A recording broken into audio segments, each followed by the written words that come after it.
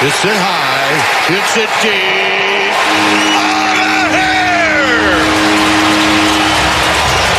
And make your first hit of the year a big one. Oh, no, baby. Joe Shasky, Bonte Hill's out today. We got Joe Spadoni filling in. Shout out to YouTube and Twitch and Twitter, brought to you by First NorCal Credit Union. Upgrade your savings dividend. Opened a First NorCal first-class money market today. And shout out the Xfinity mobile text line. I got it up today. I got the YouTube up. I'm looking at everybody. We are rolling. There we go. Bonte's a little sick today. We got a text first thing in the morning. And Joe Spadoni's going to be filling in today. And we're going to be talking a lot. Like, there was a contract that was given out yesterday in the NFL that absolutely directly affects the San Francisco 49ers and Brock Purdy. We're going to get into that. Mm-hmm. Well, let it go. Let the money time go. You love your jobs. Money time! Joe Spadoni, how you doing? Dude, I'm doing swell, Joe Shasky. Hey, it's a great time in sports. I don't want to hear that there's any dead period happening right now. Baseball is in full swing. Do you see that crowd on a Monday night, Joe Shasky? I know half of them were Dodgers fans, but that was a legit environment on a Monday night on May 13th, 2024, the year of our Lord. And I was having a great time watching it. Have NBA basketball on. Yeah. The Mavericks can't make a free throw to save their lives. That series all knotted up, heading back to Oklahoma City. So good things are happening right now in sports. And, man, Brock Purdy's contract. Bronny James, he looked good at his combine. I want to get into that. Bronny. I do. I want to get into that. Hey, by the way, LeBron hanging out in Cleveland, courtside, something there? Something or nothing on the other side. No, I'm just teasing. There was also an announcement this morning, and it was related to the Warriors. Really? There was a WNBA team in the Bay Area, and the name of the team was announced. Do we have a drum roll? I'm not going to put Sam on the spot here. There's so many drops there, so I don't want to do that to him, but you can say it, Joe Shasky, and I like the colors. They're going...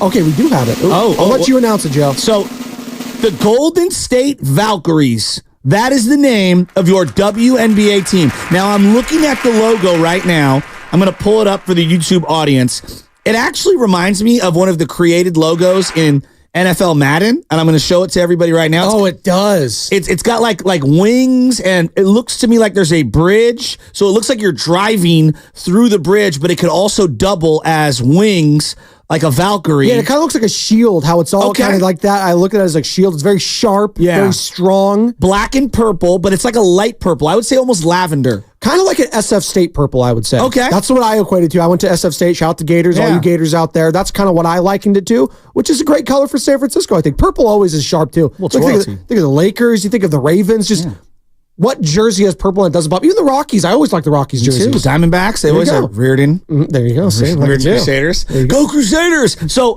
if you are a WNBA fan, and I know we're all going to become WNBA fans, they're expanding in 2025. So not this year, but next year. You get the Valkyries. So pretty cool for everybody out there. I sent the text to my nieces this morning and getting them all fired up. What is going on with this microphone? Don't break it. Hey, I've already broken multiple mics, not in this studio, but in the last studio. Don't do it, Joe. Yeah. Don't touch it. It's got Steinmetz's hands written all over it. Well, he's back today, so I'm not blaming Steiny for that one if it breaks. I'll blame Mr. Mark Willard, who also likes to do this. Willard does a lot of that. No, it's interesting how the veterans are the ones letting everyone down.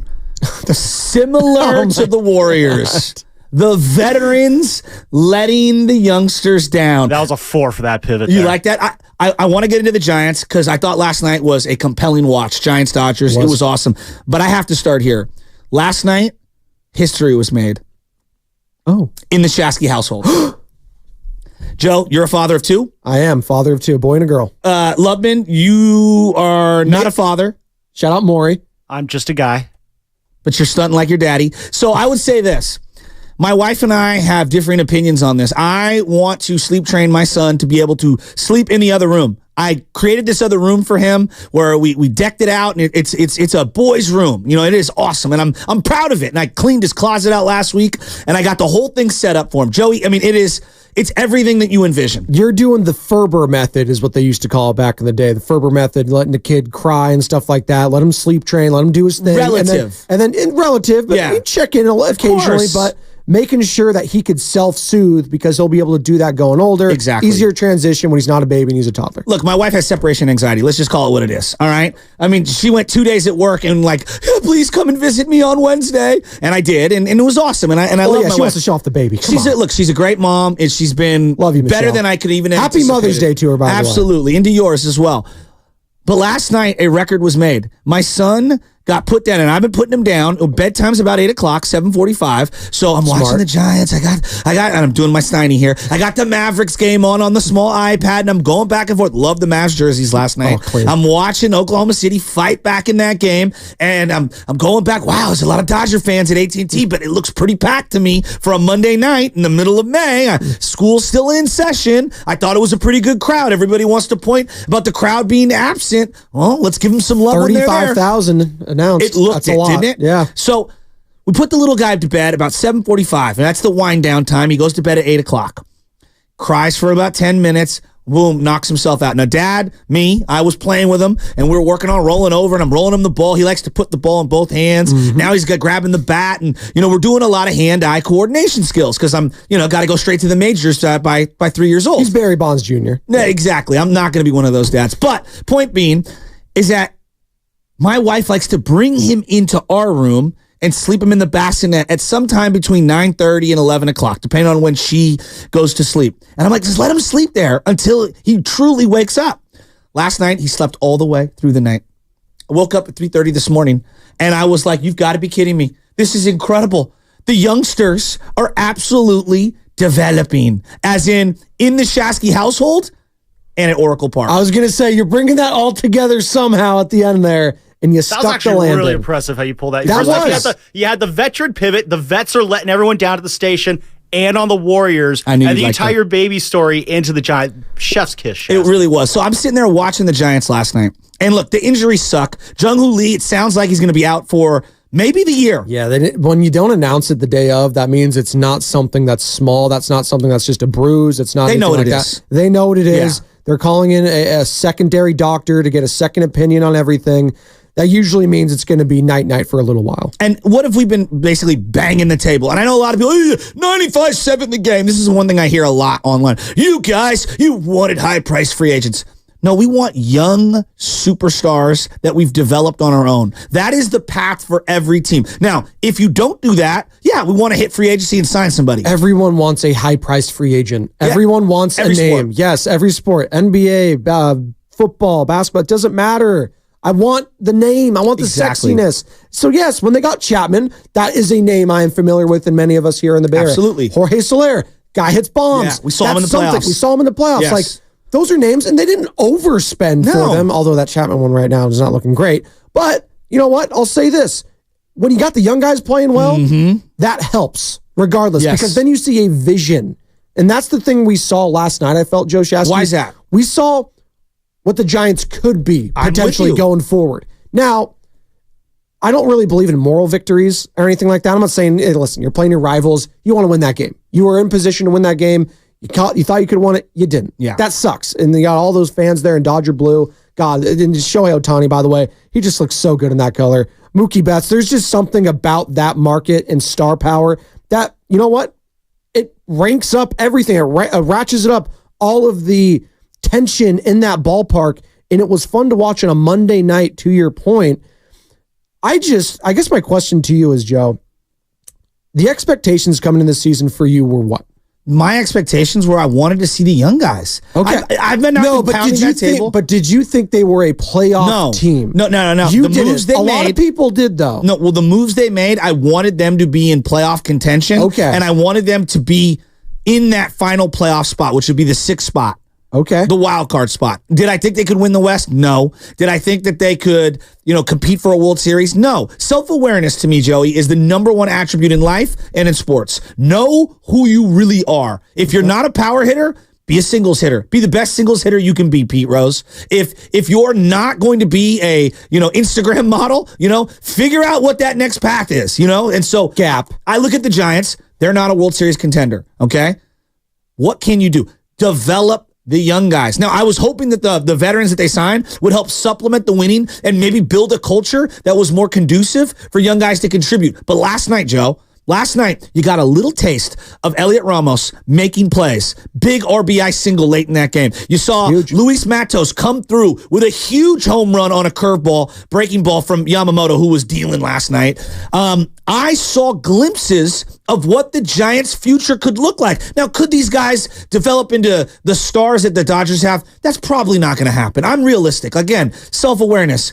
But, Joe, you can't tell me that wasn't fun last night. It was, and you also saw the growing pains. Yes. I mean, if you're going to, go into this direction, whether it's forcing your hand or not, there's going to be some growing pains. So the good with the bad, and some of the bad was Tyler Fitzgerald 100%. Getting picked off there. That can't happen. You're pinch running for Wilmer Flores, who gets on base. Hey, Blake Trinan, by the way, guy throws nothing but nastiness. I like Blake Trinan. I know you do. Obviously, former A. Yeah.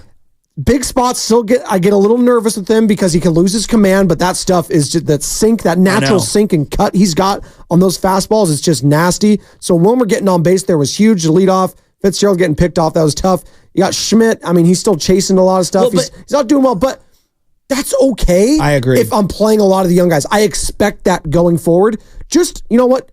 Let them play more if that's the case. That's all. I think that's what fans just want, right? Well, I'm with you on that. And they need a vision is what I'm saying, because I don't know what the vision under Farhan, what that's been over the past 6 years. Well, we could get into that at some point today. But last night's a great example. And I see everyone, this is what happens when you play the young guys. Talking about Tyler Fitzgerald getting picked off. Dog, if you're playing Little League Baseball, what does the first base coach say to you? Can't get picked off in this situation. We're in a tie ball game. It's late in the game. All right. You're subbing in as a pinch runner for someone. The one thing you can't do is get picked off. Whether you're 11, 23, 34, 46, it doesn't matter. So you can say, Joe, that's what young guys do. No, that's a stupid low IQ play. Doesn't matter by any player. It doesn't matter if you're Willie Mays or Derek Barton. Exactly. All right, come on. That is baseball 101. Okay, and Tyler Fitzgerald should know better. So that has nothing to do with youth. Trust me, I've seen old guys on the Giants run the bases poorly over the last couple of years. That's not making an excuse for him. That's unacceptable. But to me, I keep going back to, you have a lot of platoon one-way players, and then you put yourselves in these positions, and you're asking guys who are limited to do things outside of what their skill set is. Great example is Blake Sable. Last night, Giants have a 2-run lead, and then they chip away. The Dodgers 3-1 at one point. Boom, guy gets a home run. It's 3-2. Mookie Betts gets to first base. Blake Sable's backhanding balls in the dirt. Blake, you got to slide the knees and you got to use your chest. Ray Fosse is rolling over in his grave pads. right now. And so he gives him a free 90 feet. Gavin Lux hits a ball into the bleachers on a bounce, so it's a ground rule double. And because of the free 90 feet, boom, there you go. You'll wipe away a Jordan Hicks could have been win. Now he's on the no decision for that. And Blake Sable gives up free 90, which becomes a run, and now it's a tie ball game. And you wipe away an unbelievable play by Mike Yastrzemski. I do wonder if Giants fans, because the expectations heading into the season, at least, and you alluded to it, you should be contending for a playoff spot. With all the injuries happening right now, it's still early. It's May 14th. Let's maybe get through June 1st before we have any real definitive expectations. But for right now, I do wonder at 888-957-9570 if the expectations have changed to, you know what, let's just see the young guys and we'll see what happens. I think that's fine. I don't think that's crazy, but I do feel like if you're Farhan Zaidi, I don't know if that's good enough to save your job.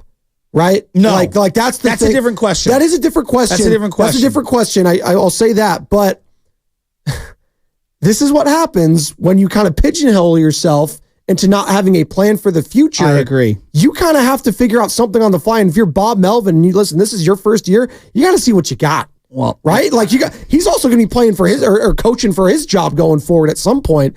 So why not play, the Ramoses, the Matoses, Wisely, poor Reitz, by the way. Well, let's get into that. He's getting thrust into some situations where, you know what? He's going to have to learn. It's a war of attrition sometimes. You're going to have to learn on the fly, man. And you're going up against the likes of Blake Trinan. Yamamoto, by the way. I know we He's saw filthy. he's filthy. That curveball, 20-mile-per-hour difference essentially He had between the curveball and fastball. One bad pitch, and you know what? After that, he was pretty much lights out. Yeah, but I was impressed. Matos came up there with a plan. He did. You're going to throw me a breaking ball first pitch. I'm going to yank it down the left field line, and that was a huge jolt. And they got punched in the mouth a little bit first. Yes. They went down early, Yes. and I've been talking about this for solo home run. I know, right? Jesus. You get punched in the mouth, but what do? You respond immediately. Yes. That's what the Dodgers and the Giants. It always feels like it's a seesaw, teeter totter, if you will. Back and forth and back and forth. Even when the Dodgers have been dominating the division the last 10 plus years, every one of these games, it feels like it goes down to the wire. And that's okay if you lose, if the young guys are a big part of why you were in that. But think about the difference between the two organizations. In the 10th inning, you're starting off the inning Just go to the lineups. with Brett Wisely. Yeah. They're starting off the inning with the ghost runner being Mookie Betts and Shohei Ohtani at the plate. I mean, like, their lineup is ridiculous. Max Muncy is an afterthought, and he is one of the all-time giant killers in the Giants-Dodger rivalry. Will Smith gets swept under the rug, and no, we're not talking about the actor or the other pitcher. He's amazing. He's Or the hockey player. He was heading into the 8th inning yesterday, Sam. I think he was like 0 for 21 or 22, and he's still batting .309. Obviously gets a single, and then I thought he had a 3-run jack there. I know. It was a double. By the way, people are getting on Matos in center field for stumbling a little bit. Come on. I mean, I don't think he was going to make that play. I don't think he was going to make that play. Yeah. I mean, there's a lot of things that you can be frustrated with. I think there's bullpen right now. Seems a little gimmickly. Also, just, for people that are out there. It's kind of weird because I thought that was going to be one of the strengths heading into the season was that bullpen. Well, we can get into that. The guests today, just so everyone knows, we got Jerry Hairston Jr. I don't know if you've ever heard this guy. He is a baseball lifer, and the way he delivers his baseball knowledge, I get a kick out of it. I'm not a huge Hairston. The Hairstons kicked the Giants' butt for years, both of them, right? Am I wrong? Talking about all-time Giants. Scott Dodgers. Hairston still gives me nightmares. Scott and Jerry Hairston were giant killers. Okay? Jerry Hairston Jr. played in the big leagues. So did Scott. Yes. Yeah, his brother. And I'm telling you, all-time killer. He's going to be on with us at 8:30. We got John Shay is going to talk to us. I do want to get into this bullpen because right now, like Jordan Hicks, I thought Jordan Hicks looked good yesterday. He was showing so much competitive fire. He nibbles a lot because he doesn't have the greatest command. And so he gets a little low in the zone with that sinker, and he racks up the pitch count. And so he comes out of that game in the 5th inning. Yamamoto, conversely, is like 68 pitches through 5. He's allowed to continue. And then you got to go to this bullpen. And right now, this bullpen, because of the lack of starters, with obviously Robbie Ray out, and you don't have Blake Snell right now, you're depleted. And you're looking at a lot of gimmicky guys. Ryan Walker, he's a frisbee thrower. Luke Jackson, he's a frisbee thrower. Guys are going to throw that sweeper, that curveball, that slider. I mean, Tyler Rogers, frisbee thrower, even though it's coming submarine. There's just too much gimmick. And Taylor wasn't very confident in his pitches at all yesterday. He was going away. Well, and then he's lucky he got that hanger right in on the hands of Shohei because I thought Shohei was going to launch that. Totally. This was a mistake. It was supposed to be outside and away. He left that up in the middle. He still struck him out. But even then, it was just like you're not confident in this bullpen right now. No. At all. And then I'm confident in Camilo Doval. I'm confident in him. His stuff is just electric. But here's another example of the Camilo Duval thing. You use him in a tie game in the 9th inning, which I hate that. So me too. And I've talked to Sam Lubin about this over and over and over. Closers come in save situations. Why are you burning one of your cards when you don't need to? Yeah. Like, you have other arms to go to. So to me, Camilo is only coming in very dire situations because you don't have enough arms, 4-out save situations, or when you have a lead. Like, I don't know what we're doing here. So, look, we're going to get into all of that and much more. I want to hear from you, the audience, 888-957-9570. We do have some Niner content that we definitely want to get into, just about contracts and something that happened to an NFC opponent. We're going to get into that in 1 hour from now. So if you're a big NFL fan, trust me, we're going to get into that. But Giants fans, come on. You're getting a chance to get a little taste of the youth. What do you think? How are you feeling right now? I know that loss sucked. I'm not here for throwing, I guess, victory parades on moral victories. Yeah. But let's call it what it is. We've been demanding to see the youth. You've gotten a chance to see some of the young players. You can see that they bring a lot to the table. Are you excited? Does it change your perspective on what the Giants should do this year? Does it change your perspective on the farm system? Where are you at? And then now you've seen the Dodgers a couple of times. Oh my God. They're a juggernaut. Is Shohei Ohtani the best athlete in sports? I mean, he's the biggest name in sports. Did you see him run down the line He's unbelievable. on just a chopper? Dude, it's him and then Freddie Freeman back to back, both lefties. I was just like, oh my God. God bless the rest of the NL West right now. I know they just finished up a series losing it to the Padres. You got the Rockies in there and the D-backs, but we'll pick it up on the other side. Just the star power alone in the Dodgers is just something to watch. It really is. I want to hear from you. Where are you, Giants fans? 888-957-9570. Giants, baby. That's what's coming up on the game. And it's brought to you by Alameda County Probation Department.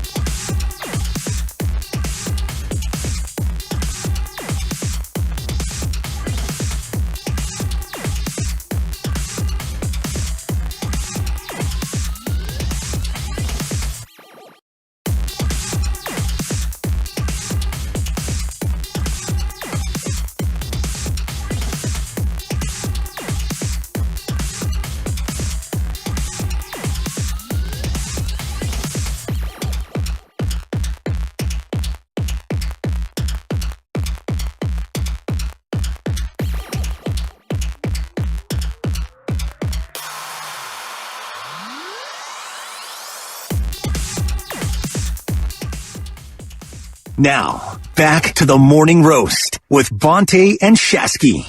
All right, if you're into the Giants, make sure you are subscribed to the Garlic Fries and Baseball Guys podcast. Sam Lubman and yours truly bring you the best darn Giants talk in the Bay Area every week, all season long, win or lose. And there's been more losses than wins. You also get to hear exclusive interviews like Sam did with Kyle Harrison. Was really good. And you did Jordan Hicks. So subscribe today on iTunes or Spotify or wherever you like to listen to podcasts.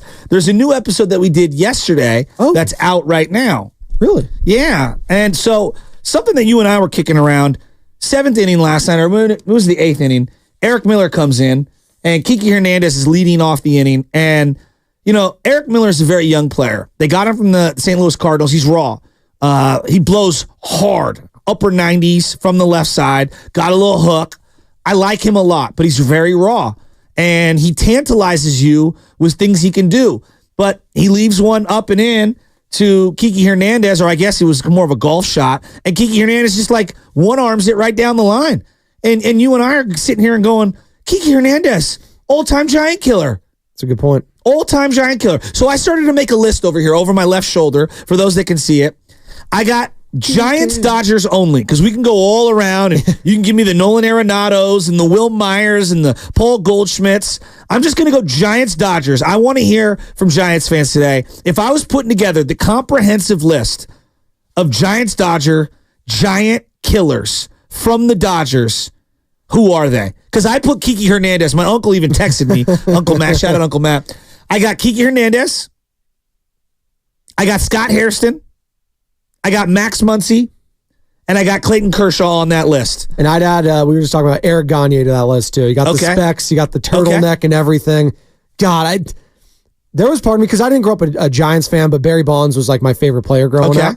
So there is just something about that matchup too, because he didn't own Bonds per se, because you think of that famous, 100 miles an hour on Barry Bonds when he's at the height of his powers, and then just hammering one to dead center field after it was all said and done. What was that at bat? Like 15 pitches, it felt like? Felt like forever. But I think that's where baseball peaked, to be honest with you. We're still trying to get back to that moment. What was that 2004, 3, whatever it was? But man, Eric Gagne is one definitely for me. And it's just fun. And we're talking about this, Shasky. We're talking about Giants, Dodgers. And watching that game last night, again, I can't stress this enough. On a Monday, and the amount of crap the Giants have gotten press-wise. Totally agree. When it comes to not being a fun product, I don't want to go there, prices, the city of San Francisco getting dumped on. Last night felt like perfect. Did it not? Yeah. It just, you had the star power, you had Ohtani, but it wasn't even, it was just the two teams and fan bases coming together. Now, the amount of people, even on social media, and Big Boss Man was talking about this, the amount of people just talking about the game on social too. Not that Twitter and Instagram is the end-all, be-all for anything, but it was just refreshing to see on my timeline people talking baseball. Well, and I think the Giants themselves have gotten a lot of crap because the Dodgers fans have taken over the stadium. Well, here's what I would say. I mean, we were just dumping on the city of Philadelphia the last week because Knicks fans are taking over there. Yeah, that's a playoff situation. That's a little different. But were the playoff situations that different when the Dodgers came to town a couple years ago? They were filling up that place, were they not? I was there. Yeah, I was there. There were a ton of Dodger You're a fans. meme. It was great. Yeah, there were a ton of Dodger fans. But here's what I would say. From a Giants business perspective, I now do not care whether it's Dodger fans or Giants fans that are in the stands. Just be filled. It made for a better atmosphere. You think Mark Davis of Allegiant Stadium in Las Vegas cares that it kills? He might try to say, I wish this was a home field advantage for us. He just wants the money. Well, you might be seeing a bunch of blue in the stands, but all Greg Johnson saw was green. There you go. Well, and I would say the Detroit Lions Niners game, there were way more Lions fans than I anticipated. There was a lot. What is it, Honolulu Blue? Yeah, there was a lot of them. I saw Eminem flipping the bird to everyone, too. And so, to me, that makes a more raucous crowd. I like it. Dude, it's a Monday night. I mean, we're in the middle of May. It's May 13th, or it was May 13th. And the Warriors are not in the playoffs, so we need something, exactly. Right? But I was encouraged, and I sound like such a loser. I feel like I'm the participation trophy era. I was excited and optimistic to see the young guys come through time and time again. Matos with the 3-run homer. That was big for him. Seeing Ramos make play after play, hustling down the line and beating out a little chopper that he hit to first base, coming through with a big-time hit late in that game to get them an RBI single to take the lead. I think these are all moments for these young guys to prove their worth and stick onto the roster. This is what I've been waiting for. Well, right now, Ramos is proving his worth. Yes. Right? Matos, huge home run yesterday. Yes. Getting that hit. Schmidt, we'll see. He had the walk-off a couple nights ago. That was great. A couple days ago. But I'm interested to see how this shakes out. This is one game. You got the Dodgers for two more. Then you got the Rockies. Like, the next two series, the ones I'm more interested in, to see if these young guys really can hang.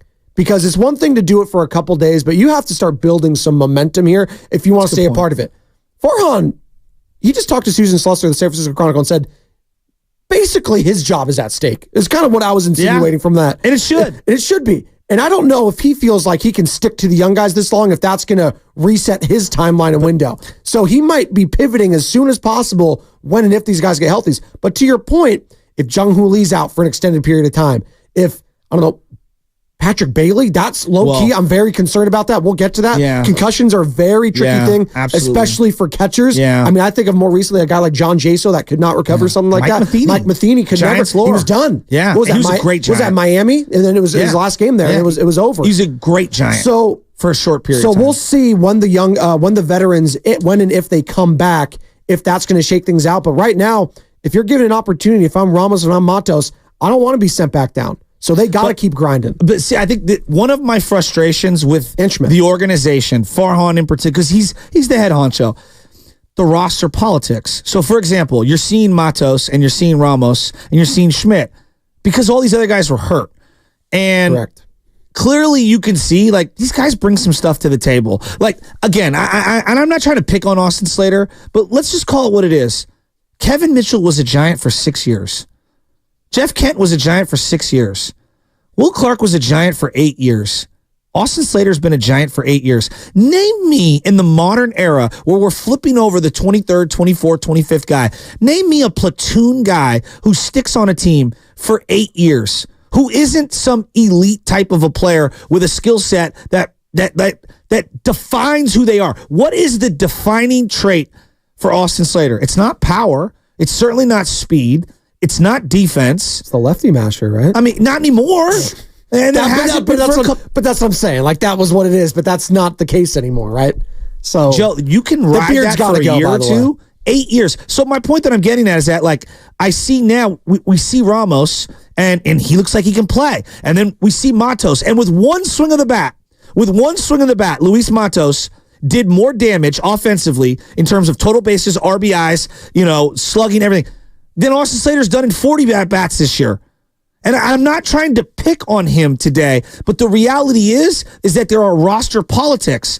And I don't even have to just go to Austin Slater. This obsession with the catching spot, he acquired Blake Sable last year in a Rule 5 acquisition. So to keep Blake Sable, you had to keep him on the big league roster all last year. Well, that was at the expense of Joey Bart. Now, Joey Bart just might not be very good. But I'll tell you this. He's solid with Pittsburgh. I'll tell you this. Joey Bart's better. Down a bit. He's better than this Reitz guy. Yes. And so when you start to have injuries, your overall depth gets exposed. And now you're playing Blake Sable, who is not a defensive catcher. He cost you big time, multiple games in a row defensively. And then you have to substitute, and you're pinch hitting a guy in Reitz, who, I mean, the poor guy, he should not be in the big leagues. No. I mean, he just should not be in the big leagues. Those at-bats were so bad yesterday, and he's pinch hitting in crucial situations, and you, the head of the team, the organization, has told me every roster spot is vitally important. But then when push comes to shove in a matchup against the Dodgers, Giants-Dodgers, your rival, you're pinch hitting and then substituting some guy who clearly barely belongs in AAA, let alone in the bigs. So what is I'm frustrated. I understand.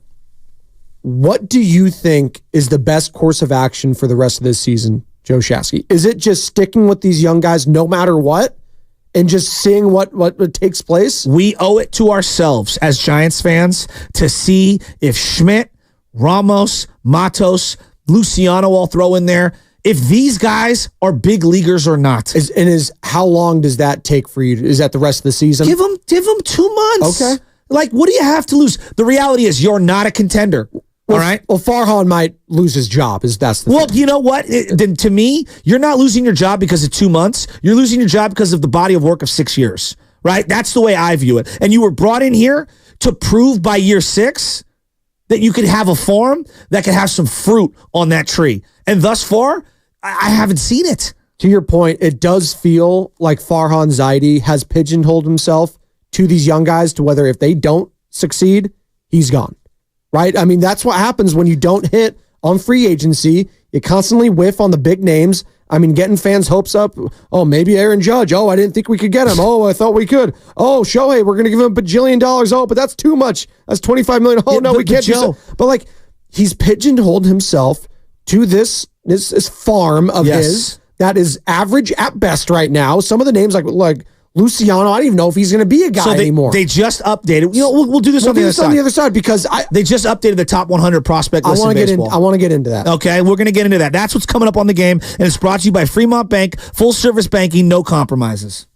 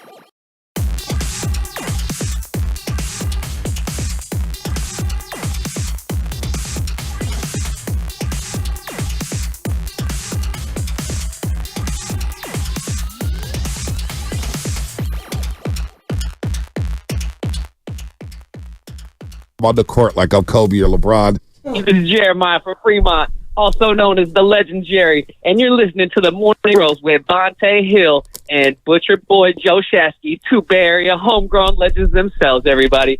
And I want you guys, everybody, to say it with me now. The best part of waking up is the morning roast in your cup. Oh, give it to me. Yes. Yes, that little yes. I love it.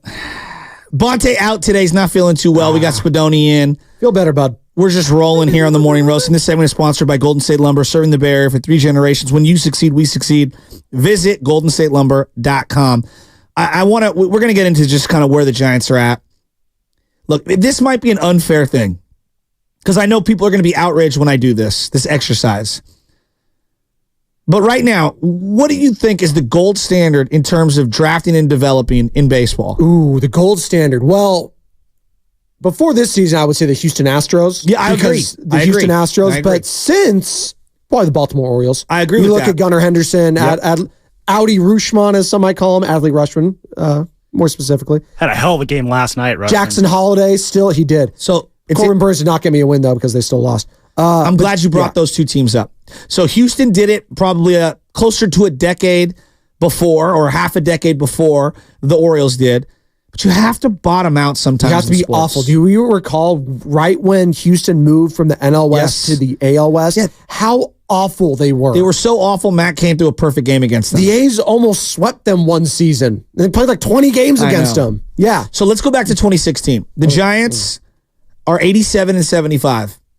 They lose in the NLDS to the Chicago Cubs. And everyone thought they were close, okay? Everyone did. We all did. I did. I'm not going to lie. Like, hey, they're in their primes. You know, they're coming off of 3 World Series, the first time they had lost in the playoffs in the Bochy era. I thought they were going to go to another World Series had they gotten past that Cubs team. I agree with Jake Arrieta and co. Totally agree. And we can get into that down the line. The Baltimore Orioles were 89-73 in 2016. 89-73. They had a better record. All right. They lost in the wild card game as opposed to the NLDS.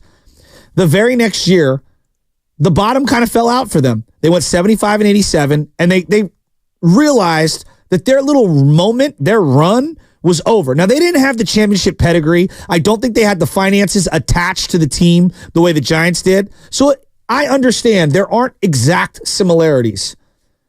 They bottomed out and went 47-115. Now, that's extreme. And then the following year, they won 54 games. And then it was the COVID season. And they were 10 games under. Only a couple games behind where the Giants were. And then in 2021, another 50-win season. So you're looking at about 4 years of bottoming out. And they were bad. I'm not here to deny it. Bad. But immediately jump up to 83 wins in 2022. And if you look at it, their draft picks have been amazing. And it's not just one. They had the high pick in Rutschman, who you referenced. But they got Colton Cowser. They got Jackson Holiday. And those guys have barely done anything for their big league team. Gunnar Henderson was a second-round pick. Mm-hmm.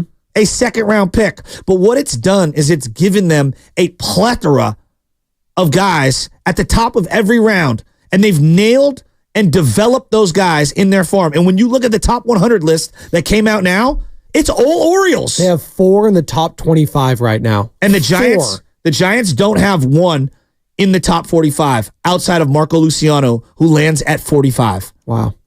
It's pretty incredible. And then the only other one I'm seeing this is what? Carson Wisenhunt? Yes. Yep. And so Wisenhunt and then Bryce Eldridge. Bryce Eldridge. 69-77. And if you contrast that with the Giants, who after 2016 went 64 wins, 73 wins, 77 wins, 29. Again, only a couple games better than the Orioles in the COVID year.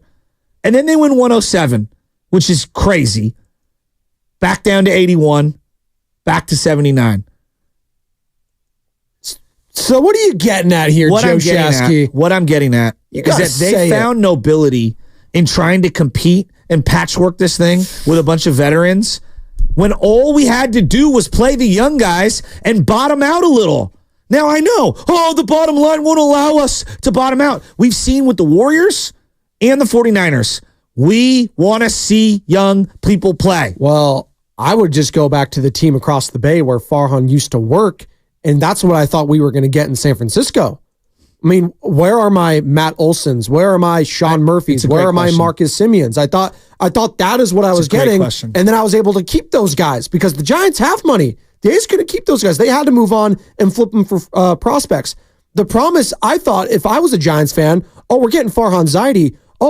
He could wheel and deal like he did in Los Angeles and actually get some big name free agents and some guys maybe on the fringe to sign. But also, I get the development of like the Oakland A's. Yes. That was the promise I felt like we were getting if I was a Giants fan. That was the promise.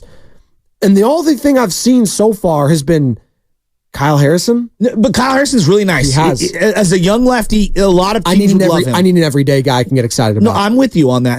But that's kind of like... But here's the thing. Here's the reality. I'm not delusional. I don't think Elliot Ramos is Ronald Acuna. I don't even know if he's a starter every day on a winning team. I don't know. But I'd rather see him than to see the journeyman 31-year-old Michael Conforto, who I kind of know what he is. He's a journeyman. You just said it. Yes. Mike Yastrzemski, same thing. Like, turn the card over of the young players. I want to see Luciano. I want to see Matos. I want to see Ramos. I want to see Schmidt. I probably don't think that Schmidt is some 300 hitter who's going to win a Gold Glove at shortstop or third base. But darn it, I'd rather see that than Nick Ahmed. And I like Nick Ahmed. But we're not going anywhere with Nick Ahmed. At minimum, if you play the young guys and you bottom out a little, you get a better draft pick. And boy, this organization could use it. Let's go out to the lines. And 888-957-9570. I want to hear from you guys. Like, I want to hear from the audience today. Wasn't it nice to see some young players contribute yesterday? Yeah, I know you lost to the Dodgers. They're a juggernaut. But gosh, I'm enjoying seeing the young guys. Adam and SF, what you got on the Giants?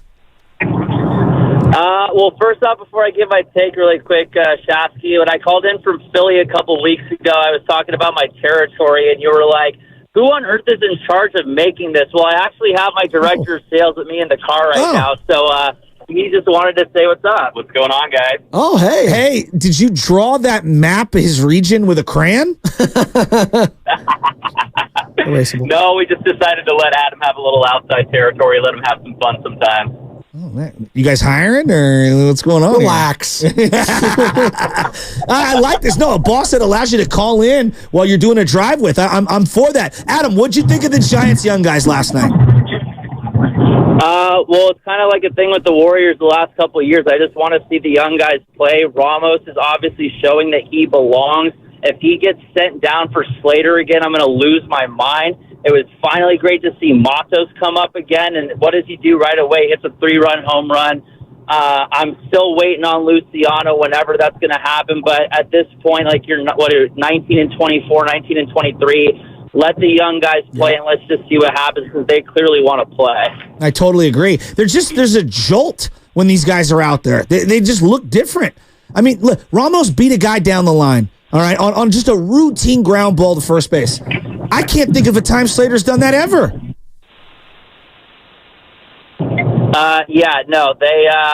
The young guys are proving that they want to stay on the team. They deserve to. I don't know what else they're going to have to do to keep that spot because I have a feeling when these other guys come back healthy, Farhan or Melvin's going to just navigate them back into the lineup when it's like, why? Like, what's the point? So I totally agree. Adam, great Thanks, call. Adam. And tell your boss thank you. There you go. For great content. That was a fair territory call right there, not foul territory. You like that? Bring it all together? Okay, Ken Rosenthal. Thanks. And who's it? Alana Rizzo as well? There you go. Great tandem. Love that. So, I'm looking at the Giants and the way they're running. Like, I don't pretend that Casey Schmidt is the next Carlos Correa. No. No one is saying that. No one is saying that Elliot Ramos is, he's Aaron Judge reincarnated. Can Casey Schmidt just be Matt Chapman? I think maybe he could. Yeah, for $500,000. Well, that's the thing. As opposed to $22 million. Which is fine they're with hitting me. about the same right now. Like that's just it. Like if you're giving me high defense, at least give me some offense at the very least, and neither of them are doing that. It's just to Adam's overarching point there. We can have this conversation, but ultimately, what does Bob Melvin and more importantly Farhan Zaidi feel about the young guys right now? And I just don't think when and if the veterans are healthy and they return that they're going to get the fair share of the load here. And I don't know if that's the right call or not.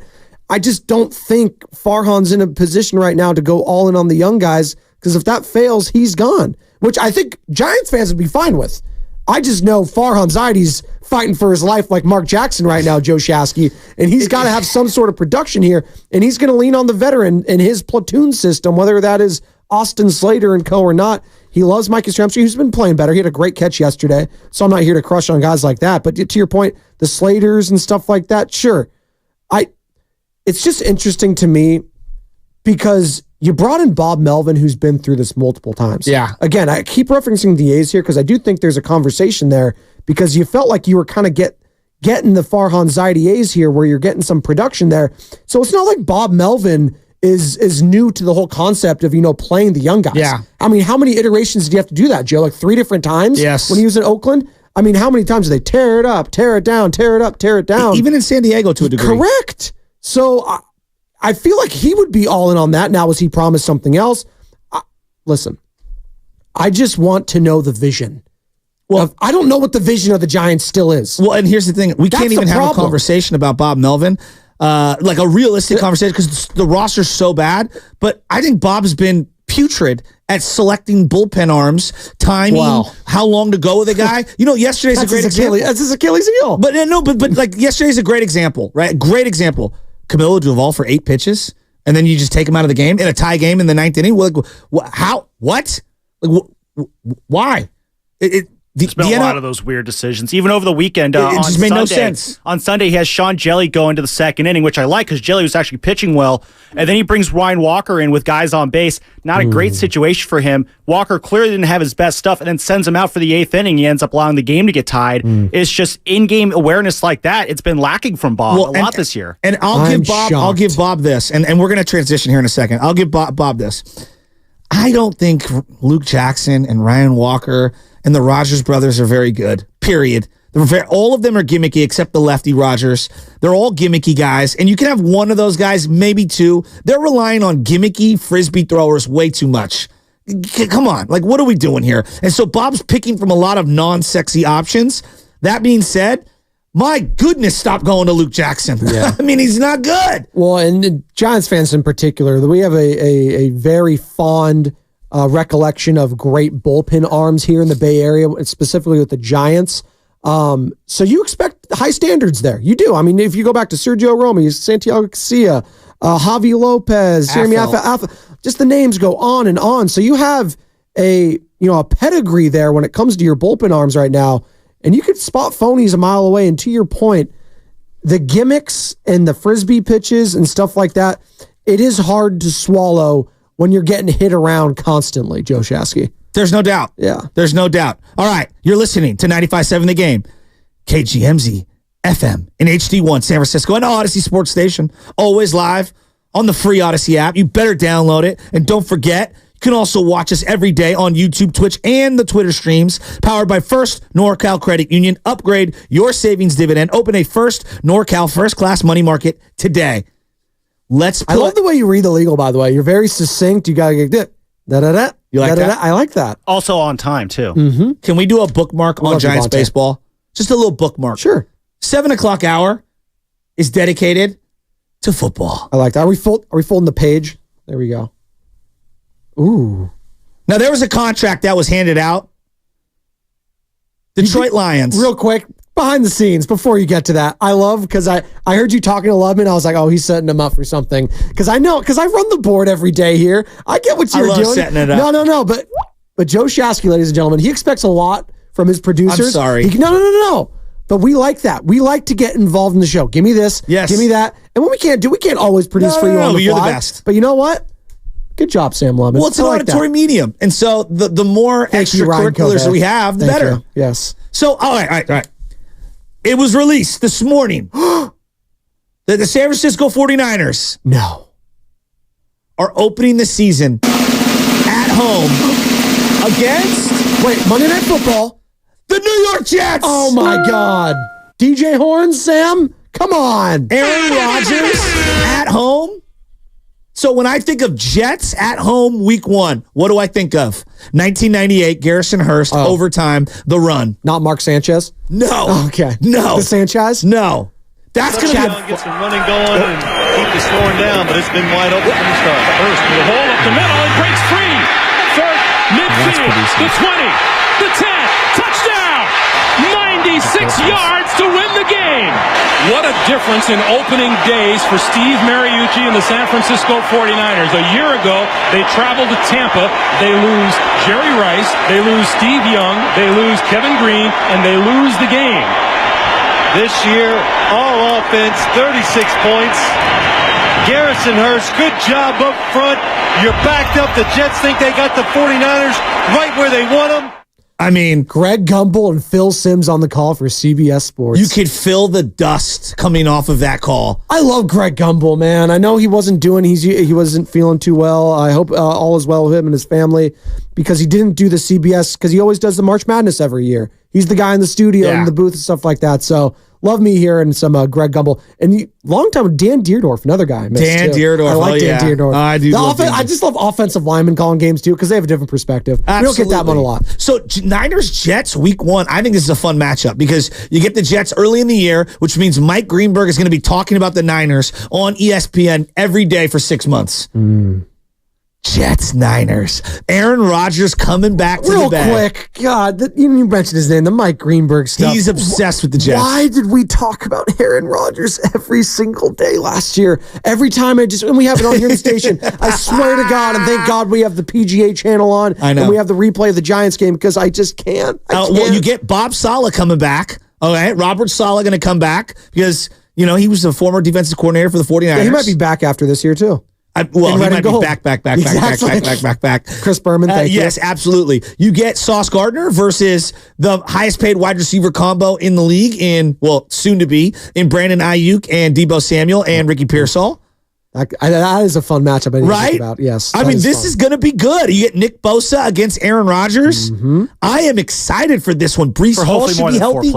What? For hopefully more than 4 plays of Aaron Rodgers. Well, Leonard Floyd, he was the guy that sacked Aaron Rodgers last year for the Buffalo Bills. He's now facing him again in week 1, now a member of the San Francisco 49ers. And I'm excited we don't get to go Cowboys-Niners to start the year off, because I don't want to burn that week 1. To me, that would be a wasted chip to burn for the league. You know what we're getting on Sunday Night Football, because we get it every Giants, Cowboys? effing year.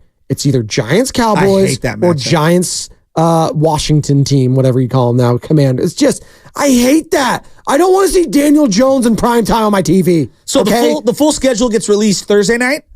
Wednesday night. At 5. Tonight. They're doing a 3-hour special. No, tomorrow night. Today's Tuesday. Today's Tuesday. I know, you got a kid. It's a lot. I'm so out of it. It's been a long week. It has. Well, here's the way I would look at it. We'll be doing schedule talk. Oh, are you kidding me? Absolutely. There's no one that lives for the schedule more than me and Bonte. Well, you guys just, every single thing. Immediately, Bonte, this is what I see. This road trip here, the back-to-back over here. Are they going to stay at the Greenbrier, West Virginia? Yeah. We'll see. With Valkyries. Find out Which next one is time Anna on going to want Dragon me Ball to Z. take her to? Yes, exactly. So, no, I think this is a fun matchup. Jets, Niners, week 1. They were revealing kind of like piece by piece. I love it. The Christmas matchup was announced, too, for the Niners, too. Aren't they playing? Well, it's a rumor that it'll be the Niners going to Buffalo on Christmas Day. Yeah. But that is a rumor right now, nothing official. The Jets-Niners one is official. This is Adam Schefter. So the networks get to do a little like jigsaw puzzle, if you will, putting the puzzle all together. So they're giving you little snippets here and there. The 7 o'clock hour is you and football, all right, for the audience out there. I can talk football and the reason being forever. is that yesterday, no, not Jed York, who said he was going to reset the quarterback market with a contract for Brock Purdy. Jared Goff, the kid from Marin County, 4 years, $212 million, $170 million guaranteed. That's an average of $53 million per year. $53 million per year. And all I kept thinking was, wow, what is Brock Purdy going to get? Now, Jared Goff gets that deal. Niner fans, what do you think? Because if you're looking in the NFC and you're looking at hierarchy, Detroit is one of the teams that you absolutely have to fear. You just have to. They were up 24-3 in the NFC Championship game on the road in their first ever NFC Championship game as a core. Jared Goff, he melted in that second half. And he's a guy you've seen year over year down in L.A. I thought he's done a great job being resilient, bouncing back, salvaging his career. I'm not sure how many guys would have done what he did in Detroit to earn a $200 million contract. I mean, Joe, I don't think we can undersell this point. He was in the top market here on the West Coast. He was in Los Angeles, the glitz and glamour, the beautiful sunshine. The Rams, he took them to a Super Bowl. And then he was going to the Detroit Lions, who have been a laughingstock my entire life. With Dan Campbell, who was getting laughed at. Dan Campbell, who was getting made fun of, biting kneecaps off. That is the situation he was going to. And was it easy to start? No, it was not.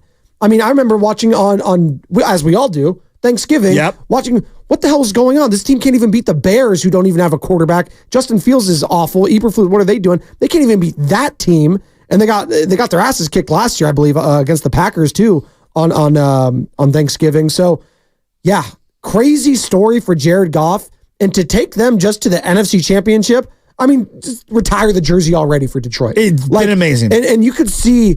And it was actually really cool to watch the NFL draft this year. The amount of Jared Goff chants you just kept hearing. It was very cool. I root for him. So I'm rooting for him too. I'm happy for him. That being said, I'm not fearing them at all, Jared Goff, if I'm a Niners fan. So here's my question to you then. If I gave the exact same contract to Brock Purdy, how do Niner fans react? Oh, I'd love that. If I gave the exact same contract to Brock Purdy, what do Seattle fans think? What do Rams fans think? What do the Detroit Lions think? Real quick, not to poo-poo your whole second, because I know we're about to break here in a sec. I want you to tell me why I should care what they think on the other side. Why do I care, if I'm a Niner fan, how other teams feel about my quarterback? All right. Line them up, 888-957-9570. Jared Goff just got $200 million. It's about 50-something million a year. If I give Brock Purdy the exact same contract, how you feeling, Niner fans? That's what's coming up on the game, and it's brought to you by the Scandinavian Designs Furniture.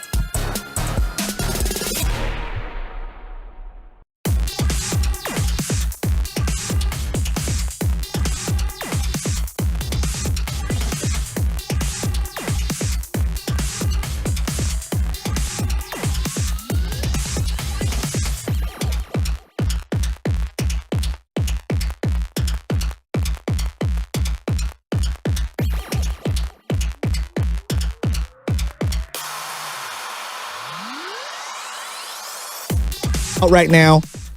Morning roast. We're keeping you rolling here. Giants lose to the Dodgers last night, and we want to get into some football content. But just for 1 second, poor Jackson Reitz. Poor Jackson Reitz, the backup catcher. Like, it's just the poor guy just had no shot last night. That at bat we just watched in the 6th inning, horrific. I hope he's not listening right now. They zoomed in on his face. I was like, that guy's 45 years old. I feel so bad. There's no way he's in his 20s or ever how old he is. I know. It's all right. It happens. It's like if Matt Williams was de-aged in a Marvel movie. Thank you. Would he be an Avenger? Or It was funny the first time that during the break. Well, I had to say it on air for the on-air audience. There you go. Let's see. Hey, react to new information. Come on. All right. Download the free Odyssey app and listen to 95.7 The Game wherever you go. Download the Odyssey app directly from the QR code, and it's on our Twitch and YouTube channels, and I see everybody on YouTube. I'm waving at you. Catch amazing interviews you missed, like yesterday when Mason Miller brought the heat with Evan and Guru. He did. And I believe Casey Schmidt was on with Willard and Dibs. May have cussed. We dumped it, though, so we're good. All right. Schmidt happens. Now, look, we're going to put a bookmark in the San Francisco Giants-Dodgers. Jerry Hairston will join us in about an hour, all right? Bookmark, if you're a Giants fan, we will get to that. Right now, it's Niner talk. It just got released. The Niners are going to face the Jets at home at Levi Stadium week 1. That's cool. We get Aaron Rodgers. We get Robert Saleh. We get the Jets and everything that goes in with gangrene coming to Levi Stadium. It's going to be a night game. It's going to be awesome. Oh, Joe Buck, Troy Aikman, man. It's going to be Are awesome. they still doing that doubleheader, by the way? Yeah. I don't know if they're still doing that week 1. I don't know if they did that last year. I can't recall because I know obviously it was Bills and it was Jets and it was really cool. I think, wasn't it 9/11 too they did it? Yeah. It was a very big thing. It was really cool. The pre-production, all that was very special. But man, Aaron Rodgers and the 49ers have just owned his ass his whole career, man. They really have. In the playoffs specifically. Absolutely. But we're not here to talk about that today. Even though that is a storyline. The big storyline is Jared Goff got broke off. This guy got a 4-year, $200 million contract. What does that mean for Brock Purdy? Is Brock Purdy better than Jared Goff? Man. Yes.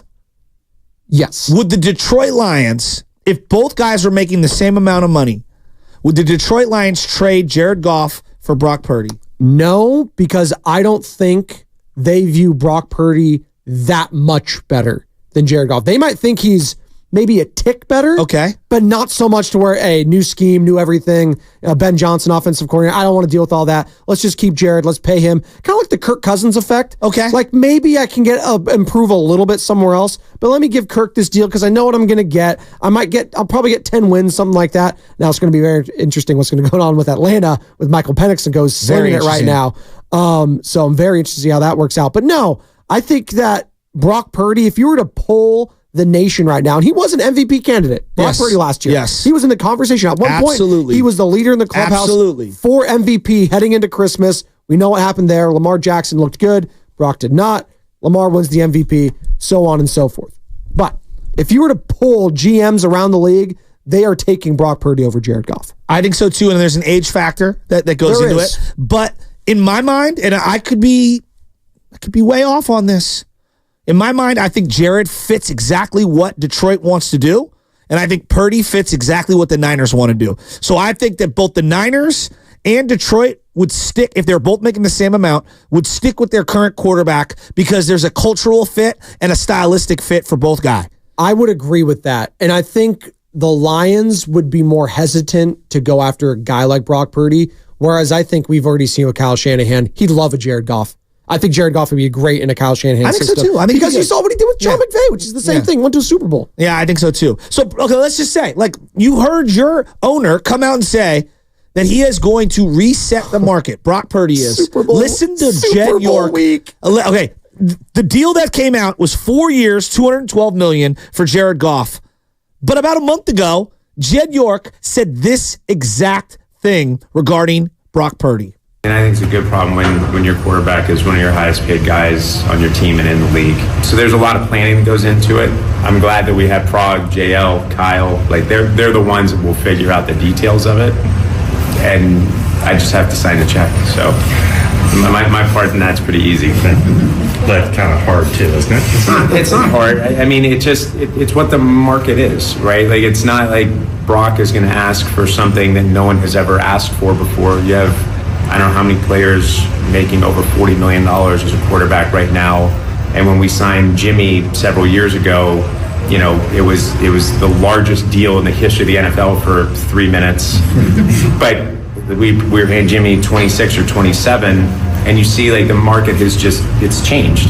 And whether I like it or not, like that's what the market is. And you have to accept the reality of the world. And to me, the quarterback is the most important position, not just in football, but in all sports. And those guys should be paid a lot of money. He's right about market. So that was at the owners' meetings. And then during Super Bowl week, I think he just said he was the guy or whatever going forward. But yeah, that was at the owners' meetings last month when Jed York, Kyle Shanahan, John Lynch all talked to other people. They all do the rule change and stuff like that. Very interesting. So when my wife and I were shopping for homes, this was 12, 13, 14 years ago, anything over like $700,000 was out of our price range at the time. Yeah. Fast forward to now. You're laughing, but it's true. It's true, though. Like, the Bay Area market prices have skyrocketed since then. $800,000, it's out of our price range. You know what I mean? Now, we got in at a very good deal, and I look back on it, and I go, wow, thank God we got in when we did. There's a house that went down the street from me for almost $2 million. It's a junker. It's ridiculous It's right now. out of control. Now, the quarterback market in the NFL sure feels like the housing market, you know, and the inflation that we're in. No, Jed is not wrong in the fact that the market is the market and value is the value. I'm sure there are teams outside of Detroit who would line up to pay Jared Goff $50 million. How many? I don't know. Let me give you the base salary, Joe Shasky, because I have it at Spot Track right here. Yeah. The base salary this year for the top 10 quarterbacks is just money. Yeah. Deshaun Watson, number one, $46 million. Yep.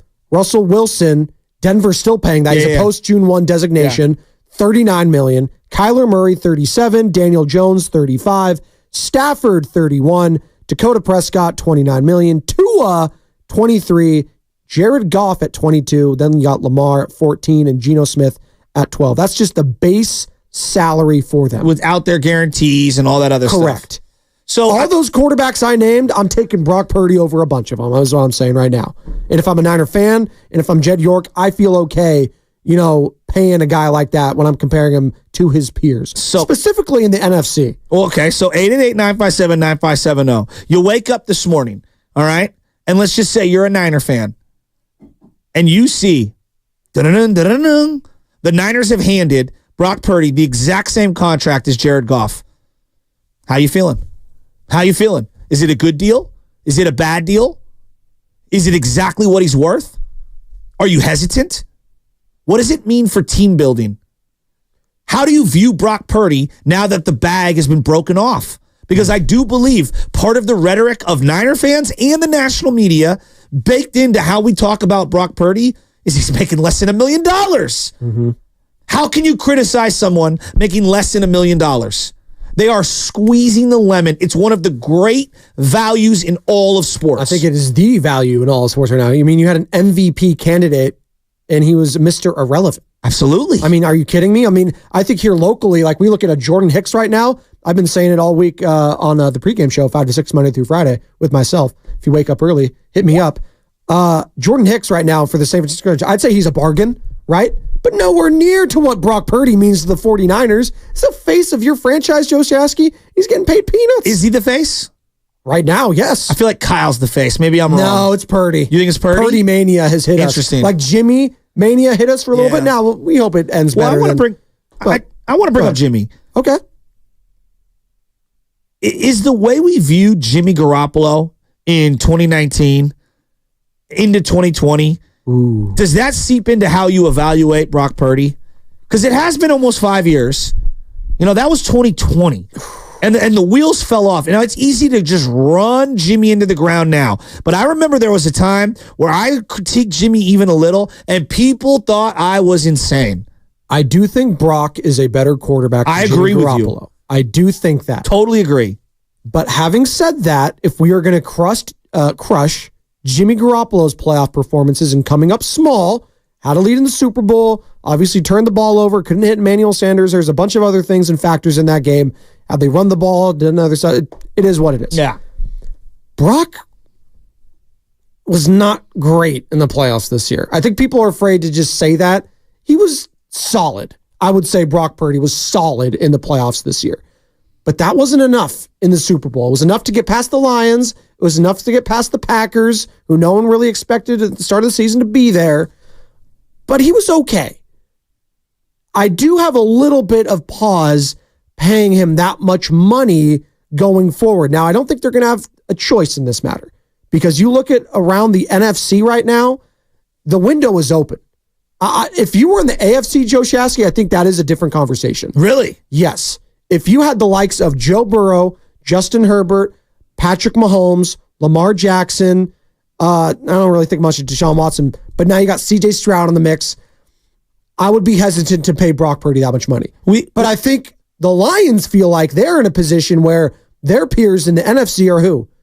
Eagles and Niners. I think they are in a separate tier right now. Interesting. And they only have to worry about 2 other teams, so I'm okay paying Jared Goff. Okay. If I'm the Niners, I'm okay paying Brock Purdy, because you know what? I feel great about having a top 3 or 4 quarterback in my conference. If the Niners were in the AFC, which they're not, I don't know if I'm paying them that much money, because I'm looking around and being like, where do I stack up in this conference? And I don't know. I don't know where if the Niners were in the AFC right now, they'd still probably be a top 4 team, top 3 maybe. I think I'm still putting the Chiefs over them. I might be putting the Bengals over them because of the quarterback. So if you gave right now, just Niner fans, 888-957-9570, are you giving Brock Purdy the exact same contract as Jared Goff? Oh, yes. If he's willing to accept it, are you doing it today? I look at it this way.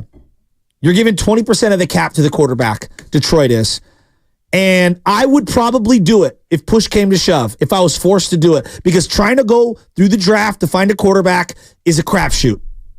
You sound hesitant there. Probably do it. Because this is why. Once your quarterback starts to make that amount of money, the way I view team building is, if I'm paying Jared Goff, let's just $50 million, let's just round number. That's Deebo Samuel, Trent Williams, and one other $5 million player that could be Dre Greenlaw.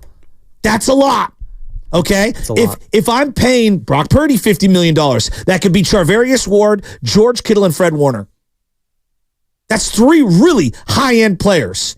Now, when I pay that quarterback that kind of money, I have to be willing to say adieu to an all-pro level player, and I have to make that up with the quarterback being so excellent, or elevating others around him who are good to great, or marginal to good. Like that's what Tom Brady did for years. That's what Patrick Mahomes is doing. That's what he just did in the Super Bowl. That's what Josh Allen does. Who's his number 1 receiver? Or Rashee Rice, who's now in a lot of hot water right now. I don't even know if he's going to be coming back to the NFL this season with all the stuff going on in the outfield for him. They got Marquise Hollywood Brown, but the guy for them has been Travis Kelce, obviously. So that's fine if you have one guy, right? Like if Purdy had like a Kittle hanging around, but the rest of them were, Ricky Pearsall and others, maybe he does look a little different. So to your point, there should be some apprehension, but if he's the guy, as Kyle Shanahan has alluded to, as the owner, Jed York, and as John Lynch have alluded to, this is their guy, then I think they feel confident that he can elevate others around him. Do you, Joe Shasky,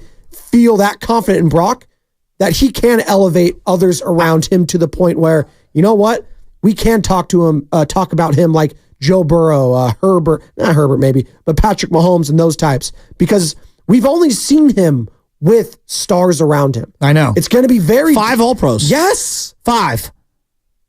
But we also saw, maybe this is unfair because Jimmy only had Christian McCaffrey for a little bit. Jimmy didn't have this weaponry. He didn't. But I also don't think Jimmy's as good as Brock. Yes. I think Brock is clearly better head and shoulders than Jimmy Garoppolo. The intangibles, without a doubt, his ability to slip out of the pocket and create and extend with his legs, it's unquestioned. I believe the quarterback position to be what undid them in the years they didn't make the playoffs.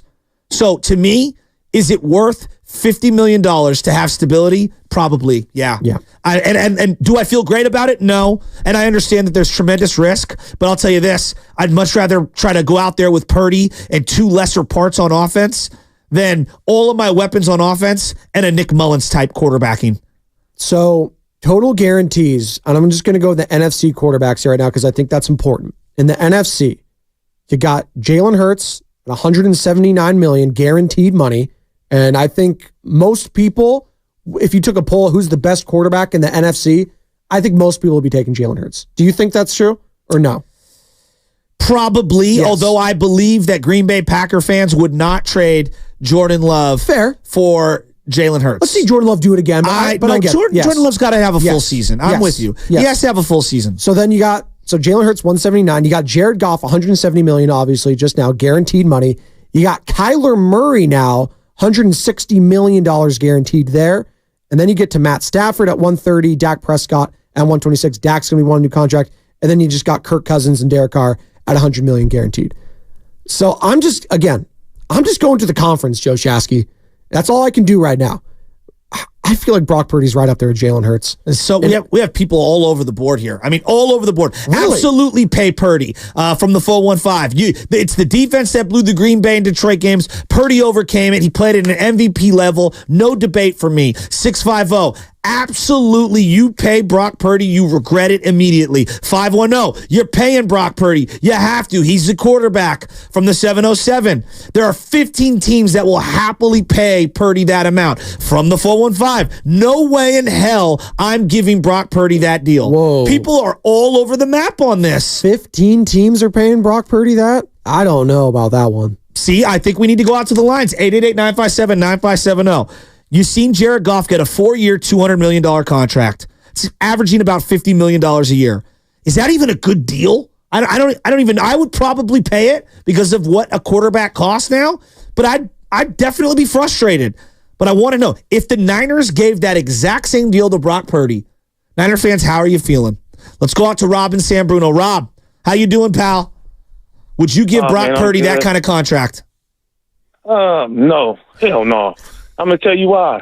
Because the Niners went to the Super Bowl with Jimmy Garoppolo. So why would you break the bank for this guy? And one more thing. We got to stop comparing with Jared Goff. Jared Goff was the top pick, came in, took St. Louis, the Rams, to the Super Bowl. They was ass. Went to Detroit, took them to the championship game. There's levels to this. Purdy came on a team that was already ready to win. So I don't know if he's really built like that. In that 3-game span where teams played man coverage on us, he had about 10 times in 3 games. I'm not paying no guy like that much money. He's a system guy. That's it. Get a guy who fits your system. 30 million a year. 52 million, hell no. Rob, you working out right now? What are you doing, man? I'm walking. Get my workout in, that's all. I feel you on that. Get your steps in, my man. Appreciate that. I feel you on that. There you go. Rob so Rob said, so here we go. I mean, all over there are so many different comments. 707. It's a big mistake to pay Brock Purdy that much. The team will suffer overall as a result. Purdy is good, but he's not a game changer. $25 million a year for 5 years. See, I just think the days of paying a quarterback at his age with his production level, $30 million, it's not even a non-starter. Like, your agent would laugh at you if you were, the Niners come in, hey, Jared Goff just got $50 million. Here's a $25 million. Like, you're insulting Brock Purdy. Yes. Come on. He had a great year. He did. All right. And if I'm representing Brock Purdy, I say, hey, look, you have one of the greatest contracts in sports. He bailed out your organization from one of the worst trades and draft selections all time. The whole front office could have got blown out because of the trade. I was going to say, you could make the argument, and I'm sure his agent will. I saved your jobs, Kyle Shanahan and John Lynch. If it wasn't for me, you guys are gone. Kaput. I mean, but that's what an agent would say. Yes. I don't think Brock would say that. No. Brock's because it's mutual. But I'm with you. There's hard feelings. It's Absolutely. business. It's nothing personal. We always talked about the Godfather here. There's nothing personal. It's strictly business right now. Absolutely. That's what Brock's agent's going to say. And he's going to compare him, again, to his peers in the National Football Conference, which, again, Jalen Hurts and Jared Goff. If I'm Brock, yes, I'm right up there with those guys. What if I said to you this? I want to pay Brock Purdy. I want to marry him. But I also want to see 17 more games. I also want to see one more little run in the playoffs. Do you think he could do anything this year, Joe Shasky, that would hurt his contract status? Yeah, getting hurt, regressing. Like, even if he gets hurt, really? Yeah. Oh, yeah. Like, it depends on the injury, and we don't wish anything like that. Exactly. But like, if it's just a broken bone or something, right? Something that could heal. He breaks his finger. There you go. Breaks his finger and he's out. But the team struggles and stuff like that. You don't think they're looking at that and the team struggles with whoever the hell the backup is now? They're like, you know what? We saw what it looked like with him. We got to pay him. We got to reset the market here. We just got to give him his money because we just saw without him and it was just brutal. Well, and it's a great point. And like, I think you also have to have a feel for where the salary cap is going. So today it's $255 million. That's what the salary cap is for each team. So if you give a guy $50 million, that's about 20% of the cap. But in 2 years, is that 13% of the cap? Because it goes up to 30, 35 million, 350 million. Like, I don't know. You have to do projections. Yeah. And with these new TV deals, I don't know how they're projecting that. I just look at it this way. Team building, the most important position in sports is quarterback. No one argues that. But on this Niner team, is it the most important? From what we've seen, if I'm just going off of history, and history has shown us Kyle Shanahan has now gone to the Super Bowl, 2 different quarterbacks, same result. And he's gone to the conference championship, again, with Jimmy Garoppolo multiple times and Brock Purdy multiple times. Offensive coordinator of Matt Ryan in his MVP year. Right. Want to go there. Again, came up short, but he has shown in his offense, being the play caller, he has done it with 3 different quarterbacks. Maybe he can do it on the cheap with another guy. Maybe he can, but from what I've seen from Brock Purdy with just the intangibles being slippery in the pocket, I don't want to play with fire there again. And it's a tough sell bringing in another guy, having him be on a kind of another prove-it. Like, I don't even know what a deal that looks like it's a value for Brock Purdy looks like. What is the deal in your perfect world, Joe Shasky? I'm a fan, and I want to maximize every bit of this roster. Yeah. What does a hometown discount look like for Brock Purdy? This is going to sound absurd. If they come in at like $45 million for like a 3-year deal, as in $45 million per year, 3-year deal, I would feel like... So $135 million guaranteed? Yes. The reason why I say that, $7 million is what a right tackle in Colton McKivitz costs you. Yeah. Like that. That's how important $7 million is in the NFL. $7 million is Dre Greenlaw.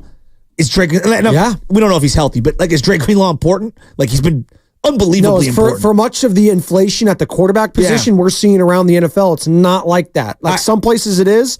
Like running backs, they finally got kind of paid this year.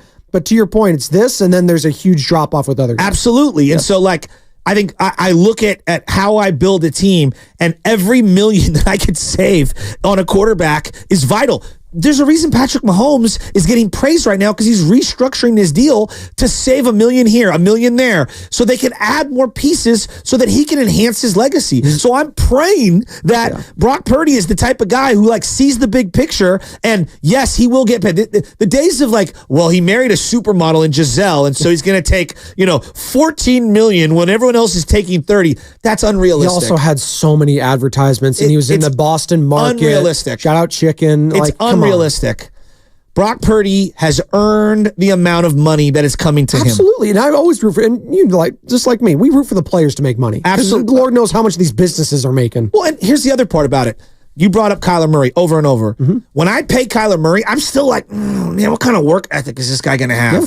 Right, that's a real question that they had to write into the contract. I don't question that. Call of Duty contract clause. I don't question, but I don't question that with Purdy. I don't question his dedication to the sport. I don't question his leadership. I don't question his work ethic. So, like, the risk is, how much better can he make this organization if I subtract elite weapons because of the contract he's making? It's a different question than I'm asking about Kyler Murray. So, and we're talking about this because Jared Goff just signed for $170 million guaranteed with the Detroit Lions. Obviously was in the NFC Championship game.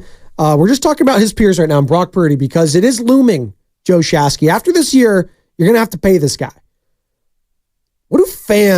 How do they view him in the current hierarchy of the NFC and the overall landscape? Because again, total guaranteed: Deshaun Watson, Joe Burrow, Justin Herbert, Lamar Jackson, Jalen Hurts, Jared Goff, Russell Wilson, Kyler Murray, Josh Allen, Patrick Mahomes. Those are the total guarantees right now, according to SpotTrack, of quarterbacks in the NFL. That's a lot of money. But also, I just saw a guy in Brock Purdy that was an MVP candidate for most of the year. Is there anything he can do this season, Joe Shasky? Because we talked about if he could lose value, can he gain even more value? Okay, here's a great example. Like if he wins the MVP and he's in that conversation again. Let's say, God forbid, Ayuk and McCaffrey go down and they peel off 5 in a row. Hell yeah. Him and Ricky Pearsall are just dynamic together. Yeah. Exactly. You know what I mean? Like, and some random Cameron Latsu or whatever is playing tight end for the Niners. Like, yeah, hell yeah. Because I think one of the knocks on him right now, fair or not, is, hey, when Trent Williams and Deebo Samuel were out, it coincided with you playing your worst stretch of football, and the team also lost. I would say it was deeper than that, but also Brock didn't play that great those weeks. So I do want to see what it looks like with lesser talent around him. Buffalo's going to find out right now what it looks like when they don't have Stephon Diggs. Oh, they just signed MVS this morning. They're fine. Marquez Valdez-Scantling, Super Bowl champion. Well, we'll see. Like we've seen now what it looks like with Patrick Mahomes without Tyreek Hill. And if we're being fair, the offense took a step back, but the overall team took a step forward because of the defense. Elite, yeah. I know. But that's part of team building. Like, we're not going to spend $30 million on a wide receiver. We're going to spread those picks and that money around to the whole team. Real quick, Joe, how did we, and I mean we, but every other team except for the Kansas City, how do we let them off the hook this year? They were to be had. I know. The Chiefs, this was the down year. We were all laughing at them on Christmas morning when we were all opening up our gifts and our horrible ties that we all got in our sweaters. I like the one I'm wearing. Thank you, Jade. Shout out Lacoste. Like, how did we let them off the hook? And they just got Hollywood Brown. They signed Xavier Worthy. Xavier Worthy's going to have like 1,000 yards in his rookie year. He only works there. Travis Kelce's aging like fine wine. He's hanging out with T-Swift. He just got an extension. No McDuffie. It's fine because they'll just find someone else. They have depth everywhere. Steve Spagnuolo. The Niners tried to trade for him or try to get him over here. I wanted him. Kyle Shanahan wanted him. I wanted Belichick for crying out loud. And they said no. And Steve Spagnuolo was like, I'll stay here. I hate the Chiefs. I know. They're not going anywhere. The calls are lining up. I just had to say it. The calls are lining up. It's very simple. And we put it out on the poll. It's on YouTube. Would you give Brock Purdy the Jared Goff deal today? The $200 million over 4 years. Is that a deal you're comfortable giving to him? And it's literally split right down the middle. We have almost 100 votes, 50-50, right down the middle. Let's go out to the lines. Filmo Mike. Yo, what's up, Filmo Mike? What's up, Filmo? I see you doing the Lord's work all over television, man. You're doing great stuff. And I also see you, praising the Lord in Lake Tahoe. I'm feeling that. I did see that. Oh, Sam Lubman's on. Lubman. He's screening a call. You're screening calls. Sorry, my bad. That's my bad. We're hollowed out today. It's hollow man. My fault. My fault. It's the DeMontis Sabonis show. We got a hollow man crew back there. We'll get to it. Filmo, he's like, hey, man. Can we go out to Filmo Mike, Sam Lubman? I apologize. I was setting him up. And now I didn't that I'm realize, on the board, yes, I can do that. That was my fault. I didn't realize that you were busy back there. All right. I apologize. Inside radio. I'm not used to driving the Millennium Falcon, all right? That's my job. Shout out Wookie. What's up, Filmo? It's all love. I appreciate the love, man. Tahoe, beautiful, man. I don't know how people, atheists and this guy is out there. But anyway, listen. We're all inclusive here, Filmo. This is San Francisco. Everyone's all inclusive, all right? No, we all inclusive, but look at God. Jesus is crazy. Anyway. JC. With that being said, I swear the last time the Niners or a quarterback did a discount for the Niners messed that up big time. They didn't put players around them to develop them. It's crazy how the situation is flipped. They got a quarterback, right? But it's kind of like, I don't want a quarterback that's going to say, I want a discount. Because I feel like if you do that, you really feel like you're not the man. So I kind of want Brock going there. What y'all used to call Brock? Big Brock, whatever? Yeah. Yeah. Going there like that and then just do, and just have normal negotiation. Now, if he has a good year this year, I don't see why not paying those $50 million. Because like you said earlier, Shasky, you buy a home at one time, you think it's a value, then you look up. You think it's hella expensive, then you look up.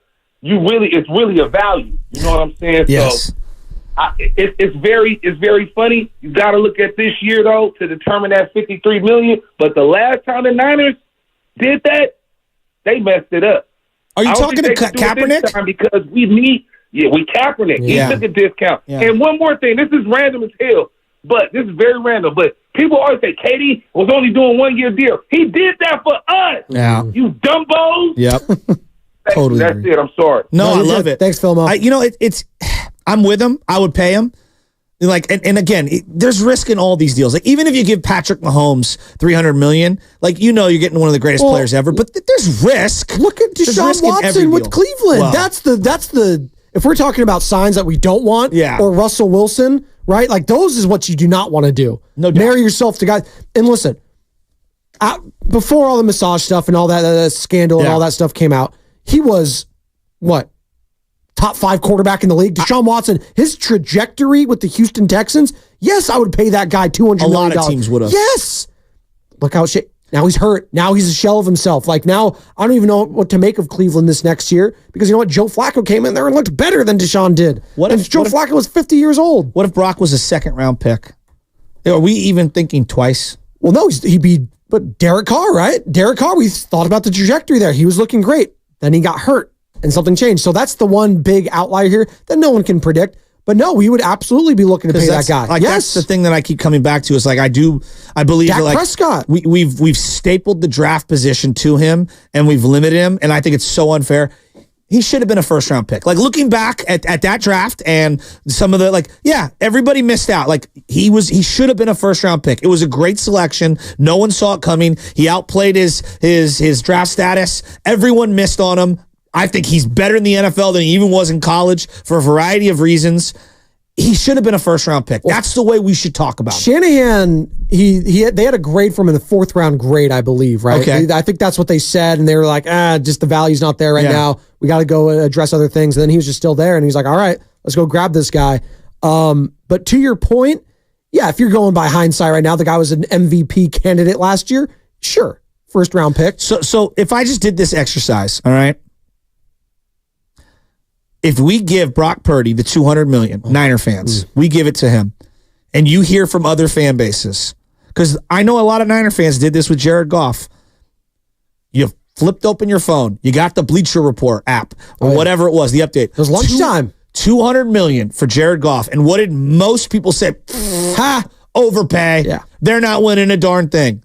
If Brock Purdy gets that same exact contract, what do you think the Seattle Seahawks fans are thinking? What do you think the LA Rams fans are thinking? The Philadelphia Eagle fans? What do you think the casual New York Giant fan is thinking? Well, we know what they're thinking. We had Spike Eskin on of WIP 94, our sister station out in Philadelphia. He thought it'd be like a Daniel Jones kind of a contract. That's extreme enough. But that is so wrong. No, it is, but people would laugh at it, right? That's what basically he was getting at. Softy Mahler, he wants from our friend up in Seattle. He wants them to pay Brock Purdy. I keep saying this, but they say that, and their teams got their asses kicked last year by him. So I don't know what they're smoking out there, and they think they're trying to think down the line. They're of the mindset that if the 49ers pay him, he is not going to have the weapons around him, and he is a product of his environment. Now, it's a hard conversation because you know what?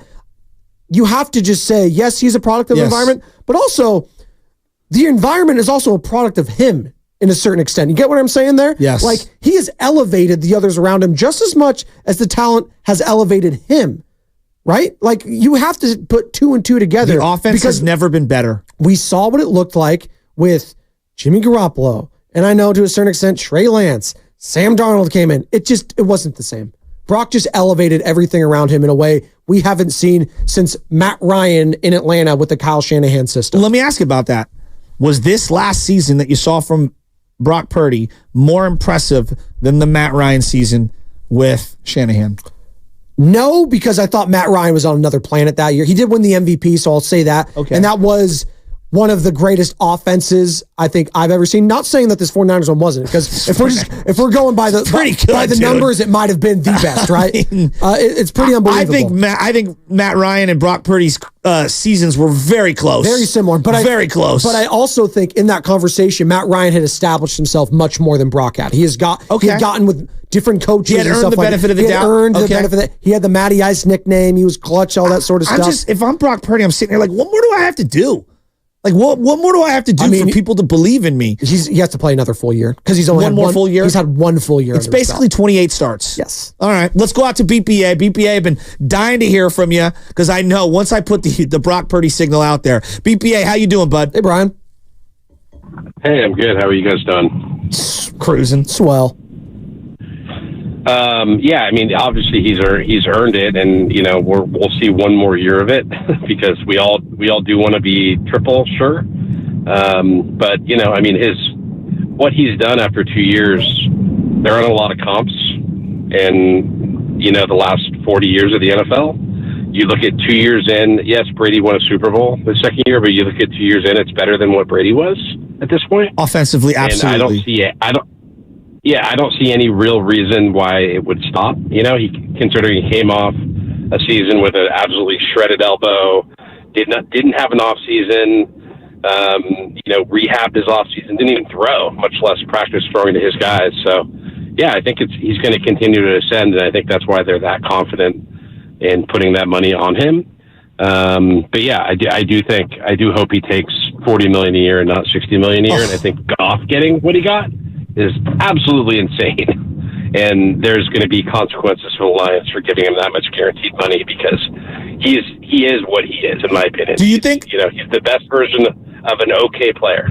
Do you think Detroit would trade, if the money was equal, would they trade Brock Purdy for Jared Goff straight up? Would Detroit? Hello? Sorry. No, you're cutting out there a second, Brian. Would Detroit trade, if the money were equal, would Detroit trade Jared Goff for Brock Purdy straight up? I don't know the answer to that. I would say you have to ask that question in a year when Brock would actually get the money, right? Okay. And he's in his third year. He's likely gonna improve. But yeah, it's close right now, obviously. But anyways, yeah, guys, good topic. Have a great. What's that? No, I'm with you on that. Thanks, Brian. I do think it's more clarity after 1 year. There's no doubt, but that's part of why this is such an intriguing thing. The sample size is actually bigger than we want to give it credit. Basically 2 seasons. That's basically what you're looking at in terms of playoffs. And I weigh the playoffs even more than the regular season, because you're doing it against the best teams with the best coaches and the best defenses. Kind of look like the stakes at the playoff highest. game is kind of like worth 3 regular season games, kind of. Sure feels like it. Yeah. I mean, if we're going to give Jordan Love so much credit for how he ended the regular season, and then what he did against Dallas, like, we also have to be fair and say, like, yeah, but he also is the reason why they didn't advance in the fourth quarter. He played a really good game. Fourth quarter came around. He had 2 horrible interceptions. True. Also, Darnell Savage dropping a pick 6. Others need to make plays around him. Yes. But my point being is that, like, his body of work's about yay big. Purdy's is 3 times what Jordan Love's is, and I feel like there's way more skepticism on Purdy than there is Jordan Love. I know we're up against it. We have the injury report coming out. I want to get into that conversation with Brock Purdy compared to some of the other young players around the league, because there was a conversation that I think Wheeler and Dibbs had a couple weeks ago. Okay. We might have sound that we can play off this, because I do think it's interesting comparing and contrasting and giving Brock credit where it's due, maybe more so or less so than guys like maybe Caleb Williams is coming up here. But injury report time. Injury report time.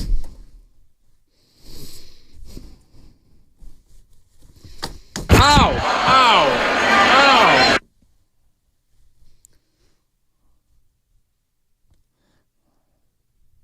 All right, the Oakland A's announced that right-handed pitcher Paul Blackburn was placed on the 15-day injured list with a right foot injury. Damn. The A's said that Blackburn is dealing with a stress reaction in his 5th metatarsal that has been getting worse over the last few weeks. Shout out Bob Myers. There is no timetable for his return, though a stress reaction in the metatarsal can usually take anywhere from 4 to 12 weeks to fully recover. Wow, that's a big time. The injury report was brought to you by Boxer & Gerson, Northern California's premier workers' compensation law firm, helping injured workers get their lives back for over 40 years. What's coming up on the game? Brought to you by Fremont Bank, full-service banking, no compromises. Let's evaluate Brock and the rest of the young quarterbacks in the league. And that's coming up on 95.7 The Game.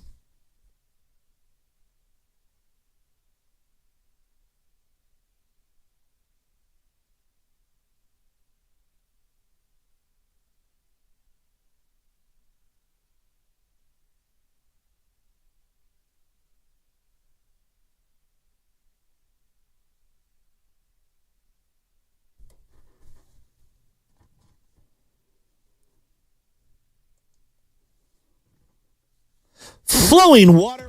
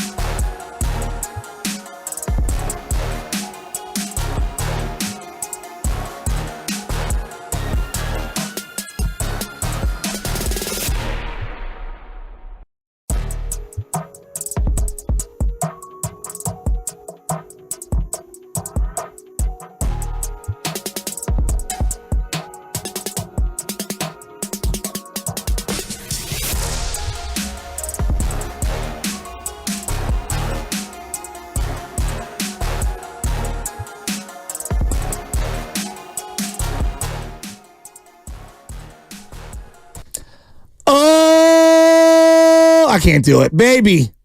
Bonte's out today. He's not feeling too well. Joe Spadoni filling in. Joe Shasky, Morning Roast. And shout out to YouTube, Twitch, and Twitter. Want all of them.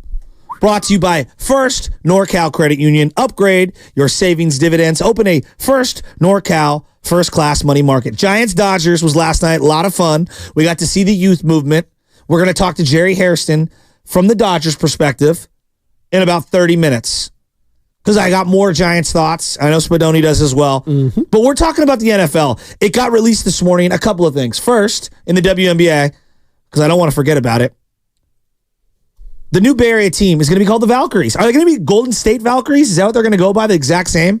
Is it Golden State Valkyries? Yeah, Golden State Valkyries, WNBA team logo branding. It's like a purple lavender color, if you will, and black. And it looks like wings, armory, but it also looks like the Golden Gate or Bay Bridge. I guess Bay Bridge. It's cool. Yeah, I like that. And I like that. That makes sense. So either it's Golden Gate or the Bay Bridge. Yeah, the Bay Bridge I like because it connects everyone too. Because it's going to be the Bays team, which Absolutely. I appreciate too. So that was announced this morning, which is cool. You can get your merchandise now. So 2025 can't come here far quick enough. Another thing to talk about. You love your merch, Joe Shasky. I don't think I've ever met an individual more that loves sports merchandise. Maybe Bonte, actually. But you two guys carry the weight of the station when it comes to sports merchandise. No, I love it. It's great. Now we're here.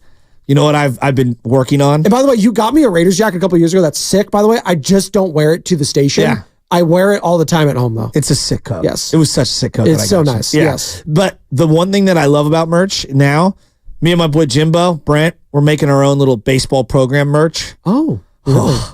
Way too much money. What does that entail? Well, like my SF logoed stuff. I don't know if you've seen any of my logos that we have on like our hats, on our Little League stuff. Was that the one you're wearing yesterday? Yeah. That one that looked like We've the got Cardinals? so much merch. Yeah, okay. Pullovers, shirts. Maybe you should take over for the station here so we can get some merch for the pregame show. I did order a couple of Morning Roast t-shirts for my mother-in-law. There you go. From BreakingT.com. There you go. All right, but that's not what we're here for. And we're going to get into the Giants-Dodgers because I thought it was a fun night. Got to see some young players, some mistakes, but I think there was something to be said. But what we're talking about right now is the 49ers. And the reason we're talking about the 49ers is twofold. First off, the schedule is being slowly leaked out, like a slow-dripped coffee here on the Morning Roast. And we found out that week 1 is going to be Niners-Jets. Aaron Rodgers comes to Levi Stadium. Robert Saleh comes back to Levi Stadium. Brock Purdy, 1 year removed from him recovering from an injury. And now you have Aaron Rodgers recovering from an injury. Quite interesting.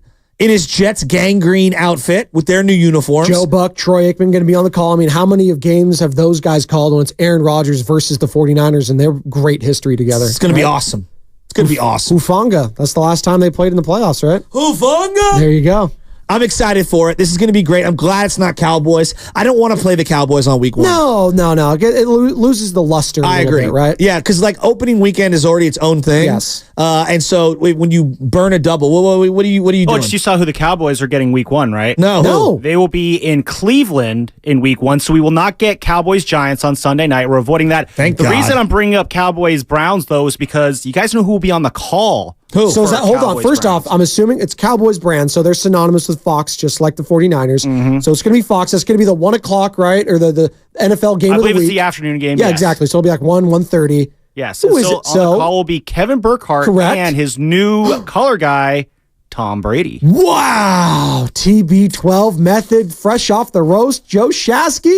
I'm excited to see how that plays out. I'm skeptical on Tom Brady in the booth. What's going on with Greg Olsen? We still don't know what's going on there. Yeah. I've said this multiple times. If I'm Amazon Prime, 100%. give me him and give me whoever the top young hotshot is out there.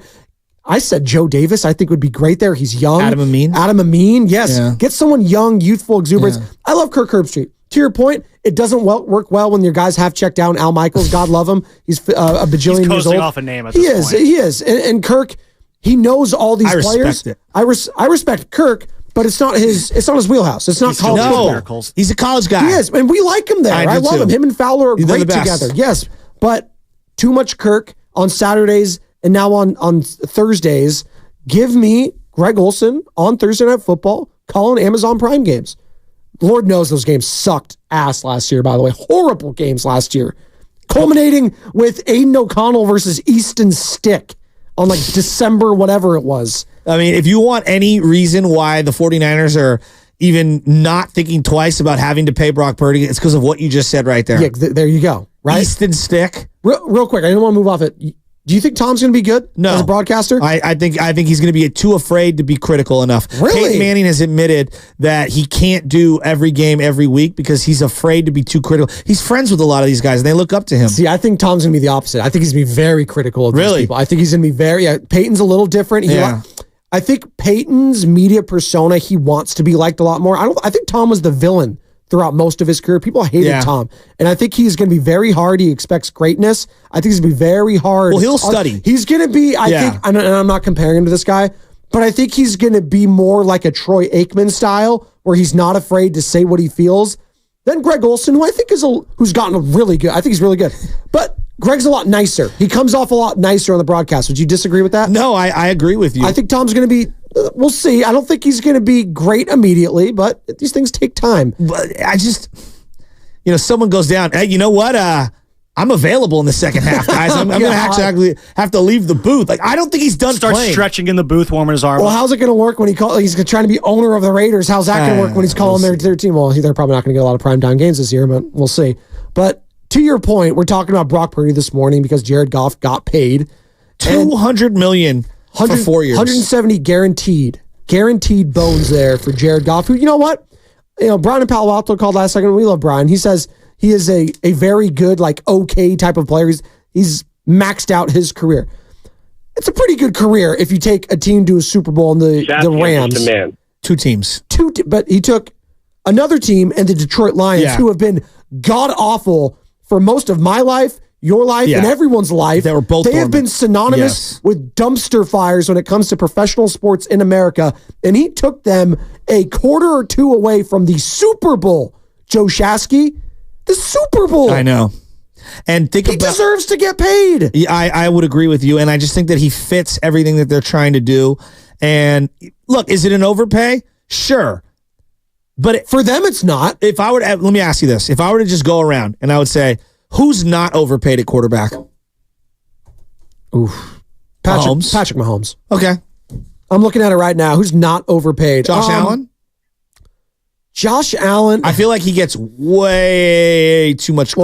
Well, this is where Bonte would push back on me, but Bonte's not here because last year I said all year long I'm taking Brock Purdy over Josh Allen for last year. People ripped my head off about last year.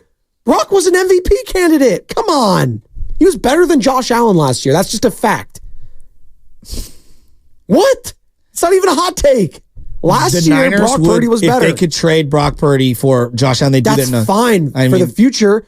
But right now, I'm the best bargain in sports is Brock Purdy. And once I pay Josh Allen, then goodbye Stephon Diggs, goodbye Brandon Ayuk, goodbye. Yeah, but I think he's so good, he's going to be able to make it work. Well, let's see. Yeah, we will see. Right? Well, we absolutely will see. But that's kind of the same equation that everyone around the league is saying about Brock Purdy. I think Lamar Jackson's a bargain right now.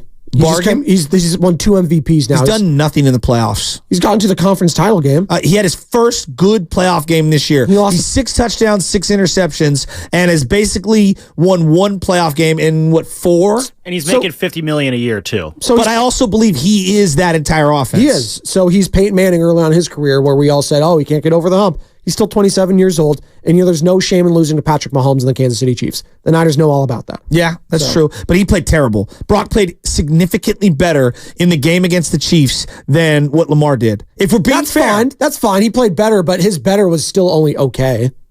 Like, if we're just going to go there, yes, Lamar wasn't great. Lamar was bad. Lamar's fine. He threw some bad picks in that game. Again, that defense is no joke. No doubt. Yes. No doubt. But to your point, yes. But I still think from what I'm getting from the offensive end there in Baltimore, Lamar's still a bargain for me. Okay. Yes. Who else?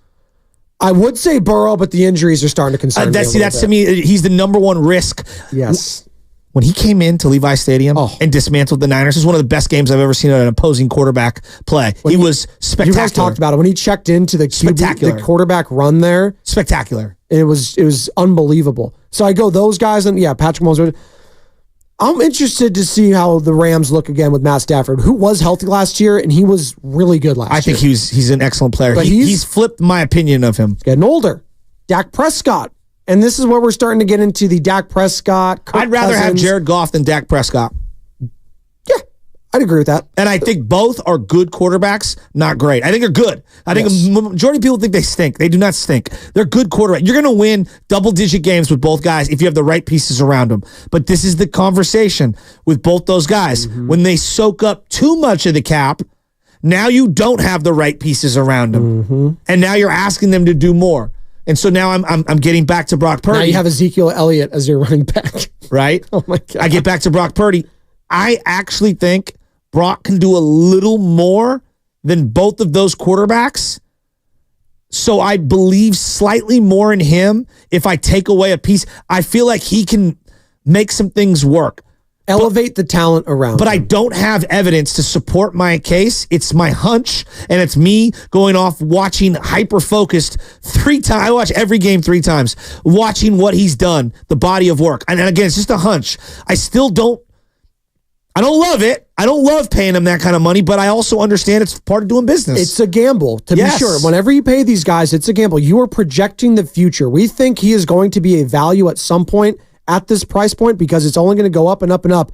And we are banking, if we're the 49ers, Kyle Shanahan, John Lynch, we are banking that Brock Purdy will elevate the talent around him. That's where Ricky Pearsall comes in. Yes. Because that's going to be one of the test subjects in all of this is when they move on, if they move on off Deebo Samuel or Brandon Ayuk. We'll wait and see what that contract situation looks like this year. When George Kittle's gone, he's getting older.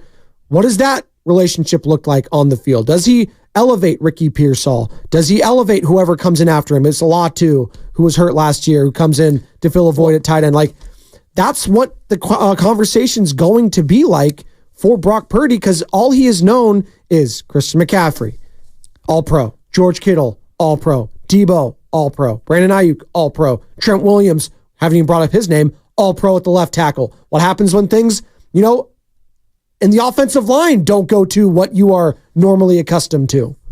That's another conversation. I think you're getting to the same point. Yeah. There was the pre-Jimmy money, those 6 games that everybody references. And then there was the post-Jimmy money. Now, maybe it was the way the Super Bowl ended that truly cemented this conversation, but I felt like however we talked about Jimmy, whether it was casual fans, the NFL as a whole in terms of the media, or the diehard people who break down film, the contract was baked into the conversation around Jimmy Garoppolo. Well, if he's making this much, you got to do X, Y, and Z. If he's making this much, then I expect him to do this in these situations. So how does the viewpoint of the fan change the second Brock Purdy gets a $200 million Jared Goff-like deal? It's a great question. How does it look? Does it look like we're not making the playoffs? Because that's what it is to me. That means if it goes bad, it goes south, he's throwing picks and they're not making the playoffs. No, $50 million, you have to make the playoffs. No, that's what I'm saying. You have to. Every year. For the heat to come on him is what I'm saying. Sorry. So that is... Okay. So let me clarify. If he is doing the things that I was just alluding to, throwing picks, not living up to it, it's going to look horrible. Yes, it's going to look horrible. At the very least, Joe Shasky, he's got to be contending year in and year out in the NFC. Again, I keep calling this a downed NFC because of the quarterback situations there. I like Jalen Hurts. I like Jared Goff. I don't love them like I love Joe Burrow. I love Patrick Mahomes. Hell, people love Josh Allen. Yeah. Not my cup of tea, but that's fine. Hell, Justin Herbert. We'll wait this year. That's another test case I'm very interested to see out. And I think this is going to be a very interesting season to watch for him if I'm the 49ers. Justin Herbert, by the way, $218 million guaranteed. What has he done? What has he done in the... No, I don't love Justin Herbert the way others do. But why do people love him, though? Because he's big and strong. Big and strong. And he throws the ball a certain way. It aesthetically looks a certain way. Okay. But I also think that he had arguably one of the worst head coaches in the game. Brandon Staley, who's now the 49ers assistant coach. So I think we've given him certain grace. But the big strong thing like that, I do believe we play like there's this thing in sports when someone is small and minuscule, Steph Curry, we don't give them the same Who's still love. 6'3", but yes. I know. Relative to his I know. sport. I just hate when we say you could be Steph Curry. I'm 5'11". I'm not being Steph Curry. He's at least 6'. No doubt. But I'm saying relative to his sport, right? You know what I mean? Like he is below standard size-wise. He doesn't fit the mold. Like Derrick Rose fit the mold for people, even though they play the same position. He's not Kobe. He's not Michael. He's not even LeBron, who's all physical specimens. Yes. So I do believe we do this. Like, again, I ran into Brock Purdy at the golf range a couple months back. And you pick up that name you just dropped right there? My cousin is 6'3", 6'4", okay? He's a big guy. Yes. He's a big guy, and he's big and strong. He was towering over Brock Purdy. I couldn't believe how small Brock Purdy was. Now, was he bigger than me? Sure, of course. I mean, this was pre-buff Brock Purdy we're seeing now, though, Joe Shasky. I'm talking height and everything. I had ran into Carson Palmer in Vegas when I was in Vegas in Heisman December. Trophy winner, fight on. I couldn't believe how big he was. Large the human. head, the shoulders, just like the height. Like, he was humongous. He looked like a quarterback. That's what I'm saying. Okay. So I do believe, and I'm admitting me, like, we do this in sports. We judge people off how they look. You know, I think Jose Altuve, part of the novelty of what makes him so unique is he's so tiny. You know, like Aaron Judge, why is he so captive? He's so big and strong. He doesn't look like anyone else out there. Yeah. And he looks like a guy who is Goliath, hitting home runs. And so I think the reverse is true with Purdy. We diminish him because of his diminishing stature, and I think it couldn't be farther from the truth. It's interesting, right? Because I feel like when he first burst onto the scene, we kind of scoffed and laughed like, oh, maybe he could be Drew Brees, right? Like, people were calling in saying, wow, this guy's the next Drew Brees or Joe Montana, and those are two of the greatest quarterbacks of all time, Joe Montana maybe being the greatest. Can he be Drew Brees? Well, Drew Brees, when he got paid after that huge Super Bowl run, Joe Shasky, you know what? What did the Saints really do? They had to gut the roster, right? They had to lose a lot of value there left and right. And they knocked on the door a couple times. Obviously, the PI call, the missed PI call against the Rams cost them a potential, another berth to the Super Bowl, taking on the New England Patriots that year. But I think that's also a cautionary tale about how you build around a quarterback like a Drew Brees, because I'm just going to use him as an example because I feel like his skill set with Brock, not that they're the same players, they're similar. Strength. Yeah. I feel like he had an arm, not the biggest, not, Patrick Mahomes or Aaron Rodgers, but he had an arm. He threw a nice, pretty overarching pass. I think Brock gets a little bit underrated with his deep ball acumen, his 25 yards plus in the air, stuff like that. But those Saints teams, I kind of look back and be like, man, they kind of left a lot on the table. And Drew Brees got paid a lot of money, and it wasn't until later that he had to start taking some pay cuts there. So that's another cautionary tale. And yes, the size is a factor here because if he gets hurt, then you're looking at it like, Joe Burrow, Phil Mike called in earlier, Colin Kaepernick had injury concerns there, and even he was taking a discount. Yeah. Jimmy Garoppolo, injuries left and right. But I can't bet on injuries like that. It's football. That's what I'm saying. The sport is violently. So I feel like we're nitpicking there. It's like, but injuries, this and this. That's just baked into the equation. And I feel like just judging, again, I'm going to go back to this, just judging what's out there in the NFC, I got to pay Brock because he's right up there, I feel like, with Jalen Hurts and Jared Goff. I feel like he's better than Goff. I feel like he's right below Hurts, maybe a tick below Stafford. I think Stafford's really good. And I'm interested to see how Caleb Williams looks like this year with the Chicago Bears. System quarterback Caleb with all the players around him. It's a joke. I'm joking. From the 510. Please. As a Saints fan, I said it all the time. We were paying the quarterback so much money, we couldn't field a defense around him, to your point. It's very interesting. Couldn't. It's very interesting. I just think that the way that these quarterback contracts are structured, and just the way free agency is, you have to pay this guy. Like you have to pay him. The question is, every million that you save and not giving him a record-setting deal, like if you give him $60 million is a defensive player and maybe a backup offensive lineman. I do think another thing that's baked into this equation, Joe Shasky, it is very important that your head coach is also the offensive guy. To scheme up value. This is massive. I agree. Because if this was, do you think of any defensive guy? And I know it was different because Josh McDaniels was there forever. The guy up in Buffalo right now, currently. Yes. I was going to say Sean McDonough, but that's the other No, guy. it's... Sean McDermott. Thank you. Yeah, Sean McDonough is an ESPN broadcaster. Always looks clueless on offense. Yeah, he looks like Bill Burr. We always yeah, exactly. Doug McDermott, Doug McDermott. See, I'm doing it again. Dougie McDermott. Thank you.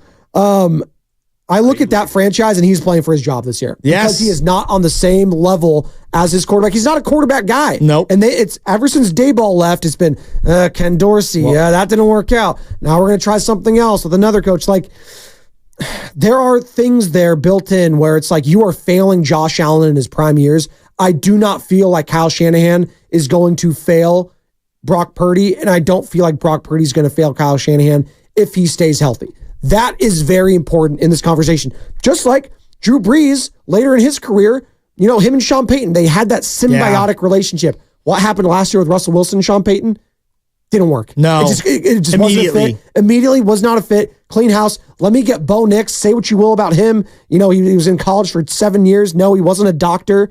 But Sean Payton feels like he could mold him maybe like a Kirk Cousins, right? Yeah. That's how people viewed the Michigan quarterback who just went to Minnesota, right? McCarthy. J.J. McCarthy. Kevin O'Connell comes from that Kyle Shanahan coaching tree. Sean McVay. They feel like they can mold these guys into their prototypical robot kind of style quarterback.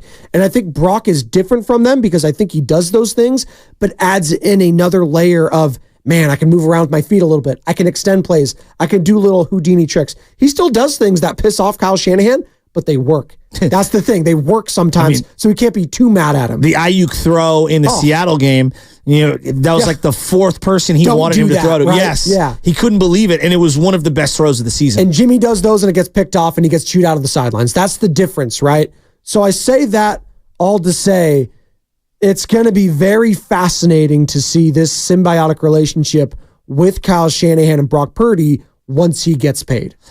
I know we spent all morning talking about the quarterback. It's important, man. The schedule's getting released, kind of slow. It's a slow drip here on the morning roast, almost like a drip coffee. Niners Jets week 1. We're going to find out the rest of it. I just wonder, the question of the offseason for me is, and it's not even a quarterback. Like the number one question that no one will have the answer is, how many prime years of CMC do we have left? Ooh, it's a great conversation right there. How many prime years? You give this guy 350, 400 touches? Because I think a lot of how I view Purdy, Jimmy, whatever the offense, boy, you have got one of the best players of the generation. Turning 28 next month, June 7th. It's my cousin John's birthday, by the way. 3 days before mine, June 4th. Just so you know, 31 years old, not very special or anything. How many more prime years do you think that guy has left? See, this is funny. I say that because 28 is the number where I start to think, for running backs. I think we all kind of do. Is really old for a running back. That's the number. 27 is still okay. All right, 26, 25, that's great. 28? Those legs are not 28 years old when you think about the kind of mileage and wear and tear that he's But is he one of the outliers? Is he Derrick Henry? Because Derrick Henry feels like we keep waiting for him to fall off, and he's been great. He found a second win kind of last year. Look at the NBA, right? I look at like LeBron and Curry and what they're doing at their age. They're outliers. Outliers. But is McCaffrey the outlier? But even those guys. He kind of might have to be honest. If the Niners want to be successful, and we can pick this up later, so we're at the break. But to your point, shots, he might kind of have to be an outlier there. But even Joe Shasky, LeBron James, and Stephen Curry, we don't want to say it. They're showing some signs of age. They're also significantly older in their sport. And LeBron's drinking wine and coffee at courtside with the Cleveland Cavaliers. It's a combo I didn't know you could do. Absolutely. Is that like the upper class Four Loko? Coffee and wine? We'll pick that up on the other side because we're going to talk to Scott Hairston about the Giants and Dodgers. Jerry Hairston Jr. Excuse me, Jerry here. I had Scott Hairston on my list. Jerry Hairston Jr. That's what's coming up on the game. Trust me, we'll get back into football. We have all off season. And it's brought to you by Scandinavian Designs Furniture.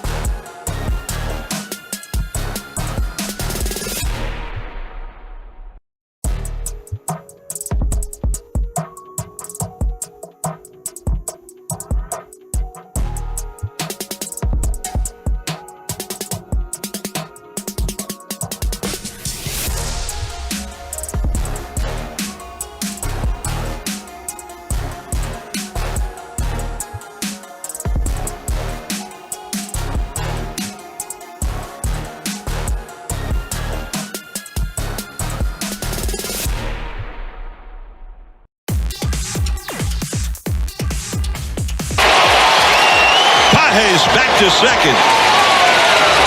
That's an unbelievable catch. Come on, man. You got Larry Jr. in the building. You listen to the Morning Roast, and we're doing numbers, man. Good job, Morning Roast. Sock it to me. Hey.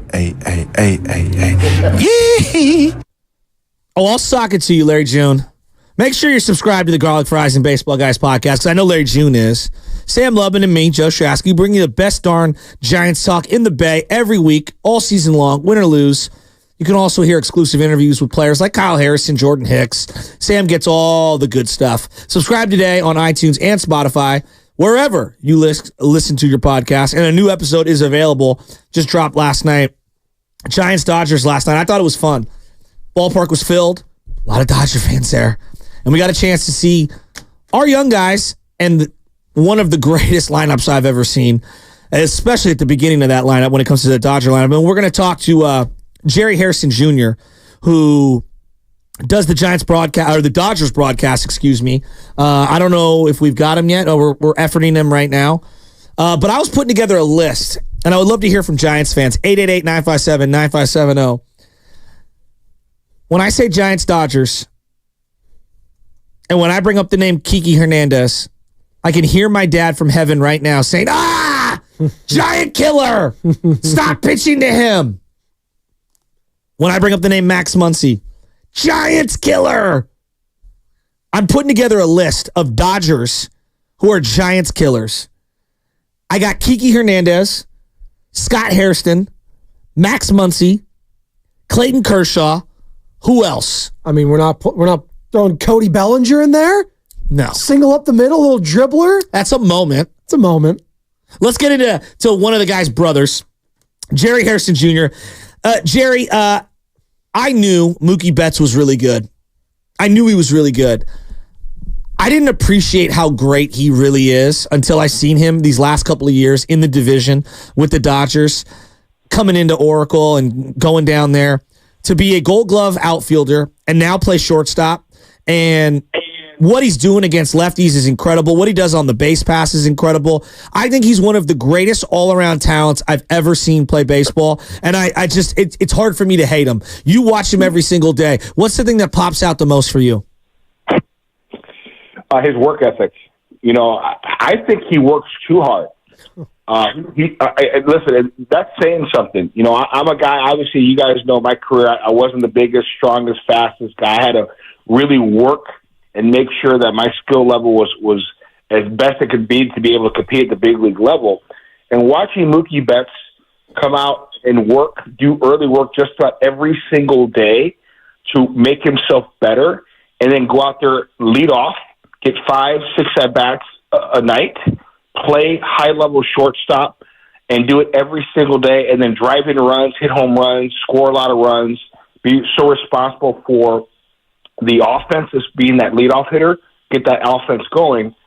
I've seen from the 80s to now, I've seen, Barry Bonds, who I still think Barry Bonds is the greatest hitter I've ever seen. Agreed. I've seen Tony Gwynn. Ken Griffey Jr. is the best baseball player I've ever seen. Shohei Ohtani may have something to say about that as his career goes on. But the most skilled baseball player my eyes have seen is Mookie Betts. I mean, you just touched on it. Mookie Betts made himself into an elite right fielder. Now, he was blocked when he was drafted by the Boston Red Sox years ago. He was drafted as a second baseman shortstop. Justin Pedroia was ahead of him. So they knew that his bat's going to play in the big league, so they decided to move in right field. He becomes arguably the greatest defensive right fielder this game has seen. You can obviously put Roberto Clemente in that category as well. Incredible arm in right field, accurate, strong, incredible range. And, oh, by the way, Mookie, we need you to play second base. I played second base in years. Goes out there and last year plays Gold Glove caliber second base. He was going to be the starting second baseman for the Dodgers this year. Worked on it the whole offseason to prepare himself, and then Gavin Lux, because of his injury, his arm, everything, they had to move him back to second base, and now Mookie Betts just slides over to shortstop. I can't put it into words how difficult that is. Now, I did that for a career, but here's the difference. I was asked to play shortstop, for 5, 6, 7 days at a time, and then Jerry go to center field 5-6 days at a time. That's cool. Go to second. I could do that. Mookie Betts does it at an elite level, and I didn't have the offensive ability that Mookie had. You know what I'm saying? So I really appreciate him as not just an incredible player. He's a superstar, but he plays the game so hard. And like I said, he's the most skilled baseball player I've ever seen. And oh, by the way, he can run the bases too. Oh, he's elite at that. It's crazy. No, you say most skilled baseball player you've ever seen. Oh, by the way, they got Shohei Ohtani, maybe the second most, or will go down as the most skilled just as a pitcher and as a hitter. Oh, Freddie Freeman, MVP. Will Smith, who has had like an 0 for 22 slump heading into last night. He's still batting .309. He's just an unsung hero there. Max Muncy, giant killer. Teoscar Hernandez might be the best bat on both the A's and the Giants here in the Bay Area if he was on this team. He's your 7th and 8th hitter. It's just amazing looking at that lineup, Jerry, up and down. And I just can't help, and Giants fans just can't help to juxtapose that with their own lineup. Mike Yastrzemski, Thairo Estrada, not really household names, although Yastrzemski known more for his grandfather, Lamont Wade Jr., guys like that. What are your overall thoughts on this roster, the construction of it, and where Farhan Zaidi is at in this, I don't know if we want to call it rebuild, reconstruction. I mean, we're entering 6 years now of Farhan Zaidi, and Giants fans don't know what to make of him.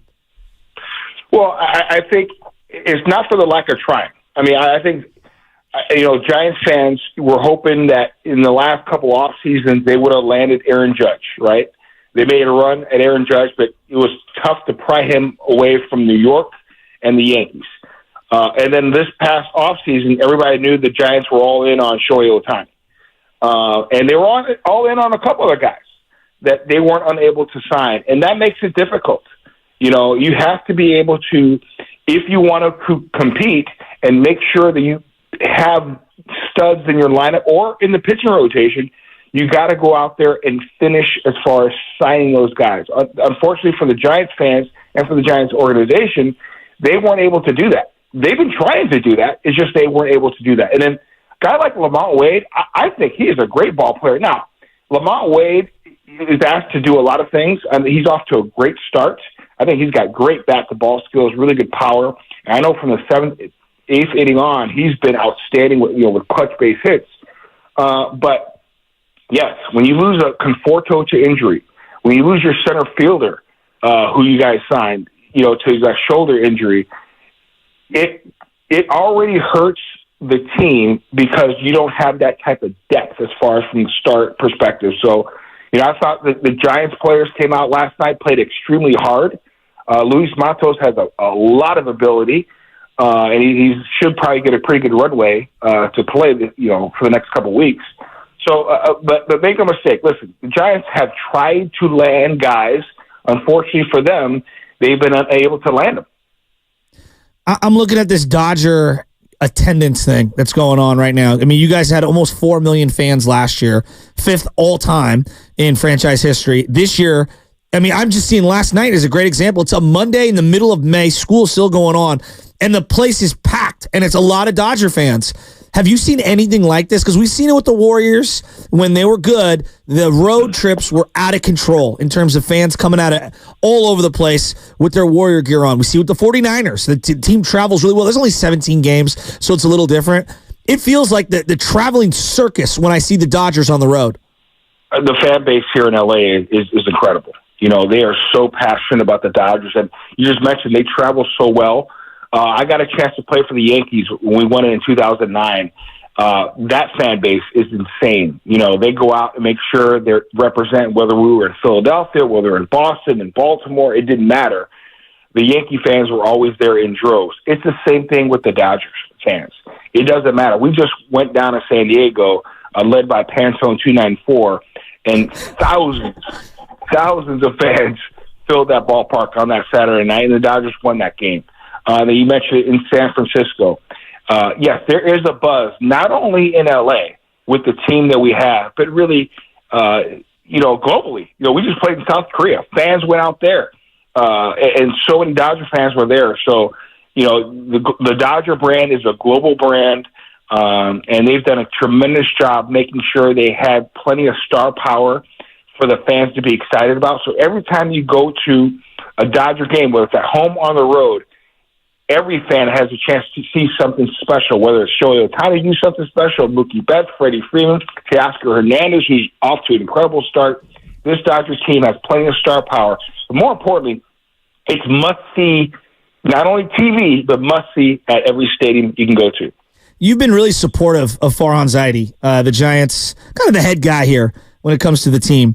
And you mentioned Matos, but what's your thoughts on where the Giants are at in terms of developing? Like, I just have very little faith in Farhan Zaidi currently. I think that their lack of developing the farm is just, it's starting to come home to roost. It's been 6 years, and I don't think we strike fear in other fan bases.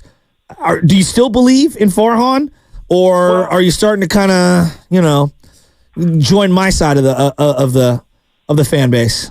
Development is a tough thing, man. You can go out there and see a guy when he's 18 years old, 17 years old, 20 years old, and you try to project, okay, at 23, 24, he's going to be that dude. Sometimes it just doesn't happen. That's why I really think drafting, and especially in baseball, and signing in baseball, it's one of the hardest things to do to kind of project. That's why when you have scouts that have been great for some time, you keep them. You keep those scouts because it is an art, man, to find guys at 16, 17, 18 and see them, okay, this guy's going to be this at 23, at 24 years of age. Now, Farhan knows this as well as anybody. You have to be able to hit on those signings. You have to be able to hit on your draft picks. If you don't, that puts your organization in a tough bind. Listen, the Dodgers get crushed, and wrongfully so. Oh, they're the big money and they're high market, which is true. But they've done a tremendous job of developing talent. They developed so much talent, they were able to trade for a Mookie Betts and a David Price. They were able to bring up Walker Buehler, bring up Will Smith, bring up a variety of guys. Gavin Stone. Corey Seager. Now Gavin Stone, Bobby Miller. They make sure they have the scouts in place and they have the development in the minor leagues, so when they get to the big leagues, they hit the ground running. That is the biggest thing that a lot of fans don't realize. The Dodgers do an incredible job in signing, in drafting, and development. That is the foundation of this organization. That's the very reason why, one of the reasons why, Shohei Ohtani fell in love with the Dodger organization. Yes, he got tons of money, but the Giants offered him tons of money. You know what I'm saying? Other organizations offered him tons of money, but Shohei Ohtani saw the development and who's coming up the pipeline and the history of the Dodgers last, 10, 12, 15, 20 years as far as developing talent. Listen, Corey Seager's not with us anymore. He's thriving in Texas, but he was developed in the Dodger system. Obviously, Cody Bellinger, he's not with us, but he was developed in the Dodgers organization. So, you have to be able to develop talent, especially here in baseball. Talking to Jerry Hairston Jr. here at Real J Hair on Twitter, X, whatever the hell you want to call it. Dodgers broadcaster, 15-year MLB vet, World Series champion. And Jerry, you mentioned the guy, Shohei Ohtani. What has that experience been like this year for the Dodgers? Obviously, starting off with a little bit of a scandal is his translator. Obviously, what went down there? No charges found on Shohei when it comes to the illegal gambling, anything like that. What has that been like with Shohei and Dodger Blue and the fan reception? Well, he's been received very well here in L.A., received very well with his teammates. The one thing I've noticed about Shohei, just being around, the field, during BP, a little bit in the clubhouse, I didn't realize how much of a guy, a jokester he is. Always having fun, always smiling. And I play with Ken Griffey Jr., and the way he is around the clubhouse with the guys reminds me a lot of Ken Griffey Jr. Jr. used to always smile, have fun with his teammates, joking around, play some pranks. I remember when I first got to Cincinnati, and when I was with Griffey, I tell a couple of my teammates, I go, man, he's always in a great mood. He's always laughing, joking around. And then all my teammates says, if you had his swing, wouldn't you be happy all the time? I said, that's a great point. So like Shohei Ohtani, if you had his ability, wouldn't you be happy all the time? So he's always happy, having a great time with his teammates. Just a really good teammate. Obviously, the scandal that kind of rocked baseball and the sports world did not rock him. He knew he was innocent from day one. And his teammates, after seeing him talking and addressing the media for 12 minutes, you knew he was innocent. He was never stressing. You know, guys, when you do something wrong, I don't care who you are, you're going to be stressed a little bit. Jerry. He knew he was clean. Jerry. And he was able to go out there and do his thing. Jerry. Yes, sir. Look at. Yes. I'm the biggest Barry Bonds fan in the world. Love him. Love what he did for my neighborhood. Careful. Love him to death. Careful. I know that he's done some things. Shohei did something. Come on, doggy. Defend Barry Bonds. We don't believe you. Come on, doggy. Defend Barry Bonds now. I've been around gamblers my whole life. When somebody gambles, you know you're in the room. The fact I just watched the entire federal government take 5 years to try to track down a few people in this city over garbage bills. There's no way they wrapped up an investigation in 5 days on this guy. I don't believe it. I'm sorry. You and I can disagree. I don't believe it. I'm going to disagree with you. Here's the deal. Listen, first of all, I love Barry Bonds. Barry Bonds appeared on my podcast. He was our first guest on our podcast. Barry, just incredible dude, best hitter I've ever seen in my life. Love him. So I'm not gonna sit here and have you badmouth Barry. I love Barry. Okay, Shohei Ohtani. We talk about guys that are compulsive gamblers. Like I've been in clubhouses, guys. Listen, you guys know at work. You have the Masters pool when the Master comes out. You have the NCAA tournament, March Madness. Jock got slapped by Tommy Pham. We're well aware of these guys gambling. Of course. If you're a guy that gambles, and I've taken part, when I played, I did a little bit of the Masters pool or the NCAA tournament, and I'm not a gambler, but I did that for fun, or, fantasy football, right? Shohei Ohtani does none of that stuff. None of that stuff. Okay? So if you're a guy that has, so many bets every single day, you're going to be checking your phone. Okay, I'm going to see if this hit. I'm going to check the TVs, see if North Carolina beat Duke. I'm going to see if whatever, right? He does none of that stuff, has no interest in that stuff. He's baseball 24/7. And guys, his teammates have said that. So we know who their gamblers are, who wants to participate in the NCAA bracket pool, the Masters pool, or what have you. Shohei Ohtani does none of that. It's really out of his characteristic.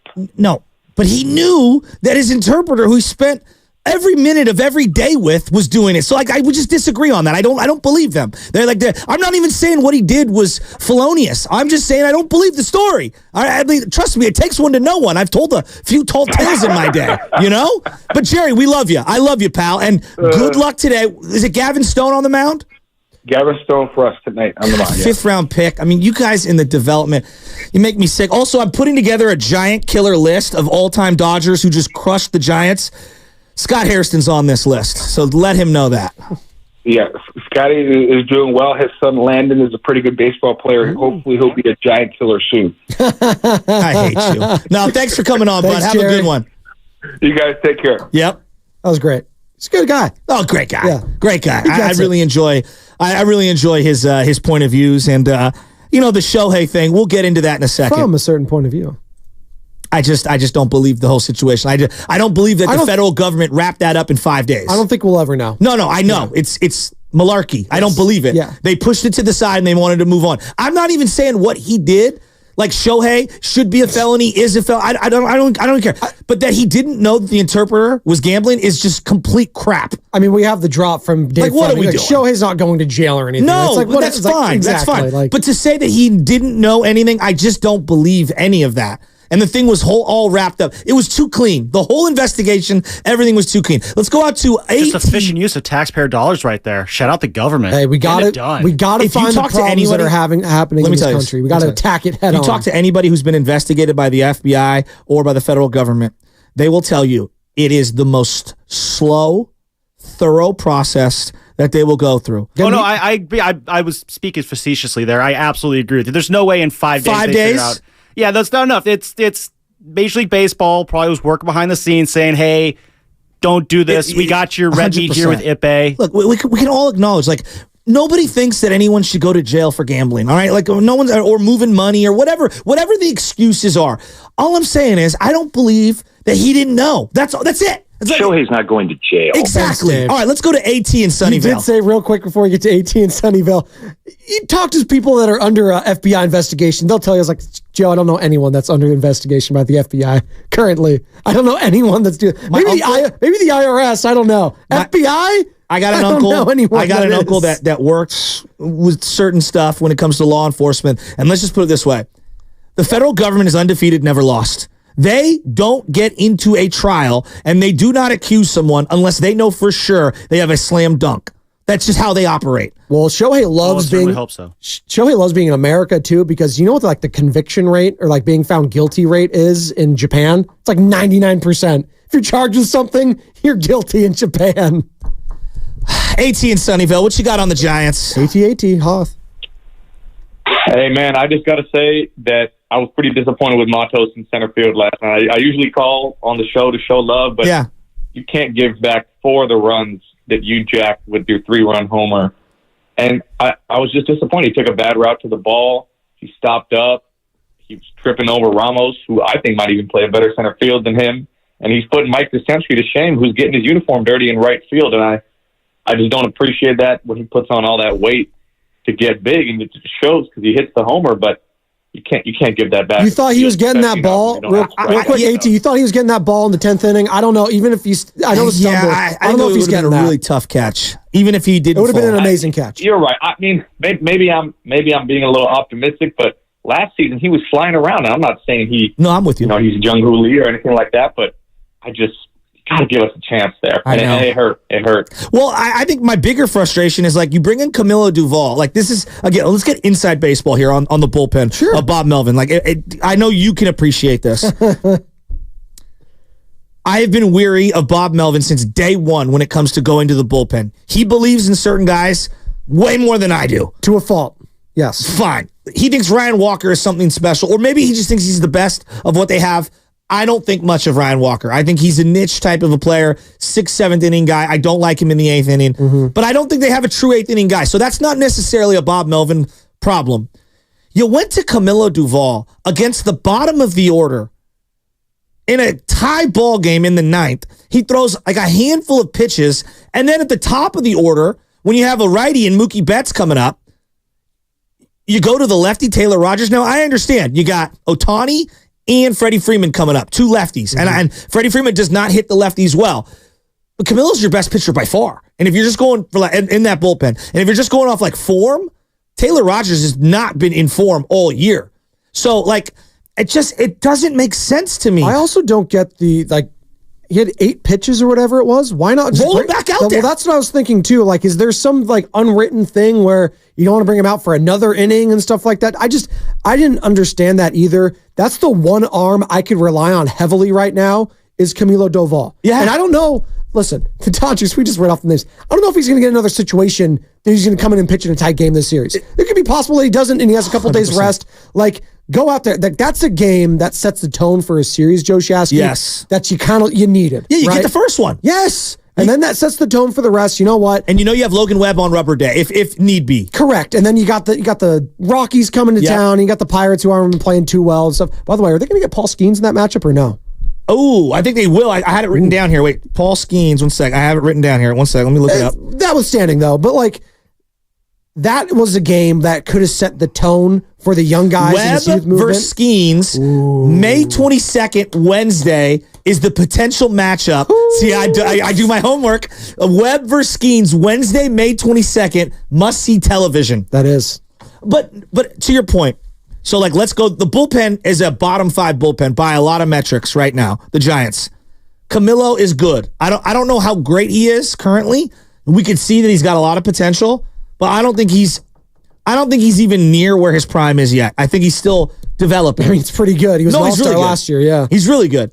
But who do you trust in that bullpen outside of Camilo Duvall? Oh, that's so you got the Rogers bros. I think Tyler has been very mediocre. I think Taylor has been up and down. He's had a couple of good performances, a couple of really, really bad ones that have diluted some of his numbers. Ryan Walker has had moments. He's been good. I feel like he's being overexposed. Yeah. I think we're using him a little too much. Well, Sunday was the first time he gave up a run in like almost a month. So. I hear you, but wouldn't you agree like they're using him in a lot of high leverage situations? Yeah, wasn't my template coming into the I year. liked him in the 8th inning last year. This year, I kind of more on with you. You've been saying 6th, 7th inning. Yeah. He's really good. But they don't have an 8th inning guy. Like that's kind of like I'm in a roundabout way. I'm defending Bob while also being frustrated with Bob going to like. I feel like He doesn't have a true option to work with there. That's what I'm saying. To be honest, coming into this year, I honestly thought we were going to see Jordan Hicks be that 8th inning guy because I was very skeptical about how the starting job would work out. No, he's killed at the starting job. That's great. But, I mean, that was kind of my thought. I don't know if that was the Giants' thought. My guess is it wasn't. But, no, to your point, Shasky, I mean, at this point, I'm thinking 8th inning. I saw Tyler Rogers in there. I'm just like, oh, no. I know. You were thinking the same thing I was. I'm like, for the most part, I do kind of trust Tyler Rogers. I do kind of trust Ryan Walker. But you shouldn't have to put the kind of qualifier there. The other thing is in that, and I noticed this last night on the broadcast, and maybe it was a one-off, but Tyler Rogers, the one who submarines right-handed, he's got the glove wide open. He's got the trapeze Rawlings, okay, the Pro 205. You love your gloves. I do love my gloves. And he's got it wide open, and you could see him playing with the ball. So next time you watch him pitch, he's tipping his pitch. Anybody who gets to second base is going to be able to see everything. Now, obviously he might change things up when guys get a second, but the broadcast is showing you when he goes to the curveball grip, you could see him, finagling with the ball in the glove. He does not hide it very well. So I don't love the bullpen right now. I think they need to make, there's two things they need. They need to trade for a defensive catcher, a backup at right now, a defense first catcher, and they need a bullpen arm. And I'm sure there are 20 other teams saying the same thing. I'm going to be fascinated to see how these things break down, depending on where they are come the trade deadline. It's a couple months to go here. Are they going to be sellers? Are they going to be buyers? Stuff like that. Because, there you go. Thank you, Joey Bart. But I'm looking at the bullpen, and that's usually going to be a premium for teams that are contenders moving forward. Do you address that now, this early in the season? Who's moving off? Are you there's 3 teams that are god awful. One of them is in your own division, the Colorado Rockies. Although they just swept the Texas Rangers, didn't they? Defending champs, whatever. So I don't know. It's tough to find the consistent bullpen, and especially a guy in Bob Melvin, who you've alluded to, who's had a tricky history when it comes to managing those in the past. And it's unfortunate too, because I felt like that was going to be one of the strengths heading into this season. Now things may turn around. Remember last year, what was everyone saying? The starting rotation is going to be one of the strengths of the team, and the bullpen was going to be trash, and it was the opposite last year. So maybe things shake out and they work out a little differently. But right now, it's Ryan Walker, it's Camilo Doval, and then it's a lot of so clench my butt right now, especially going up against the likes of Freddie Freeman, Shohei Ohtani, Mookie Betts, let alone those guys, but going up against the Cincinnati Reds, who don't have a lot of bangers right there. Well, and what were the Cincinnati Reds doing? Running like crazy on this this catching unit. And so the absence of Patrick Bailey is felt tremendously right now. Not just defensively, but for your pitching staff, having the lack of trust there, right, Joe Shasky? You're bringing it right to where I want to be. Pat, I heard from someone who's very informed with the Giants, Patrick Bailey was sick, but also there's some lingering stuff. That was the exact way it was phrased to me. Head injuries. There's no such thing as good. No such thing as a minor concussion. It's just not good. No such thing as a minor concussion. And so I would just say we really need to we need to hope that Patrick Bailey gets right, because I'm very concerned now. Now I hope 2 days from now, a week from now, this is just an afterthought and we can plow forward. Joe Panic had a concussion that lingered for months. Do you remember that year when he got hit in the head running back into the dugout?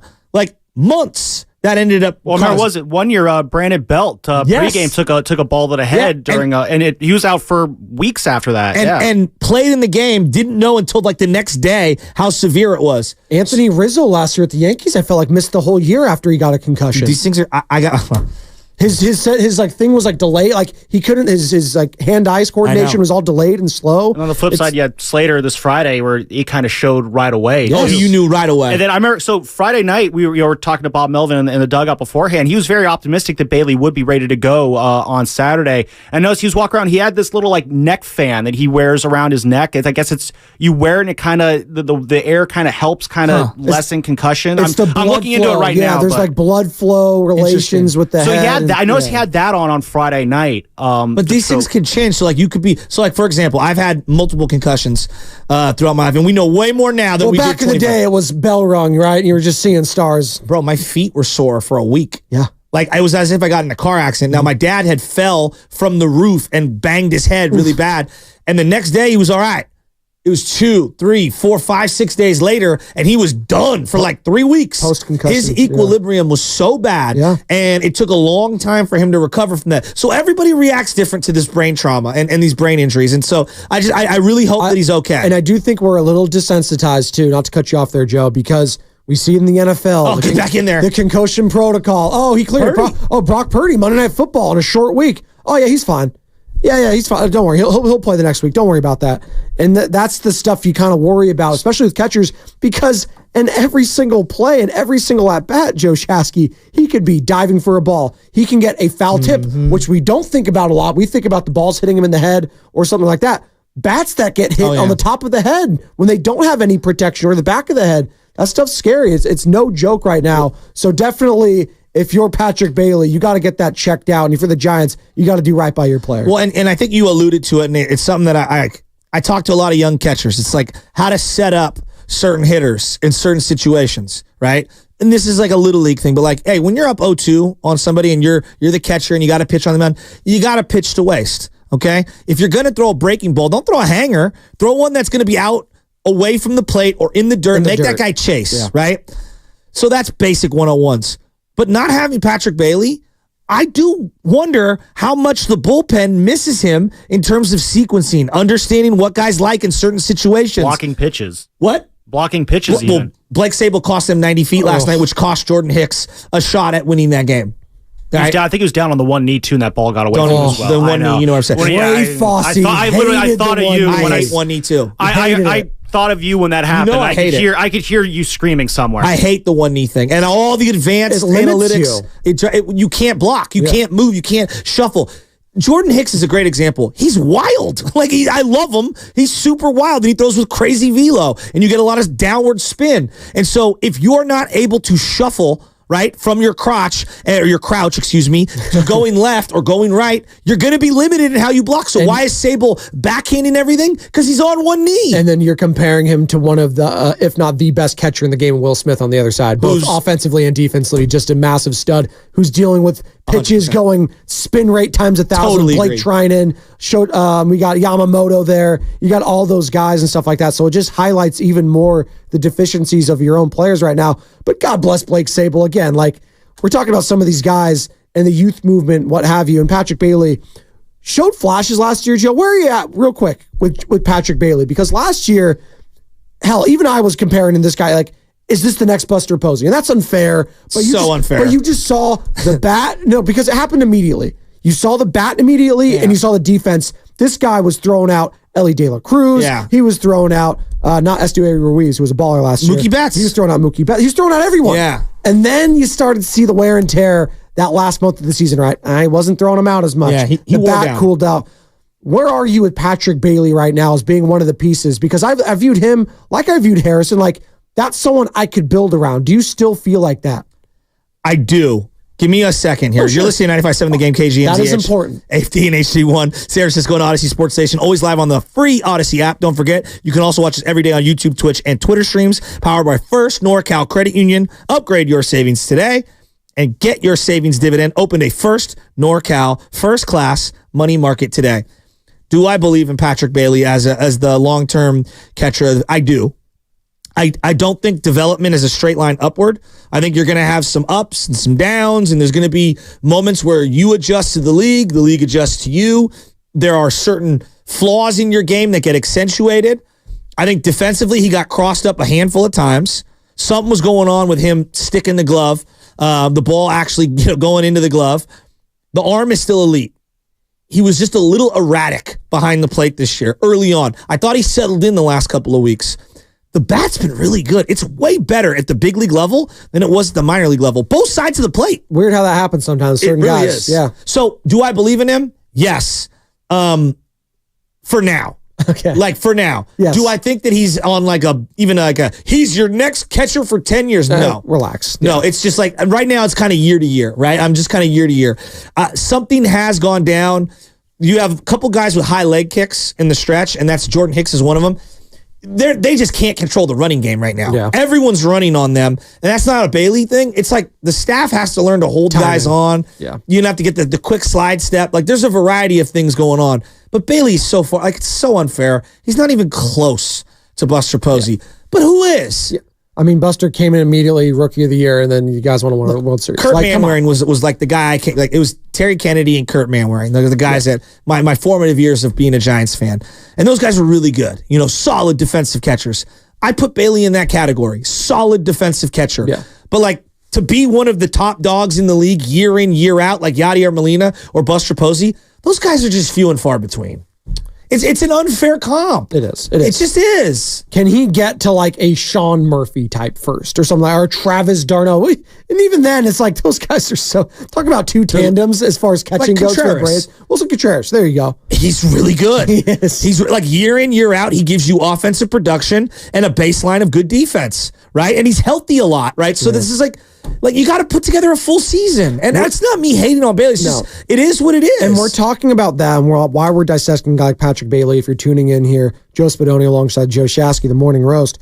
We're just talking about the future of this Giants team because last night it felt fun. It felt like that atmosphere. Like I felt Oracle Park for the first time in a long time. Now, part of that was because of the Dodgers, the spectacle, Shohei Ohtani, the crowd, all the Dodger blue there. But you know what? I kind of like that. Like, I'm not a fan. Like, I'm not a diehard fan. I hate them so much. I know.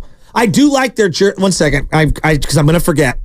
The cursive Los Angeles road jersey is almost a perfect jersey. It's beautiful. It's absolutely stunning. And I hate the Dodgers, but I respect that road gray jersey is as close to perfect as possible. Outside of the Angels, who I think are pretty meh, I'd say I would take the 4 road jerseys in California of San Diego, Giants, A's, Dodgers. I'll put them against anyone. Well, the A's, I think, have some of the best the white uniforms of all cleats. time. I know, stuff like that. I can't wait until the Sacramento A's of Las Vegas playing in Oakland. It's awesome.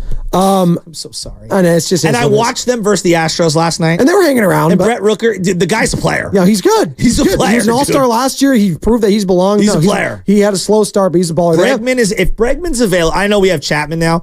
Bregman is going to be a free agent. Well, if Bregman's available, I want him. I mean, he's another older piece. Is he going to be the guy? He's 30-something. He hits bombs. I'm convinced now, and I'm bringing this all full circle, a guy like Bregman, an older guy, like just go all in on the young guys at this point. Just go all in on them. I think that is what was a breath of fresh air last night for Giants fans. I agree. And why they were so happy and why they started talking on social media like the big boss man was talking about, because we have a future to be excited about, potentially. Yeah. We don't even know that. Like, there's a dead end of dead weight on a lot of the Giants players right now that I don't, and I like Mike Yastrzemski, and I like Lamont Wade, who's been very good. He's been awesome. Jerry Hairston Jr. just talked about that this year. But if you could flip him for something in the future, you owe it to yourself to do it. At the trade deadline, if you're sellers, absolutely. A high OBP guy to a contender who needs an outfielder, first baseman combo. All right, let's continue this conversation. That's what's coming up on the game. It's brought to you by Scandinavian Designs Furniture. We've got John Shay, the national baseball writer for the SF Chronicle, the Shay Hay Kid, at John Shay Hay on Twitter. That's what's coming up. Again, brought to you by Scandinavian Designs Furniture.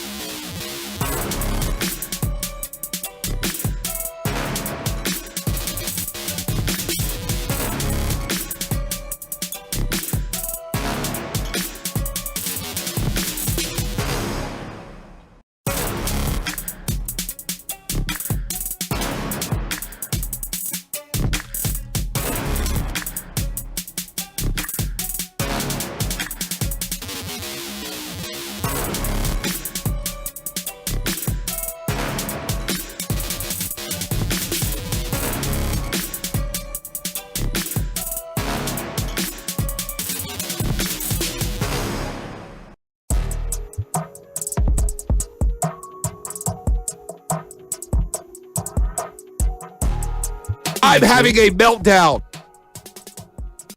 Now, back to the morning roast with Bonte and Shasky. I'm not having a meltdown. Bonte might be in the toilet at home. Yeah, he's not Feel doing better, too well. buddy. He's got a stomach ache today. He's out. Spadoni's in. It's a last-minute platooning. That's fine. We did a great job. Shout out to our friends. We haven't had a chance to really utilize it this week. We've had some good callers, but I want to shout out our friends Flowing Water, Plumbing, and Drain. If you're going to call into the roast, you better bring it, because if you don't, you'll be toast, and you'll be flushed. Okay, I was going to say, is that brought to you by Flowing Water, Plumbing, and Drain. Brought to you by Toasters. There you go. You'll be toast. Dumbo?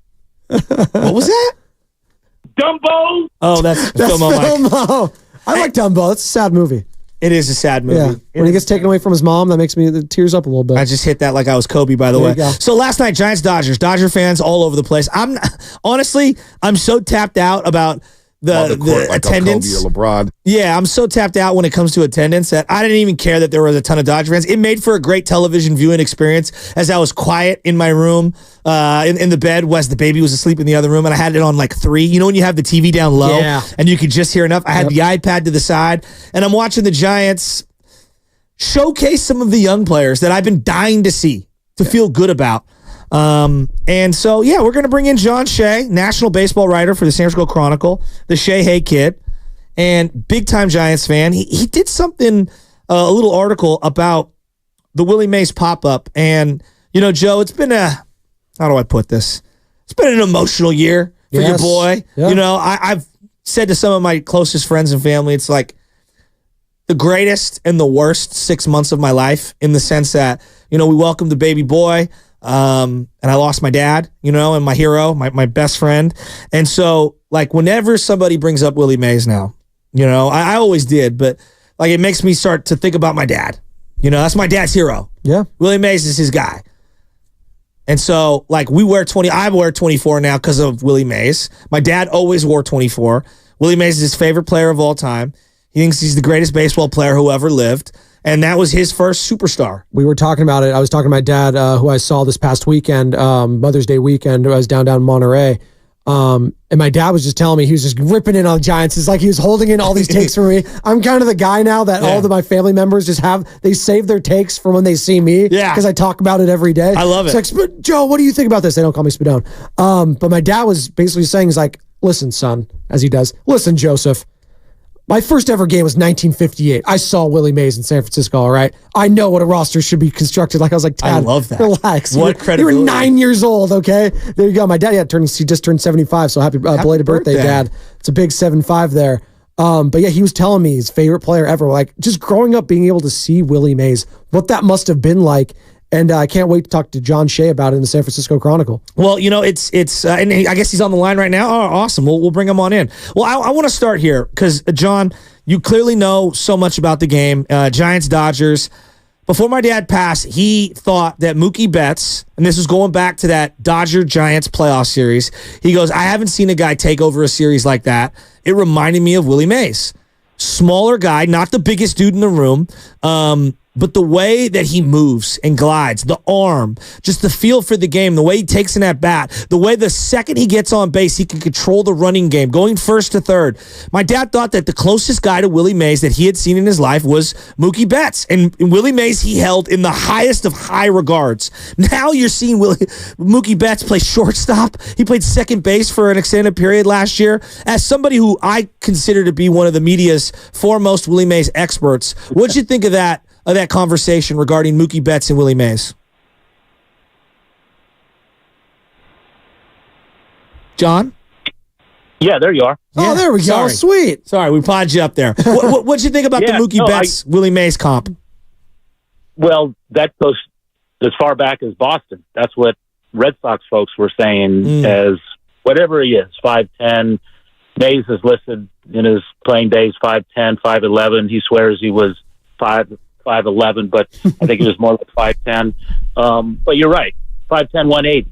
I mean, that's Mookie. That's a guy who can play anywhere and combines great speed with great power. And the winnability factor is there. And it's like when you are a fan, no matter where you are in a stadium, you want to watch that guy. And that was the same with Mays, who was maybe more of an entertainer, and he tried to be. Betts plays the game right, and plays it with flair, sure, but not the way maybe Mays did with the basket catch and the cap flying off when he goes first to third or chases down a ball in the gap. But Betts has been doing it. People were saying, well, it was Betts and Mike Trout, and those were the two guys who were Mays comps. But Trout has shut down the running game. He was never a Gold Glove center fielder, and now he's injury prone.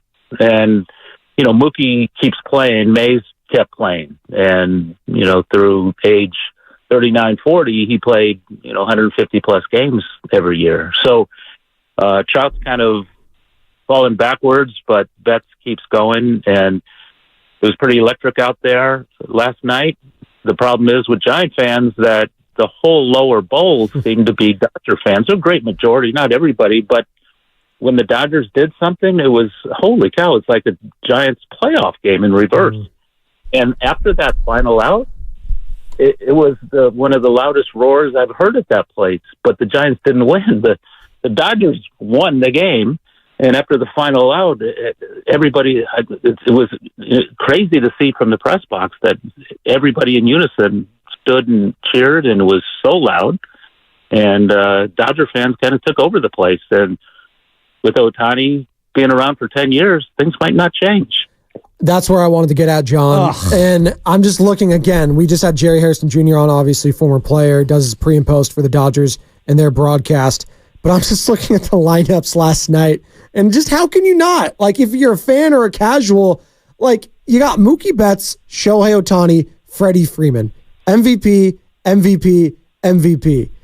Yeah. Juxtaposed out Mike Yastrzemski, Tyler Estrada, Matt Chapman. God love them. It comes up just a little small. So I just asked this to you. Obviously, you're in-depth on covering this team, both sides of the Bay. How far away are the Giants from even coming close to the Los Angeles Dodgers? Well, I don't think they'll ever come close anytime soon because the Dodgers, I mean, the three guys you mentioned weren't homegrown. No. And they all came, whether it's trade with Mookie or free agency with Ohtani and Freeman. But those guys could carry a team. I mean, a lot of criticism has been thrown at the Dodgers, lower half of the lineup, the bottom three, whatever.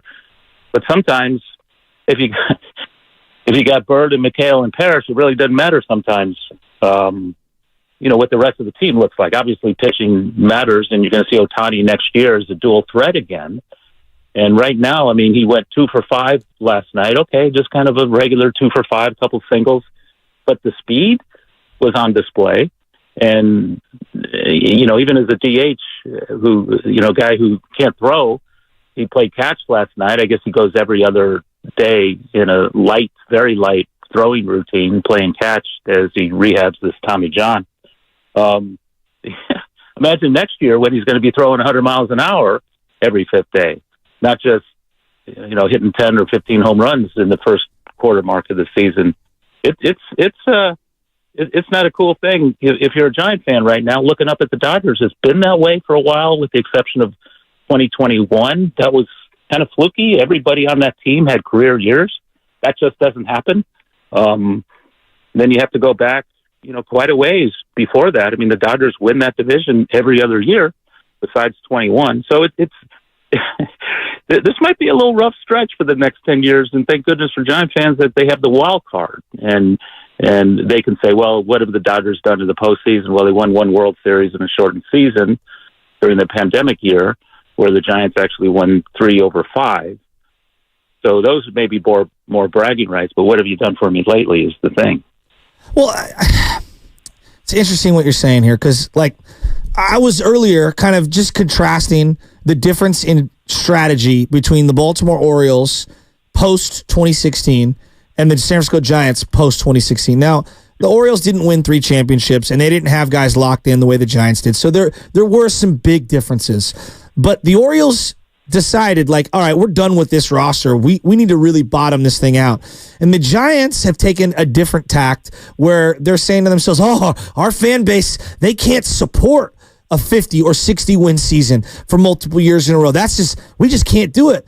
But I also don't see Giants fans supporting 75-win seasons and 80-win seasons.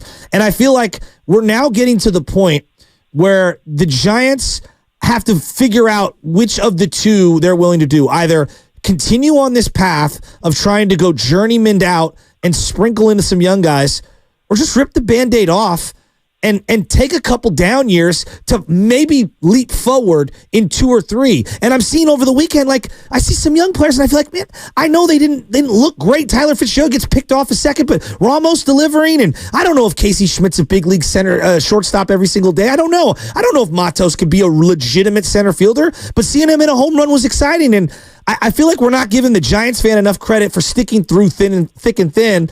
I don't think they have the guts to peel the onion off and actually trade away these other guys and go all young. Do you?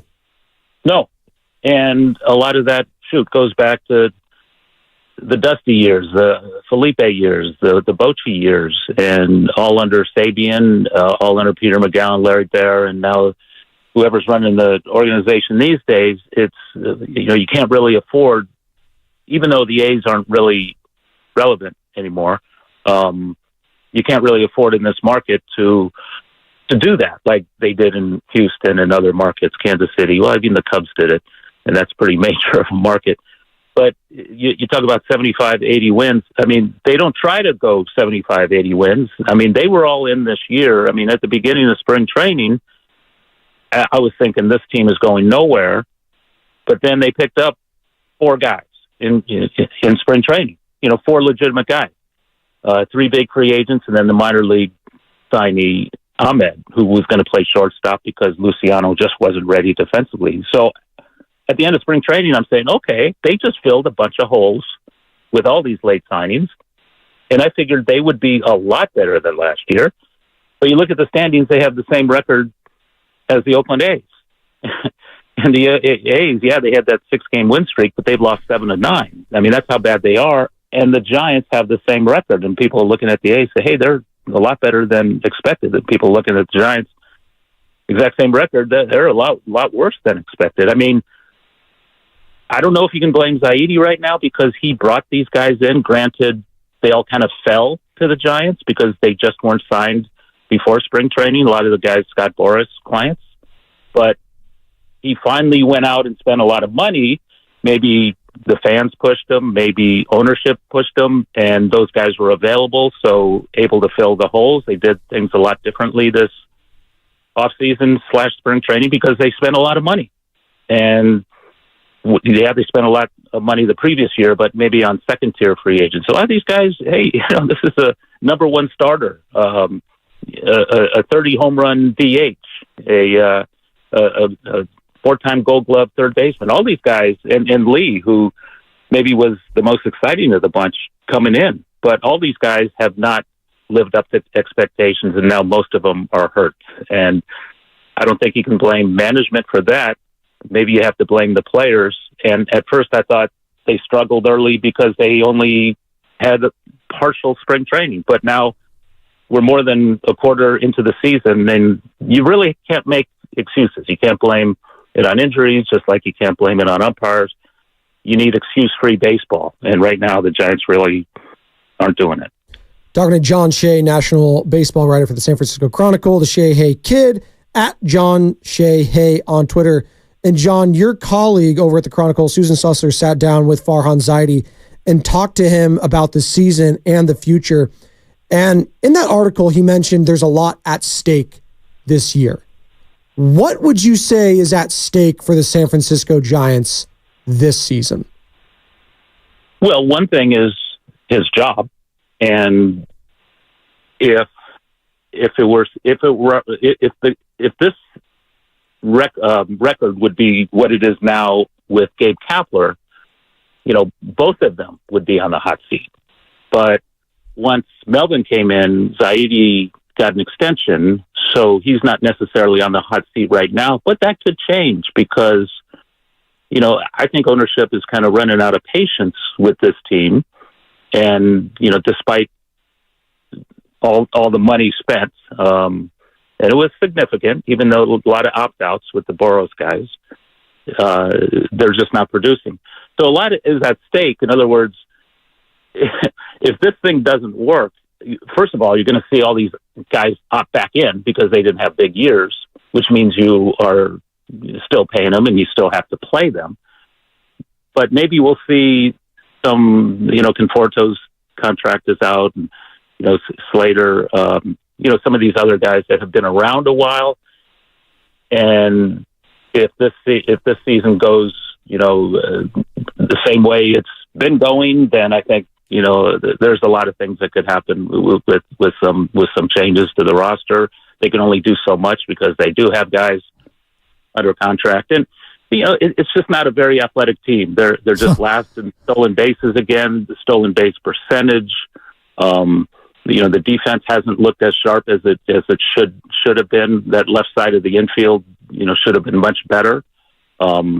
And with all these new guys, you just never know. Every game is going to be an adventure with a fly ball and a ground ball because these guys aren't major league tested. I'd love to see Ramos play every day, Matos as well. Give them a whole month and see what they can do. I think fans would love that. And that goes back to your question about, just let them play and see what happens. Rely on younger guys. And right now, unfortunately for the Giants management, they're going to have to rely on these younger guys. All right, so last night, Kiki Hernandez steps up and hits a home run, and my uncle texted me first thing this morning, like all-time Giants killer. When it comes to Dodgers, right? Kiki Hernandez, he's on the list. I got Scott Hairston, Kiki Hernandez, Max Muncy. I throw Kershaw in there, Paul LaDuca. Who else am I missing on here? Well, I guess I could go back to Ron Say. He was the ultimate Giant killer. You look up his numbers against the Giants, and that was when the Dodgers were very good and the Giants weren't very good, throughout the 70s and into the 80s. And Say, the third baseman, the Penguin, he crushed the Giants. And anybody who went to Candlestick Park back in those days can tell you the same thing. Got a tremendous mustache. I'm looking at him now as well. Look at that thing. Come on. John, watching that team with that lineup, it's like we don't even talk about Will Smith would be the best player on the Giants by far. He's so good. They're so good. Max Muncy's an afterthought. And he's a killer for sure. Oh. I mean, Brett Rooker would be their best player. Yeah, no doubt. Yeah. What did I say to you, Spinoni, last night? Well, speaking of them, real quick on the A's, this guy, Mason Miller, he hasn't really had a lot of opportunities this year. I mean, he is just en fuego. He has the highest velocity out of anyone in the major leagues. Whenever he comes on the field, it is must-see television. There were hearing rumblings, Ken Rosenthal, could he be dealt at the deadline? Sooner or later, though, the A's, I know they're going to Vegas, maybe. I know they're going to Sacramento next season. Sooner or later, you got to start keeping some of these guys, right, John? Like, moving on, Mason Miller, really? Yeah, I kind of laughed at that. It was just silly. I mean, we're a month into the season. You're trading your best player who has zero service time, and you'll have forever. I mean, can't the A's keep some guys? Can't they keep some good things? I mean, it's silly. I mean, why would you trade this incredible prospect / maybe all-star for prospects you don't know about? I mean, he's young, he's cheap, and he's going to be around for a long time. So trade him. I mean, it's just ridiculous. I mean, will the A's trade him? I mean, they could do. Everybody's open to be traded in this organization, of course. But he's got almost no service time. So why would you move a guy for other guys without any service time? I mean, he's fun to watch too. I mean, if they want to be competitive at any level, they need him. They got to 500 with that 6-game win streak. I think they were 17-17, partly because this guy was shutting the door. When they got a 1 or 2 run lead after the 6th or 7th, it was game over. He's got 33 strikeouts in 16 innings. I mean, he makes great players look foolish. Yeah. Well, John, thanks for coming on. John Shay, national baseball writer for the San Francisco Chronicle. Just tough days right now for Bay Area baseball. But we do have I have a Little League game, SFYBL playoffs, Mustang team. Huge. Today, Kimball, 5:30. So if you want to watch real good baseball, come check the City Flame team out at Kimball. I'll give you that one. Yeah, and any Dodger fans there taking over the lower bowl? I hope not. I heard Shohei Ohtani's going to be in attendance. Maybe he's going to watch the game. Oh, God. Maybe have some bets on it. There is rumor a San Francisco Giant will be coming to our practice, a former San Francisco Giant to our practice on Wednesday. Wow, that's huge. It's big news, John. Yeah. John, have a good one, buddy. Thanks for coming on. Thanks. Have a good morning. You too. Thanks. Former SF Giant. That's a teaser. I thought it could be anyone. It could be Willie Mays. It's not Willie Mays. No, he's not going to roll out there? No, someone a little younger for the younger demo. Okay. Yeah. Timmy? No. The kids are going to be really excited. Okay, we'll just leave it at that. Okay. Yeah. That's cool. Boston Slater? He's hurt right now. Leave him alone. Come on. Tom Murphy? I want to have fun for the final 20 minutes of this show. Giants-Dodgers last night. That was fun. That was. It's fun. My wife's side of the family went to the game Friday night. Nice. And little Tanner was singing the national anthem. Really? Yeah. And someone got hit with a ball in the head on a foul somewhere near them. But that wasn't what I thought was cool. What was cool? I didn't think so. No, that was not cool. What was cool was Kieran, Danny's oldest son, his 20s, somehow got a ball flipped to him by Camilo Duvall, which was the final out of the game. Wow. They were somewhere in the bleachers, and I guess on his way, off the field, he got a ball flipped to him. Pretty cool. First ball he's ever gotten. Sunday, Sam Lubman tweets out a photo of him and his mom, and it's the first baseball he had ever gotten. Third foul ball, first one I ever caught. Gotcha. Up, though. Okay. Yeah. The other ones all ricocheted off seats and stuff. This was a clean catch. A clean catch. All right, good. A lucky Mariner fan caught a foul ball on consecutive pitches yesterday. I've seen that. Yeah. It's the most random occurrence that could possibly happen ever. I mean, that or getting back-to-back home runs in the exact same spot. You caught foul balls in a stadium on consecutive pitches? I mean, the same fan? Was it barehanded? Yes. That's pretty incredible. Now, if he was holding a baby, it'd be one thing. No, but that's not what I want to ask you. What are you going to ask me? Here's what I want to ask just really quick. I just want to throw a fun little stat at you guys. Just a quick look up. According to MLB's Twitter account, there is a .0000, so that's 4 zeros, one chance of catching consecutive foul balls like that. A lot of zeros. So many. A tremendous zero. So many of them. Here's the question I have to give you. 888-957-9570. Rapid fire. I want your best foul ball story. Oof. I don't even have a good one. I've never gotten one near Are you me. kidding me? Never. You've never gotten one? No, I've gotten close of people like throwing them, like when they're when they're doing catching the outfield, they're throwing them back to the bleachers. I've gotten sniped a couple times. People right in front of me just cutting me off. Okay. Were you a kid when it happened? No, I was an adult, which makes me even angrier. Because I've gotten close because Benny was near me one time. I wanted to get one for the kid, right? I guarantee you though, because the age like average attendance this year is like 6,000. If I go to a game, you get like 7. I'm going to be in my own. We're going back to territory here with Adam in the city. I'd have my own territory, your own little section, in the outfield at the Coliseum. I'm sure we can get some Brent Rooker bombs or whoever comes into play at the Coliseum. I think the Dodgers are coming to the Coliseum this year. Get some Shohei dingers there. With all the way Dodger fans travel right now, you might not have as much room around there. I'm telling you right now, I want rapid fire. Line them up right now. 888-957-9570.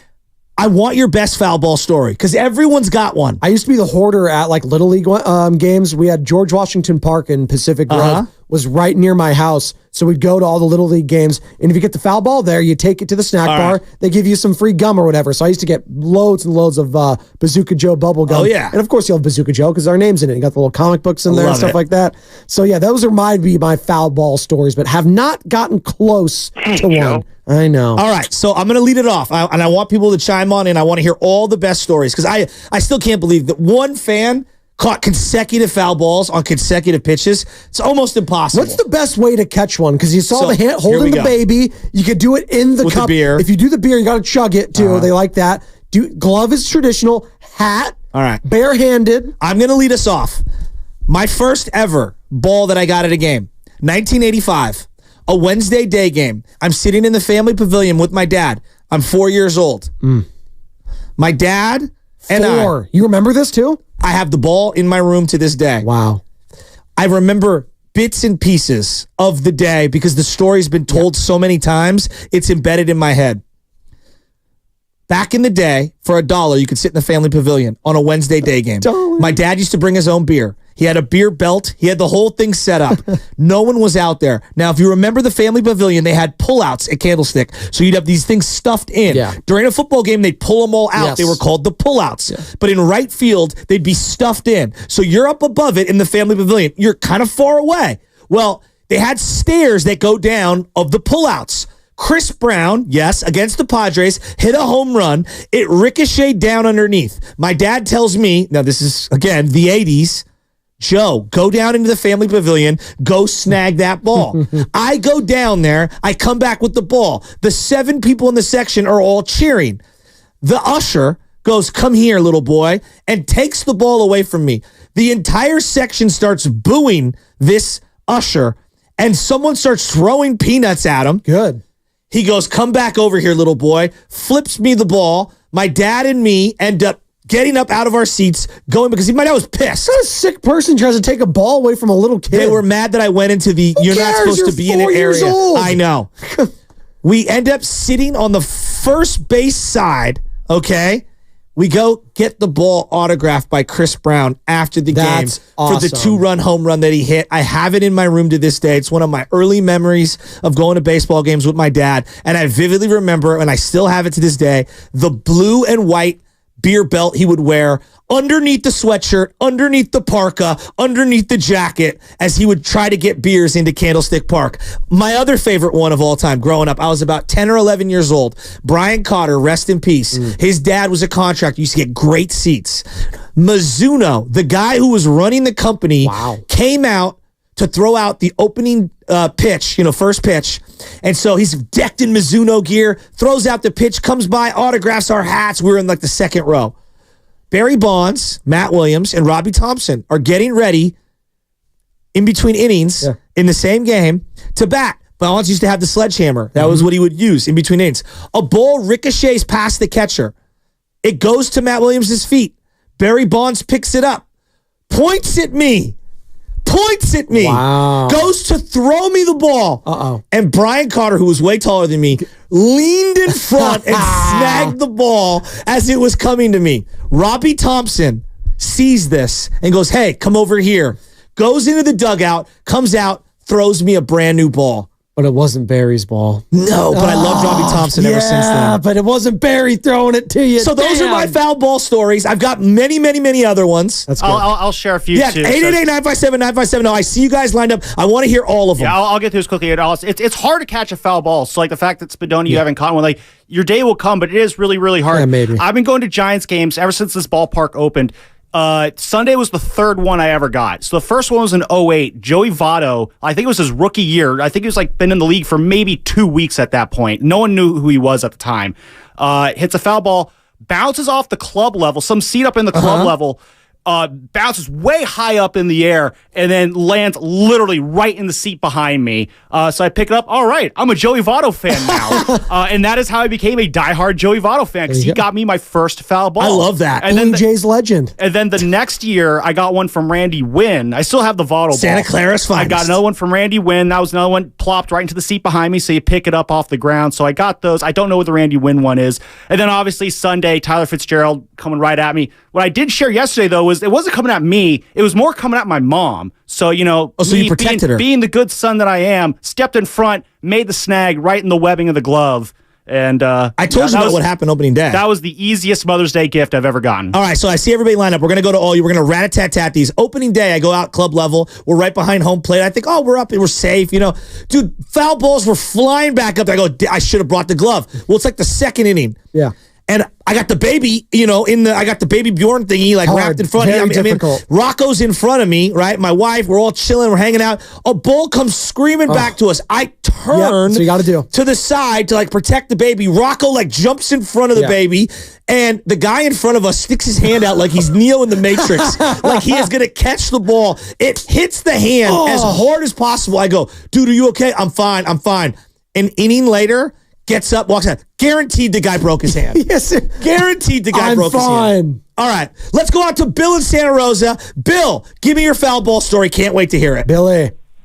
Okay. Well, this isn't my first foul ball. I caught many a candlestick. I was a diehard Giants fan growing up. Love it. Got a lot there in the early days when there'd be nobody in the park. Yep. You'd be able to run down the first base line and, run all the way to the foul pole and you could get 2 or 3 a game. But anyway, back in 96, when I was a union carpenter, I'm since retired, but I was working at the Oakland Coliseum, and we were working during the games, and Brett Butler, he hits a shot into left field, and it, bounces off the new concrete we were pouring, and I'm in my gear and wearing all my bags, and I jam over, I grab the ball, and then there's a couple kids over on the other side of the where the steps go up. Yeah. They're like 15 feet. They're up like 15 feet over on the other side, and then there's a reporter from the Trib or whatever, and he's like, "Hey, hold on, before you throw that to the kids, let me get a picture of you throwing it." So I get all ready, and he gets ready to take the picture. I throw the ball, and it bounces off the kid, and it goes down into the stairs. And they're like, "Hold on, let's do it again."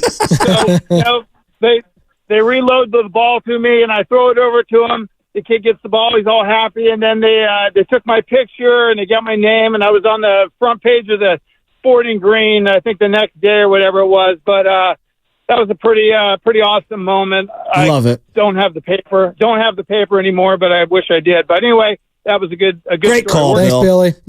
Call more often. All right, rat-a-tat-tat these ones. We're up against 30 seconds or less. Aaron in Fremont, give me your foul ball story. As a Mariner fan, caught consecutive pitches, foul balls on consecutive plays. I can't believe it.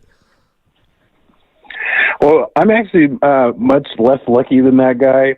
My grandpa used to take me out to games when I was a little kid. Uh-huh. So, as an adult, I was like, hey, I'm going to take my grandpa out. We're going to go to AT&T. It's going to be like old times.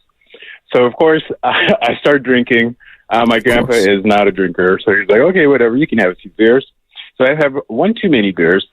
And then this foul ball comes, and I'm in 104 section. I'm like, oh, boom, I got it. Stand up. I got my glove on. My grandpa, we're looking at each other like, yeah, you got this. So it's perfect. So then I lean over because I think the ball's gonna, be short. Yeah. And of course it goes right over my head. Oh. And I've already committed. I've dove 2 rows into, into the section below.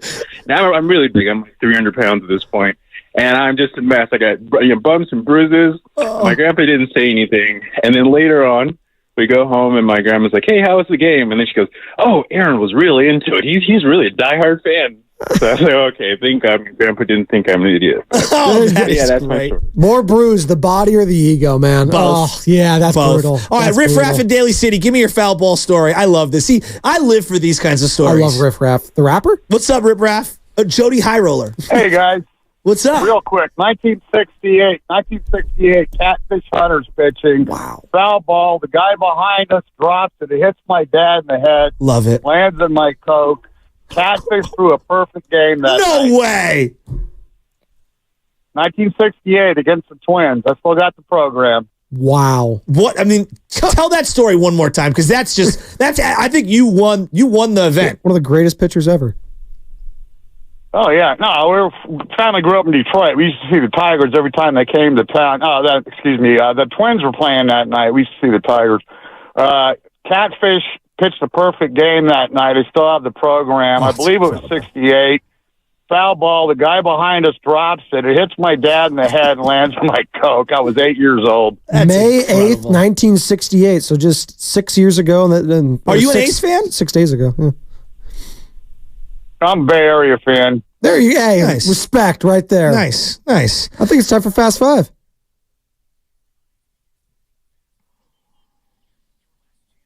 Dumbo.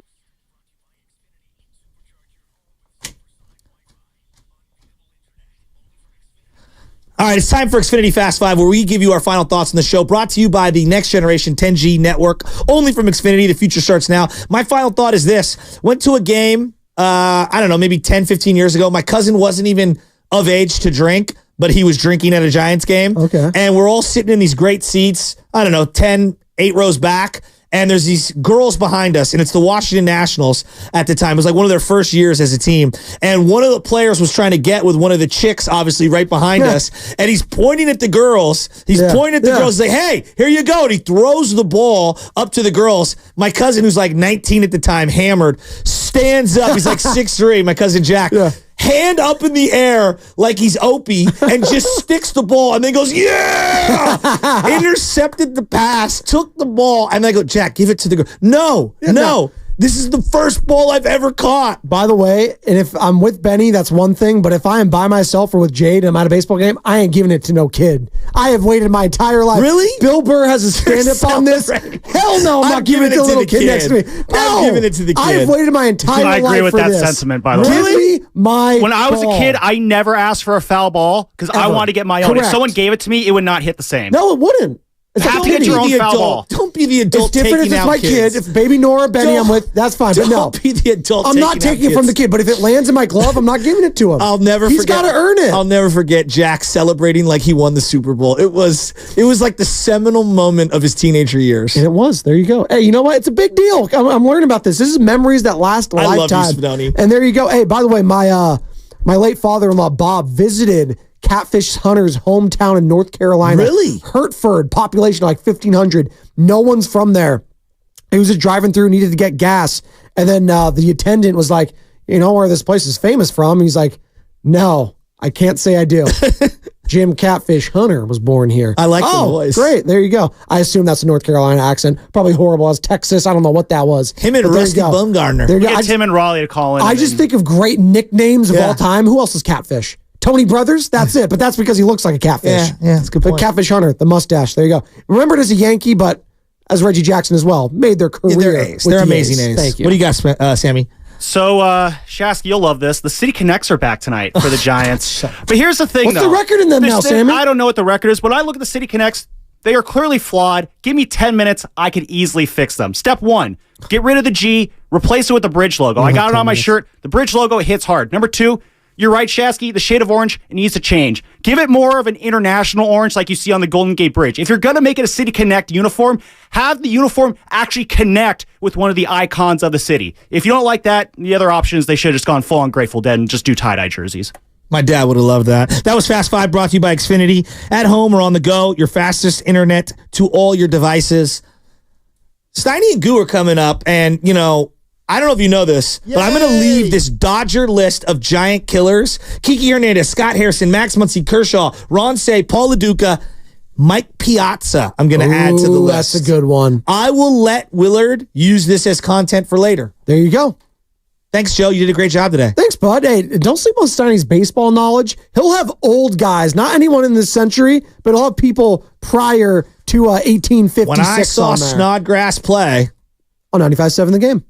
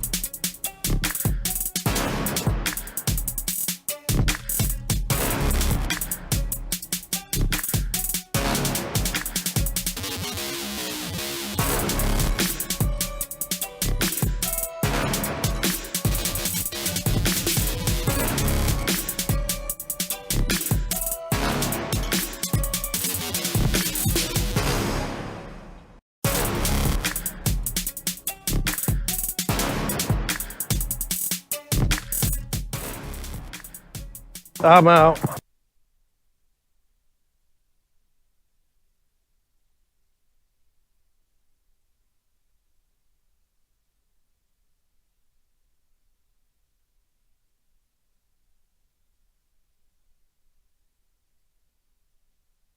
Hey.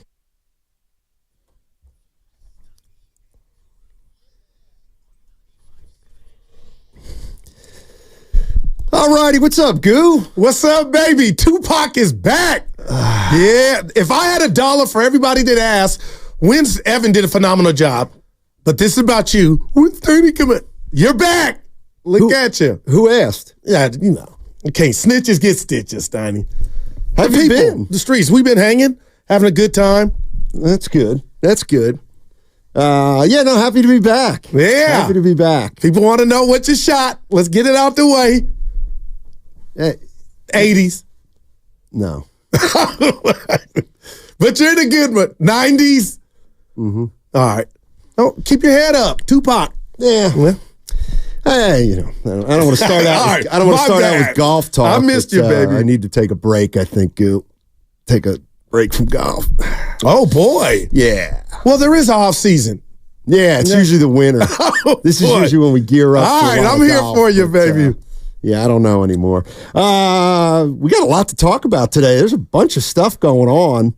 Caitlin Clark debut. Yes, Caitlin Clark debut. And what about Jared Goff? Boy, getting $212 million. Boy, 4 years, $170 million guaranteed. How do you go to bed knowing you got $170 guaranteed? You could get fired from your gig and life will never.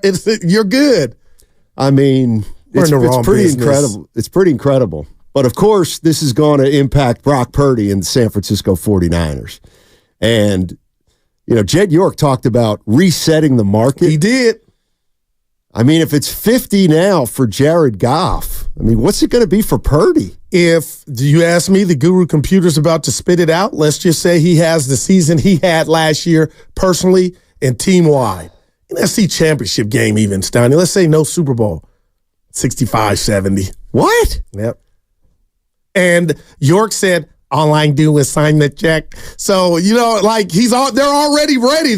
I don't think there's no right on the table about, oh boy, unless he just goes and wets the bed, Brock Purdy. But let's put the right on the table early, brought to you by Etco. Can you have a better start to your career than Brock Purdy? Taking your team to the NFC Championship game, following that up after you wrecked your elbow and you have surgery, and then you just take them to the Super Bowl. Maybe, you know what I mean? Maybe instead of the last pick in the draft, if you were the first pick in the draft and you had that start, it would be great. You know what I mean? No doubt about it. That's a good enough start for a first overall selection. Everybody's happy. But the one thing I was wondering, and I'll ask 49er fans this too, is does anything matter except this year for Brock Purdy? I know he's already put together a resume where he's gotten to the NFC Championship and the Super Bowl. We know that. But going into this next season, does that matter? The first 2 years, if he takes a little bit of a backslide here, let's just say he ticks down a hair. Then what do you do? Do you think that? How do you look at that if he ticks down a little bit? I think it matters, but it's how much ticking are we talking about? Because you've got it cemented in my brain to where we were talking about Kyle Shanahan and his possible arrogance, to where he looks at Brock Purdy like he could go find another. And that's no shade personally to Brock Purdy, but I do wonder, the maestro that is Kyle Shanahan, Steiny, is he against maybe putting all that cheddar in Brock Purdy's hand if there is a tick or ticks down? So I'm curious. Yeah. And for whatever reason, I just keep thinking about what if this season ended at home against Green Bay, where Brock Purdy didn't have his best game. He wasn't the only. Right. And I'm wondering, well, how far can that go to Kyle? Because I thought Kyle did love Jimmy, and he loved him to a point to where he went and drafted Trey Lance. So, Steiny, I don't have that answer, But I do believe there's a question. So here I go again. I missed you, but there are 2 scoreboards now. And the scoreboard when Brock Purdy took over was, do we need another quarterback? How long will you be William Shatner, Captain Kirk of the Starship Enterprise? But now it's about how much are we going to pay you? And I think he's at a number already, Steiny, but the tick back has me just wondering, where's this thing going? And then how much would he ask for? Well, that's the part that I'm now unsure of. And that's, it's one thing when we're talking about Mahomes or Rodgers, or we're talking about, Allen, some of the best quarterbacks in the league. But Jared Goff, well, he's been to a Super Bowl. He's good. Well, he's been to a Super Bowl and an NFC championship game. Yeah. Just like Brock Purdy. Right. So if you're telling me that he got 50, Purdy's got to get 50, doesn't he? He's younger. Okay. He's done the same amount. But here I go. It's not about this. I know. Mechanics, or if we went in the lab, height. Let's be honest, Donnie. To me, I would pick Jared Goff over Brock Purdy. But life's not about that. It's about how do you run your system. And kudos to Jared, who got to a Super Bowl with the Rams, followed that up. They put a ring on his finger because they like what he's doing now. So I don't want to diss Brock Purdy, and it's not about how far you can throw the thing. It's how you read defenses and what we just talked about. What's better, Steiny, than a Super Bowl, almost winning an NFC championship before I got hurt? So I guess that's what you're paying for. But I do wonder if he just had an average season, would they be like, you know what? This is a one-off, or do we got to put a ring on it? The question also is if he has an average season, maybe the Niners still win 11 games. You know what I mean? Wow. Because they are such a good team.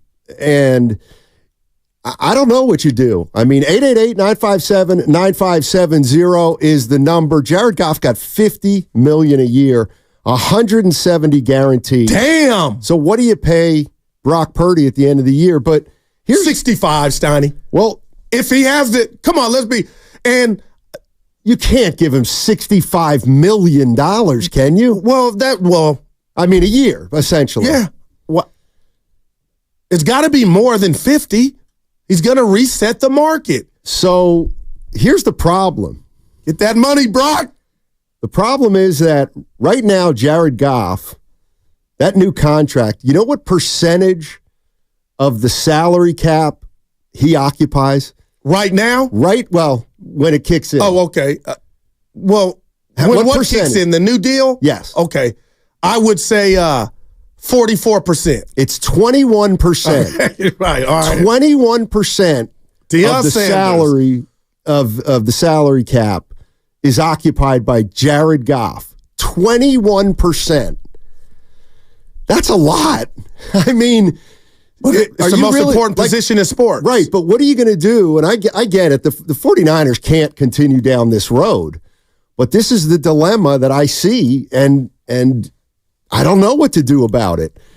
But you can't keep everybody on offense if you're going to pay him 20 to 25% of the salary cap. And maybe that's why Ricky Pearsall was drafted. Maybe. No doubt about it. I think you might. I think you might be right there. But 888-957-9570 is the number. I just got to thinking about Brock Purdy, and I know he's put together 2 good years, but in a way, I feel like. Tell me. It's wiped clean because everything depends on this year because he's in a contract year. And I get it. Sometimes quarterbacks have, up and down years and maybe his will be next year. But man, what if you pay Purdy that much money? You got to reassess your team. You got to reassess all the money that's going around.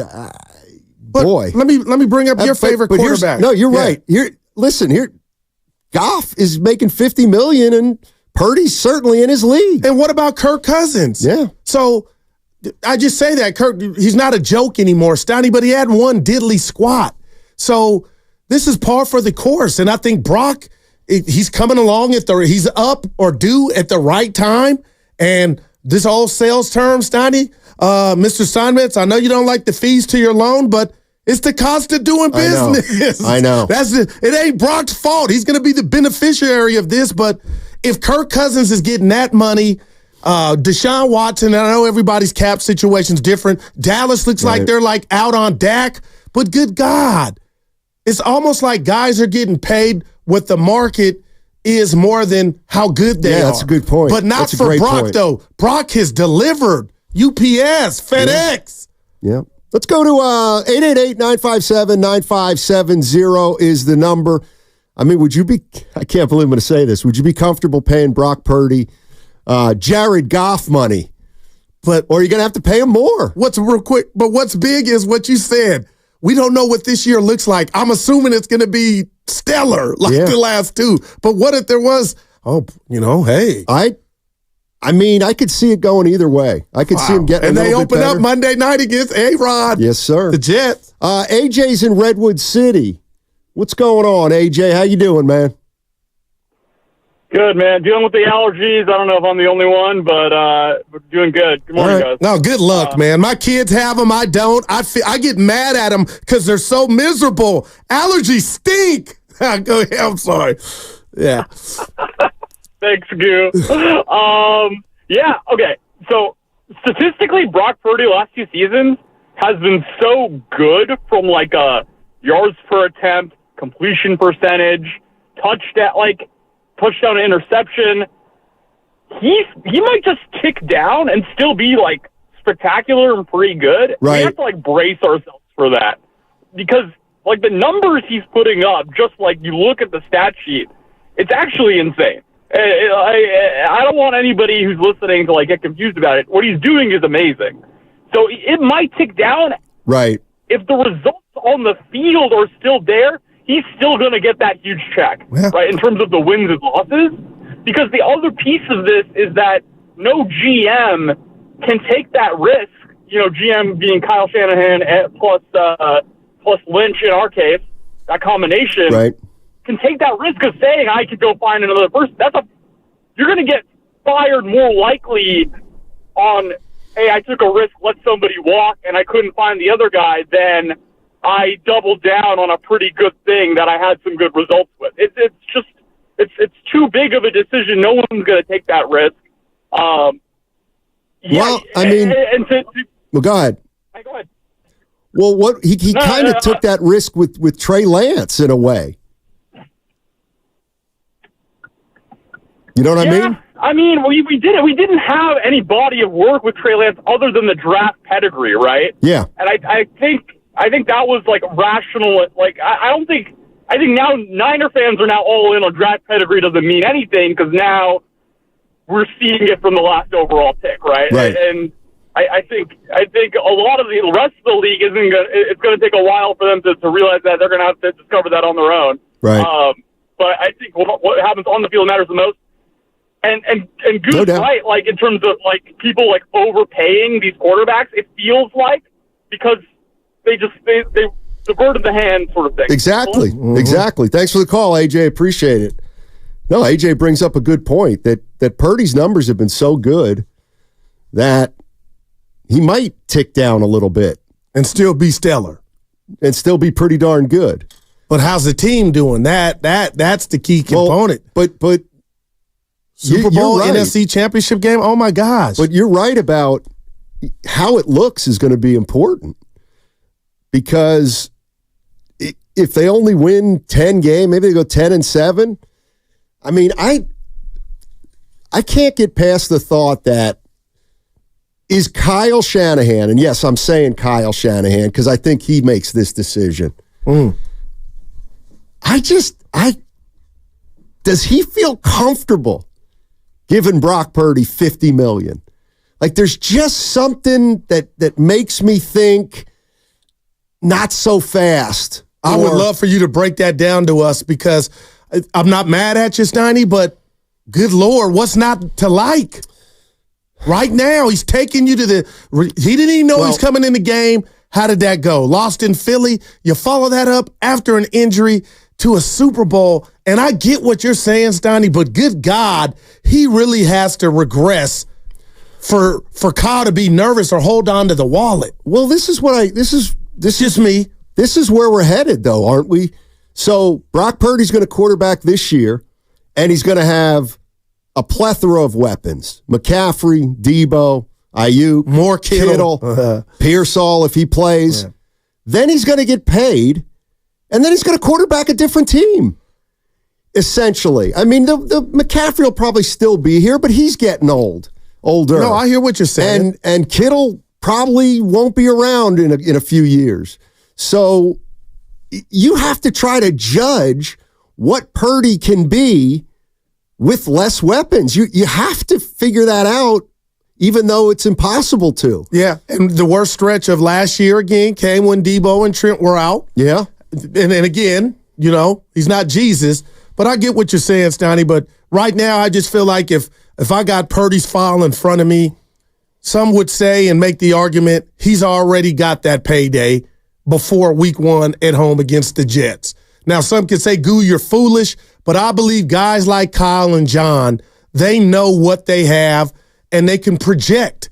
And if Debo or whoever's not here, one weapon, Stoney, I still think that's part of your answer on giving them the contract because you gotta think what's it going to look like. And right now, Brock Purdy, man, the scoreboard's 1,000-0 to me in regard to, is he going to get this new money? Oh, he's going to get it. It's just about how much. But if I'm wrong and he just has an average season, and let's just say they win 9 or 10 games, and Steiner, he's 22 touchdowns to, and I'm being negative, 13 picks. Okay, then I'm like, oh boy. Yeah, but I don't see that happening. Well, I don't know. I mean, I don't know. Anything can happen in football, injuries, things like that. But 888-957-9570 is the number. Jared Goff's getting $50 million per year. Damn. He's getting $170 guaranteed. And am I the only one out there? I think it feels like I'm alone. Look, if he's going to get the going rate, I guess he's going to get the going rate. That's what I like, the going rate. But I'm not, I'm worried about when he coaches when he quarterbacks a team without this kind of an offense around him. Now, what if That's what I'm worried about. Okay, my dad, Norm, would say to that, son, or he'd say, Steiny, what if it never comes to that? Enjoy the now, enjoy this season, and what if it doesn't come to that? Because we're assuming that they're going to lose a piece, and I get it, but what if they don't? And what if one of these dudes, Pearsall's better than, you know what I mean? That's true. That is true. That is true. But I don't know. I wish this were like a normal football team in terms of its offense and it's in terms of what they pay. I mean, he's making $1 million. Yeah, this is incredible. That is less than 0.5% of your salary cap. But they made Jimmy at one point that I know people are going to say it was short-lived. Steiny, before Jimmy was the highest paid quarterback for 2 minutes. And that was without the skins on the wall that Purdy has, or we believe him to have. Well, this is a good point from the 818. This is Goff's third contract. Right? Okay. So he's already been paid. So because it's only going to be Purdy's second contract, maybe, and he's only going to have 3 years of experience. In other words, you will not have seen him for 6 or 7 years. Yeah. Maybe that's what you do there. I don't know. Well, give me this. Yeah. Let me throw this to you. So, I said it earlier and I believe it. The most important position in sports right now is a quarterback in the NFL. Steiny, what's not to love about Brock right now? Can you follow me? What's not to love about, like, some people, I have friends and writers, gals on TV that think maybe, he's a system quarterback. Okay. But the hell, if I'm a system quarterback and we're getting to the heights that we've gotten, why do we need a change? I'll pay for that. Because no other coach is coming up in here. You only got to run what you've perfected thus far. Now, Arms, can he throw it 80 yards? No, but does he need to? No. Is it working right now? But I do wonder, the rat on the table for your boy, Darrell L. Johnson I, L stands for LaVelle, is what happened to that Niner offense collectively in the playoffs. Exactly. That, to me, is, Steiny, that, I get goosebumps thinking about it. Is Kyle behind closed doors saying maybe Brock had something to do with that? I don't think that's the case, but is that part of this? Do you have to break it down to that, too? Where was it? Yeah, I don't know. 888-957-9570 is the number. The other thing that's interesting is, so Brock Purdy, Jared Goff's now among the highest paid quarterbacks, but he's not a top 3 or 4 quarterback. Are we so sure? Yeah. Detroit came in here and that offense looked like a locomotive. Well, let's go through it. Would you rather have Lamar Jackson? You know how I am on Deshaun Lamar. Watson? No, I'm going to say no to Deshaun. He's done. Something happened to Deshaun. Hurts? God, Steiny. Stafford? I do like Stafford. I'll take Stafford over.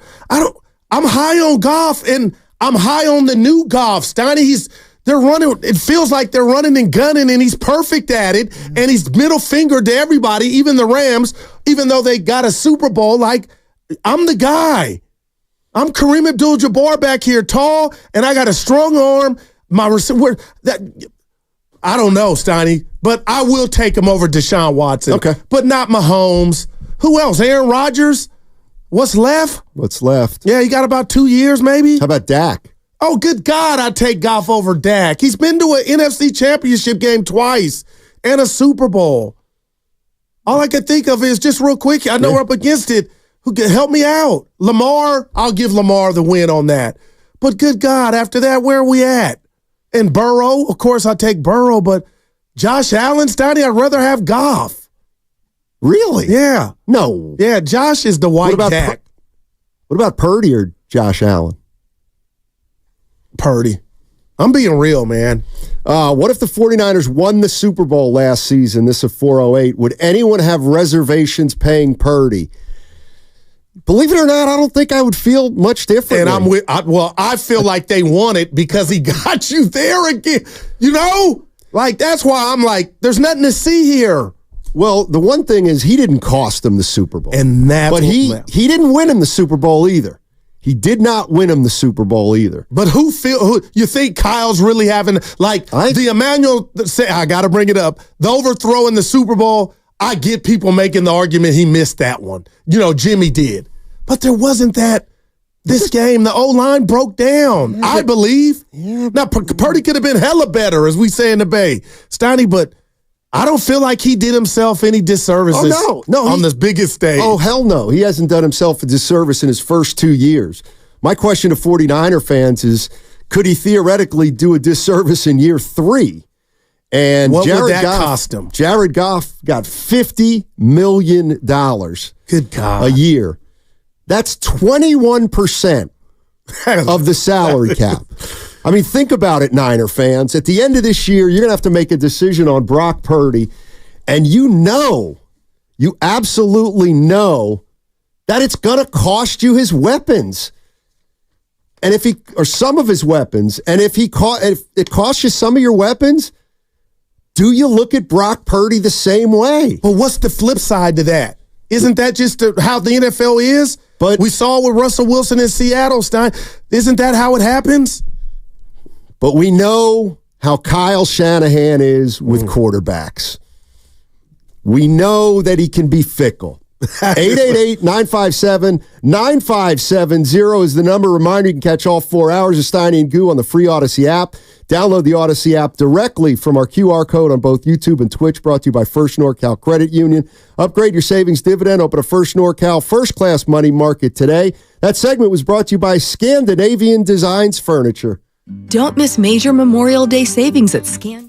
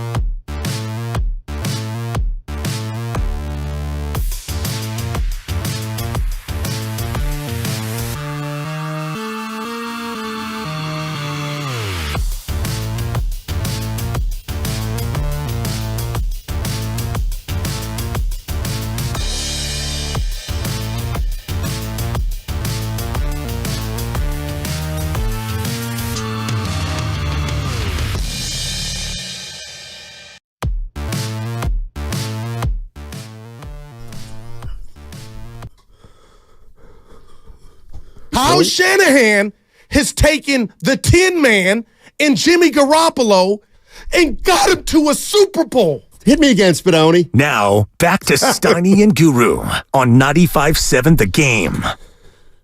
All righty. What's on your mind? Go ahead and share that.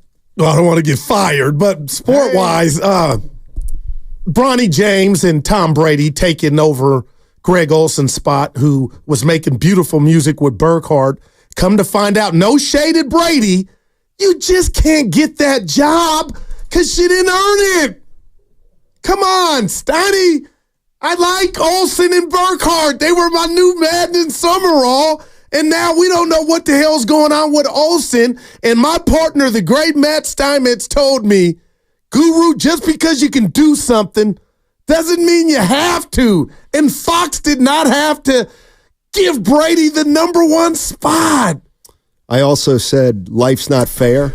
Well, I'm learning. I'm a fair fighter now. Real quick, like how did Draymond Green get on TNT already? He earned that with his breathtaking takes. He went there. He earned that. He's a person now. He is who he is. That's why they put, hey, come here. And hopefully what's his status with what's going on with inside the NBA. But Steiny, I guess as the older I get, we talked about this Friday, Evan and I. I went in on Bronny, but it wasn't him. I love the kids. I just went in on what it represents, how he's going to take a jersey from a guy that's busted his ass or guys, you know. And now Tom Brady comes in here. I love Tom Brady. You ain't ready for this, pal. Well, but because you were badass, Greg Olsen, all the hard work he's done, he was great. He's out. I don't like it. I need a cape. Wait till Brady's the best. Then what are you going to say? Well, I thought Roma was the best, and then he came back to earth. Shout out, Tony. Well, here's what I would say to that. And for Bronny taking a jersey. Talk to me, man. Let's see. There's 30 NBA teams. Let's say each team's got 15 guys. There we go. That's 450. All day. 450 NBA players. Are they the best players in the world? No, they're not. Well, they're not. Okay. This is what Evan brought up, nepotism. What's the difference between drafting Bronny and drafting a project? Because I don't know the backstory of the other guys that are getting the benefit of nepotism like we know Bronny James, who may not even be 6'1". I love you, Bronny. I really do. But if this were Daryl or Donovan or Milan, I would love it. I would do it. I get it. It just don't. People are going to really draft Bronny because of his dad. They want his dad's services. I don't see it. Here's the other thing, Bob. Here's the other thing. If you look down at the bottom of the draft, there's all these good teams. There's the Celtics and the T-Wolves and Oklahoma City and Denver. There's no chance they're drafting Bronny James, are they? Why? No, to get his dad. What does Denver want with his dad? Oh, no, I got you. And Denver's not going to draft him. It's about who the Lakers are going to acquiesce to LeBron James, and I get it. This comes with power. Your dad that's like me bringing little Daryl in here, had no radio experience, but I'm Stephen A., and then I sell him like, oh, my boy's great. But he hadn't earned it.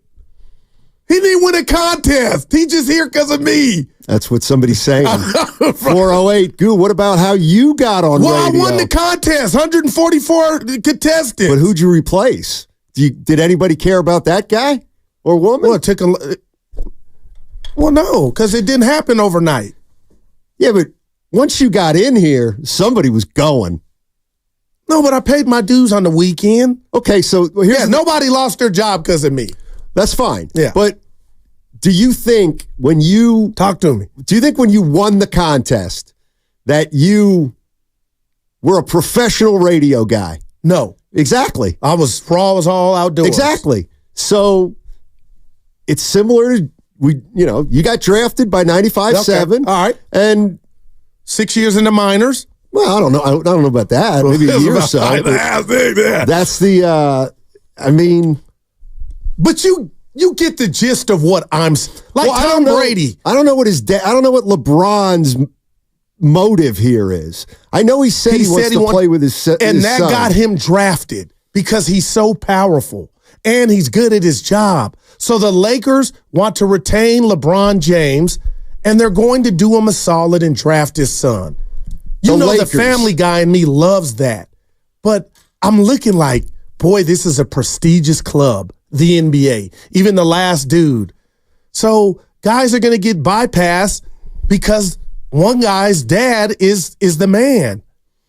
And I just, No, I hear you. I like if Bronny was Zion or a badass, and he's not a scrub, but come on, Steiny, you got to go to the Phil Handy route. You got to go to Europe.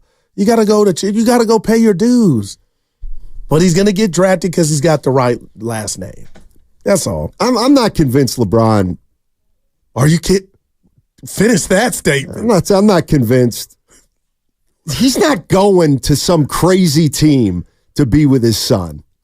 No, the Lakers, it's already done. He's going to stay in LA. When do the Lakers pick? Whenever, whatever. Do they even have a first round pick? They're going to he won't go first.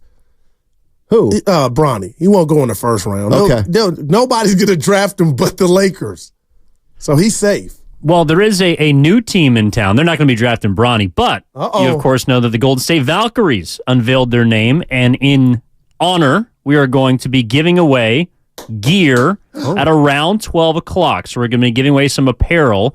Make sure to tune in around that time, around noon, and you can win some brand new Golden State Valkyries gear. When you heard the name, Evan, your first thought, when you saw gold, I didn't know I was ready for it. You want me to be honest? Yeah, no, always. I thought about Ethan Strauss. Why?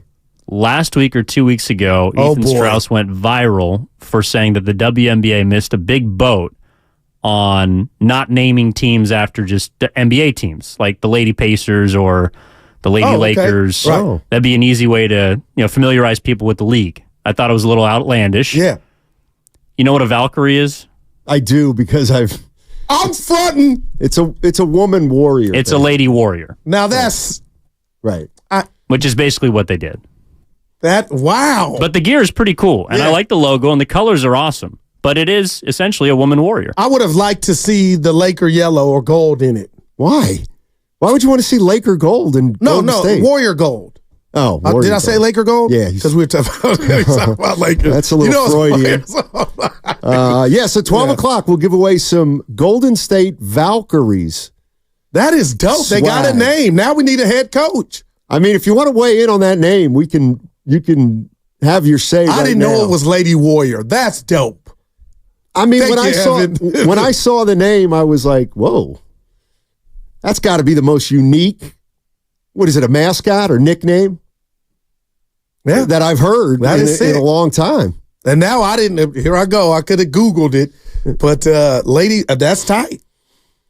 The thing that Ethan Sherwood Strauss, I kind of disagree with that. I do too. Yeah. That was kind of 1960-ish, right? Exactly. Yeah.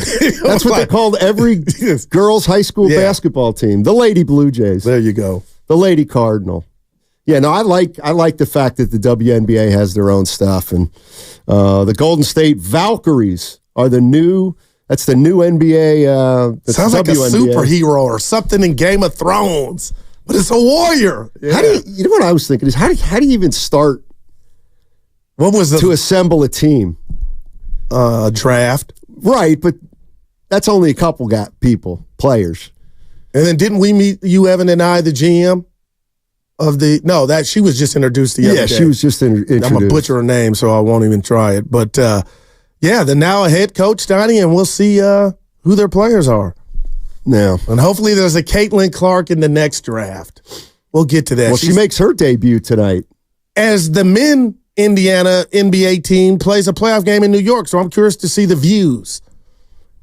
That's actually a good question. Do they play at the same time? They might. 4:30 at 4. Knicks and Pacers tip off at 5, I believe. 5. So the Indiana Pacers and the Halliburton and the Indiana Fever are playing on the same at the same time. But what are you going to watch? What will you watch? All of it. Like I watched the Giants and Dodgers last night. That was playoff. baseball, but Giants got a lot of issues, Steiny, but Evan and I were talking yesterday. I want to see the young guys, but I also want to win. So I know you can't have your cake and eat it too. And I don't know if that's going to happen. I don't know what's up with Jung-Hoo Lee. I'm hearing different reports. Shasky and Spadoni, we're talking, Shasky had mentioned possibly he could be done for the year. Hopefully it's not that, but just imagine that. Farhan going to do that and, not have his services. But that was a winnable game. And you can't get picked off of first base in the tie games, Donnie. No, you can't. Come on. October 6th, 2023. This is from the 209. I had that down. Bay Area Valkyrie is what I called them. That's Poncho. He's saying, look it up in the timeline, fellas. I sent it at 2:11 p.m. on October 6th. Ernie Chavez is your guy. He can help you with that. Yeah, we can get that verified in about 5 minutes. Do you believe him, though? I do. But here's what, I guess the San Francisco Chronicle had a poll, and 25% and had said Valkyries on the poll. Now, I don't know if they were given that name to choose from, but wow. And they got the Looney and Curry with the gear on. They got the shirts on. What are you talking about? They on Twitter, on X, they're already rocking the gear of the Valkyries. Kind of dope. What are the colors, Evan? Purple and black. Oh. Kind of. Well, yeah. Some King fans aren't happy. Let's just say that. Why? Because that's their color scheme. Well, they're in the NBA. Well, this is a WNBA team. I got you. That's the difference there. But Caitlin Clark makes her debut, and it's on at the same time as the NBA. So she has the great Caitlin Clark, a signature shoe. Yes, 8 figures. Wow. Did you hear what Asia Wilson said? No. Can you share it with me? Oh boy, she's a WNBA player, plays for the Las Vegas Aces. She said when it comes to marketing and media attention that there's a double standard. There's a double standard, and Caitlin Clark is the beneficiary of that double standard, according to Asia Wilson. Wow, that's because of race. Okay, and I'm Malcolm X when I need to be, Steiny. Yeah. It's because of Caitlin's play, though. She's Steph Curry. She has taken over the women's game like no other. Cheryl Miller, Candace Parker, nobody's played with the flair that she's played with. And they didn't so get the she happens attention. to be white, so now it's a double standard. I don't know, man. I don't know if it's a double standard. But now, Asia Wilson has she's on the Aces. She has her own shoe, right? She does. So does this reek of jealousy? Because to me, it has just a little smidgen like. No. Here's the thing I was thinking about. And we'll do it the other way. Oh, yeah. Larry Bird, when he came out in 80, you cannot get around his whiteness. You just can't. But he was badass in the college game. That's right. He was. And so the bottom line is when a white athlete succeeds in a predominantly black sport, they get attention. And here, let me throw this one at you, too. And if I love you, so you'll never take this the wrong way, hopefully. So isn't what Caitlin Clark is doing similar to what Tiger Woods did in golf with that phenomenon? And what I'm saying is, why did Tiger Woods generate unbelievable interest? Because he was one of one in it was a white sport. He was like He was like Caitlin Clark. He was great. But there are other white players in the WNBA, Steiny. I know, but it's predominantly black. All right. And nobody can deny that Tiger Woods' popularity had something to do with the fact that he was a black guy playing a white guy's sport. Nobody can deny that. So I actually think there's still that perception that the NBA or basketball is a black man's sport, black woman's sport. And when we see a white guy excel, we tend to what's the word? We tend to build him up a little or build her up. I'm thinking of Luka. I'm thinking of Luka too. Oh my God, there's like no double. He's earned everything, and there's no question. There's nothing to see here. He's getting his props. Well, I mean, how many years has he been in the league now? 5, 6? I don't. Could I argue that Doncic doesn't get the criticism he deserves? He's only been to one Western Conference final. I mean, what's he really done other than put up great? This is a devil's advocate I'm playing right now. No, and I love it, but Steiny, I guess what I'm saying is, I would be the race. I'll use this term here for this discussion. The race police. If Caitlin Clark wasn't bringing anything to the table, well, we don't know if she is or not. Well, she's worthy of the pick that she. Right. Okay, so now with that, we've seen other guys and gals be the number one pick, and they're supposed to be the next, and they disappoint or they pan out. Well, so right now on my radar, because she got a shoe, she earned that shoe in college because she's one of a kind to me. So for Asia to say, like, we don't have 10 examples of this, and that's why I feel like that was a little harsh by Asia. She hasn't played a game yet. But in that's the why WNBA. she's blockbuster, Steiny, because of what she did in the college game and how she plays. We can't ignore the way she plays. We haven't seen it in the women's game. And we can't ignore the way she looks. Sorry. Yeah. Sorry. Like this is one where there are two sides to every story. So right now, I think Evan said there's five or six players in the WNBA had their signature shoe. Okay. From Nike. Nike. Okay. Candace Parker. Check. Elena Delle Donne. Check. Tarazi. Yep. Check. Help me, Evan. You say Brianna Stewart? Brianna Stewart. KD, I call her Durant. Yeah. And Sabrina Ionescu. And Ionescu. Okay, gotcha. And Caitlin Clark. They are all great, right? But this is different. This young lady is different. Well, how many? That's 3 of 5 white players. Yeah. 3 of 5. Yeah. 3 of the 5 women who have. So, do you think there will be records shattered tonight in regard to viewership for this debut? Yeah, maybe. And she may falter and not live up to the billing, but I guess what I'm saying right now, Steiny, she's earned everything that's coming with what she put on in the women's tournament and her career. That's what I would tell Asia. Like, this is where you really want to plant that flag. What if she's James Wiseman? Oh, no, and then it'll naturally happen. But I would ask Asia, and I'll ask you, Steiny, give me the sister or the black player that's worthy of a shoe and doesn't have one. Like Maya Moore didn't get a shoe. But she won 4 straight championships. Right, no, keep going. But why hasn't there been any?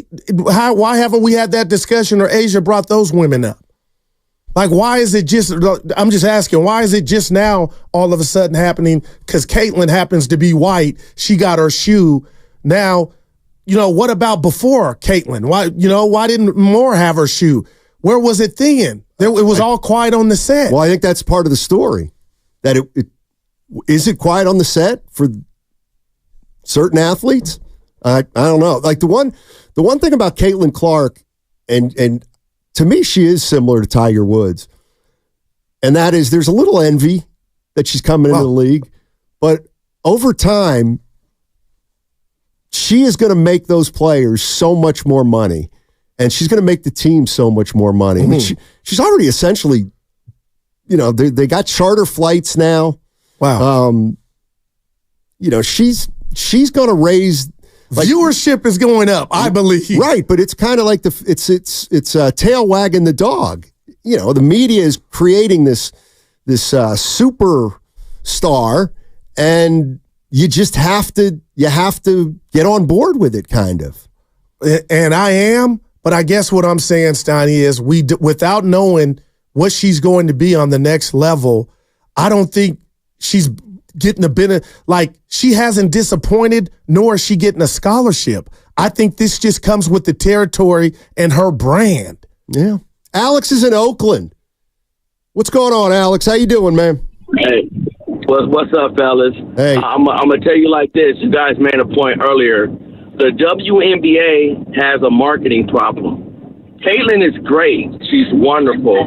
But remember, when the league brought in Larry Bird, they also brought in his nemesis, Magic Johnson. That's true. So they balanced one another out. They used to tape delay the NBA until Bird and Magic. Caitlin Clark has not one but two nemesis in the WNBA currently that beat her for a national championship. The WNBA is making a big mistake by just promoting her. They should be promoting that rivalry every time they get a chance. Why? Because you balance everything out. So is she going to make the league a lot of money because of her talent? Yes, she is. So everybody just enjoy the ride. She's going to make y'all a lot more money. But you know what would make it real and would make it feel authentic? If you placed her against her natural nemesis, the two ladies that she lost a national championship to, that's going to make the league way better. Trust me. I kind of like that idea. Yeah. Like I'm thinking of Paige Beckers and the young girl you like at USC, the freshman. Juju. Like, and I know it's early, but if they keep up what they've been doing, they're going to get a shoe. You know what I mean? Like, you would think. Yeah, you would think. Now, Angel Reese, I asked Evan. I do wonder, maybe she's not as good as Caitlin, but that was propped up to where I thought Angel Reese was Magic, and I'm going race here, and Caitlin was Bird. Like, I thought there was a rivalry. I didn't know Angel Reese, who's on the next level and made it. I thought her profile was as big as. But they're saying she's going to be an okay player, not a superstar. But Caitlin Clark, to me, and Angel Reese, like, why is my perception of Caitlin Clark better than of Angel Reese? I don't know why. I mean, I know she did the thing with her hand in the last year. Well, what about their games? They're totally different, right? Yeah. Totally. And one's breathtaking in regard to, oh my gosh, you're doing this and, with the range. So I guess maybe that's the prism I'm looking at it through her games, Donnie. Gotcha. Man. Also could be Angel Reese's head coach. Didn't do her any favors. That's true. That's a good point. Let's quick squeeze in Joey. Joey's in San Rafael. What's up, Joey? How you doing, man? Hey, I'm doing great. Hey, I think Valkyrie is a great name. Okay. They already have their own lead-in, March of the Valkyrie, when De Niro flew to the beach in Apocalypse Now to take the beachhead to surf. That's wow, right. Look at that. I think it's a great song. That's the I love the smell of napalm in the morning. You went back. In the morning, exactly. Yeah. Exactly. Yeah. All right. So that'll be a great lead-in for them going out on the court. That would be. Yeah. Thanks for the call, Joey. Yeah, Appreciate we got it. some bad news, though, Joey. De Niro wasn't in that. It was, don't tell me, Robert Duvall. Look at him. Robert Duvall. No, he wasn't. I don't think De Niro was in any of the war movies. He was just in the mob movies. Like he wasn't in Platoon or Apocalypse Now. Bronx Tale. He was great. Yeah. 888-957-9570 is the number if you want to jump into the conversation. I got to run something by you then on the other side. I'm here. And I may need your help on 95.7, The Game.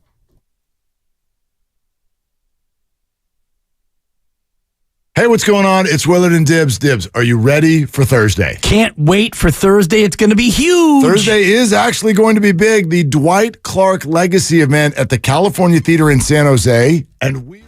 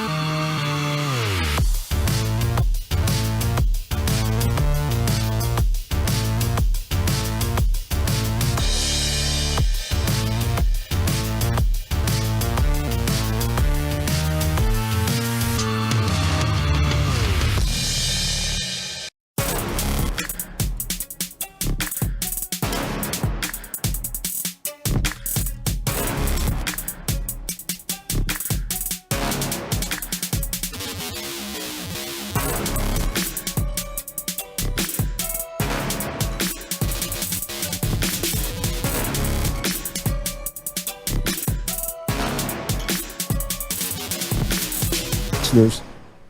Robert De Niro was in The Deer Hunter. One of my favorites. But help me out here. I thought it was like a really small role in the beginning, and they portrayed him mostly as a civilian. Do I remember it correctly with Don Amici?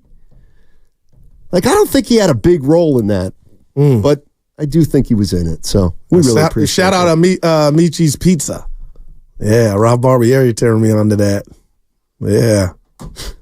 Why you looking at this? Hey, look at R.I.P. you. Yep. We're just talking about the WNBA. Caitlin Clark's making her debut tonight at 4:30. Indiana Fever against the Connecticut Sun. Now, if you're Adam Silver, does that bother you just a little bit, Stoney, that you got an NBA playoff game going? The WNBA is the NBA, so they signed up for this. If you remember, this was like they're playing in the summer for the most part. And, you know, when Joe Lacob was trying to start the ABL, he went up against the WNBA, and they were playing a regular season during the season. But when were those games played out? Out here, ABL. A couple years of the ABL. I want to say, why can't I think of the San Jose? Yeah, I think so. I think they were San Jose Lasers. Okay. And they had what was the great guard from Stanford? She was I think she was on the team. I think she was like the anyway. Yeah. Let's jump on let's go to Lance. Lance is in Guerneville. What's up, Lance? How you doing? Hey guys, thanks for having me on. Sure. Great job with the show. I just had a quick kind of response to the caller earlier who said that the WNBA has a marketing problem. He may be right with that, and I don't mean to suggest anything controversial here, but first off, I think the fact that we're having this conversation is indicative of the marketing working. And assuming that I've got it right and the demographics are what they are, I would imagine you guys would agree that women viewership is where the holy grail will be ultimately for the WNBA. Yes. And if that's the case, the majority of that demographic is white, and that's probably a calculated risk that they're taking by putting the chips in the middle behind Caitlin at this point. That's all I had for you. Appreciate it. Thanks, Lance. Yeah, we won't get into, love you, Lance. We won't get into the pay because we want them to get more money, but I believe this is a start, Steiny. Jennifer Azzi. Yeah, good. There you go. She was good. Yeah. She was a heck of a player. So anyway, if you're not doing anything tonight, is there anybody that's going to watch the Fever? No, you know I watch it all, so yeah. But take yourself back 15 years where you only had one TV set. Are you watching the Indiana Fever versus the Connecticut Sun, or are you watching the Indiana Pacers versus the Knicks? It's the Pacers versus the Knicks. Is it really? Because it's what I know. You know, I picked up the WNBA. I'm all in now, but yeah, I'd be fake if I told you. Like, who would call in and say it would be, unless you were on the WNBA from the beginning and you're a diehard. And we may have some out there, but Stoney, I go back. I used to watch, you didn't ask, with Norm of the NBA, and I know why. 11:30 at night. The NBA Finals were tape delayed. The Sonics and Bullets, Downtown Freddie Brown. Come on, Jack Sigma, Gus Williams. Why was it on at 11:30? Meet me at the old ship. We'll talk about it. Because I know why. Yeah. Okay. Yeah. Okay. You know I love basketball, right? Oh my gosh. It's your life. You know I'm not a fan of any team, right? You say that, but yeah. You know I'm not a fan of any team, right? I mean, I root for teams here and there. I'm not kidding you. I might watch the Fever game tonight because, and I believe you, because that game, there's something that's going to be special that happens there. And you want to see if she can do it and dance like she did in college. Definitely. And what kind of debut is she going to have? We can remember LeBron's debut. In sack. Exactly. 209. Goo, you're going to say you watched the WNBA game twice last night. It won't be twice. But I can't wait. I'm excited for both games. Yeah, should be a lot of fun. Jared Goff is the center of attention in the NFL right now. He got $212 million, Goo, $170 guaranteed. And I have a simple question for San Francisco 49er fans, and that is, what does it mean for Brock Purdy? If I'm telling you right now, Jared Goff is getting $50 million per year, what are you okay paying Brock Purdy? I know it's not your money, but after 2 years of seeing Brock Purdy, and we're going into a third, doesn't he have to have a nice third year to get that kind of money? Nice is better than great. Well, I'm okay with nice, Steiny. Yeah, I feel like, in a way, and maybe this is unfair, I feel like the slate is clean for Brock Purdy right now. But then that's not fair to him. I know it's not. I know it's not. I'm cutting you off. Go ahead. I know it's not fair to him, but the reality of the situation is this is going to be the year that either gets him paid or doesn't. Janet Jackson, what have you done for me lately? Exactly. So that's the one, the one concern I'd have is... Will that pressure get to him? Because before he was playing and money was, I'm going Jay-Z, Steiny. Money wasn't a thing. Money ain't a thing. Now it's like when he drops back, he's too, come on. The way it looks like he's programmed, he's going to go just be the pro that he's been. But Steiny, the morning guys put up a poll, Lupman did. Would you give Brock Purdy the same deal Jared Goff got? 500 votes.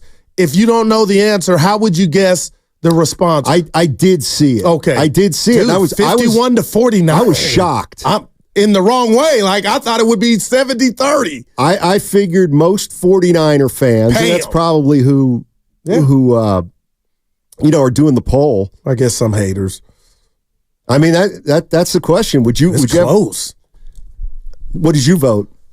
I would say yeah.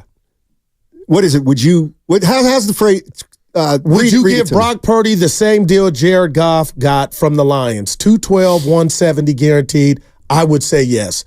And I would say yes, and I'm saying it like this, Donnie, because I don't need you to do what Jared Goff is doing in Detroit. I don't need you to do what Russell Wilson's trying to do in Pittsburgh or Mahomes in Kansas City outside of winning the Super Bowl. I need you to do what you've done. Be the maestro for us and allow us to be in the Final Four and the Final Two, which you've done the last 2 years. And if I can go school on you, Steiny, he's got an A+, and A+, Brock Purdy, his first 2 seasons. No, I disagree. If you just put up a B-, you got this deal. All you need is a B-. You get to C+ or C territory, I do wonder what how he views. I do too. If you're replaceable, or could we cut some corners and I could get somebody else in here, maybe even better than maybe. We don't know. And you put that seed in me and I hate it. 888-957-9570. That's the question. Would you pay, based on what you know right now? Right now. Yeah, he's got it. Would you pay Brock Purdy $50? And my answer is no, not right now. And what's the leader in the clubhouse as to why? Let's see how the year plays out. Wow. What about the past 2?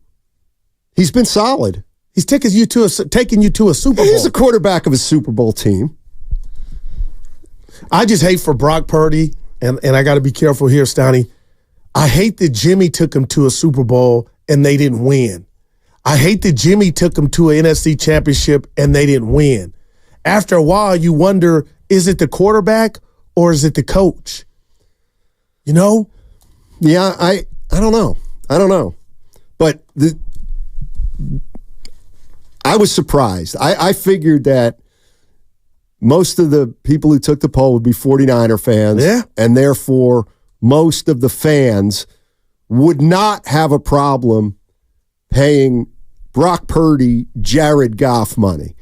But that's the question we're asking. Would you be okay with Brock Purdy getting the Jared Goff contract? All right, let's have some fun right here.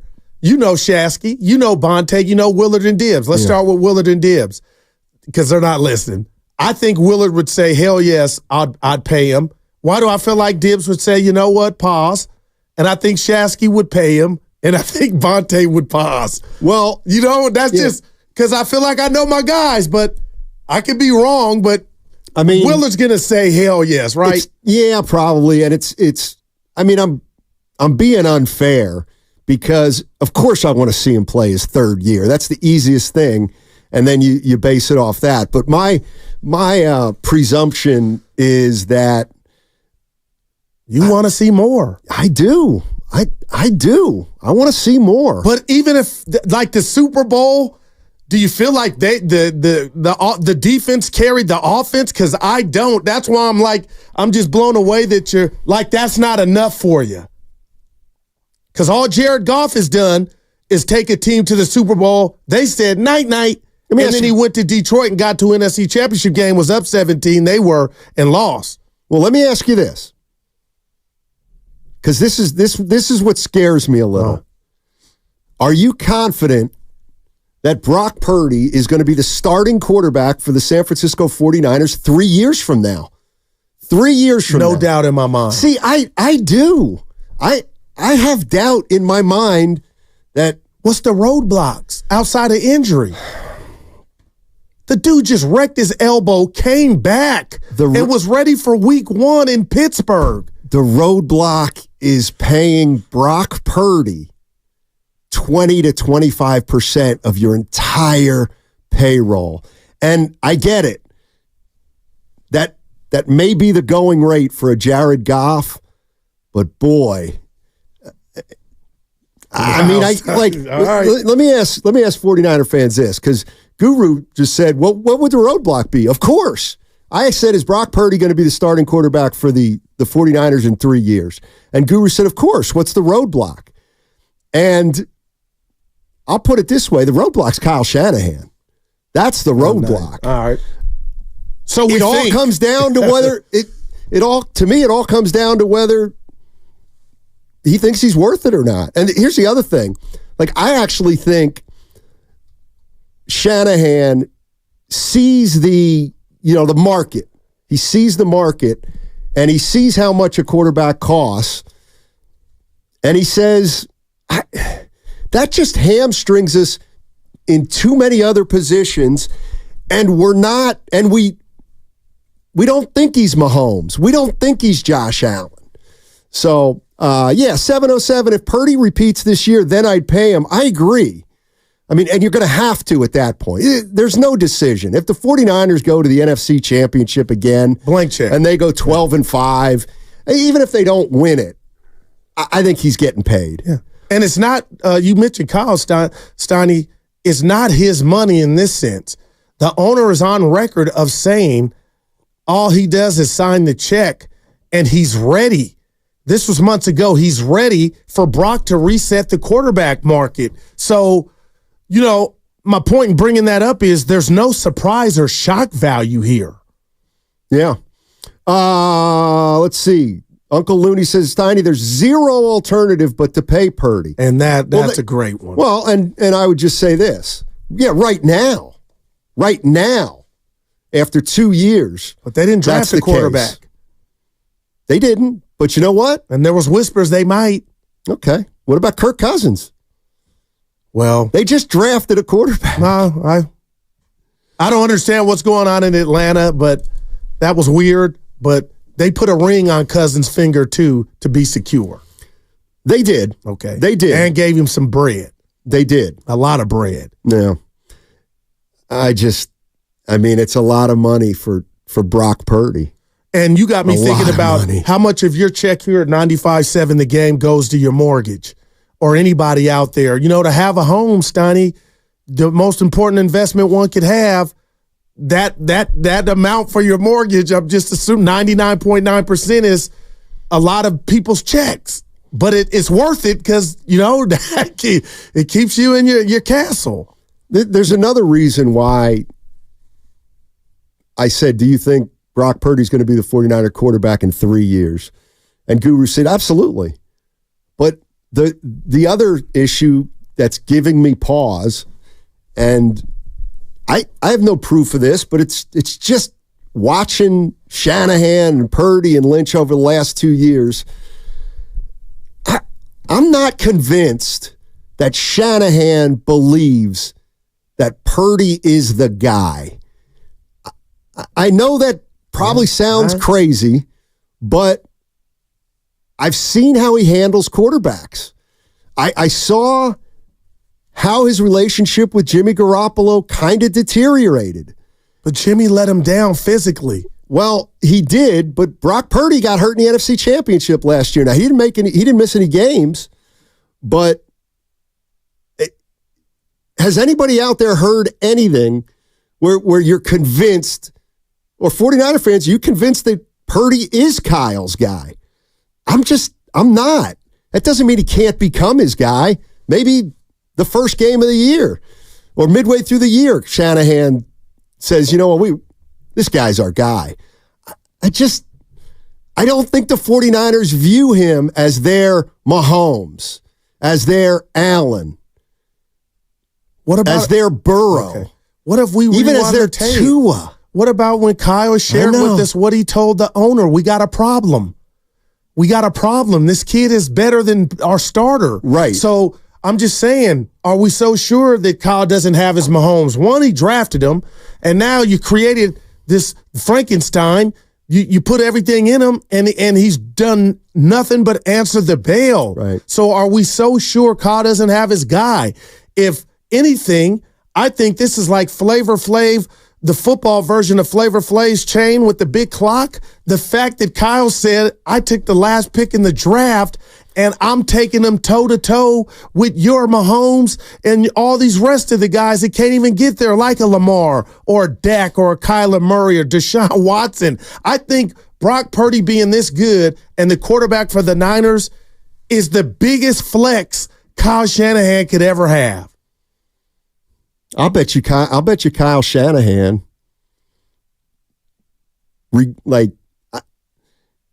I'll bet you it bothers him. I bet you, just because I think this is what he is, I think it probably bothers Shanahan that he took Purdy as the last pick in the draft. Because, I'm sorry, that tells me you took a flyer on a guy. Now, he worked out great. Oh, my goodness. But it's not like he drafted Trey Lance at number 3 and Lance would have blown up. That's what I mean. If Trey Lance, and you're right, this is a credit to Purdy. If Trey Lance would have played the first 2 years for the Niners like Brock Purdy played the first 2 years for the Niners, Kyle Shanahan would be revered right now. We'd be saying this guy has found the secret to the quarterback position. This guy won with Jimmy Garoppolo, and now he's got a quarterback who's really good and has had 2 great years or 2 very good years. And there's just a 7th round pick. I think it's greater with Brock Purdy, man. In the story, in the movie. The movie's better. The movie's better with Purdy. Okay. For sure. But I don't know. 888-957-9570 is the number. You have any problem paying Brock Purdy $50 million? Maybe it's going to be more than that. I said 65, 70. It could be. And think about, don't forget Trent Williams, that walk off the practice field with Fred Warner, when they're like, this dude's got it. And all he's done, Brock Purdy, is be what they thought he could be, Donnie, when nobody else saw it. So, I mean, I think this is a match made in heaven until proven otherwise. But right now, Brock Purdy's got to be on top of the world, man. Like, you see that news yesterday. It's like, Mom, it's just a matter of time. One more season and we will have it. Yep. Generational wealth. Shanahan's going to have to prove it to me. He's got something else that he's got to do. He's got to win it. Well, I know. And he's got to win it with Purdy. He's got to win it with Purdy. Yeah. And, I get it. The eye test says Purdy's better than Jimmy Garoppolo. But if you don't get it done this year with Purdy, it becomes bigger than Purdy. It becomes Kyle. Well, because Kyle's gotten close with other quarterbacks now. Right. Like this thing is, I'm telling you, it's got to, at some point, somebody's got to pay the piper. And Kyle, you're great. We call you great, but there's one constant. You get close, but you're bridesmaid. Why? And now we can't just put it at the doorstep of Brock, especially your guys didn't know the overtime rules. Hey, that's not why you lost. But Steiner, you can look at me and tell me that didn't look good. That did not look good. What didn't? The fact that the Niner players were saying they didn't know the overtime rules. Like, this is bigger than Brock Purdy. The more they continue to go and not get it done, if that happens, I think we hone in on Kyle, not Brock. I feel like everybody is glossing over the fact that the minute you pay Brock Purdy $50 million, he's going to quarterback a different team. They're not going to be the same team. They're not going to be able to have as many weapons. He's going to represent 20% of the salary cap. Again, I'm not saying I wouldn't do it. I certainly would wait the year and see how he does do it. But I just feel like after watching... Let me ask you a question. If the 49ers would have won that Super Bowl against the Chiefs, do you think Garoppolo is still the quarterback here? I do. I don't. All right, I do. I don't. He would have got the Joe Flacco treatment. Just ride it out to you got to fail before we move on. I wonder. All right, 888-957-9570 is the number. Jared Goff is making $50 million a year. You comfortable paying Brock Purdy that? Is he better than Jared Goff? Is he going to be better than Jared Goff? And people want to know how your vacation was, too. Yeah. Well, it was all right. That was good. Give us something. 888-957-9570 is the number. You're the GM. You paying Purdy or not?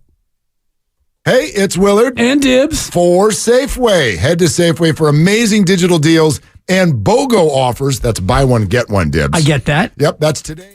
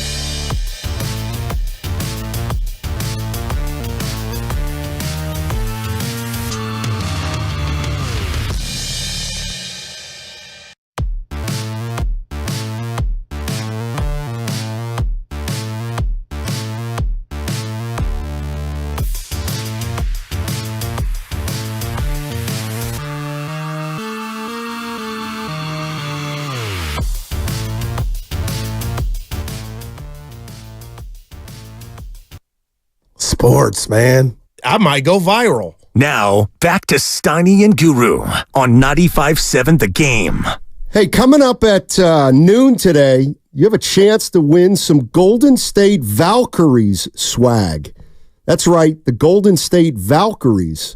They're the Bay Area's newest team. We're welcoming the WNBA at 95.7 The Game by giving away a shirt and a hoodie to one person in the 12 o'clock hour. Or you can just go to shop.valkyries.com for all of your Valkyries merchandise. The WNBA in the Bay Area, they have a nickname. I'm going to give me State some. Valkyries. Yeah. It's essentially a woman warrior. Somebody's saying we're burying the lead. The Valkyries are coming. Well, we can talk about that if you want. And we did. Can I just make something clear? We're here to two, baby. Take your time. Because I'm not saying you can't pay Brock Purdy. I'm not saying that at all. Because this to me is more about Kyle Shanahan. How about this?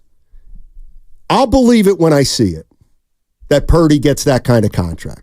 I'm not saying it's not going to happen, but I'll believe it when I see it. Can you admit it looks pretty good, though? Right now it does. Sure. All right. Sure it does. Right now it does look good. Right. But Kyle Shanahan, I just view him as a kind of fickle. And listen, that's the one thing I want to stress. It's not that I think Purdy's going to take a step back this year or Purdy's not very good. It's just that Kyle has got to sign off on this guy to be his long-term quarterback. But what's not to like? And I'm asking you, what could he be looking for? Because I'm looking at the quarterbacks in the NFC. Steiny, Jalen Hurts, he making $51 a year. Would you want Hurts over Purdy? Not me. I'd want Purdy over Jalen Hurts. I don't know about that one. Kyler Murray, 46 a year. I would want Brock Purdy over Kyler. Well, that's the issue. The issue is that quarterbacks who aren't great still make a lot of money. Oh, my good Kirk Cousins on line one. He's good. Let's go to Sushi Steve in San Francisco. California roll. What's up, guys? Hey, Sushi. Hey, Steiny, you made a good point about if we pay Brock Purdy, whatever, $50-some-odd million, he's not going to be quarterbacking the same team. Mm-hmm. You know, realistically, Kyle and John Lynch, they should be discounting what they're making because they're getting their jobs saved, literally saved, because of Brock Purdy. Otherwise, they would be gone. Like if that whole Trey Lance debacle, the whole Jimmy G debacle, like all that, they should be fired. And Brock Purdy diving cats saved both of their jobs, so they should be discounting what they make, and Brock should be getting that. Appreciate it, Sushi. Yeah. But then I hear him, but life doesn't work that way. What would Kerr be without Curry? You know what I mean? That's right now. That's not reality. And the bottom line is, I hear what he's saying. They had some close calls, but those are the guys in charge. And Steiny, they have had a great run since 2019, and now you just wonder if it'll culminate in a Super Bowl victory. But I'm looking at these quarterbacks, and I totally get what you're saying. Kyle comes off as finicky, but man, what's not to like about this dude? And at the end of the day, if Brock has what we think, let's just say last year, this year, then he's earned every bit of that money. Yeah, I guess the part that I worry about is when Jed York says Purdy's going to reset the market.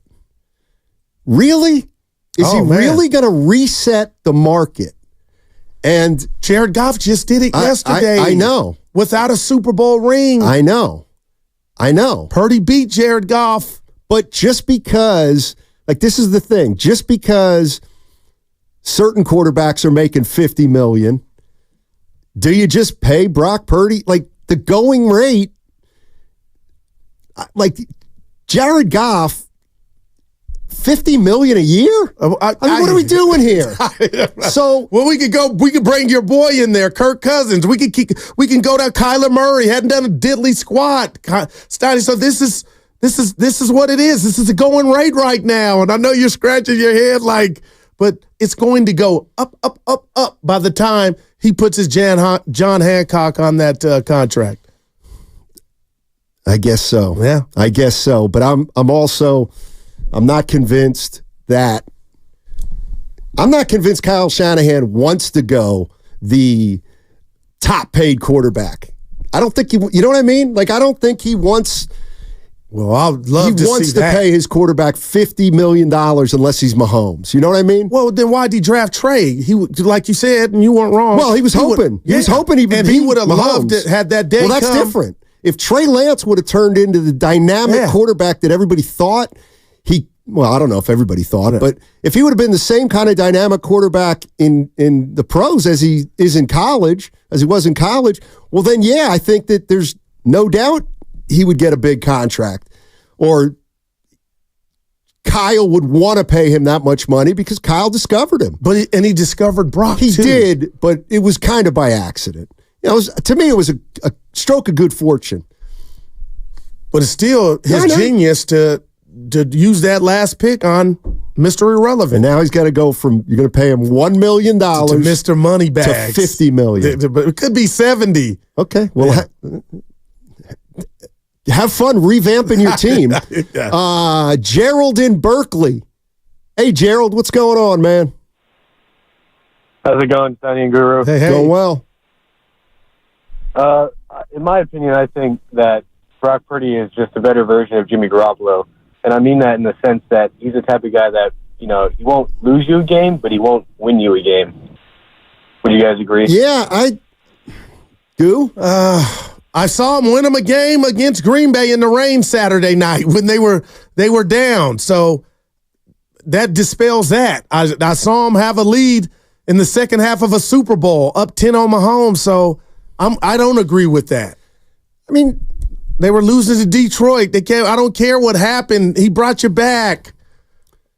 This is from the 415. Here's how you determine if Brock Purdy deserves that kind of money. Could he have taken the Kansas City Chiefs team and won a Super Bowl against the Niners? I understand. Yeah. I'm just reading the text. I'm just reading the text. Yeah. Would you be a good parent with my kids? Like, we can do that all day and not get an answer. It doesn't work that way. It is what it is right now, man. And I bet if Vegas put odds out on is Purdy going to reset the market, Stoney, it would just be a landslide of yes. What don't you like? What's Evan?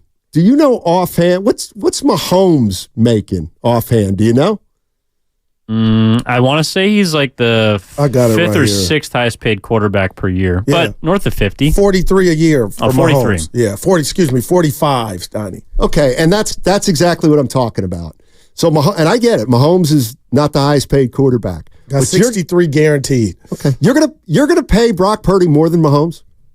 Well, the Lions did it, and other teams have done it with lesser. I know that. Okay, but that's one of those things where if you make a mistake, do you get right off, or do you follow up that mistake? But see, I think you're looking at it too wide of a spectrum. I'm worried about, can this dude run my team and my offense? I'm not worried about what they're doing down the street or what as long as it's working. Look at Deshaun Watson, Stoney. Everything is fully guaranteed, and oh my gosh, it's been a train wreck. What's Brock's best attribute as a quarterback? Reading the defense at the line of scrimmage. Okay. That's me. I might be wrong. And I feel like the quarterbacks who make tons and tons of money,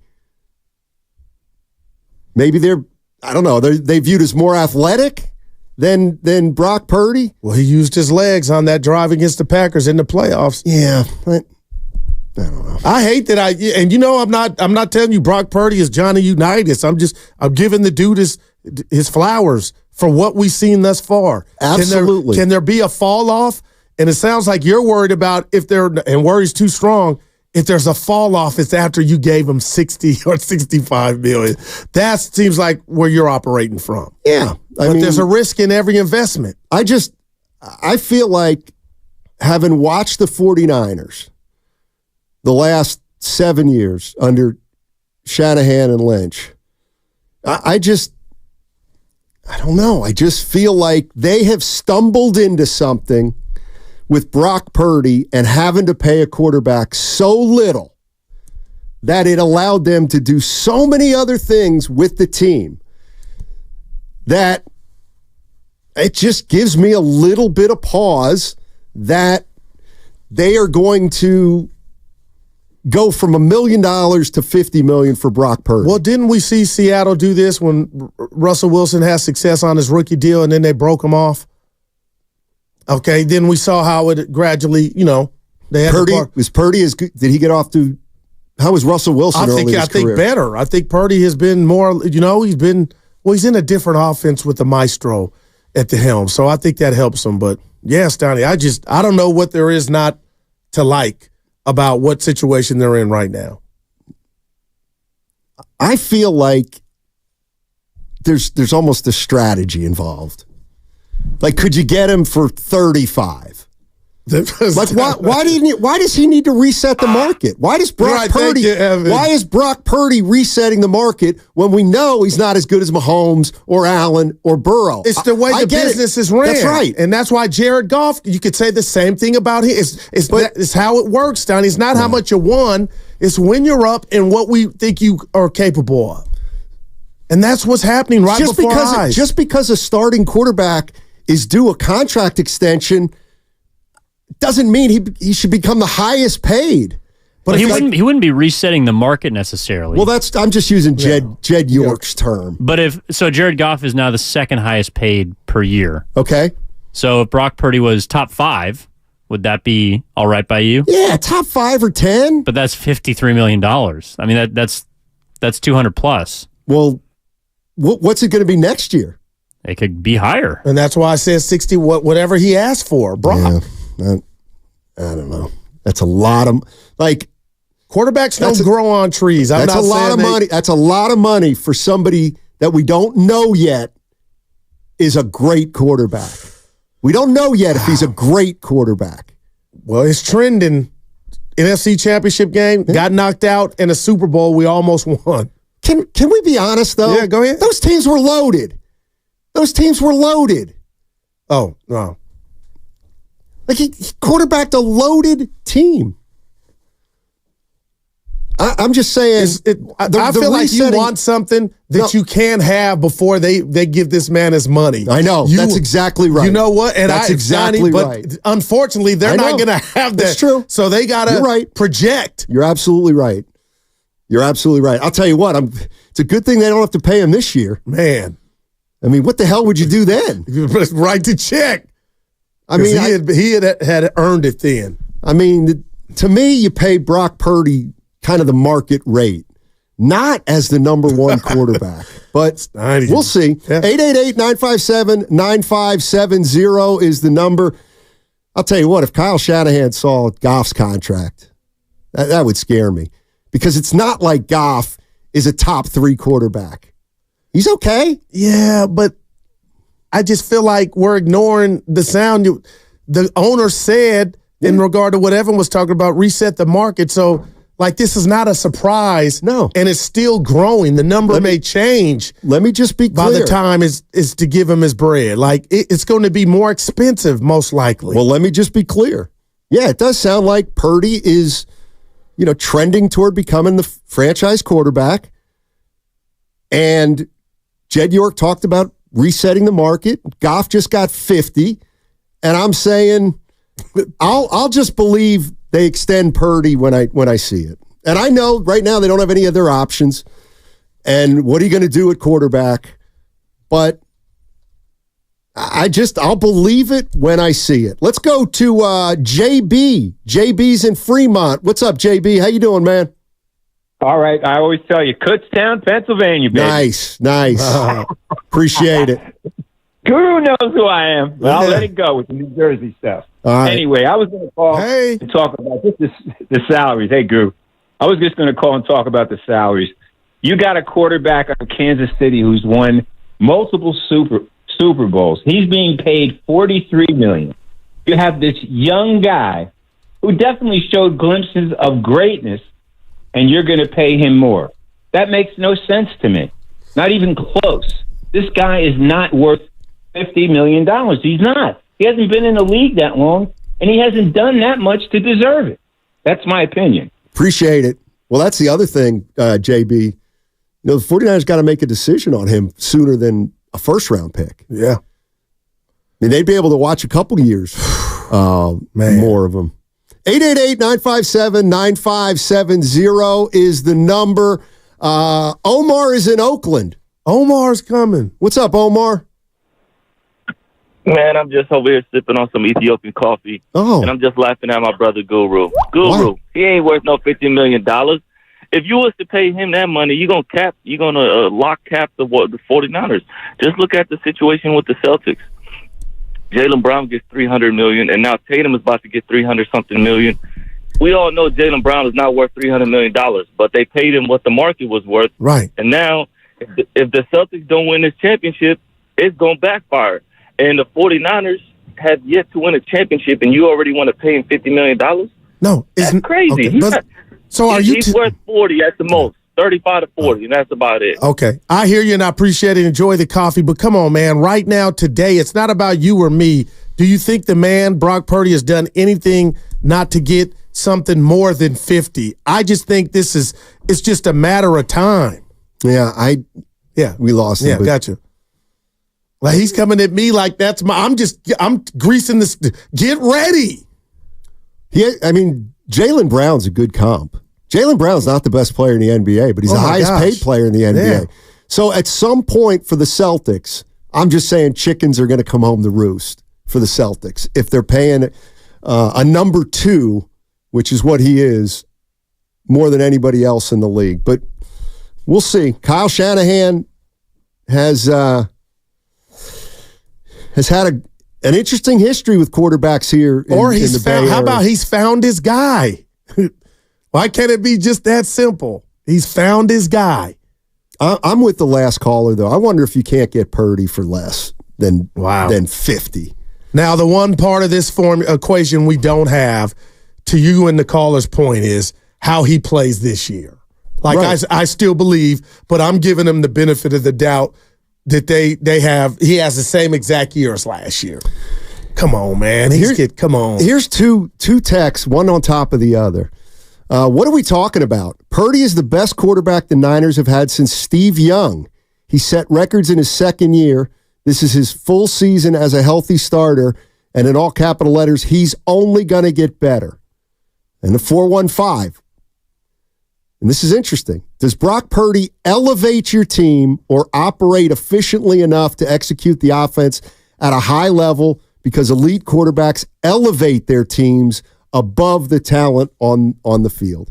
And I don't know how to answer that, but the way you answer it is, would you agree Purdy can't win you a game?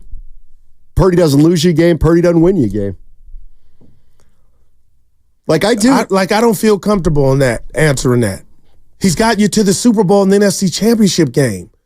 So that comes with the territory. The answers have to be yes. But okay, I'm going to take your view. So did Jimmy Garoppolo, and we laughed at him. Like we think he stunk.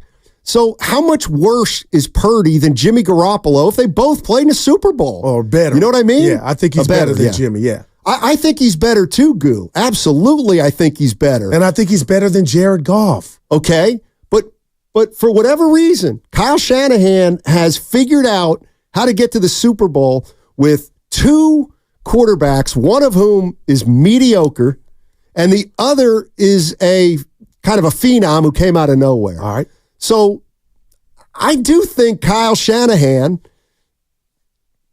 thinks he can do this again. All right. And I keep going back to what I said earlier. When it comes to Jimmy, they paid Jimmy from the beginning. Jimmy already won because they needed hope at that position, and they did what they did, almost got it done. When it was all said and done, we called Jimmy average. Now, Steiny, all that's been talked about these last couple of years was how less Brock Purdy was making and how the Niners benefited from that. And now you got to pay the piper. And that's coming after next season, I believe, if Purdy does the same thing. But as far as Steiny going into a boardroom and saying, how good is Guru without Steiny on the show, That's not reality. Well, yes, it is. Because 99.9% of the time we do shows, we're going to be together. Well, but I have a 2-year contract, and what if they're going to come at you with a 6-year deal? So how? Yeah, I get that. I'm just the caller sipping on the coffee like Brock's going to come in there. Hey, guys, I know what the market is, but I want 40. I'm going to take less. We're good here. No. And the owner, again, I keep holding York to what he said. He knows how this works. They all do. You know, I'll just say this, and it's not revisionist history. A lot of 49er fans thought Jimmy Garoppolo was good. And so did I. Okay. All right. Okay. Nothing. So he was pretty good early in his tenure with the 49ers. And they figured him out a little bit. Yeah. But he also was injured. He got hurt all the damn time.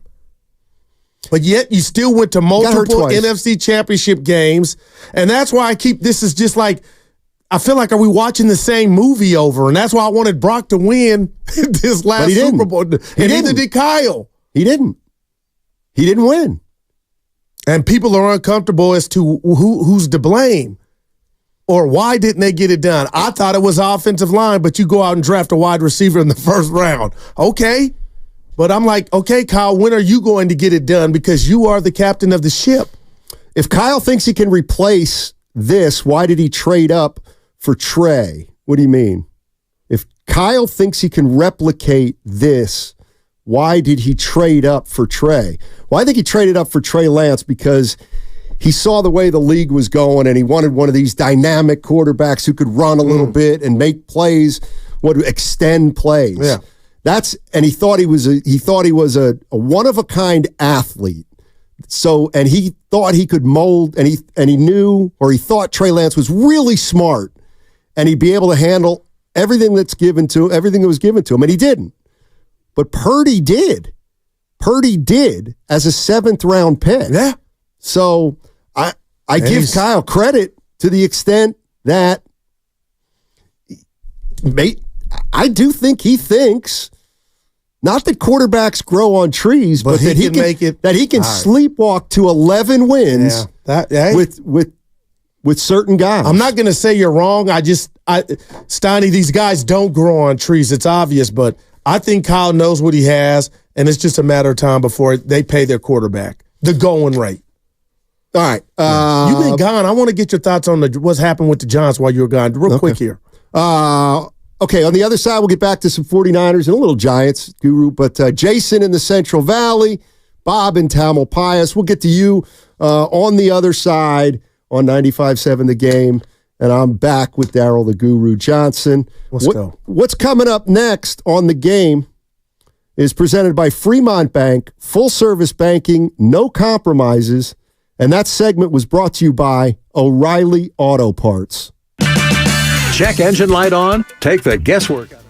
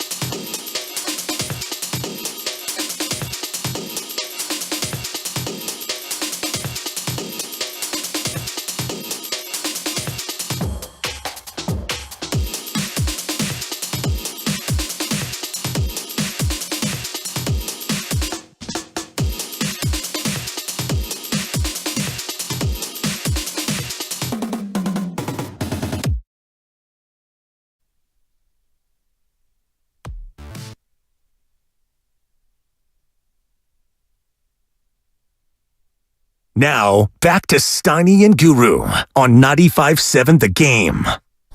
All righty. Good afternoon, everybody. Hope everybody's having a great Tuesday.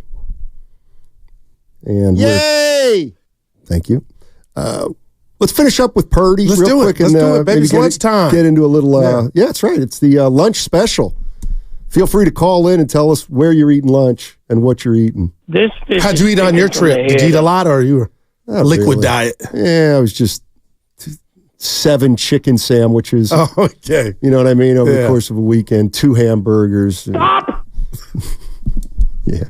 Bob's in Tamalpais. Get us started, Bob. How you doing, man?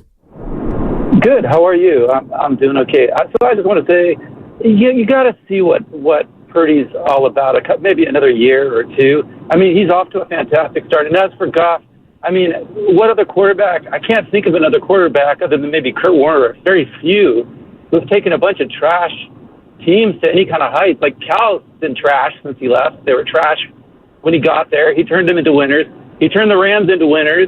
And then he turned the Lions into winners. But somehow it's everyone else that around him that's so great. But I don't recall any of these people were anything before they played with Goff, including Amon-Ra St. Brown, 4th-round pick.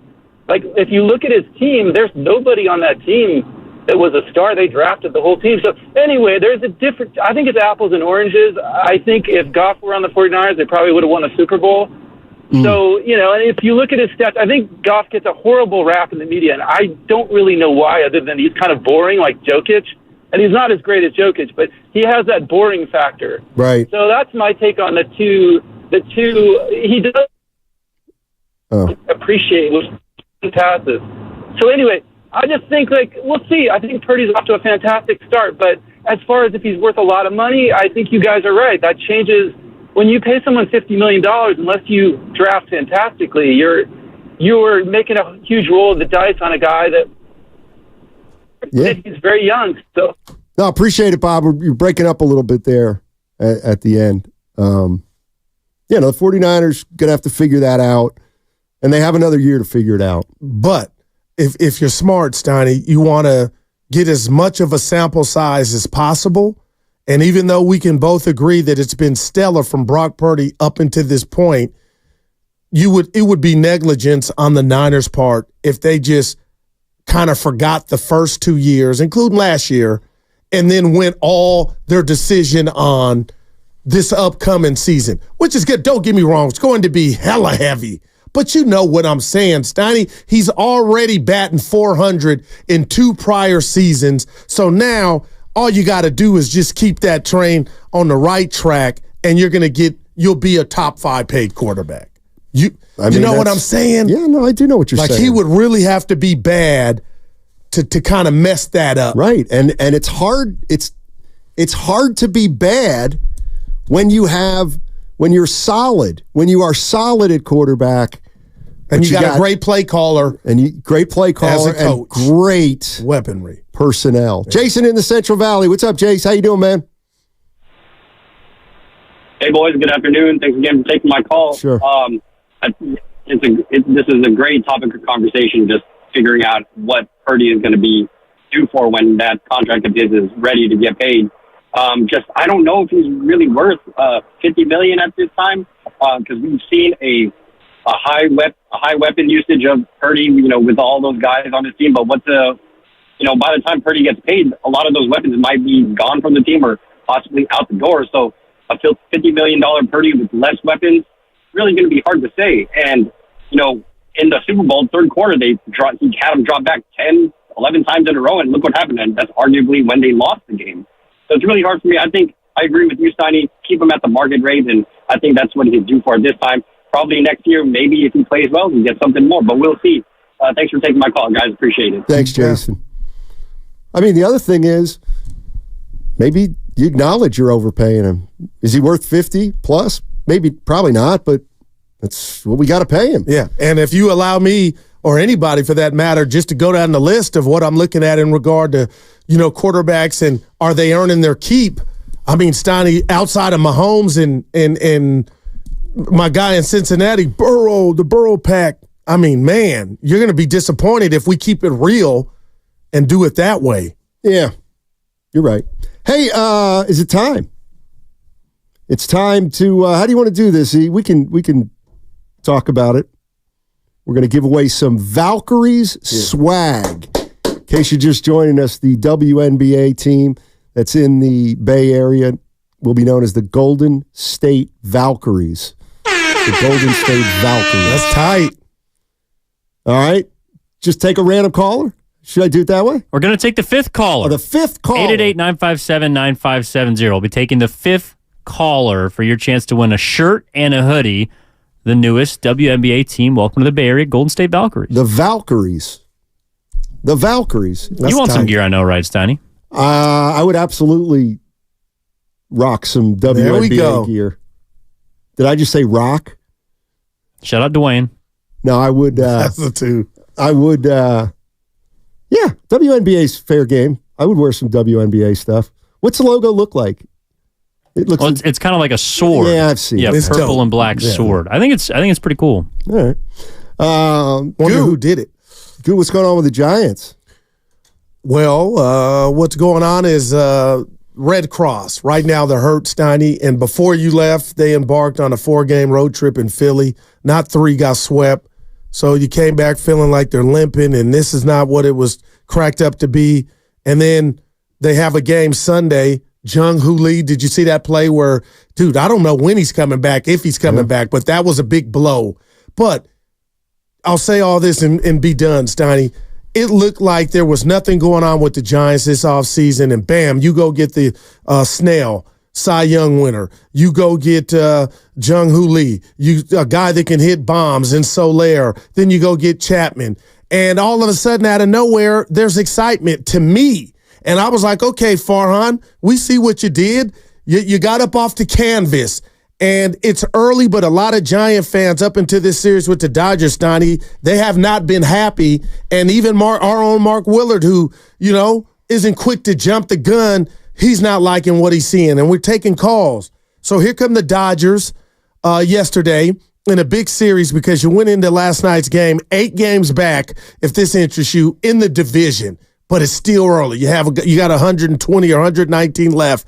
And I've been clamoring, Steiny, for the youngsters to come up. Casey Schmidt, Matos, Luciano, who didn't come up, and Ramos. And guess what? They've come up, Steiny, and they come up by necessity, urgency, because guys have got injured. So Lair, Steiny, and Miami.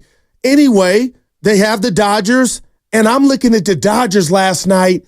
Jealousy, just saliva all in my mouth, because this is what you want your team to be. Ohtani, Betts, they got you just everything you want. Yamamoto on the mound, and the Giants went toe-to-toe with them last night and lost. The place had a playoff feel to me, played well on TV. A lot of Dodger fans in the house. That's to be expected. But Steiny, all I can think about is Fitzgerald, a youngster getting picked off after pinch hitting for who's my guy that worked the Wilmer Flores worked a great walk. And here comes your youngster, and he gets picked off. And when he got picked off, Stein, I was like, you know what? They're going to lose this game. And they eventually went on to lose it. The bullpen is nothing to write home about, but they got a young pitcher, not Webb, not Harrison, but Hicks. He has some stuff to him, Steiny, and he battled that great lineup, lasted only 5 innings, threw about 93 pitches, but I'm excited about his future. But I just turned the TV off like, as excited and as well or fair as I thought the Giants played last night, they lost to the division rival. And I don't know what the takeaway is. This division's about to get away from you if you don't win one of the next 2 games, and maybe it was already gone. It's early, but it can get late early. That's my Yogi Berra. So, Steiny, I don't know where to go next, because me personally, I want to see these youngsters. And as excited as I am about Matos, he was in center field on Fresh Prince. Will Smith, the Fresh Prince, hit a ball that I thought could have been caught. And I ran it by you, Evan, and the boss. And now I'm like, Matos, if your GPS was maybe Jung-Hoo Lee-like, do you catch that ball? And he didn't. it was a double, and the Dodgers win the game, Steiny. But I don't know where I'm at on this team. I'm not out. They need to get healthy. But it was almost just an embarrassment of riches watching the team that you hate come to town built like how I would want the Giants built if I'm a Giant fan. I said a lot of nothing, but those are my takeaways, and this thing could get ugly if they don't improve. Sometimes I think that this just might not be their year. And they've got some guys on their roster, Blake Snell, who's had a couple great years and had some injury-plagued years. So he's about a start away from coming back. Okay. Is he going to be better than his first stint? I would hope. You would think. You would think. All right. But Snell, Chapman, and Soler were the big free agent signings, and two of them are hurt, and Chapman's hitting .213. Yikes. So when you look at those free agent signings of Farhan, like in a way, I guess you got to say he swung and missed so far. Yeah.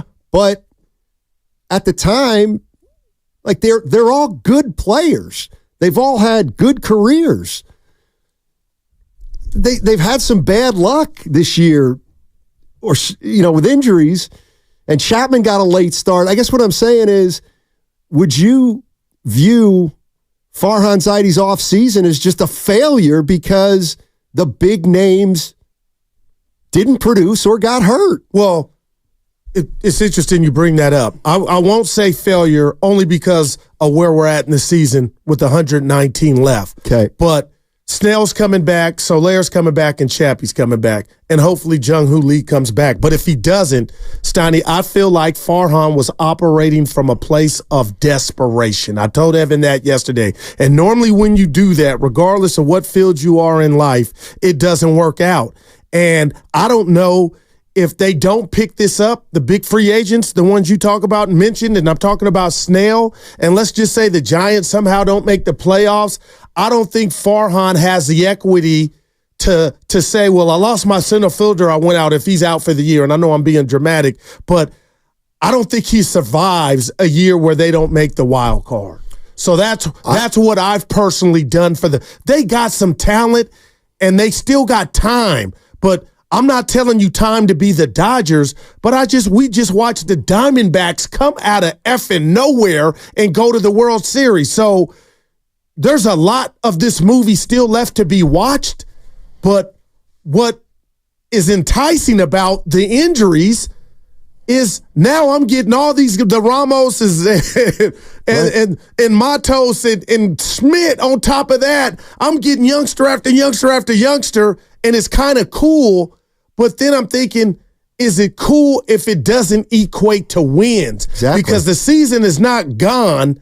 But if we're watching these youngsters, go through their puberty, mixed with the veterans, and you're still not winning, it can get ugly fast. Yeah, I think they're in a little trouble. I do think they're in a little bit of trouble. I don't disagree with that. It just feels like they're just not solid enough all over. Man. And, you look right now, they're 5 games under 500. We're just over a quarter of the way through the season. They're 2.5 in back of the wild card already. I don't know how you can be encouraged if you're a Giants fan. Now, is there anything about Bob Melvin? Because I do have questions. It's too early to blame, but you had the penthouse of baseball players last year at your disposal in San Diego. And I know you and the GM didn't get along, and maybe it cost you your job. But what I do know is, from a baseball standpoint, the Padres were a disappointment. I'm just curious to watch him try to get this rectified and fixed. And there's some days I see Wilmer Flores, who has 1 home run, batting 4th. And I'm like, I don't know, Bob. I don't see it, Bob. Like, just on that example alone, I'm like, that doesn't do it for me. Then he's batting 5th, and there's a lot of mismatch stuff going on, and I don't know. So we'll watch, and I'm watching intently, but what I do know is who you're playing against these next 2 nights, Donnie, or who you're trying to be. And if the Dodgers somehow sweep you and they leave town and you're 11 out of the division and guys might not be coming back or whatnot, I don't know how you get out of this early hole. You know, as much as I do think you're right that Farhan, if this season starts trending downward, is on the hot seat. I mean, it just feels like you're starting all over again. It feels like, this is 2018 all over again.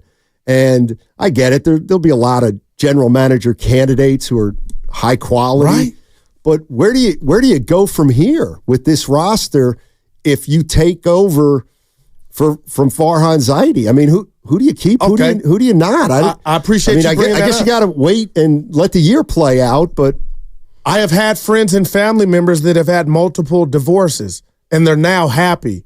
And the reason I bring that up, Steiny, is don't be afraid of what's the next to get out of a relationship that's not good.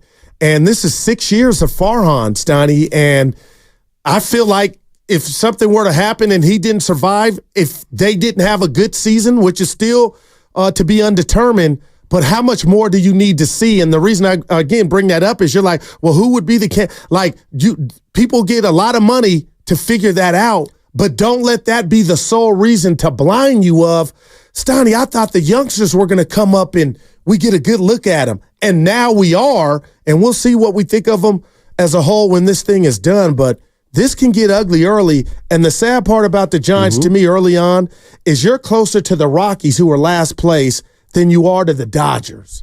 I mean, if the San Francisco Giants, if they fire Farhan Zaidi, to me, it would be an indication that the franchise is in shambles. Wow. Shambles might be too strong. But explain that. Well, because, okay, you replace Farhan Zaidi with somebody, and this is the team you're looking at, the one we're looking at right now. It's not good enough. It might not be good enough. By the end of the year, we'll know. Okay, so then you hire a new GM. Yeah. What's he doing with Melvin? What do you do with Bob Melvin? No, I got you. This has happened before in baseball and sports. All that stuff will be figured out. Right. Well, what I'm saying is you get rid of Farhan, you get a new GM in here. We don't know if he's going to like Melvin or not. GMs want to hire their own manager. I guess maybe you let him play out one more year like the new owners or the new front office did for Bochy. But I'm telling you right now, you fire Farhan and you bring a GM in here. Now you got an issue with Melvin, who's not his guy, and you fire Melvin, then kind of what are we doing? We're starting all over again.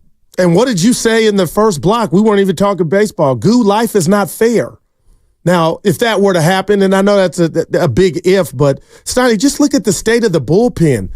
And I do like the pitching staff when it gets healthy, but I do wonder when that day does come, that infamous day does come, where are they at record-wise? Like Matt Chapman had some red flags to me his last year in Toronto. And Casey Schmidt had more than enough time last year to kind of make a staple for himself.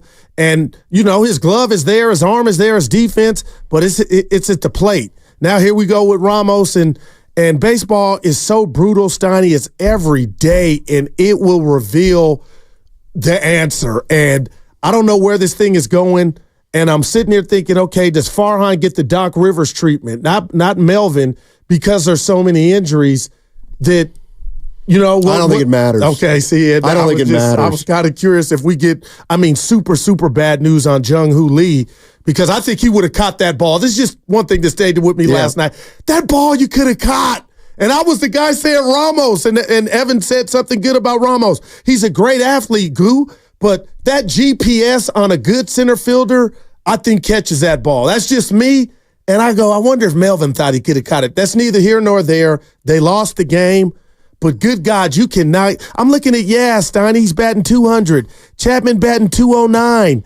Outside of Estrada and Lamont Wade Jr., it's been nothing to write home about at the plate.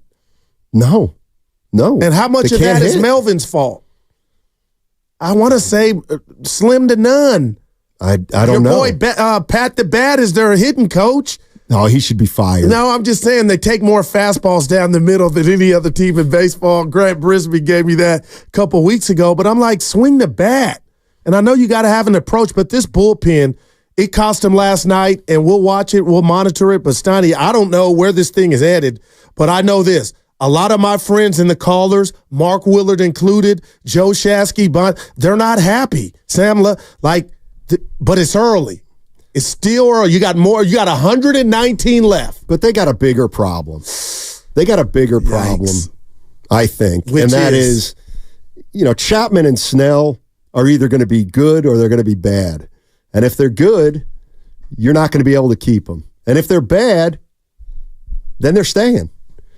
Wow. Well, you gave them that power. That's right. And Chapman shouldn't have any control of that, especially coming off of last season. But Farhan had to do something. No doubt about it, to make it look like somebody chose us. I mean, it just feels like yikes.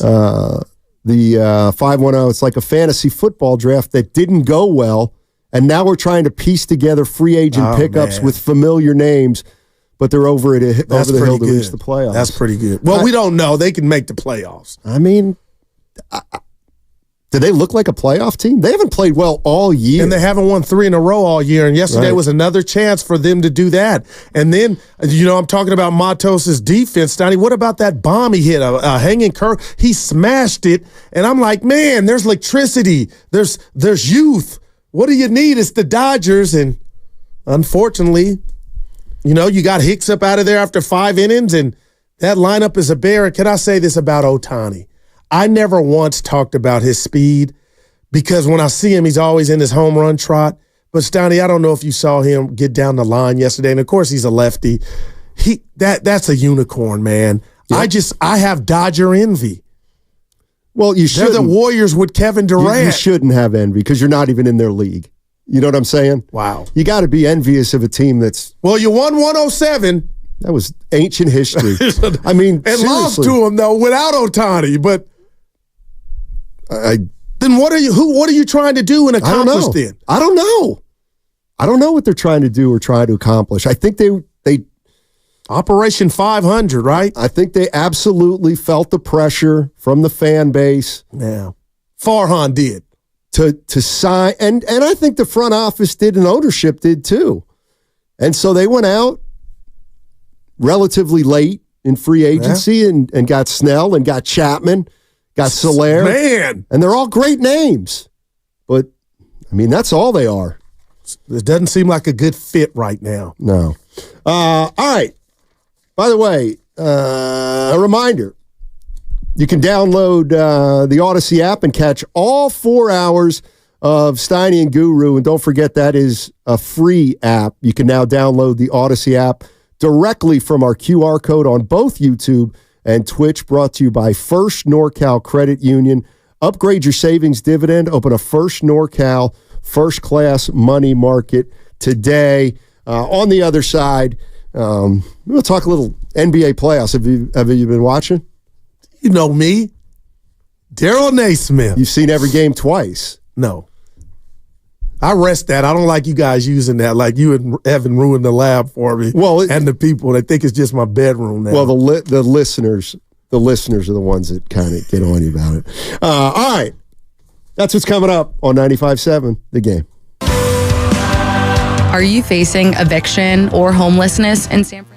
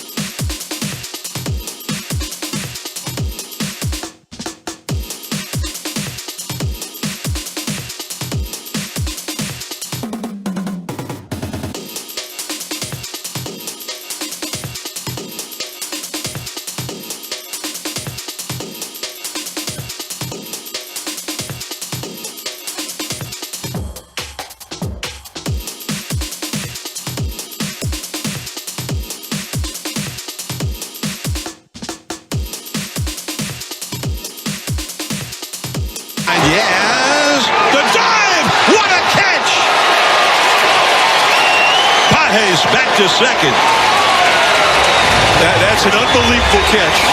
Now, back to Steiny and Guru on 95.7 The Game. All right, Giants lose last night 6-4 in 10 innings. Hell of a catch by Yaz. Yeah, it was. I talked about his batting average. That was a hell of a catch.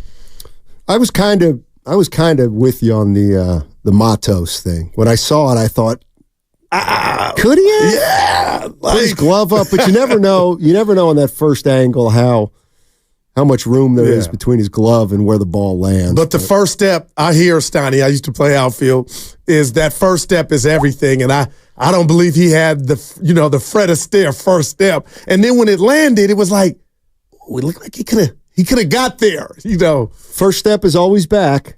Look at my man. That's what I learned. That's what I learned in high school. We'll see on the 31st when we have our softball game.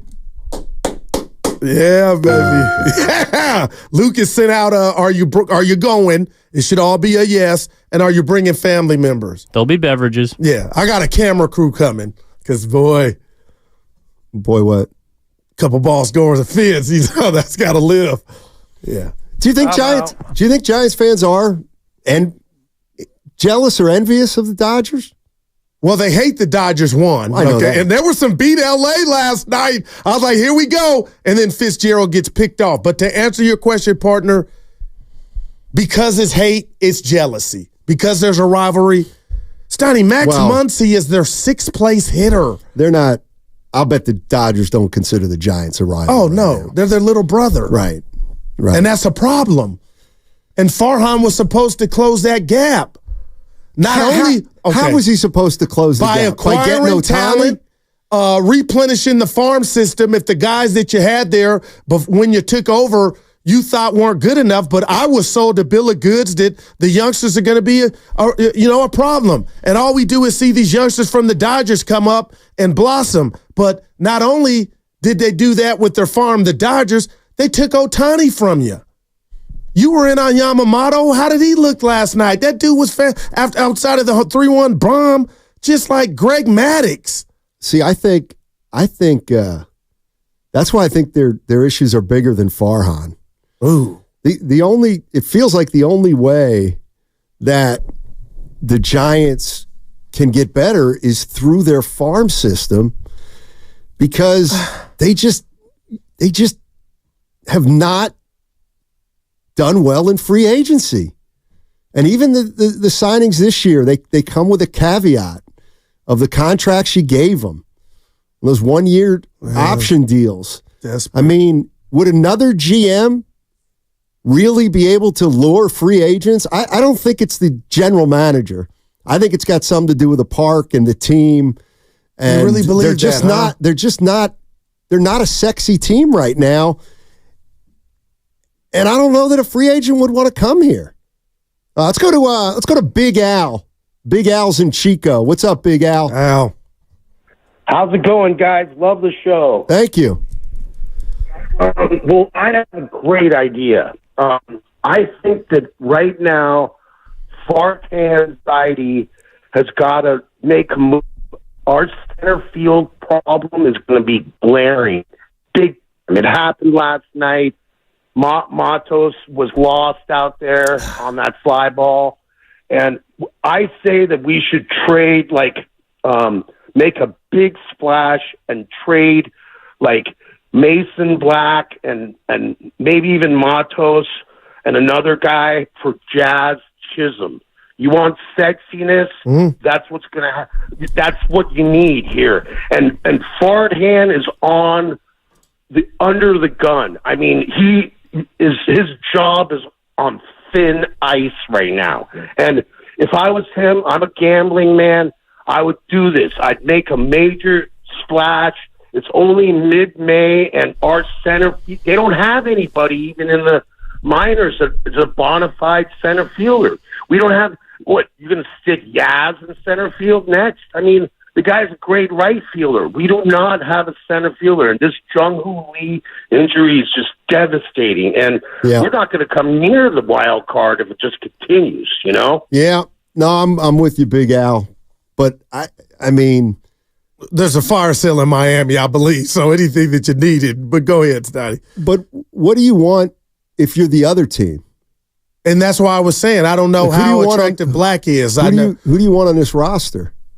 Well, maybe Matos or Ramos if the Giants deem him not good enough. I'm looking at Ramos, Stoney. I'm excited. But then I want to watch him the rest of the year. Get rid of Slater. And no shade, it's like that. That's where I'm at. He's batting 300. I know it's a short sample size. He looks like he knows what he's doing in the outfield. Like, that's enough. Let me see him. Well, I don't think they're going to trade him. And I don't know why another team would want him because he's not proven. And the veterans, I think with the Giants, there's a balance, though, Stoney. As veterans, there's free agency, and there's homegrown, your farm in a perfect world. And for 3 years of Farhan 6, I thought the Giants farm was something. It was percolating. And to come to find out, are we being told they weren't good enough? They're not good enough, and I'm putting Casey Schmidt in there. I don't know what the fix is, but I want to continue to watch Giant baseball with Elliot Ramos. I want to see him at the plate and in the outfield. I want that, Stoney. And if you're going to go with a guy like Slater batting in the one, I mean, where is that really going to get you? I mean, the issue that I think the Giants are going to face is if they continue losing, right? That means probably that Chapman, Snell, and Soler have not played well. And they're not going anywhere. But who's going to, right? I mean, they could be traded, and maybe somebody will take a flyer on Snell if he doesn't have a good first half. But I think I don't think you want to trade your young players. That's the only thing you have right now. Like, you don't have Chapman long term. You don't have Snell long term. So are you over, and I like this guy, Stoney, but I think I am. Are you over watching Yaz? Because I don't think Yaz is a youngster anymore. We know that. And I think we've seen the best of him. And I don't believe he can take you to the promised land. And I'm not blaming all what ails the Giants on him, but I think it's time for us to see the young Yaz. And if one of these guys can take the mantle and do that, let's see. Like, I'm okay watching them not get their goals with the youngsters. You ready for them to go 72 and 90? I'm not, but they may do that with Yaz in right field. They might. And Slater, and when does it stop? Somebody's got to make a decision. And Farhan is the one. Well, I was going to say Melvin also might be the one. Like, how long does he go with these guys? How long does he go with the veterans if you keep kind of either treading water or losing ground? That's a hell of a question. I wish somebody would ask him. You can't. And maybe he would snap at him. But, Stoney, let's put the right on the table. You're back from vacation, brought to you by Atco. If these injuries don't happen, we're not seeing Matos or Ramos. We're not Schmidt. We're that's the reality of it all. They're going with the veterans. I get it, and that was boring and ugly. But it wasn't all bad last night. Too many Dodger fans, but that happens. But the park was electric, and when I went to bed again, I'm like, they lost that game, that they had a 3-1 lead. And I know it's baseball, it happens, but I don't have the answers. I feel like they're directionless. How about that? This guy's calling for us to go get a center fielder when yours just got hurt from the Marlins. And I'm not saying he's wrong, but we don't know how long Lee's going to be out. But could you imagine if he's out for the year, Stoney? Then, I mean, what are you doing? That'd be a big blow. I mean, if you have Matt Chapman, I mean, how long does he get to play the whole year playing like this? Well, Casey Schmidt, and we've seen 76 games of him last year. That's not 20 games. Right. Can he do it with the bat? He can't just be one-trick pony. Well, the other thing is when you're talking about... And Chapman, Stoney, last thing, yeah. I'm just so tired of seeing him get blown away with a fastball. It's like, damn, he used to catch up with that in the town. Yeah, he did. Ramos, Matos, Schmidt, and Luciano. Those are the guys you want to see? Yeah, Luciano's still in sack. He's the only one not called up. And they got a pitcher, Crawford, that got promoted over the weekend to AAA. Well, how long do you let it ride? I mean, you can't really do much now. You got guys hurt, not playing. I mean, you got to try to keep it. You got to. Well, you're 2.5 out of the wild card, and I'm loving hard, and I know what. Don't do that. Well, if the goal is the postseason, Stein. Right, but they're 19 and 24. I understand that. They win 5, you're 500. I get all of what, but your goals can still be accomplished. It's not over. You're hemorrhaging and hurt. So when you ask that, I'm really trying to answer it. You got meaningful games to play, over 100. So you only can do what you have at your disposal. So the youngsters are going to have to try to carry you, and you hope the veterans get hot. I think it's an uphill battle. I really do, because you can play the youngsters either by necessity or by choice. And right now it's necessity. But what are they going to do? I mean, they're in the process of just starting their growth. If you go with the younger players, you're probably giving up on the playoffs. But when 6 years ago when Farhan was announced, we thought these guys were closer. We thought they were 2 or 3 years away. Well, now we're and I'm just asking, is this batch of cookies not good? Do we need to throw them out and start over? And if so, then that's a new regime, Steiny. And with that comes new hope. I know it's not cool, but some people are frustrated like, look, man, this thing is not growing. No. 408, Xfinity Mobile text line. I don't think the Giants ballpark gets talked about enough when it comes to attracting offensive free agents. Wow. No one wants to hit in that park. I don't care how beautiful it is. I mean, there's absolutely something to that.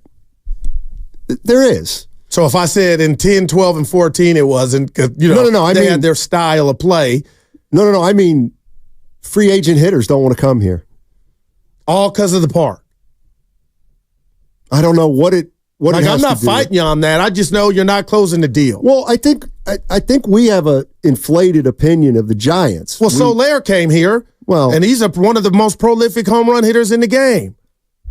So shouldn't that chalk one up for Farhan and the notion that's kind of maybe blown out of proportion from the fans? He's not the one you wanted. I mean, he's the one. He can hit you 30, man, or more than 30. Not this year. He's not. He's the one who was left over. And the other thing is, you can get guys if you pay them, but can they get a superstar or a big boy? Like, does Soler qualify? Probably not. But with your track record, Farhan's, what is his track record? Soler, to me, is bigger. He was almost like Babe Ruth, because I was like, oh, he came. He said yes. Exactly. So my question to you, do you find it offensive if you are a Giant fan? And I'm asking you, are you jealous of the Dodgers and what they are, the model? I don't think anybody could call this station and say no. How can you not look at them and say that's what we aspire to be? Because different teams go about building their rosters differently. The Dodgers feel like, because they're the Dodgers, they can go out and sign any free agent they want, and the player will want to go to L.A. And that's attractive already. That's the truth. Okay, that's I believe the truth. But I'm jealous over that. Well, then win more. You got to win more games. You can't miss the playoffs 5 out of 6 years. You know what I mean? Wow, man, wow. Maybe when Robbie Ray comes back. But they might be 20 under. They might be. But then maybe this year becomes about, does Farhan survive it if they don't get to the postseason? I don't know how he can if they don't, Stoney. Well, what if they're got hella time left? Here's what I'm worried about. We're going to be at the trading deadline, and they're going to be 4 games under, and people are going to be like, well, they're only 4.5 out of the wild card. So are we buyers or sellers? If I'm Farhan, I'm a buyer because get out of here. My time might be up. Yeah, I got a desperate salesman. I got to hit quota. It's too I'm late. throwing everything that they'll allow me to throw at the kitchen sink because at that point, I'm sure they're going to know, dude. At that point, slow down. You want to include every top prospect we got on in single A? No way. I'm talking about the other way. No. I'm going the other way.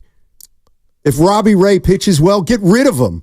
Oh wow. If Chapman starts hitting, get rid of him for projects or for minor leaguers. That's the way. Well, then you really got a new GM coming in then, Steiny. Well, maybe you do, but at least the new GM has 5 or 6 new prospects for the minor leagues that you acquired with your dead weight. Man. I mean, they're in trouble if those guys don't come around. Not just in terms of this season, but maybe next season. And then they're going to be hard to trade. If you were to ask me right now who the Dodgers' best everyday infield, outfield player is, I'd say Mookie, Ohtani. Sure. We have, and again, I keep doing this exercise with you, Steiny. Who is the Giants' answer when they're healthy? And there, to me, the probably you're mute. And probably Soler when he's healthy. I mean, yeah, I get it. You're right. They're not going to match up against the Dodgers. But they don't even have a definitive, like, who's their Will Clark or Kevin Mitchell? They got about 4 of them. Oh, you mean the Giants? The Giants. They haven't had one in forever. Oh man, who was the last basically staple? Buster. They had 3. They had the Dre, Pence? Steph, Curry. Well, yeah, Pitts was a fan favorite, but he was like Livingston.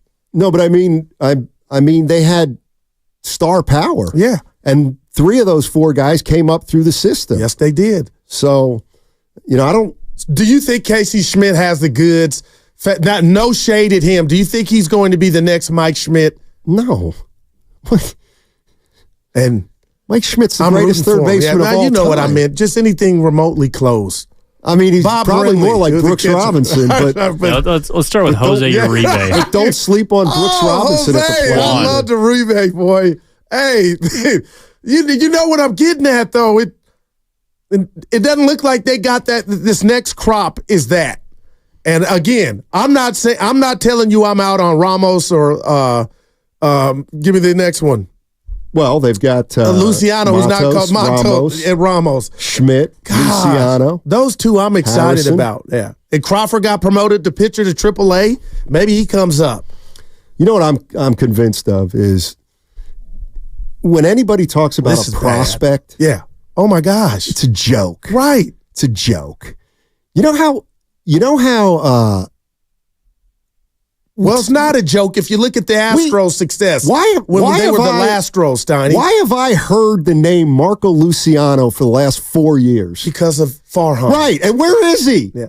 Like, where is he? He came up last year. He might not be able to play shortstop. Yeah. We saw him, though, Steiny. We saw him, but that's what I mean. I mean, we talked about Luciano being. You're right. Oh, this guy could be. He was one of the greats. This guy. And Schmidt was one of them, too. Okay, well, right. The bottom line is they're not as good as we hoped they'd be. They're just not. And maybe that's why they weren't called up and there was a veteran, movement. But right now, I'll tell Giant fan, I'll call you. It looks bleak, the big picture, but this season is right there for success. Diamondbacks last year, I'm 2.5 out. You got to get healthy and you got to play better baseball. Yeah, exactly. And you got time to do that, Matt. You do. But the division could be over in 2 days if you get swept. Look at this team right now. Yeah. I mean, look at this team. I don't want to use misfits because that's got a negative connotation. They don't match. Wilmer Flores is not a 4-place hitter, four-hole hitter, but he is if everything is going bad in regard to injuries. And then Soler doesn't play an everyday position and you're hurt. I sound like Stephen A. I got to be careful. But you know what I'm saying, Steiny? You ain't out there diving for balls. And I mean, I do think that regardless of whether it's injury or whether the team underachieved, Farhan's gonna take the heat for it. I think it's time, Stein. I don't think he can come back from what's going on. I mean, the injuries obviously are no fault of his, but that's what gets a GM fired. And I it just appreciate does. you saying that.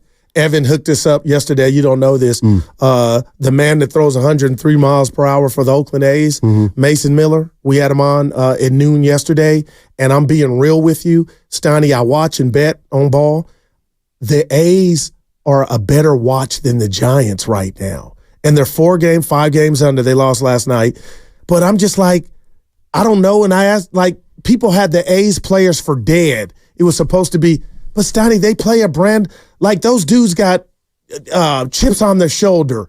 No-name dudes that now I know their names, and I just don't see that when I'm watching the Giants. And hopefully that'll change with the youth movement. But if I'm Farhan, I got a realtor, Steiny. I know it's time. I might be up out of here. I wonder if this thing goes south, the only way he could save his job would be move off some of the veterans and try to restock the farm system.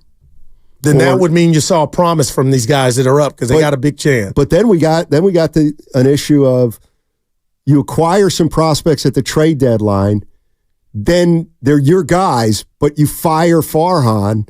And again, now the GM comes in with 6 new players in the farm system, which I guess isn't the worst thing. But you also have a manager who's managed for 1 year. So what do you do? What do you do with him? I mean, they're 3 years away from being 3 years away. Man. It feels like, man, when you break that out, it's bad. And then I told Evan yesterday, Steiny, I don't know how much of this matters, but to me it does. Okay, who's Farhan's boss? He's like the Claude Rains, the invisible man. I don't think that helps business. Like, who's the Joe Lacob? Talk to us. State of the Union. We know it's not, it's not good right now, but the season, right. I'll say this, is not lost. Not yet. You got to keep going. You got a big game tonight. You got a game tonight. You got win pitching. That lineup, it's a bear pitching against the dude. Hicks was incredible. He was like in 100 pitches in the 5th inning. But I get it. But Steiny, that's what you want. What, the Dodgers? Yes. Yeah, no kidding. Well, you also picked out like the best team in baseball. Everybody's going to be jealous of the best team in baseball. A's are 4th in the league in home runs. Giants are 21st. What the fuck? Well, does that sound about right? Chicks dig the long ball. Yeah. Man.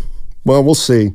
You know what? A win tonight against the Dodgers, everybody will feel good. All right, there it is. But it does feel like if this were a basketball game, the Dodgers would be 8-point favorites, even though they're on the road to today. By the way, people want to hear something about your trip. You got to give us something other than the golf. I believe something happened. Well, I know something had to happen. It was mostly golf. We played, let's see, what did we play? 1, 2, 3, 4, 5. Did you get any playoff games? Did you get, were you guys done to maybe have some dinner and drinks? I kept my eye on some Finchy, some games. You text them. I'm out. They were champs when you left, and now it's like, that's because you all jinxed them. I was waiting for you to go there. You all jinxed them. You did. Yeah, we'll see. Big game tonight. Yeah, Minnesota. Oh, I thought you meant the Giants. Well, that too.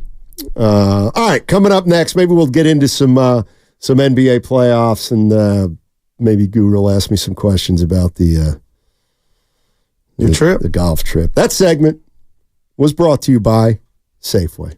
Head to Safeway today and tomorrow for a special digital coupon deal.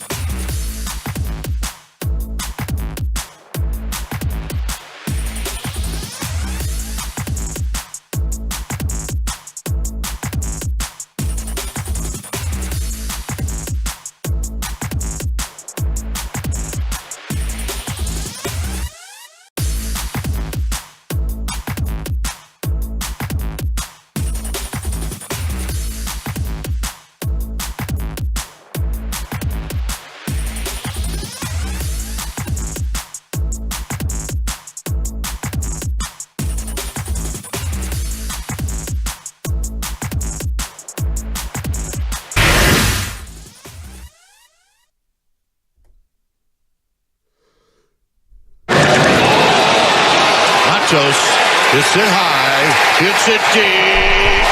On the hair! And make your first hit of the year a big one.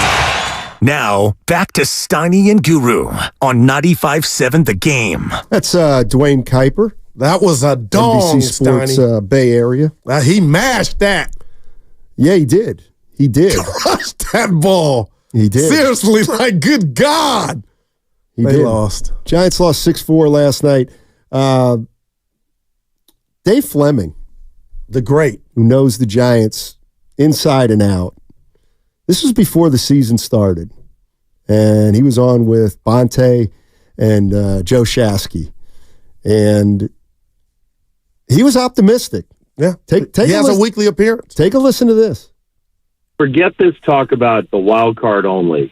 Like, forget that. Go take a shot at the big boys. Ooh. Like, I don't want to hear this. Yeah, they can sneak in, or that's BS, man.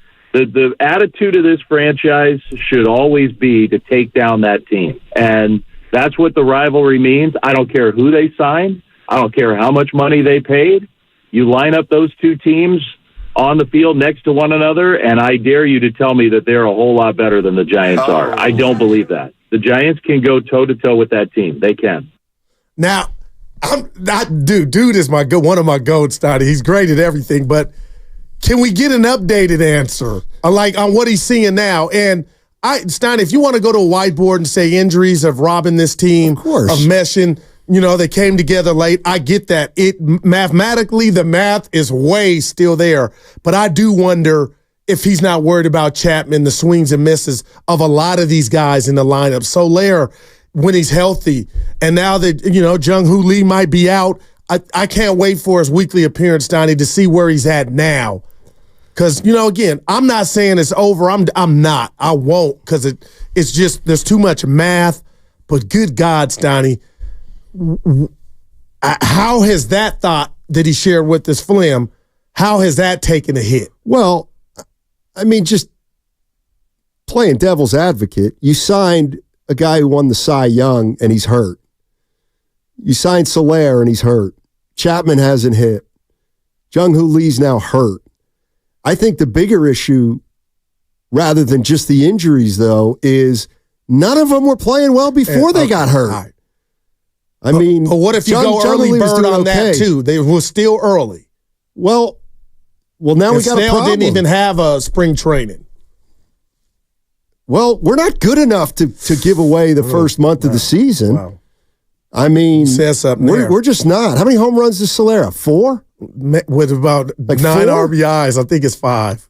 He had 36 homers last year. A lot of time left. Yeah, but we're a quarter of the way through the season. He's on a pace for 16. Ohtani has 11. So they got work to do. But he set that up like Steiny. I told you the Giants were going to make the playoffs. Yeah, you did. The wild card. But he was like, go for the you're 2 days away from 2 losses from being 11 back, and it ain't even June in your own division. Wait, 11 back of the Dodgers? Yeah, they're 9 back now with 2 to play. The Dodgers are out of reach. Give me a break. You don't mean that. Well, they don't play as much as. No, I hear you. What's the Dodgers' record right now? I got to bring it up. Dodgers are. Let me go stand this. No. Hold on. Your Dodgers are currently 28-15. 28-15, and the Giants are 19-24. Yep. So that's 9 games back. Games, 28. Yeah. So the Dodgers, let's just give them they're on a 100-win pace. Wow. The Giants are on a 76 game. 76 and 86, something like that. Yeah, you better win more than that, no doubt. So the Giants would have to go essentially 80 and what is it? When you do this. Why? 80 and 50. It's one game at a time. They're going to have to go like 80 and 50 to get up to 100 wins to catch the Dodgers. Like if the Dodgers keep playing at this pace, there's no chance the Giants can catch them. Now, would you tell Flim that? Yes. Yeah. And the other thing knows. is, and keep looking at that wild card. And 2.5 back. That's and how many teams are above you? Well, you can't act as well. The Giants are going to go on a 5-game winning streak, and every team above them is going to lose 5. But you know how I've mastered that. To the Guru computer, Doesn't all work. you need is who occupies the spot that day to lose. You like that? Absolutely not. I mean, they got 1, 2, 3, 4, 5, 7 teams ahead of them. 2 of them are the Braves, Cubs, Padres, Nationals, Diamondbacks, Mets, Pirates, and then they're your Giants. So I don't think the season could have started worse for them, including injury. That's all. Wait a minute. So 3 wild cards, but right, 17 three division winners and 3 wild cards. Yeah. Six in the postseason. What place are they in right now? 7th for the wild card. 7th for the wild card. 1, 2, 3, 4, 5, 6, 7. Excuse me, 8th. They're 8th. Yeah, I don't see it, Bob. Yeah. You got the Braves, Cubs, Padres, National, D-backs, Mets, Pirates, and the Giants. And I'll say this about the Giants. You're there, and nothing's gotten your way. You're not there, Goo. Well, no, you're 2.5 out, Stoney. Well, I get that's you're a good week. That's a good 2 weeks, you know? See, you know what? You did this with the Warriors. You did this with the Warriors. Last year. No, this past year. Oh, boy, what? Because last year I hadn't even got over with the road record, but go ahead. No, just hoping. Yeah, exactly. Well, once you lose that, you're done. How's this team? What does it look like when this team gets hot? Chapman, the long ball. They look like the A's, who got a bunch of more home runs than the Giants. Stoney, power was supposed to be what I thought they relied on. Well, that's not. Yes, Lamont Wade, not 30 from each, but like 12 to 15.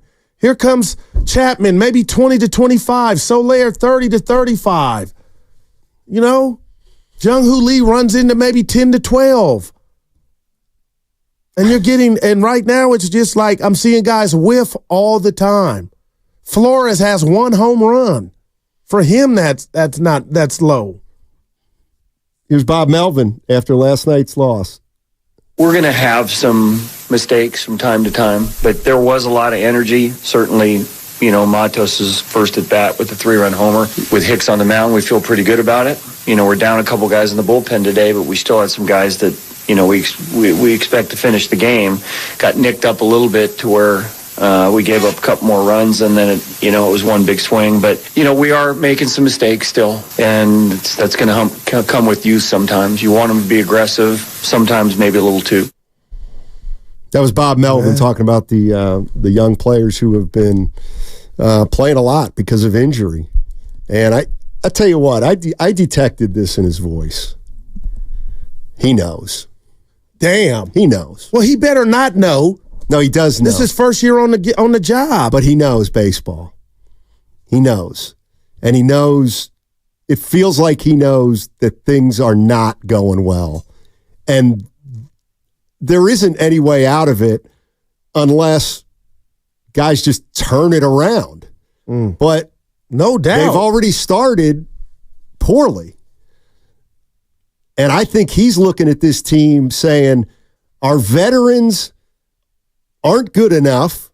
They're too close to the end, and our young players aren't ready yet. Okay, but what's kinda a manager's job? Kind of like the Warriors. All right, what's They're exactly a like the manager's Warriors. job to bridge that? Oh yeah, he'll do the best he can, but they ain't going to win. Yeah, my boy Tone is calling. This is what he thinks of Melvin. Real quick, he didn't like your Mike Schmidt. He said Arenado is the best third baseman of all time. That's funny. But he called Melvin Art Howe or Ken Maka.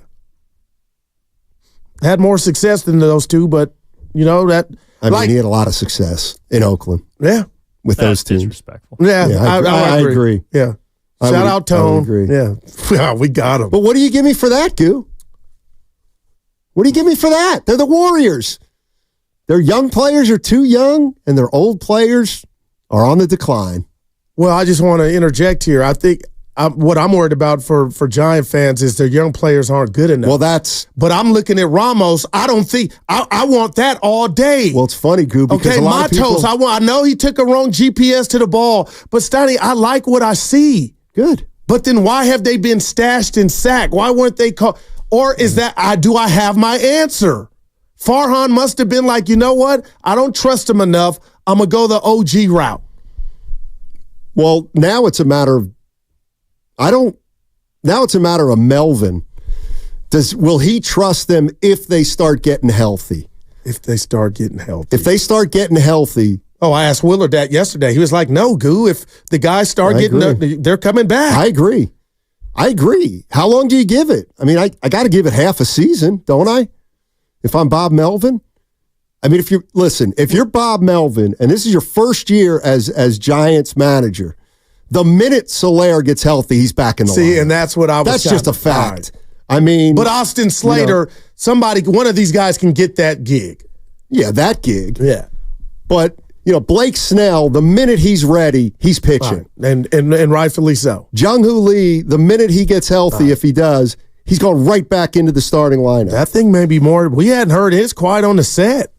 Dr. Pangio was Stoney, that's the separation. Quarterbacks get that. And what happens to them? 6 to 7 weeks. Yeah, that's not good. You saw the play? I did not. It was almost a grand slam. He run into the wall? Yeah, jumped up at the top, and it was just, they had to go get him. They won that game Sunday. Against Cincinnati? Yeah, down 3-0. Oh. And you were thinking, here we go, the youngsters. And they lose yesterday. With a youngster getting picked off. I'm laughing because he should have got cussed out. You don't pinch run, and it was a right-handed pitcher that picked you off. It wasn't old mad bum, the lefty. Oh, I don't know what. Hey, we'll see tonight. We'll be watching. You want the young guys? You're going to get those kind of mistakes. Now, I didn't say that. I want to see what's wrong with a blend, like a good margarita, a blend. What's wrong with getting a little bit of both? But nothing. A balance. But you're not good enough. I mean, they're just not good enough. Are they? Well, their bullpen got problems right now. What about their lineup? Okay, let's go off. I get it. Nobody cares about batting averages So we just brought anymore. up Fleming, the great Dave Fleming. Stoney, name recognition on paper, this lineup was supposed to do more. And that's why after they got the guys they did, this lineup, I agreed with, like that wasn't crazy. Nobody's doing anything at the dish. But if you compare it to the Dodgers and the Padres lineup, does it stack up? Yeah, that's like Halle Berry and Beyonce. Okay, well then you're playing for third place every year. But how about the Diamondbacks? On paper, you can, and they went to the World Series. You know what I'm like the Phillies. They swept you 4 games and you were healthy. Exactly. You think maybe it's the approach at the plate, and that's why I'm looking at Pat the bat? I mean, I don't know if it's any of those specifics, but I look at this lineup and the injuries, and I don't really see it. Not when I'm looking at the other teams and how you stack up to the other teams. It's like, I'll do it again. The Warriors, they won 46 games. They're pretty good. They couldn't beat any good teams. Wow. And they were 10th in the conference. And I feel like, the Giants comparatively, they have as much talent as the Warriors within the NBA. Maybe not. So I'm looking at Farhan's. I don't know if it's his decision to make, but the Giants. The question is, when these guys come back from injury, how long do you go with them? Yeah, and I'm turning into you with this one player, and again, I'm going back to Yaz Stoney because he was a great story. He's been a great model citizen here in the Bay. Great catch last night. But if you're telling me we got to continue to watch him hit 200, 3 home runs, 12 RBIs, like I would rather get that production from Matos or Ramos or some young player. Like those are you could say, Goo, it doesn't even sound like it's a hard decision, but that's what I'm ready for the Giants to do away with. You can't, like Slater, they're getting basically scholarships. So if that's what you're going to get rewarded with, then you got to cut bait. I mean, blaming it on Yaz. Not blaming it on, but like to me, he's kind of. But early on, people were yelling for him to be, and I wasn't DFA'd early before he got to 200. 200 feels like 300. I'm saying at some point, if you're going to go young, do it, Stoney, and don't look back. Well, they probably don't want to go young with these guys hurt right now because they're going young anyway. They have to go young now because they're banged up. The question is what happens when guys come back. And where are they when Soler I think it's a tryout. Back? I would call the youngsters in the room and say, hey, I know you guys think you're going right back to Sac, but if some of you get hot, make us make a decision, Donnie. And I know that, you come on, Goo. But like Willard said yesterday, he didn't think any of these guys were going to be around once the OGs got healthy. And maybe Slater's spot was, now that one could be had. And do you want one of these? We got into this real quick. So you're telling me Matos wouldn't want to be a part of the Giants roster, not being an everyday player or playing every day in Sac? I think he would take playing platoon in here. That's how you get on. So to me, that's a win. Not going back to Sac playing every day. Hitting 380 and bombs left and right. Like, I want to be on the big club. And I know I'm not going to play every day, but I would take that over playing every day. That's just me. I don't know how they view that and how they view getting guys at bats. Well, none of them were up. Periodically versus none of the youngsters were up, Stoney. None of them left spring training on the big club. And why do you think that was? That is the $1 million. Well, I tell you why. Because they weren't good enough. They weren't good enough to make the big club for whatever reason. There's reasons within the reason, but I mean, the more I think about it, I'm probably with Willard on that one, and that is the minute the veterans get healthy, they're playing. Wow.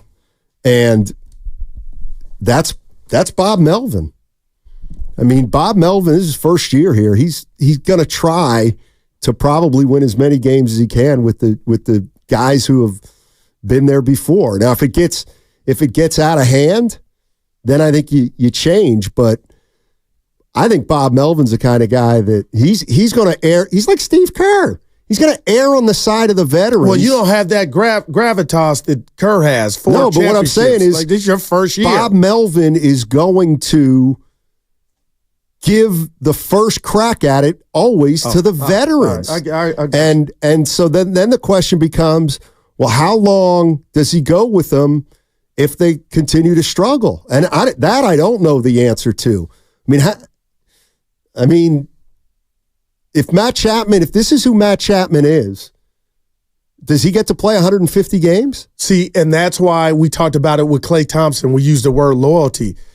Bowmel should have no loyalty to anybody. Like, if you're not getting it done. Chapman before. Yeah, but okay. That's why he got him. But it wasn't last year, and I'm just saying, like, Stoney, I'm not – that relationship and their rapport should have nothing to do with if Chapman doesn't get it together and somebody's doing something bad. If you got to sit, you got to sit. But I know they paid him. So the politics of it all follow the money. But if it was Daryl, the manager – if we get to game 67 and 70 and you ain't doing diddly squat with the bat, I'm not running you out there when I feel like I got something better behind you, regardless if that dude is from AAA or whatnot. You don't think Chapman came here knowing that Bob Melvin had managed him before? You don't think Chapman came here knowing he didn't have a great second half to last year's season, but signing with Bob Melvin means I'm going to play every day. I'm going to play every day. I agree with you. And so... But things change. I don't know. Do they? Well, if I felt like this is my first year and the fans are pissed off and the radio stations are coming at me and everybody knows, Mad Dog screaming on TV about, my GM being fired, maybe I'll change my course of how I do things and my decisions. Maybe I'm operating from a perspective of pressure. The walls are closing in. I can't breathe. The air is different. So if here's the problem. If you replace Chapman, then he may stay.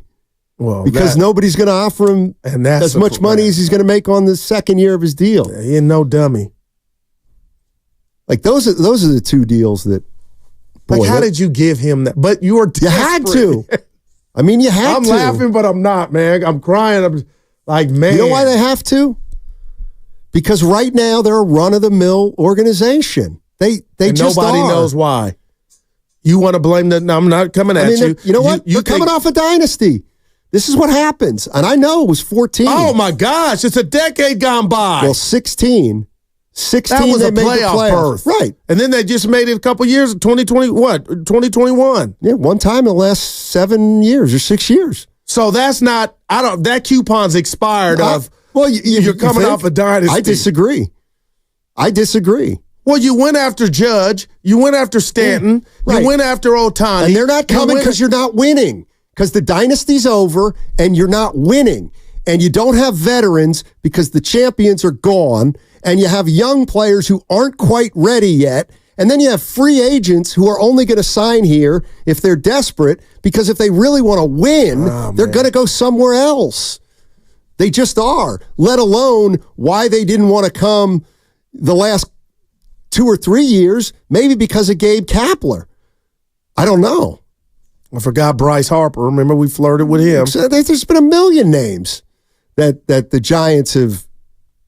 We've heard the Giants. So how do you fix this then? It's not a quick fix. It's just like it's.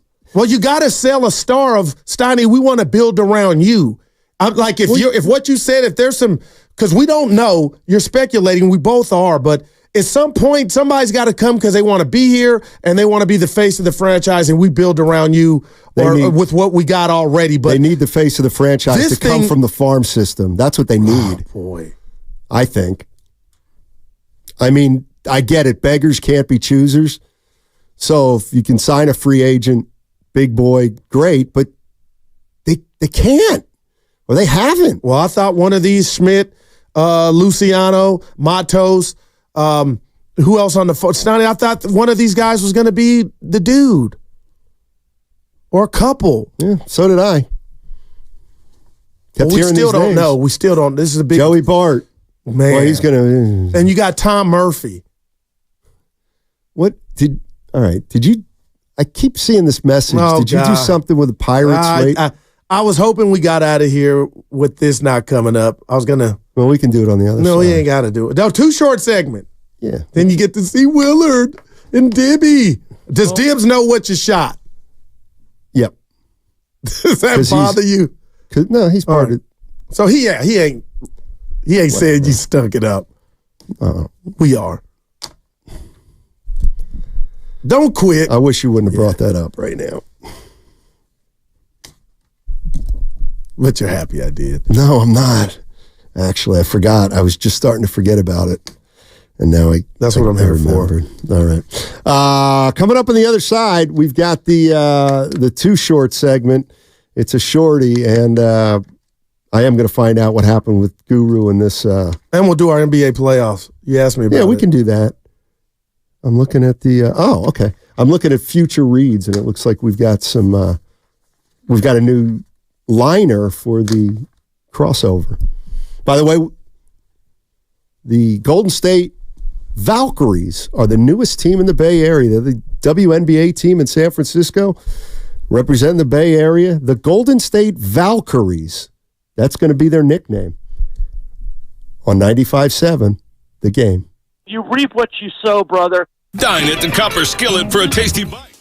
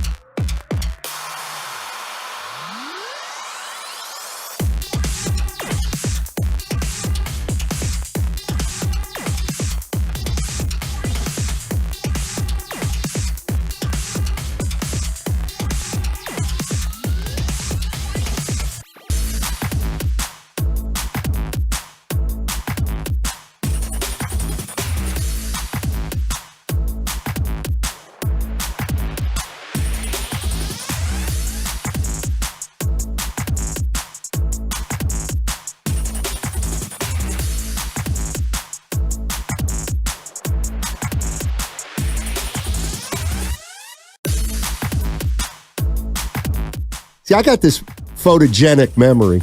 It's photographic. I did that on purpose. He deserved it. Now, back to Steiny and Guru on 95.7 The Game. All righty. Lucas got to make 2 foul shots there. Lucas? Oh, they were 10 for... They're tired. 12 for 23. Lucas beat up in this new style of play. It's like football now. Dudes are just... Kyrie's gassed. He has not played... Like, they play tomorrow, Dallas, and then they get 2 days off, and that'll help them. But it might be over. SGA is a baller. He's incredible. Should have got MVP. He's incredible. Yep. Absolutely incredible.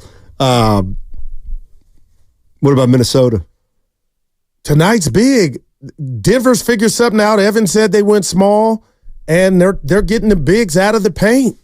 And now Gobert and they look like Shaq and the Fool when we had our guy, JaVale McGee, on there. They got him out in space. And now I will say this. Tell me if this registers, because you don't want to sound like a Richard. And I'm not setting you up to sound like one. And we all have issues and have lost loved ones, parents. Karl Anthony Towns Sunday, he had just lost his mom. So that day was, Sure. And I don't know if that had anything to do with his performance, or you could go honor her, But I am wondering, why do they play better in Denver? But Denver's figured something out, and I'll never underestimate the heart of a champ. Because as you were gone, I was telling Evan and Willard and Dibbs, like, oh my goodness. It's not over, but man. You know what? For the life of me, I can't understand why, and I don't ever remember it being like this. I don't understand why after a team wins 1 game or maybe 2, people start saying, series is over. Oh, this series is over. It was the like way, Minnesota. Did people really think Minnesota was going to sweep the Denver Nuggets just because they were at home? Well, it wasn't just us. It was the television. Exactly. But why do we do that? Because Jokic's energy looked, on the 2 games, he looked like he didn't want to be there. And I'm not saying that's why they lost, Donnie. I was like, Anthony Edwards, to me, was a part of it. I felt like there were 5 Ant-Mans, and there was not. And he needs some help. And if he doesn't get it from Karl Anthony Towns, Donnie, they're in trouble. But I cannot wait to get in front of the idiot box tonight and watch. Yeah. I expect Denver to win. But what if Minnesota does it again? Who'd you pick to win it all? Did you make a prediction? I'll tell you after the finals Lakers are over. You picked the Lakers. No, that was stop. I think you did. Anyway. All right, we don't have to. Yeah, we want to talk about your trip a little bit. People want to know. What do they want to know? What was the weather like? It was a golf trip. Okay. I golfed every single day, sometimes twice a day. What was the nightlife like? Nothing. We were staying at not a resort. But could guys light cigars, go have a beer, and be together? We weren't. No, fire? We played at this place, Gamble Sands. Where, there we go. Any gambling? There's a couple golf courses there on the property. We stayed on the property. A lot of other people? Not really, no. Okay, cool. No, we had a group of 16. Oh, so what'd you guys do for like meals? They have 3 restaurants on the property. So you got to bed pretty early, or? I mean, I like to stay out on trips. I don't go on many. You know what you get your money's worth. Yeah, I mean, we had to get up early to play, and you're pretty worn out after a day. It was hot. It was like 85, 90. It's beautiful up there. Now, what time, if you don't mind me asking, did you start on Mother's Day? Were you guys on the course at 7:30, or that's too early? Yeah, no, that's about right. Wow. That's about right. First time I was in Spokane. You ever been to Spokane? I have not. We did spend a night in Spokane when we flew in there. It's interesting. Evan, you ever been there? Yeah, I've been there multiple times. What'd you end up doing? Oh, he's laughing. Uh-oh. Well, just because there's honestly not much. Not in Spokane? Yeah. I thought the downtown was kind of vibrant. In comparison to the surrounding areas, I think so, but I've also been there predominantly in wintertime. Okay. It's kind of shut down. Yeah, it was nice. There were a lot of people out. Where did we eat that first night? Did you have a steak? Ribeye? No. I had a... bison? I can't remember what I had. I've had bison. I've had bison too. It's not bad. But you haven't had venison. That's the deer. I haven't. Mm-hmm. A little tougher. So, yeah. Just played a lot of golf.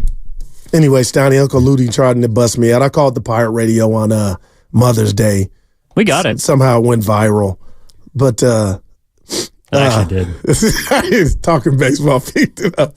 But I don't even want to play it because I was a free agent last week. And that's okay. I'll play it. I don't know what a hitting coach has to do to get fired before 50 games. But if you want to find out, watch the 2024 Pirates. They're playing their ass off.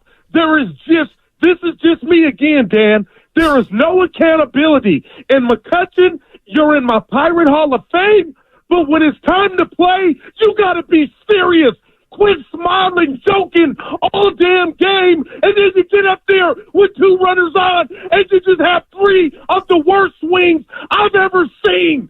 That's not leadership, and that's not veteran-like. This team needs a new coach. You can't get rid of all the players. And why we brought in Chapman, I have no idea. This thing is bad, and it's embarrassing, and I'm screaming on Mother's Day, and I hate it. Help me, Dan, please. I can't take it anymore.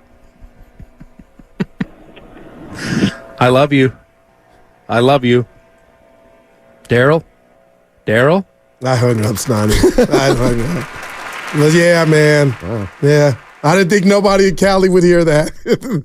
I had to tell the boss, I said, I ain't in no trouble. Not to, like, dude. Only the whole bad. world. It's just bad, man. The Pirates? Yeah. Nobody cares. They won last night. People in Pittsburgh don't even care. No, they want the owner. They got an AIDS problem with a beautiful stadium, though. Oh, yeah. Yeah. Spokane's where Gonzaga is. Oh, wow. Gonzaga University. Oh, Evan had a walk-off call. Can you play that? Santa Claus, you got to hear this. This is when I said he's going pro. This right here, Stein. Well, I here already said it when I did the Arena Football League. You did. Or the inside. Give it to us, E. Walk-off, Stein. Hold on. At bat. And Brigman lines it down the left field line. Here comes 1. Here comes 2. Lewis is rounding third. And he's going to come in and score as Santa Clara walks it off with a 6-run 9th inning. A miraculous comeback against LMU as the Broncos steal game 1 of the series. Dude. Snotty, theater of the mind first, and I felt like he was talking to the fans. Evan, that was great, man. That was great, man. Dude. You tell me a legitimate baseball announcer does any better than that. I was like, Flim, can you listen to this? That was great, man. Did he not capture the moment? In related news, we're going to need a new producer probably in the next month. Doubt. No doubt. It's only a matter of time. Like, send that to all the teams, man. Like, good God, Molly. Stanley, I was in the car with the brother-in-law and I played it. He's like, he captured that moment. Yeah, he did. 6 runs they got, huh? They were down 5-0 going into the 9th. Evan, I didn't know I forgot about that. Didn't give them a chance. Did LMU have did they bring in a new pitcher for the 9th? First guy walked the first 2. He was like their number 1 starter or number 1 closer. Then they brought in a new cat. He gave up a hit. There was an error by the shortstop, and then the wheels just came off. So they don't have the 3-batter minimum in college, right? They actually don't. No. Okay. No, you can so switch you go up. all Bochy like you're out of here. Yeah. Good for Evan, Steiny. Yeah, absolutely. I told him, get me tickets and the kids. All right. Coming up next, it's the crossover with Willard and Dibbs. That segment was brought to you by Safeway. Head to Safeway today and tomorrow for a special digital coupon.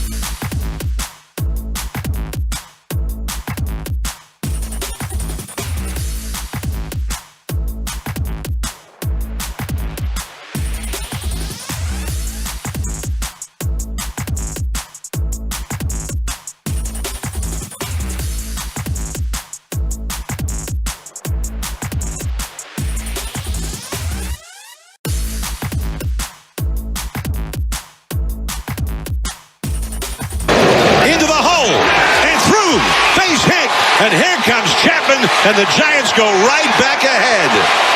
Now, back to Steiny and Guru on 95.7 The Game. Hey, did you know it's tick season? Lyme disease is transmitted through the bite of infected ticks. Visit Atco Pest Control's website today to learn more and take control at atcopestcontrol.com. What's up, guys? Hi, boys. Hey, welcome back there, Steiny. Thank you. Hey, good Appreciate to see you. Yeah. Had fun. Yeah, round of applause for coming to work on a Tuesday. maybe too robust. Yeah. And I asked him, did Dibbs know what he shot?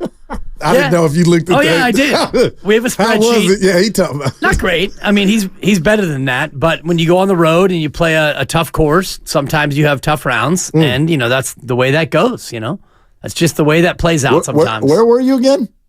Where'd you go? Gamble Sands, Washington. Okay. In Brewster. It's 2 hours west of Spokane. Right, and about 3 hours east of Seattle. What and why'd you end up there? What the hell's going on up there? There's just an incredible golf facility in the middle of nowhere. All right. It's got... what'd you do after the rounds? Applebee's? I just asked you eat there. You eat at the course? Yeah. Well, it's like a complex. Right. And they have places to stay on the property. Got it. That's so you where we never stay. left the property? Pretty much. Okay. Yeah. All right. Well, I mean, we flew into Spokane and spent the first night in Spokane. I bet that was crazy. Underrated sleepy town. I like Spokane. I don't know what to do. Getting that though. No, I've been to Spokane many times. Many times, actually. Sometimes I thought, man, this is incredible. And then other times I thought, oh boy. Here's what's crazy. I've been there probably 6 times, and I don't remember the first thing about it other than the minor league ballpark that's there. Wow. Yeah. There's not one memory that stands out of 6 different 3-day trips to Spokane, Washington. You ask me what it looks like. No clue. Beautiful. Yeah, it's beautiful. No clue. A river runs through it. Yeah.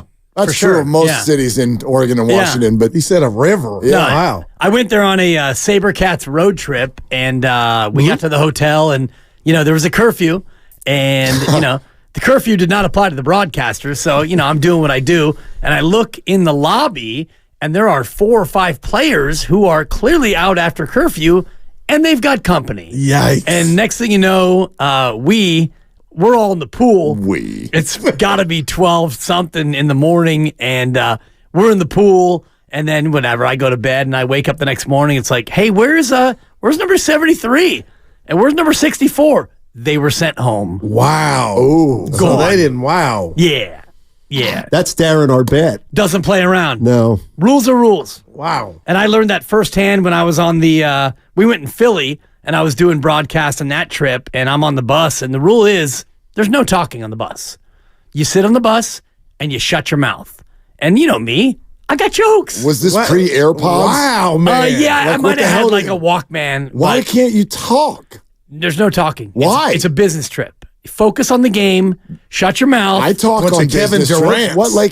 I don't even. His rules, not mine. I know, but what was the thought process? Yeah, the thought process was, lock in on the game, focus on what you're doing. We don't want to have like towel snapping and hey, look at that. And I mean, and, how'd you do? Not great. Yeah. Not great. So about 10 minutes in, your boy's got something to say. And and it wasn't even in loud tones. And I said something to a guy, a couple rows over. And I looked back toward the front of the bus, and Coach Arbette is looking back and giving me the 1,000-mile stare. Like, I couldn't have played for him. Like, one more word out of you, and I'm coming back there, and you're going to wind up on the interstate. Like, you're not even on the team. Dude. It's one thing when the team breaks the rules. You're not even on the team. Yeah. Yeah. Hard lessons were learned that trip. Those are tough. Those are tough when the broadcaster gets stuck into the team and then... no, your boy likes to talk. Well, right. You wouldn't know that. No, I don't, actually. That's a 4. Yeah. What's he mean, Willard?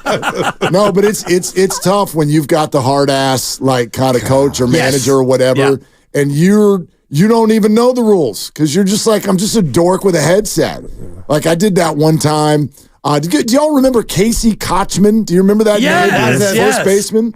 So his dad was and I mean capital H, hard-ass manager for a generation of the Boise Hawks, minor league baseball club in the Angels organization. Wow. Okay?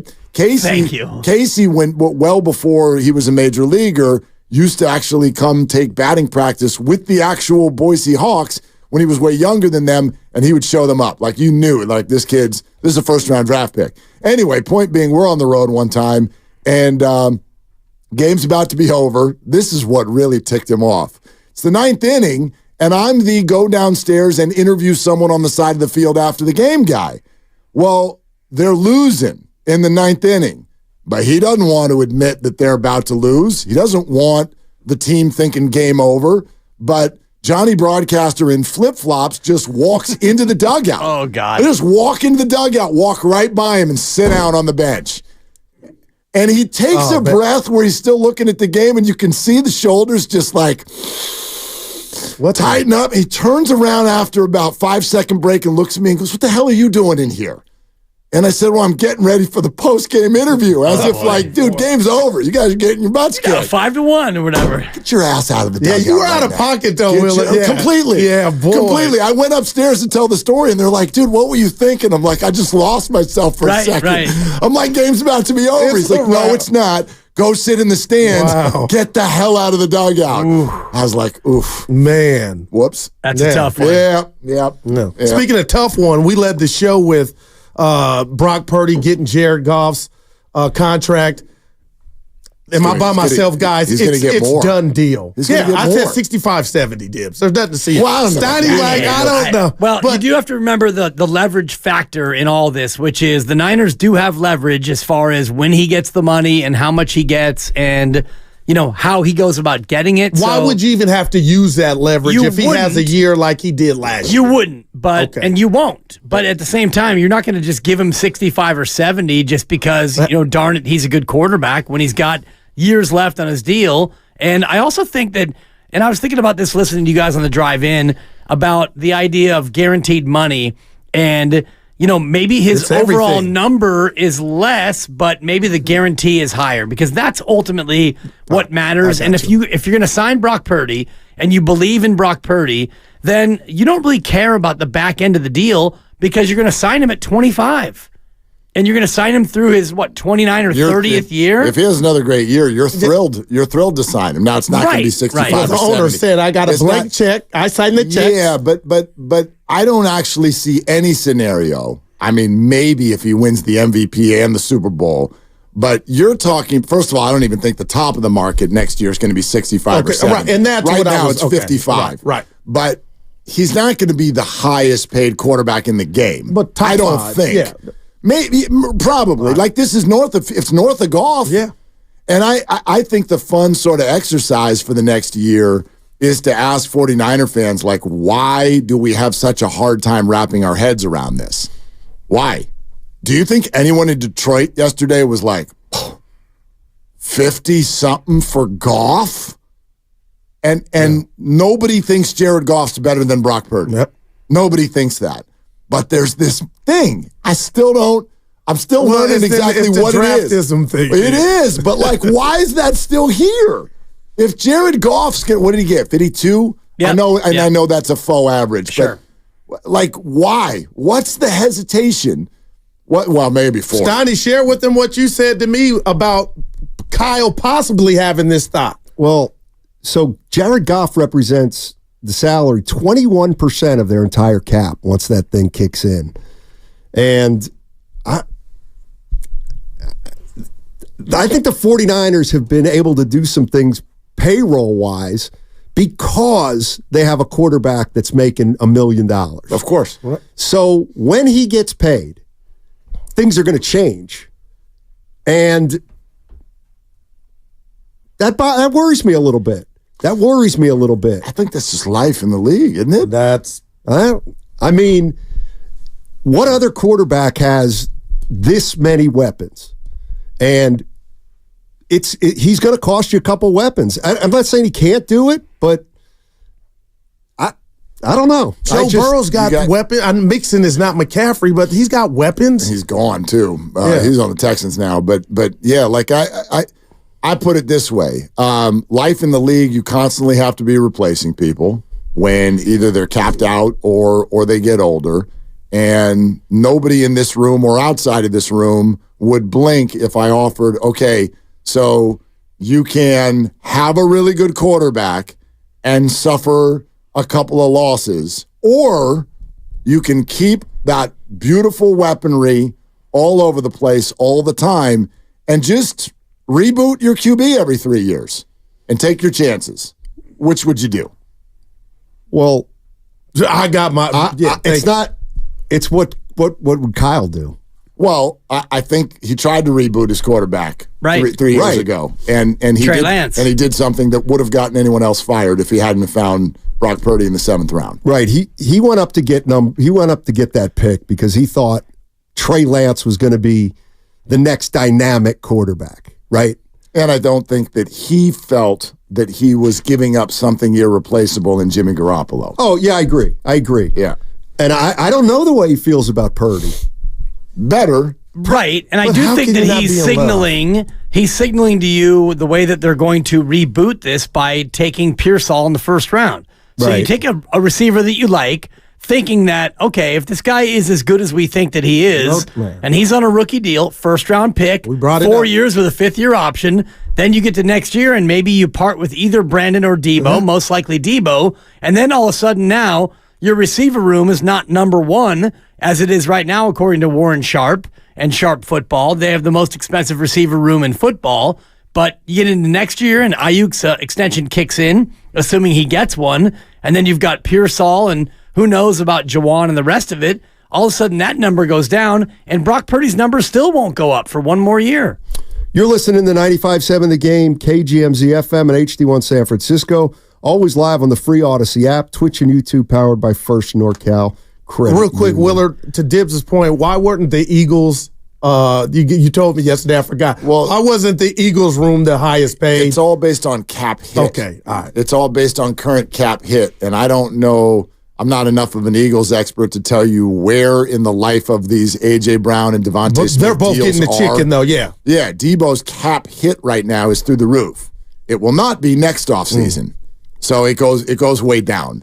But then Brandon Ayuk, in theory, might have an extension in place, and it goes back up. That's one of the reasons, though, I love that they picked Pearsall now.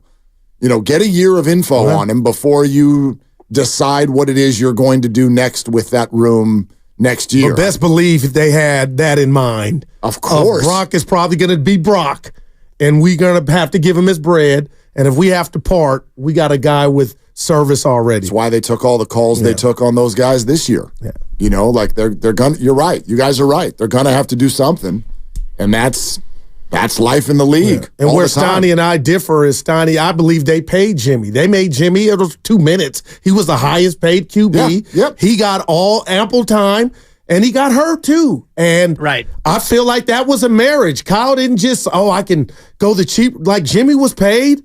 He had his opportunity, and he went a different way. Not a marriage. I think Cleveland and Deshaun, that's a marriage. When you owe him. And Kyler in Arizona, that's a marriage. Jimmy and the Niners, it was an engagement.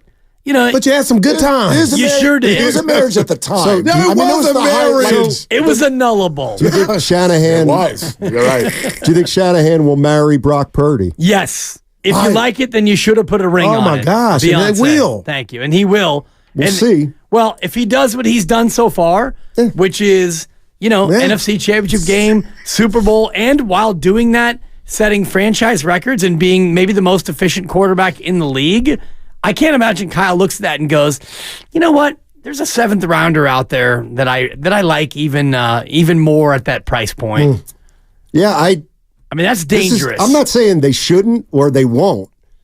I'm saying after watching Shanahan for 7 years, I'll believe that when I see it. Well, we got at least 17 more games of data. Exactly. To figure no out. doubt. And starting with the Jets. I mean, my hypothetical. My hypothetical would be: what if you did have to pay him now? You would. You would. But you'd probably be happy to do it, Stoney, because it signals that we got a franchise quarterback. Yeah. It's better than the alternative. That's what I'm saying. Right. Yeah. The better than the alternative is, but what I perpetually like, the state of the Bears our entire lives has been, we're boy, we're about to find that Since guy. Jim McMahon. He wasn't even that good. I know, but shut up. He's all right. Sure. He's all right. He's a crazy person. I think the Lions are a great example because if we all did our QB rankings right now in the NFL, Jared Goff would be between 12 and 19, 13 and 21. I got him higher than that, honestly, did. Okay. Yeah. Oh, I mean, fine. But no one's putting him in the top 5. No. Okay, yeah. The That's top sacred, 10 though. might feel like a little bit of a Willie Maybe McCovey. he's 10th. A little bit of a stretch. Maybe. Well, if you're putting him behind Brock, and I don't want to play this game now because it's May and I'm all in on this Giants baseball debacle, but I do think that It's early still. if you wanted to rank him, you wouldn't rank him as number 1, and yet the Lions are in a spot where you have to pay him because you have no other option. And he's good enough to get that money. Because he runs their system and can make every throw like Brock can run this. Like I was telling Steiny, it's not about are you Mahomes, it's how do you run our system? And if that's the checklist, Willard, Kyle's got to be grinning at night. I think so. Yeah. I think so. That's why I think it's interesting to explore what our hesitation is, and maybe so from draftism to it's only been a year and a half to whatever you want to say. But I just largely look around at the league, and when a quarterback produces, like their fan base is excited and they pay him, and that's it. Like there's no debate. The only time you get into a debate with what is sort of like a B-level quarterback is when you've had a bunch of bites at the apple and you can't get all the way to the center. What's going on with Dallas and Dak? Dak this a little will bit. be a second one, and they are saying we are not giving it to Derek you. Carr before him. Good call. Like players where you're like, it's a good quarterback. You know what I mean? No but doubt. Is this really going to get us up over the top? Maybe Like, Cousins in Minnesota. Well, Cousins in Washington was that. Sure. It's just like let's let him walk. And then in Minnesota, he had his chance, he had his run, and now it's like we're not going to give you that next huge contract. I wonder what they actually offered him. I think he wanted to go to Atlanta. Yeah. You know, but no, it's not. To go home and be a backup. Yeah, it's not. But they paid only him. he Why knew. do people feel I like know he's he knew. bad? And of course, he's going to say I'm good. Yeah, but throw 3 picks. Well, he'll be a couple available games next in a row. year after Purdy fails. Just a look at you. I love it. Welcome back. Can we talk about? We oh, don't go want to ahead. pay Brock Purdy, but we like Cousins' contract. Yeah. We'll take that off your I hands. was giving Steiny my definition of envy and jealousy. Jealousy is when you don't like somebody, then it's not envy. Envy is like I envy you got your friends and your family. Jealousy is when you can't stand somebody and they're doing something. And that's what I thought about watching the Giants and Dodgers. How can you not look at that lineup, Yamamoto, just everything about the Dodgers right now and not be jealous if you're a Giant fan? Is that jealousy or envy? I'm not sure which one it is. Well, when it's a rival, was it both? It's a jealousy to me. You defined both things, and I went. They both fit. They both fit. Yeah. Right. Good God, that lineup is a bear. You wish you were them. You hate them. We throw money at our problems, but yet we still got a farm. I mean, what's not to like? I just assume, like, if I've got to run an errand and the top of the Dodgers order is up, I assume that's at least one run by the time I get back. Damn. If I've got to go to the restroom and Ohtani's up, I'm like, by the time I get out of He's here. must watch it back. And I was late. I was getting dinner ready, and it was already 7:05. And Freeman's up next. Right. I hit Jude. I go, hey, Jude. Turn them on. Let's go. Game's on. He turns it on. It's 1-0. I'm like, I don't even know what happened, but I know what happened. And then he pulls his iPad out. He goes, Dad, do you know how the Dodgers scored? I go, no. But I could guess.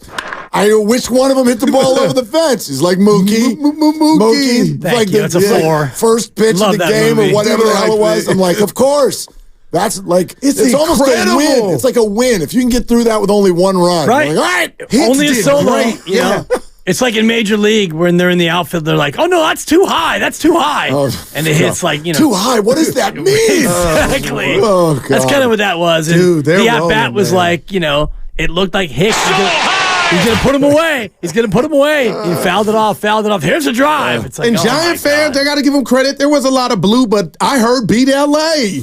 And then Fitzgerald gets picked off. I heard we LA is what I heard. Oh, whoa. No, there were Dodger fans. I was joking around with Mark before. Yeah. Is it beat LA or is it we LA? Look, there was energy in the building. No doubt about it. So that's good. That's a start. I also have more to say on the topic. Okay. That's coming up. I have more to say on What do you think about the Valkyries? I think it's phenomenal. Awesome. Like, first of all, That is dope. Well, when I first saw it, I think like most of us, Kings. I'm like, what the hell is that? Yeah. What's the Valkyrie? Then I did some reading, and I'm like, okay, this is intuitive. It's attached. They have a story that they're right, like the Marvel universe and the female warrior. I'm like, okay, let's go. The color scheme's amazing, and so Not too Sacramento for you? Not too adorable? I've been hearing some of that. It is purple. There's nothing wrong with the color purple. Okay. Nothing wrong with the color Shout purple. out Whoopi Goldberg. Yeah, Thank you. I like. I would've said Had to I beat dig you it. to it. I dig it. It's and it's also not like campy and obvious. Do you know what I mean? Yeah, I think I don't like names like the that. Warriorettes. That would have been campy and obvious. Thank you. And awful. Awful. Yeah. Yeah. Yeah, I'm in. Yeah. Like I am Indiana Fever tonight. We got into it. This is too complex, but the racial element about Caitlin Clark and her shoe deal. She got a shoe, and some are barking. Asia Wilson, Las Vegas, saying a lot of other girls didn't get the shoes. And I'm like, I'm Malcolm X when I need to be, but the energy behind Caitlin Clark, she has earned because of her game and the flair that she plays with. Right. Yeah, So Caitlin, even if she was purple, she has earned the shoe deal. And Steiner's like, well, what if she doesn't pan out? It doesn't matter. She's already panned out with what we saw and people gravitating to the sport. Agreed, and I think Asia needs to remember her history on who really moved the chains, and it was Cheryl Miller, and then it was Lisa Leslie, and then you could go to Candace Parker. I'd even throw in Shamika Holdsclaw, somebody who we saw at Tennessee, Steiny, who dominated. So the advancement of women's basketball is not just, here's a white girl who can shoot, and now we care about it. It's been many, many years before that. I'm going to try something, and I hope I don't offend anybody. Look, the whole, idea of women's sports, hell, women in general, right, and equality, this is a very, very big subject and well-traveled, and the unfairness is well-documented and obvious to all of us. Look at the pay. However, we cannot now then let that get to the point where no matter what the subject is in the WNBA, we have to scream about how everything's got to be equol. You want to know why Caitlin Clark has the deal and you don't? You ain't Caitlin Clark. Period. Like, what if Andrew Wiggins was like, Steph's making 59 and I'm good? What are you bringing to the table? She's bringing everything to the table. I'm already out on how much within WNBA jealousy I've seen or envy of Caitlin Clark. Man. They're mad at her upon a rival. And it's like, if you don't understand that she's Tiger Woods for your sport. Steiny used that. If you don't get that, I don't know what to do for you. Steiny used that comp. She is the conduit to all kinds of money for all of you. Yeah, man. If you'd shut up and let her do her thing. It's the same thing happened on the PGA Tour. Are you going Fuzzy Zeller on me? Well, no. Do you remember, though, a guy would shoot 65 in the first round, and Tiger would shoot 69, and the guy that shot 65 would go to the press conference, and they'd be like, what'd you think about Tiger's 69? Right. And he'd get all ticked off. Why are you asking? I shot 65. Why are you Because that's incredible. And now you see, Mr. 65 guy, you have 3 extra bedrooms in your house. Right. Because Tiger Woods, let her be your logo. Stop knocking her down. She's the one. Yeah. This last tournament this past weekend, the total purse was $20 million. And Rory made 3.1 for first place. Good God. There you go. Thank you, Tiger. 3.1. Exactly. Thank you, Tiger. Exactly. Everybody should say it after every good shot. Yeah. Thank you, Tiger. We'll be listening. We will be listening on 95.7. Wow. Glad you're back. They're longtime friends. Let me tell you something real quick about Dibs that I'm sure not everybody knows. And first-time partners. Hang in there, big guy. There'll be brighter days ahead. Now, these 2 homegrown Bay Area boys finally come together to take over sports talk. Get the hell off of my doorstep. Major League Baseball, you stink. It's Willard and Dibs on 95.7 The Game. All right, I'm not pleased with this. This is with what? This was That's obvious. A gutsy little effort. No, that's fine. Yeah, that's fine. They played a baseball game last night. Well, and I'll just say this quickly because I know that you want some room to go off. No. You play your B+ game, because there were mistakes. God. when you play that well, and Jordan Hicks bounced back, and you had a big fly from one of your youngsters, and you had a guy get picked off, and a couple of balls that should have been caught in the outfield. I get that. You played pretty well. And you still lost. That's the tough one for me. And didn't you feel the whole time like you were going to also? Not really. When it's a close game, I'm like, I know. When they took the lead late, I was thinking, okay, this is the one you steal, Giants. Let's go. The Giants have to work so hard for a run, and then the Dodgers always just walk up and go, pow. There's a run. Tie game. You're just like, for crying out loud. But that's not it. Giants played a baseball game last night. Young guys made some mistakes. I think it's silly sometimes when we're like, oh, they're young. They make mistakes. Do you need to be 30 to know to not get picked off? You're a professional ball player. I don't want to hear that Tyler Fitzgerald is young. You don't my 10-year-old knows don't stray too far from the base in a tie game when you're on first base in the ninth inning. You don't need to have years of experience to do that better. So that was lame. Whatever. It happens. Dodgers win the baseball game. No surprise there. And no surprise with what I'm about to go off on either. But this almost feels like a multiple choice. And I want to know, and 888-957-9570. Let's do this right now. Steve Young's on in an hour, by the way. Okay? So we got a little time to do this. Right now, why has the ballpark turned? Why? For years, the Giants said, well, COVID. Nobody's in the city anymore. Okay, fine. Make that option A. What's option B? The Giants stink? Is that your answer? What's option C? It costs too much? Or option D, all of the above? Go ahead and answer that. Why has the ballpark turned? Because I find it to be nothing short of sickening to hear what it sounds like when a ball goes over the center fielder's head in the 10th inning of a 4-4 game, and that center fielder is wearing a Giants jersey, and 2 runs are coming around, and at least half the ballpark is standing and clapping and screaming and yelling and high-fiving. Dodger-Giant games have always had a lot of fans for the other team. I understand that. Wait till you see what it looks like here in a couple of weeks when the Yankees come to town. Holy hell, not looking forward to that either. But what happened?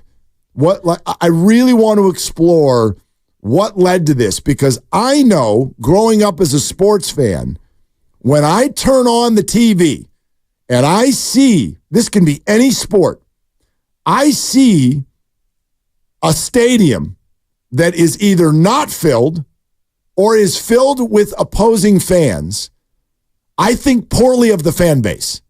That's where my brain goes. When the Rams always host all of the fans of the other team, my immediate brain goes to, well, get a bad fan base. I don't immediately think, well, the Rams are 6-9.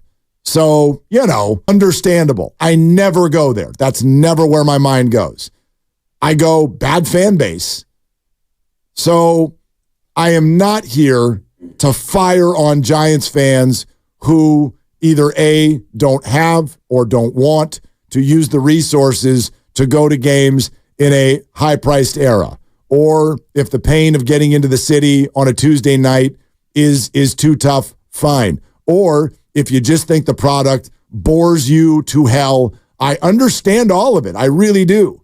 But I'd love to, can we face this for a second? Sure. When I turn on the TV in another town and the fans from the other team are loaded up, that's where my brain goes. I'm like, wow, that fan base stinks. Right. And that's where this fan base is, to be honest. And it's not just the Dodgers. It'll be, the Yankees. And when you have Philadelphia and the other big-time fan bases, when they come to town, that's kind of where we are. And I think that my answer to your earlier multiple choice would be D, all the above, because fewer people do work in the city. And if you were working in the city and you wanted to go to a ball game, you would go last night. You might go tonight. It's what you would do. If you're in the city and you're working and you want to go catch baseball, you would do that. Is it too expensive? Absolutely. What isn't too expensive? And I'll borrow from our program director who sent out a tweet a couple days ago about getting a bag of tortilla chips. I believe they were Doritos, and it was like $7 or $6.50. And he said in his tweet, like, what are we doing? The madness has to stop at some point. Gas, milk, eggs, Giants baseball, everything is way more expensive than it used to be 3 to 5 years ago. And the other piece of it is the lack of interest, I think, in this team. And maybe it's partly because, you don't have Snell and you don't have Soler and you don't have some of your regular guys who you're starting to get to know, and they're all out, and you've got the kids. And if you're a season ticket holder, you're looking at your package of 81 games and you're thinking, you know what? If I sell these Dodger tickets, I'm going to get double face. Yeah. I'm going to get double my face, and that's really going to help me down the road. I'll sell them. I'll sell 2 and go to 1. It's funny. I'm not mad at any individual reason. I get it. But I am mad at the collective. Right. And part of that is the Giants themselves. No question. No question. But I also, there is at least a piece of me that goes, no matter how much you hate Farhan, no matter how mad you are that the farm system doesn't produce, you're legit with all of those opinions. But what do we call a fan that only shows up when the team's good? There's a name for that. Fair weather, Mark. It's a fair weather fan. Yep. And that makes him a bad fan. That's the definition I always went with. Right. Well, maybe this fan base has always been fair weather, more so than you or other people want to admit to, because, 10, 12, and 14, it's easy to be a fan and go, and heck, I'll be fair with you. And I took my family. We went to all those playoff games, and my son Quest, who was 9 in 2010, Keon was 7, and they were all in. Sweet spot. Sweet spot. Absolutely. But they were in because it was the playoffs and it was a thing. And actually, Quest actually went last night, so I should reach out to him to see what he thought about the game. Was he wearing blue? No, but his friend was. He brought a Dodger fan to the game? He didn't bring anyone. Or did he Dodger... went with, I don't know who brought whom, but I know that I looked at his social media today and his Instagram story. There was a picture of him deep down the left field line. And then his second picture was of, I assume, one of his friends in blue. And Quest's caption was, this game didn't end the way I'd hoped it would, end. And that's just the reality of where we are. Yeah. Yep. I'd never go to a game with a Dodger fan. Yeah. I would never do that. Well, but that's fine. That your son did. In different era. But let me say it differently. I couldn't do that. Right. I couldn't do that. And I don't think that my son is like, if you asked him all 40 guys on the 40-man, I don't think he'd go 40 for 40. Could he get 3? Oh, for sure. Okay. For sure. Especially having been there last night. And I wonder what 3 he would name. And that, I think, is a bigger issue on this team. Like, who would be the 3 that you would be able to name if you were a casual? And I'm not denigrating my son by calling him a casual fan. He's a casual fan. You would say Logan Webb. You would say Camilo Doval. And he never plays. Well, I mean, but he's recognizable and he's good. Maybe late night Lamont. I feel like just from a name value standpoint and a time out there, like Yaz, even though he strikes out way too much, all of that stuff. But don't you feel like he's a little bit like from an offensive side, he's kind of still the logo?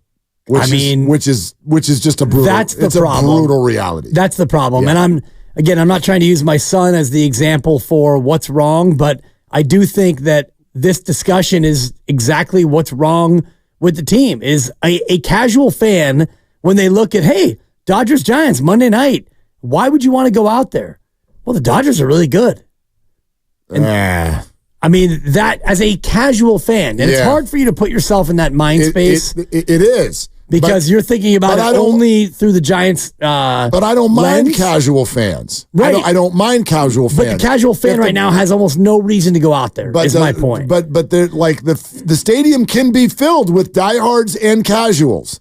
What I don't want is the stadium being filled with blue. Right. That's the difference. And you brought it up. You said maybe this fan base has always been that. I don't know to what level I agree with that. I'd have to think about that a little bit through the years. But for example, Golden State Warriors fan base, that's not a fair weather group. Right. This group, us. We have been loud and at the Coliseum for years. For years, that building was loud even when they stunk. So there does have to be, I don't care if it's only 5% of the conversation, but if you really think you're a Giants fan, can we take a moment to look at ourselves and what we've become? And you can blame all of it on the team in the front office if you want. It's beyond fair. But fair weather fandom? Gross. What happened to we're sticking it out so that when 2010 gets here, you cry? That's what happened to me. Years in that whipping wind in Candlestick. Years. Ooh, Rebe. Nice. What? He's hitting 210. And we're chanting his name for years. The wind biting through our chest. Hot dog wrappers in the eye. Watching these games. And you get to 2010 and you can cry because they did it. They finally got over the top. So if you don't sit through this now, which I wouldn't even argue, how much hair is really on the chest of a Giants fan now? We're only 9 years removed from a title. Right. But if you don't sit through this now, how much are you going to enjoy it when it goes the other way? That's not fandom. That's not fandom to just be I'm out. No. The Bears fans are excited they got Caleb Williams because they've been sitting here watching crap for a generation. But they've never tasted it since 85. So if you are, Grandy's age, for example, 30 years old, and Lucas 30, you were not even close to being born when they won a title. So you have that hunger. Yeah. Giants fans, you don't have that hunger. If you're 25 and you remember, 14 years ago, you were 11 when they won the title, you have much more entitlement than you and I did when we were, younger and the Giants had never won anything ever. And when they won 103 in 93 when I was 25, and that wasn't even good enough for the playoffs. I remember that. These whippersnappers, that was 31 years ago. Look, neither Grandy nor Lucas nor most of you were even alive then. It's pretty tough out there right now. I fully get it. Things, it feels like everything is expensive. Everything is freaking expensive. And going to a game, it has gotten to the point where it's out of control. And battling into the city is tough. And our city is a little bit different with now how it operates post-2020. And the Giants have failed to make their organization fill up with life. These things are all true. And if that means you want to stay home, you have no argument from me.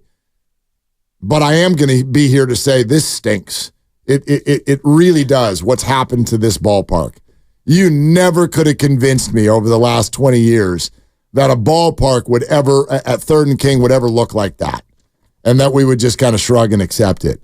888-957-9570 is the number. Is this a fair weather fan base? We'll take your calls. Steve Young in 45 minutes. We're sponsored by the Alameda County Probation Department. It's Willard and Dibs. Want a career with purpose? Great.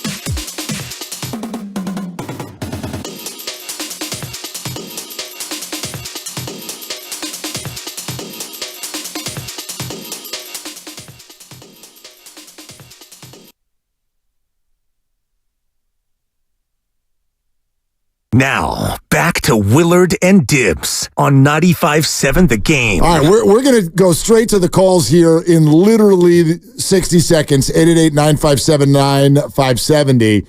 But the first thing we need to talk out is what I think is completely breaking newsworthy. Totally worthy, Grandy. 95.7 The Game, breaking news. All right, this is according to the Schultz report, Jordan Schultz, and that is another leak in the NFL schedule, and it has the San Francisco 49ers hosting the Kansas City Chiefs in a Super Bowl rematch, Week 7, Levi's Stadium, 1:25 kickoff. Niners and Chiefs are doing it again. And this is the off-division matchup because the Niners are matched up with the AFC East this year. Right. Many of you already know the Jets and Niners Monday Night Football season opener. I can already tell you, we don't even need to ask Matt. We're going to be there on the scene getting ready for that game. Hi, Matt. We're going to be there for that game on the scene. But Week 7, the Chiefs come to town, and Levi's will be all lit up again. October 20th would be that date. October 20th at 1:25, which is that big. Normally it's the Fox America's Game of the Week spot. It's the one game that starts later than 1:05, as far as I remember. Interestingly, Jordan says this is October 25th.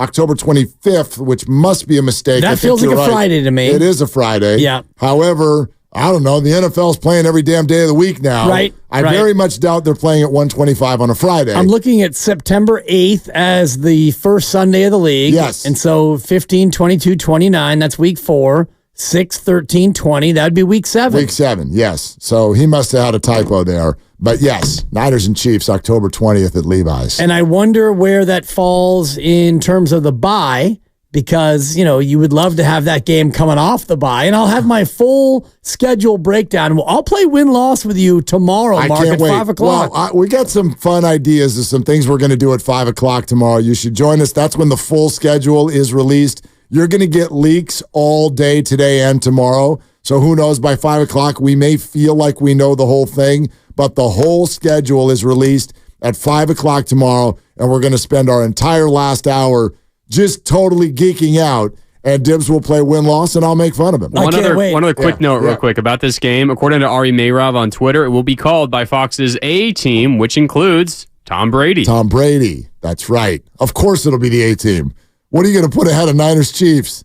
Right. Well, the Cowboys were playing the Giants that day, so... yeah, you know, and the Panthers and Titans in a big-time Southern showdown. It's awesome. All right, here we go. Good Lord, the Niners schedule is hard. It's going to be so hard. Really hard. When you have to play a full division and then your off-division game. Oh, yeah, here's the Chiefs. Like, they're going to be playing that Uber first-place schedule. Right. It is going to be a very, very difficult run. Lions, Jets, Chiefs, Cowboys, Packers, Dolphins, Bills. And I could throw in Tampa, although you're not. Tampa, Minnesota, that's next in Dallas. Those are next tier down. Oh, Sam Darnold Bowl. Can't wait. You've got, like, Buffalo, Miami. You've got the Jets in the opener. You've got the Chiefs at Levi's. That's a stacked schedule now. Yep, it's going to be hard. It's going to be hard. The Niners have earned that, no question. All right, so we'll get back to that in a second. But let's get back to Oracle Park, the home of the San Francisco Giants, just now being, at times, home to the visiting fans. Like, it's not SoFi level, but it ain't great. It ain't great. And again, I started this off like I fully understand, like as well as anybody in this market, I understand why it is the way it is. I don't take it out on any fan. I just want to shine a light on a fact. When you turn the TV on and you're watching a game with a stadium in a different city, and it is either half empty or half filled with road fans, I know what thought goes through my mind. I go, they don't have a very good fan base. That's what goes through my mind. And that's what our stadium looked like last night, and that's what it's going to look like again tonight, and that's what it's going to look like again tomorrow night. And that's what it's going to look like a lot over the course of the remainder of this year, unless they can turn things around and become more exciting, more interesting, and more attractive to the fan base because it's been this way. And you mentioned it before, like, oh, that's just COVID. And oh, that's just post-COVID. And oh, that's just the team's not playing great. And oh, it's so expensive. And oh, nobody works in the city anymore. Well, at some point, you've got to take a hard look at the reality of what exactly it is.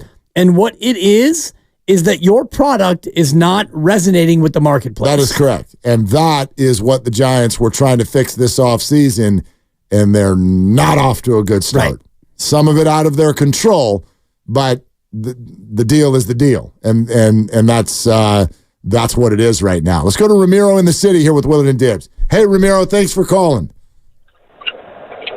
Hey, what's up, man? Can you guys hear me? We got you loud and clear. Hey, right on for having me. I think this is a very nuanced conversation, and you guys both made really good points before the commercial. I think, Willard, I think you were mentioning before the 2010 World Series that, we as fans, I'm 26, to what Dibley was saying, so there is a little bit of, we've been there, we've done that, but just I want to remind you, the teams weren't great. There was kind of that period of, we're here. But the fan base was there because we had a draw. We had Barry Bonds. We were following that hard. The national media gave San Francisco a lot of attention through Barry Bonds. And I think why we're seeing a lot of Dodger fans, part of it is because we as a fan base, we're class. We're very open. We're maybe more open than other fan bases. We don't get into we don't get into it with other fans as much, but our just winning solves everything. Like the on the field product, it's not very good right now. We don't have a guy. We have Jung-Hoo Lee, who's becoming that draw, but we don't have a guy to say, hey, I want to go see that guy, even if we're not winning games. So there's a whole lot of things. I still think Giants games are way more affordable than let's say a Warrior game or a Niner game. So I don't think that's so much the question, but yeah, it's a lot of different things. That's my point. No question. Yeah, and Ramiro, I agree with everything you said, and that's why. Thank you for the call. That's why I kind of put D, all of the above, right, on those options. A, is this still the COVID bleed over of a half empty city? B, do the Giants just stink? C, is it the cost? Or is it D, all of the above? I know for everybody it is largely all of the above. And I'm not telling anybody what to do with their money. No way, no how.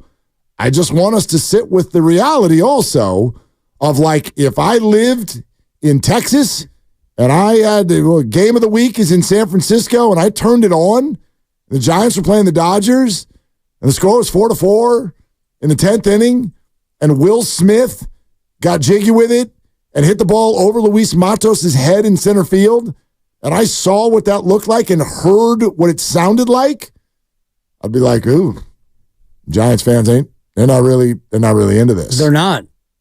And you could look at, any other game where you're not playing the Dodgers and you look at the crowd shots and there's, announced 30,000 and there's probably 22 in the seats and, the fans they're there. And I'm not going to judge anybody who goes to games for not being loud or not being active or not doing the whoop woo or whatever you and I talked about last week. You can fan however you want to fan, but the fact that fewer people are actually showing up to even fan is the alarming part for me. No doubt.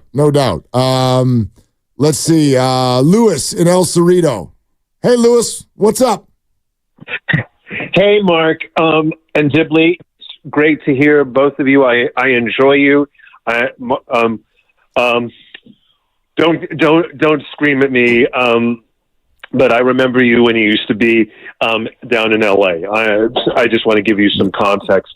I'm from Los Angeles originally, and I've lived up here for many, many years. I went to San Francisco State before Dibley was born. Oh, not that long. Wow! I was going to say, what on earth? Yeah, I'll tell you what. No, I'm not. I'm not killing your demographic that much. But a couple of things. I think you've actually in the last few minutes covered why it's been more difficult for traditional Giant fans to come to the game. I can remember even going to Candlestick before Barry came in, and there was always the hardcore But the hardcore, I think, in general, is less of a hardcore anywhere, with maybe the exception of Boston and New York. But the big thing that I think people miss about Farhan, and I want to say I like him to a point. He was the Dodgers GM. But there's a very important interview he did years ago on ESPN when they both were interviewed together. And they both said they sometimes argued. Farhan with the Giants has never had a strong counter. And if you think about Farhan in his two positions with Billy and with Andrew Friedman, he was the smartest guy in the room, but he was second in command. And I think that's why some of the things in terms of the Giants developing a team since he's been in charge has not worked out. I think also you'll find that Gabe Kapler will end up being a better assistant general manager in life than he will be a manager, because he had some innovative ideas which actually Farhan liked with the Dodgers. So that's my thing. And the one other thing, and this is just a general comment, and it's true about everything. And again, I lived in the city for over 20 years. I came to El Cerrito, not by choice, but to be a caregiver. There's something about everywhere, but especially it seems in the Bay Area. When I've traveled down to Santa Cruz, I haven't seen it. There's something post-COVID that just still the city has not been able to come to flower completely. I can't put my finger on it. It's not just San Francisco, and it's a part of it. No, anyway, Lewis, I think this is a very smart call. Lewis, thank you. And I'm not going to yell at you at all for remembering where I was before here. Right. So glad to be here now. But that's an interesting point. Farhan doesn't have a counter voice in the room. And maybe that's a thing. Now, I don't know how is a boss supposed to be like, you know what I need? I need to hire somebody who's going to yell at me. I don't know. No, but you do want to surround yourself with people who will challenge you. Absolutely. And in some ways, I felt the Bob Melvin hiring would start some of that. And I have heard that there have been, I don't know, some tense conversations between Bob and Farhan, between whenever, go all the way back to spring training. I think there have been some, but I don't know if it's enough. And again, what just felt very Farhan-esque and Kapler-esque to me over the weekend was when Nick Ahmed gets hurt, and you're like, all right, we got to call up a shortstop. And the number 45 prospect in baseball is 22 and in theory should be ready to go. And you bring up Casey Schmidt and then you're asked why. And you go, well, because, splits. Right. We're facing a lefty the next two nights. And I'm like, oh, for crying out loud. We're still doing splits. Get your guy. Look, Casey was on this show yesterday. He had a wonderful hit on Sunday. He was great with us yesterday. I love Casey Schmidt. How can you not love the guy? That ball got Schmidt on. That's right. Sometimes he goes surfing and eats Schmidt. How can you not love him? He can't hit yet. He looked so ridiculously overwhelmed last night. He swings at everything. He's beautiful in the field most of the time. I'm not giving up on his career, but you're down on Marco Luciano because you wanted to bring up Casey, who's going to strike out at least half the time. I don't know, man. That felt that felt like Farhan's fingerprints. That call up to me. Right. And I think that you brought up who you've brought up for defensive purposes more than anything, which is why you have Matos out in center field. Never mind. I just, was trying to slip that in there while you were having a sip of your coffee. No, you brought up Casey because his defense is better, and yet you put Matos out in center field, and you hope that the kid can do it. And, the two routes that he took on those deep fly balls, I don't know if he catches both, but just watching him track them and then kind of retrack them and then get lost. Yeah. And then the one in extra innings, he kind of shied away from, like he didn't even know where he was in the field. He's a habitual slow starter. Right. Like when the ball comes off the bat, he doesn't have confidence to go. It's what Jung-Hoo Lee is amazing at. So good. That what he did in grandson Philadelphia. Of the wind. Right. And like, I'm like, maybe actually just the wind. Forget the whole grandson thing, dude. Like when the ball gets hit, that guy's gone. He's like, I know where it's going and I'm there. Luis looks at it like, well, where are we going? That split second kills you.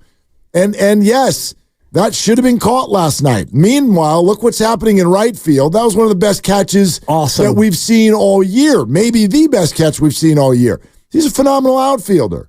So we talked about it yesterday. It's like a little bit of a nod to the young man. Like, okay, let's see if you can handle center field. We'll put you out there, not Yaz. Well, it bit him. Right. It bit him. Yeah. We might have been going to the 11th inning, or the Giants might have had a chance to bunt and win that game if Yaz was in center over Matos last night. We do have a lineup today. I can tell you Yaz is in right and Matos is in center again. Yep. There you go. No, Casey Schmidt, shortstop. Double on down. Because they're going to do it. They're going to, like, you don't Who's do catching? Blake Sable is catching and batting 7th. Dude, Patrick Bailey, what did dude, what's he got? And, Doc Pandia today at 4 o'clock, I don't know if he'll know. Well, but he's sick. Right, like but it could be a concussion recurrent sickness. I'm not going to. Why would you activate him then? Well, because maybe he feels better, and then you play and you realize I'm not better. But he didn't play. He didn't play. He was a late scratch. Yeah, you could be right. I don't know any way for us to know that. There's no way to know. No. But I do know this. It's troubling to know that you're without your top 2 catchers, and By the way. No, go ahead. No, go ahead. I'm just going to do a Jackson Reed's joke. Are we going to... talking about overmatched. Thank you. Are we going to do aren't we expecting the Jung-Hoo Lee MRI results this afternoon? They said yesterday that they would know more today, so we'll keep our eye out for it. Okay. Yeah. Okay. And I don't think that's going to be a good update. No. I mean, the best news would be, he doesn't need surgery and he's out 6 to 8. We'll see you in July. Right. That'd be the best news. Exactly. Yeah, so you're not going to give Matos one night. You're going to put him out there and you're going to sink or swim. But after one night, you sunk. Yeah. You did. That's not why you lost. No. But it was one of the things. It's a big play. Yes, and Bob Melvin talked about it, how, you've got these young guys making young people mistakes. And honestly, when you have this many AAA players, you should really expect that that's going to be the way it goes. Here's that from Bob. We're going to have some mistakes from time to time, but there was a lot of energy. Certainly, Matos' first at bat with the 3-run homer. With Hicks on the mound, we feel pretty good about it. We're down a couple guys in the bullpen today, but we still had some guys that, we expect to finish the game. Got nicked up a little bit to where we gave up a couple more runs, and then it was one big swing. But we are making some mistakes still, and that's going to come with youth. Sometimes you want them to be aggressive, sometimes maybe a little too. Yeah, like I said, he's not wrong. There are going to be mistakes, but sometimes I laugh. You know what I mean? It's like, well, it's almost like what we said about Oklahoma. Well, Oklahoma City can't win in these playoffs because it's too young. Right. Well, no, you're allowed to play well. And even young players at the big league level are adults. Tyler Fitzgerald does not need I didn't know that they could turn and throw over there, Bob. He's old enough to know. Don't get picked off in a tie game in the 9th inning. What are you doing? What are you doing out there? And he got picked off cold, too. By a right-hander. Right. Imagine if somebody with a good move was on the mound. Like, what are you doing? Can't happen. Right. I don't care who you are. You got a uniform, right? Right. You can't do that. And you've got a catcher who is allowing too many pass balls and a center fielder who's more center than he is actually fielder. So all these little mistakes add up, and when you're going up against, the National League All-Star team, you can't afford to have that many mistakes and still win a game. No doubt. Eric in the city is next up. Eric, you're on with Willie and Dibby. What's up? Hey, guys. Good afternoon. I kind of wanted to chime in on your explanation as to why people aren't going to the games anymore. Yeah. And so I'm a lifelong San Francisco resident, born 80s child, and came up loving Bonds. And, I still went to Giants games at least 5 or 10 a year, even in those lean years between basically after the 02 World Series team and when we started getting good again around 08, 09, 10. And that's because there were actually players that were interesting to go watch. Like, you had Bonds, you had Fent, but also, like, in there you had some interesting pitchers, you had some other, at some point Pablo came up. And, like, with this team, there's literally been no one for about 4 or 5 years, since Posey retired, since the magical run of 21.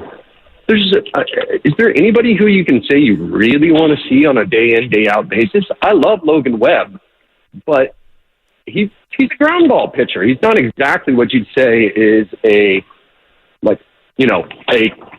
fan attraction, right? Yeah, he's not box office. He's not box office. He's a phenomenal player, but he's not box office. I'll grant you that. And, if they'd signed Bryce Harper, right? Like, I understand why he didn't want to pay more money, but that gives me a reason to go to the game. Maybe he launches a great home run, or he makes a great throw, or something, right? Something that attracts me to the game, other than I know the best shot we have to win is like 3-2. Yeah, Eric, thanks so much. I can't disagree. They have failed to bring those people in. And Farhan's answer has always been, we think winning is exciting. And in 2021, I always answer it that way. Like, we were excited then. Right. They didn't really have any exciting players then either. Like, even Buster's great. He's not like box office, though. Right. He's not Bryce Harper.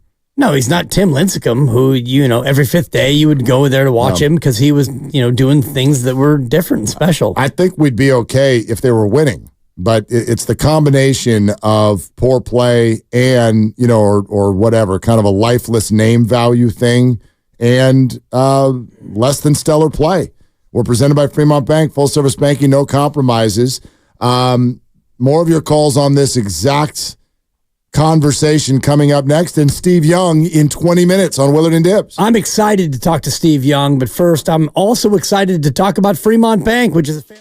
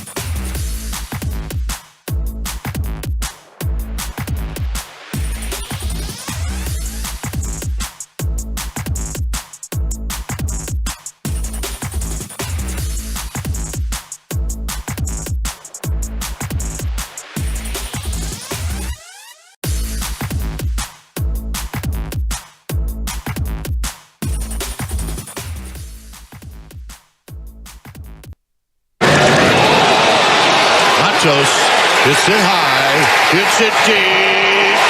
On the hair!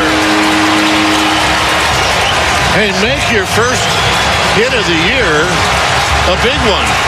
Now, back to Willard and Dibbs on 95.7 The Game. I have to admit something right now. Go ahead. I embarrassed myself in front of my family when that Matos ball went over the fence. What happened? Dibbs, I got excited. Like really excited. I mean, like the Niners score a touchdown excited. I mean, teenagers came upstairs. Dad, what happened? What happened? I'm like, Matos hit one over the fence against Yamamoto. And they're like, oh, as you were. We thought you won the lottery. Well, the Dodgers are in town, and Giants actually got a big hit with runners in scoring position. I don't know. I lost it for a second. I'm sorry. What do you want from me? It's allowable. Thank you. Yeah. Got very excited. Speaking of getting excited, we are getting very excited for the Dwight Clark Legacy Series, which this year's event is coming up Thursday. We've been talking a lot about it, so hopefully you've heard us discuss it. It's going to be just a huge event. Brock Purdy, Steve Young, who joins us in like 12 minutes, Dre Greenlaw, Alex Smith, and many more will speak. Alden Smith, who, by the way, I believe will be on the show with us tomorrow as we continue to get ready for this. And thank you, Lock It In. We've also got free tickets to give away. Okay, and we're going to tell you how to win in the next 20 minutes, so stay tuned for that. But let's get back out to you. A lot of people want to weigh in on this. Jeff in the city here on Willard and Dibbs. Hi, Jeff. What's up? Hey, how are you? A couple things. I think that last caller made some sense, and I need to do some demographic work, but I think there's not many people from the city that are still here. There's tons of transplants. And, I mean, I'm 60 years old, so luckily I have two boys that are in the 20s, but, I mean, they've stayed fans, but I think that last caller making points of, right, there's no Barry Bonds to take your 10-year-old to see. And anyway, I don't know. I think there's tons of transplants. And my other point against your Fairweather fans, I think the Dodger fans that show up are Fairweather fans. Well, how so, and it's Jeff? easy to love the Dodgers, right? Well, right, but the definition of a Fairweather fan is not he or she who shows up when it's good. It's he or she who stops going when it's bad. Do you know what I mean? All right. I mean, that's, semantics. Yeah, but a little bit. Like Dibbs is saying, I'm going to see every Yahoo with their frickin' New York Yankee hat on when the Yankees come. Oh, it's going to be a lot. No doubt. It's going to be a lot. City, and I see all these young people walking around with Yankee hats on. Whippersnappers. Yeah. Yeah. Jeff, here's one thing I'd like to say. Thank you for the call. Yeah, Jeff. I think we got to stop the whole, the city thing. Oh, there's nobody who's from here anymore. Yeah, there is. Yeah, there is. I think the city thing has more to do with the amount of people who work in the city versus who don't work in the city. That's fine. I do think that is a thing. It's not that it's not a thing, but I don't think that a professional sports team gets to use that as an excuse for why their building's not full, because there's plenty of people. I agree with you. There's plenty of people. 7 million people in the Bay Area. The Giants did this for too long coming out of COVID. 2021, well, COVID. 2022, well, COVID. And it's like, well, the other cities are filling their buildings, well, COVID, because we look at COVID different here. Yeah. Okay, it was true, but I know what you're saying. It lasted too long. Their ticketing department was using it as a reason when it wasn't the reason anymore, is my point.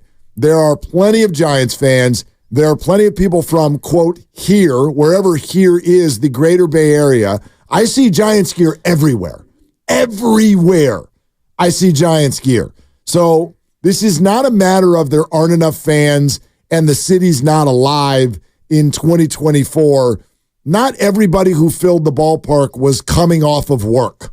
That's not how it works. True, but that was a portion of it. I would argue. I mean, and if you're down 20% over where you were pre-COVID, then a part of it is you're not that good. A part of it is you're not that interesting. And a part of it is people aren't willing to stick and stay after work and go to your games. But let me ask you this. If the Giants go on a 20-game win streak right now, is the building going to fill?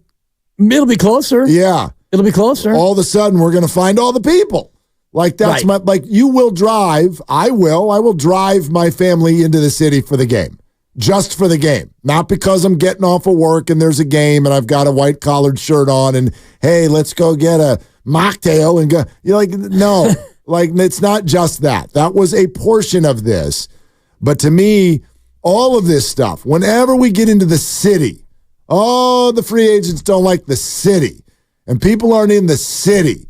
And into the city. Stop it. There's plenty of people. There's plenty of people. There's plenty of free agents who will come. They proved that this year. They're not going to live in the city. It's not the city. None of this stuff is the city.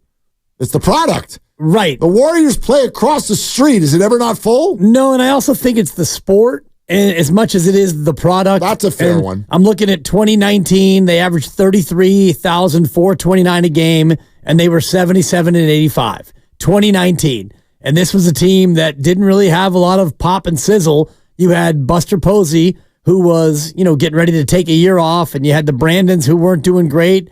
And I think 2019 was the last year of Mad Bum, or that might have been the year that he actually went to Arizona. I can't remember.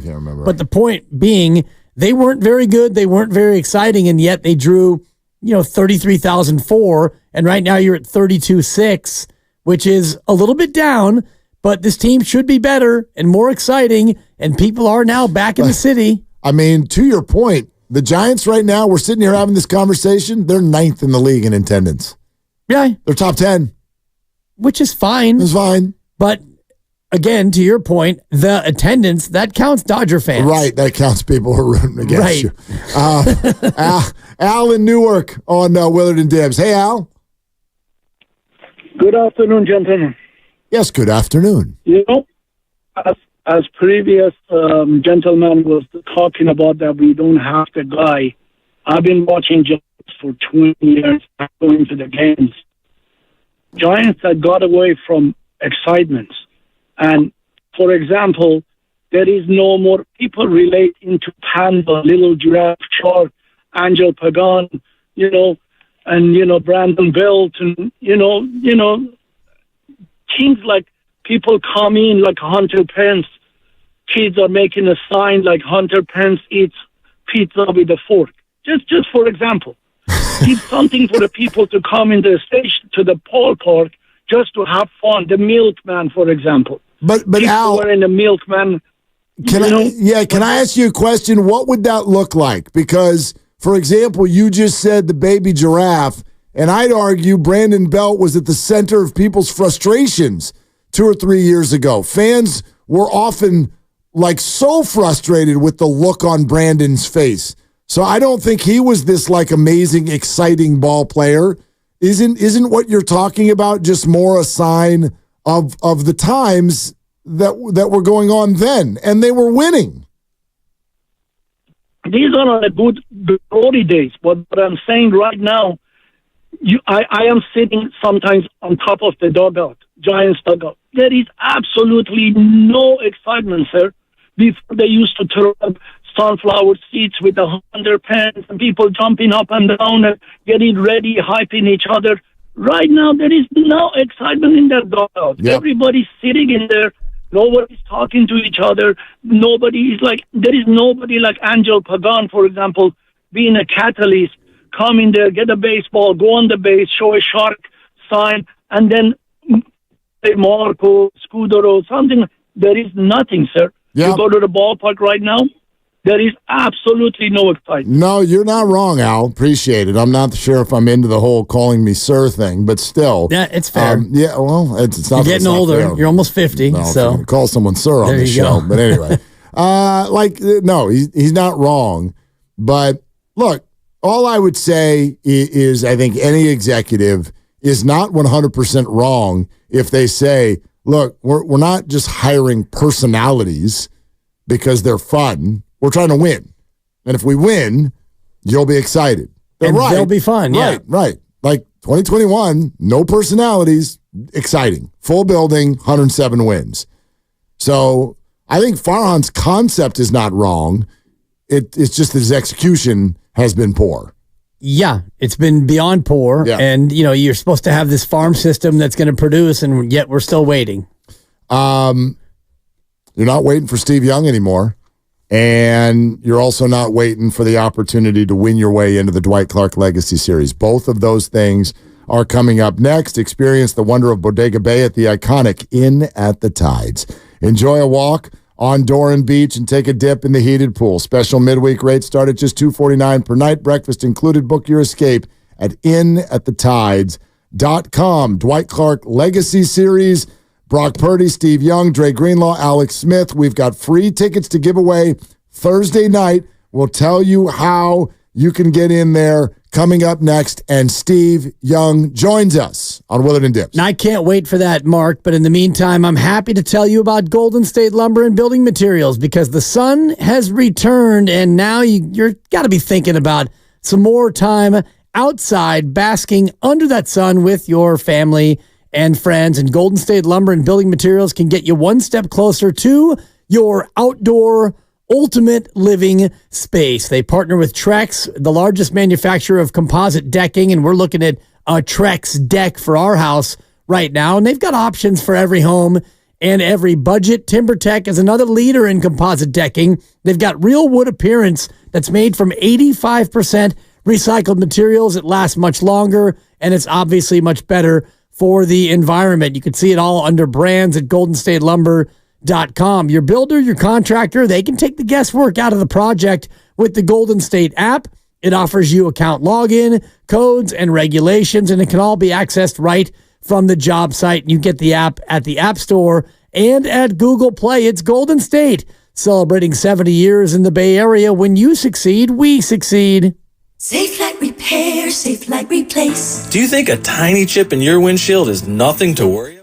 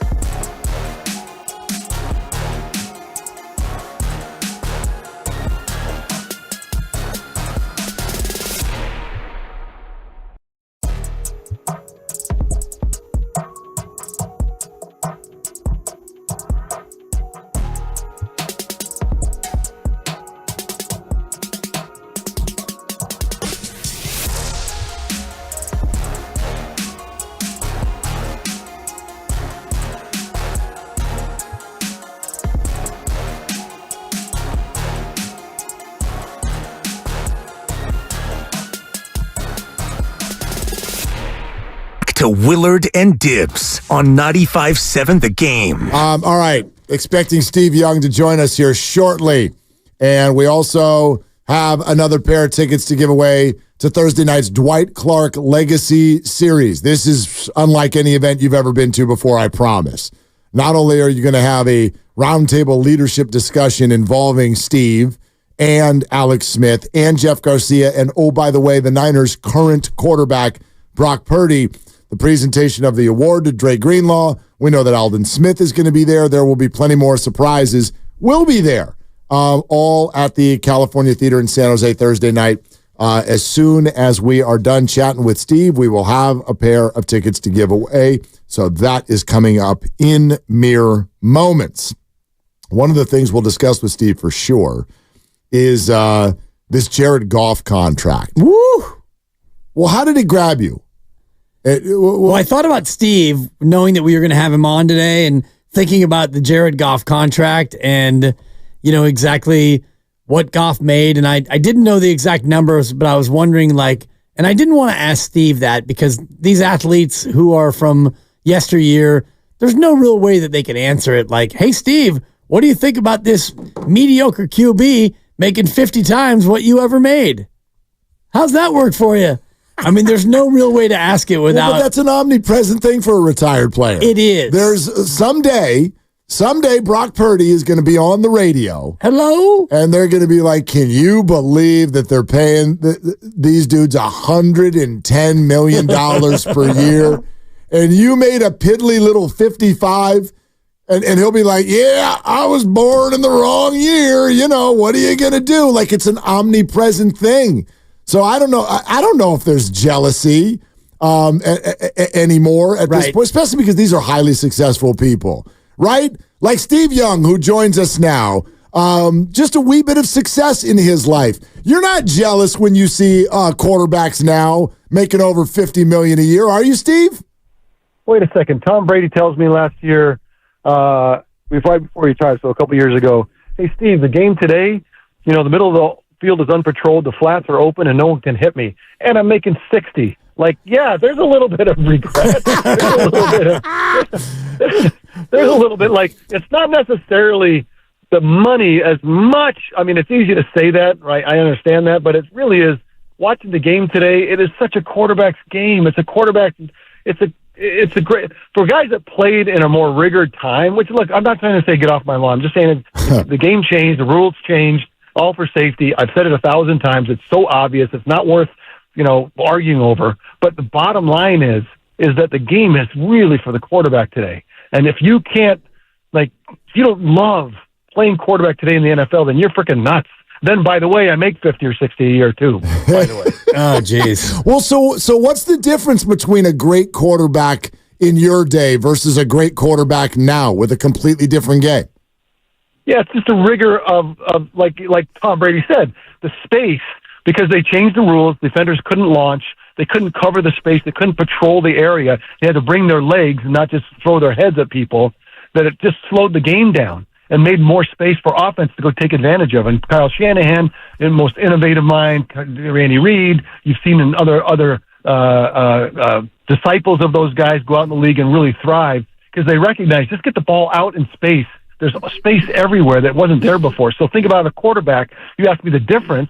The difference is that the game it's like playing Canadian football. It's like there's more space. The field essentially became larger. And so in that way, it's easier to play quarterback because the field is larger, if you think, if you understand my analogy. I totally do. It's 110 long, and it's even wider in Canada than it is here. And it makes me think about Brock Purdy because, Steve, the ultimate discussion we have here is Brock Purdy any good, or is he just a product of the system that Kyle is able to author that allows the field to be stretched that wide? So which is it? Is Brock any good, Steve? Well, he's good because he's faced, your eyeball test watches him make decisions and how fast he is as a processor. And yes, Jimmy Garoppolo did this. Yes, Colin Kaepernick did this. 49er quarterbacks have done this before. And so, but I think the thing that makes him unique is that his processing power is so evident. Now, that comes with the physical, kind of presence that got him drafted where he got drafted. And so the game today for him, and I've said this before too, the challenge for him is that in championship football where he wants to hang out, his processing power can let him hang out as long as he has enough talent around him.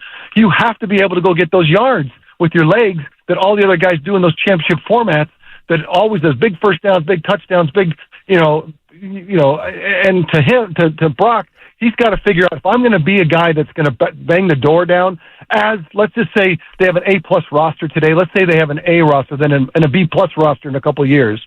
Can he be that guy that has that ability to go be that dynamic force that Josh Allen is, that Patrick Mahomes is? Because those are the guys that are going to win those championship games because the yards are there.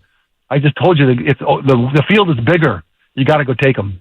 Dwight Clark Legacy Series in San Jose Thursday night. Steve Young is going to be there among a group of quarterbacks talking about leadership. More on that in just a second. And we do have a pair of tickets to give away after we chat with Steve. Steve, you just mentioned it. What if the roster goes from A-plus to A or even B-plus? Let's talk about that for a second. When Brock Purdy gets his contract, how does that change the dynamic of the team, and what do you think the roster looks like?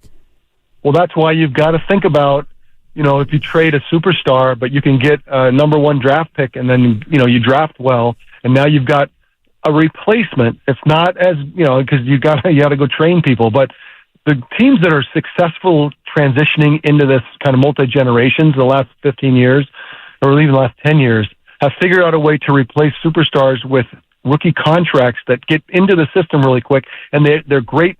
They can tutor people quickly, right? They get ingested into the system very fast. So that's why the 49ers are very bold about it, because of all the places in the league. Like if I had a son that could play offense for the 49ers right now, I'm like, yes, because you're going to be whoever you are, you're going to be the best you can be.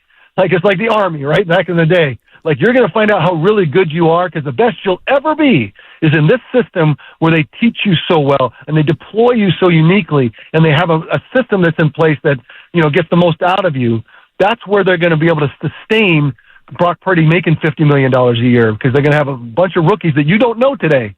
So they're going to hopefully be the guys that can take you to a Super Bowl on a rookie in the first 4 years of their rookie contract that are not the names that you see today. If you think the names that you see today, plus Brock Purdy being paid, are going to go to the Super Bowl in a couple of years, that's impossible. So that's impossible. So just get ready for a new name, a number for a first or second round draft, or even a third or fourth that's possible, that are going to be on a rookie contract that can take you the distance because of the coaching staff, because of how they develop and how John runs the program and how Jed owns it. I mean, they got a great thing going, and I think that they can turn it over and keep great talent coming in. Okay, so how much pressure then is on this year? Well, the most pressure was last year, right? Because last year the Rams are down, the whole division's down, Seahawks are down, the Cardinals are way down. In the playoffs, you play a Packer team that's been middling the whole time. You got an upstart Lions squad. You're like, that's how we get to the Super Bowl, and then you play a down year Chiefs team. Like, of all the times that you're set up to do it, that was it. But since the Ravens at Christmas, we did not. I mean, we just weren't the same. And, we held Patrick Mahomes to 19 points. You could have told me, look, Patrick Mahomes won't score 3 touchdowns. We're not going to win that game? Like, you're not going to walk over the Packers. We're not going to walk over the Lions. Like, things were haywire from Christmas on, and that's why last year was the time with the best roster in football to go get it done. And the fact is, it didn't happen. That happens. It happened to me. I get that. But now next year, I think the Rams will be better. I think Marvin Harris will make the Cards better. The Seahawks will be better. The Lions will be. The Packers will be better. Like, it's going to get better, and we're probably not. I don't know if we'll get better, but hopefully we can stay the same and still beat the rank and file with this amazing roster we have and the way that we are innovative. We deploy the guys on offense. Then yeah, great. But what just happened was a big miss. It was too bad. Well, you had the famous monkey off your back moment in the Super Bowl in '95. Is it starting to get to a point with Kyle that maybe that monkey's crawling up from his belt line up toward the shoulder, and maybe he's starting to get a little bit of that same syndrome? It's not a syndrome. Like, Kyle knows he's top of the game. I mean, anyone would tell you that. That's what Andy would tell you. That's what Sean would tell you. Like, any coach is like, that dude's on top of it. So that's why Bill Walsh used to say, look, every year we build base camp at the playoffs, and then we attack the Super Bowl. And it's not going to happen every year, but we're going to be there to do it every year. And so he's doing championship things. They're developing championship.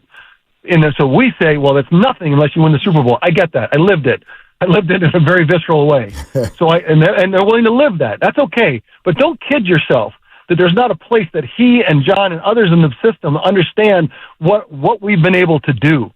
Yes, we understand we haven't closed it. We get it. We're going to go attack it next year. But there's not like it's not like they don't. There's not nothing in the bank. They're not bankrupt.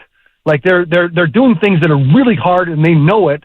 And so they don't need us to tell them, oh, you're the monkey on your back. They get that part. But what did John say at the Super Bowl the week before the Super Bowl last year? Look at the players in the old days. We owe them. Like they're humble about it. They get it. Like we got to close it out. And it's painful as you can imagine, but it doesn't mean that they are not the best in the league. They're not doing things that are like best in the league, like best in class. They just the monkey's a monkey, and you got to close it out. Steve Young with us here, Willard and Divs 95.7 The Game. Steve, take us there. What does that do to you? What did it do to you? What is it doing to Kyle Shanahan when you're experiencing that? I still throw. I mean, I joke about it when I say I throw up in my mouth. I mean, I think I almost like it. It's visceral. Like I think about the '92 championship game, and I'm still like the opportunity that's in front of you. What you have right there. It's it never leaves you. I mean, the wins, they go by much faster than a big loss and the painful losses, and especially when they're right there. And so championship losses are like they stick and sting in a way that nothing else does. And that's probably because you hang around in that neighborhood. Like if you didn't hang around that neighborhood and you're like Detroit Lions this year, like we were so close, man. What a year, huh? And everyone in Detroit's like, what a year! You guys are amazing. This is great. So start hanging around in that neighborhood and living that neighborhood. Then pretty soon people are like, hey, look, we're used to you being in this neighborhood. Let's go take it down. And so that's where we lived, and I like that. I like that experience. And Kyle likes it too, or he wouldn't be living in that neighborhood either. So I don't think he's afraid of it. And people want to say, oh, he can't win the big one, like he's won a bunch of big ones. There's one he's got to go get. He gets that. But don't think that he's starting from scratch. He's not like the Saints this year or whoever's starting from the bottom. I mean, there's some teams that they don't live in this neighborhood. They don't know what it's even like. They don't even get to travel through.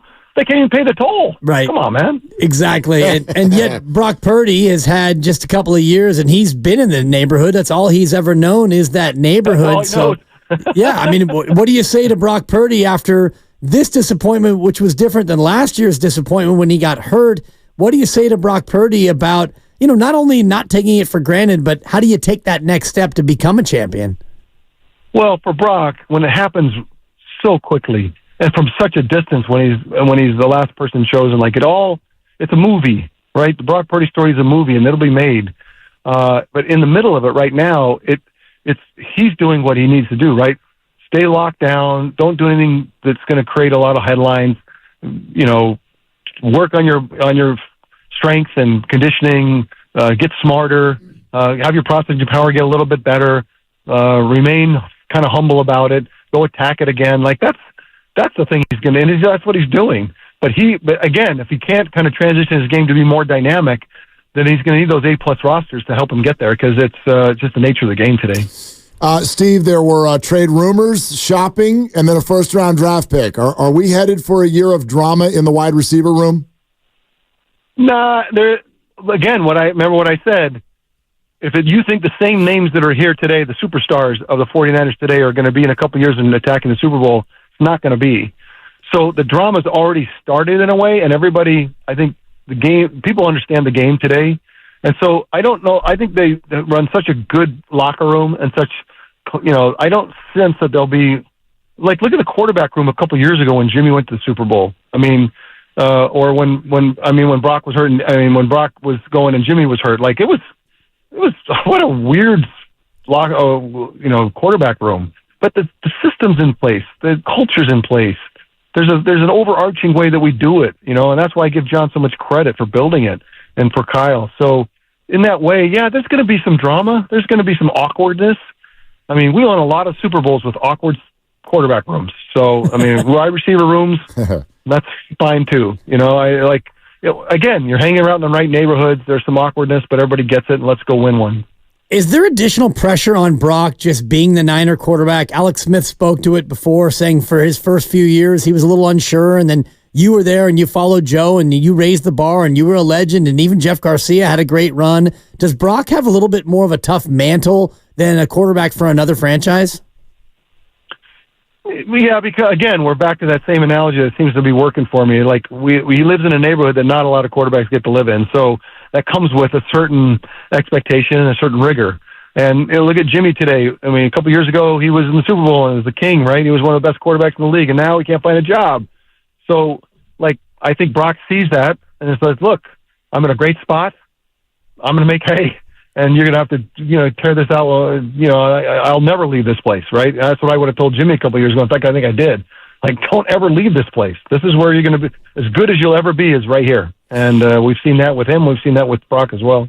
Steve, we keep asking you for your advice for Brock Purdy, and maybe you're misunderstanding. We're asking you to give advice to the fact that he's throwing out the first pitch at the Giants-Dodgers game tonight. What would you tell him for that? What I want to do is put the jugs gun on, and then I'll throw one out, and we'll see who threw it harder. Hey, there you go. Hey, have you ever done this before? Did you ever throw out the first pitch? Yeah, we did it with Jerry, and I did it for the playoff game, and then I've done it in a few years. Yeah, I've done it. I want to say 3 or 4 times. Okay, how'd it go? That's amazing. Anything embarrassing happen? Or no? Good. I threw a slider. That's down and in. Of course, tough on lefties, as I recall.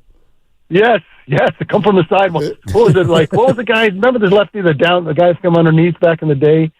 Stoudemire, or what is his name? Oh, the guy. Well, lefty? I remember Quisenberry and Bruce Sutter. Yeah, all those guys. Yeah. No, that was not me, but I could do it. Yeah. I love when. I love trying in high school. I used to try it, come from down underneath. That was awesome. You also could waltz into this event on Thursday night, look at the other 3 quarterbacks, and be like, "What do you all know about leadership?" Right. I don't see any rings on your fingers. No, it's going to be fun. They're good friends. All of them great friends in the spirit of Dwight Clark and all that he is and was. And then what we're doing with Golden Heart. You understand the Golden Heart Foundation and the fund really does support 49ers as their years go on and the special needs that they have, and we're there for them. And it was really started by Ronnie Lott, Harris Barton, and a number of other people, Brent Jones. And the spirit of it is that we take care of our own. And this is a fundraiser to support 49ers through the years. And this is not 49ers that the names. These are 49ers that were here for a lunch, but they're still 49ers. And they're struggling, and they have no way out, and we can help them, whatever it might be. And the Golden Heart Fund does that. So this whole evening is in the spirit of what Dwight Clark talked about. It's like we take care of people. It goes back to the original days of the 49ers and the big run through the 80s and 90s and now today. So when you think about coming and supporting it, just know you're supporting people that gave their bodies and souls to the 49ers, and now we're kind of paying it forward, paying it back to them. It's a beautiful thing, Steve, and we're going to be doing our show there, and we cannot wait to be there and check the whole thing out and talk to you again and all that. And then also, speaking of helping people out, wanted to give you an opportunity to share with our audience about the Forever Young Foundation. Oh, wow. All right. 30 years ago, I started it. We just plug along. We're one of the highest-rated children's charities in the Charity Navigator. Very efficient with the money that we take in, very serious about deploying it in really cool ways. My wife and I and now the kids, and we raise money through golf tournaments and different things. We have a pretty good budget every year, and we do projects in hospitals, a lot of different, we've done schools. Jerry and I do the 8 to 80 zones where we kind of level the playing field technologically in inner city schools. We've done that all over the country in 6 or 7 places. That's all part of Forever Young, and we just peck away at it, take our little corner of the garden and try to put some seeds in the ground and hope to grow something good. So that's what we've done. I appreciate you asking. Yeah, no, Steve, what a treat to talk to you. And we can't wait for Thursday night, man. Thank you so much. All right, Thursday night. We'll see you guys. Take care. Steve. There it is. Steve Young. Who wants to go? Who wants to go? I do. You want to go? Yeah. You're in. Oh, Who so else good. wants to go? Who else? I do. Yeah, you can go. All right. I got a seat for you. Who else wants to go? I'm sure a lot of people do. Dwight Clark Legacy Series, hosted by Maddie Mayoko, Laura Britt of NBC Sports Bay Area. Roundtable discussion. Steve Young, Jeff Garcia, Alex Smith, Brock Purdy. This year's winner of the Dwight Clark Award, Dre Greenlaw. Alden Smith, other surprise guests. It's at the California Theater in San Jose this Thursday, 48 hours, May 16th, 7 o'clock at night. Pair of tickets to give away right now. And we're going to shout out the guest we just had. That's Steve Young. He's number 8. Caller number 8 to the contest line, please, and only call if you can go Thursday night. Contest line 415-523-4652, 415-523-4652. Call right now if you'd like to go. San Jose, Cal Theater, Thursday night, Dwight Clark Legacy Series. Very unique and fun event. We can't wait to be there and see you there. Caller number 8, 415-523-4652. Good luck. Yeah, good luck. Can't wait to see Steve in person, and Alex Smith will be out there, Alden Smith, Dre Greenlaw, and many, many more. All right. And then also there's this breaking news. 95.7 The Game breaking news. Giants outfielder Jung-Hoo Lee met with Giants team doctors last night to go over MRI results, which did reveal structural damage to his left shoulder. Lee will seek a second opinion with Dr. Neil Elatrash in Los Angeles on Thursday, a couple of days from now. More information about a timetable and treatment will be discussed and revealed at that time. Doc Pandy is on with us in 20 minutes, so we will get the doctor's opinion on what structural damage means to him. Second opinion and structural damage are two phrases I was hoping not to hear, but here they are. Look, I'm just and a the guy. third one you didn't want to hear is Dr. Neil Elatrash. Yeah, like because he's known for what? His surgery, reconstructive surgery. Yeah. And I think you read this and it feels to me like we'll see Jung-Hoo Lee next year, but I'm no doctor. Right. You are. Well, and I hate to be the one to, look at my own initial prognosis and have it be confirmed because I haven't seen the MRI, but if it is structural damage, that is usually one of two things, and we'll get the actual doctor's opinion at the top of the hour, but it could be the labrum that tears because when you have that much trauma and your shoulder flies out of the socket, usually there's either a breaking of bones or a tearing of labrum, and that's kind of what the worst case is on that. Not good, Dan. No, Mark. Not good. All right. Listen, hang out because Doc is on in 18 minutes. Bobby Evans joins us next hour. Plenty of time for your calls, 888-957-9570. And then how about this? Did you hear about the WNBA team coming to the Bay? Their new name. It was announced today, the Golden State Valkyries. Want some merch?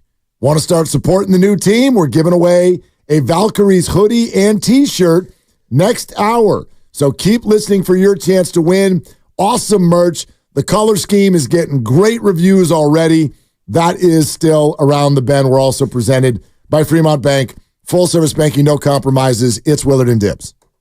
Tune into You Don't Know Jack this Friday on The Morning Roast with Bonte and Shasky.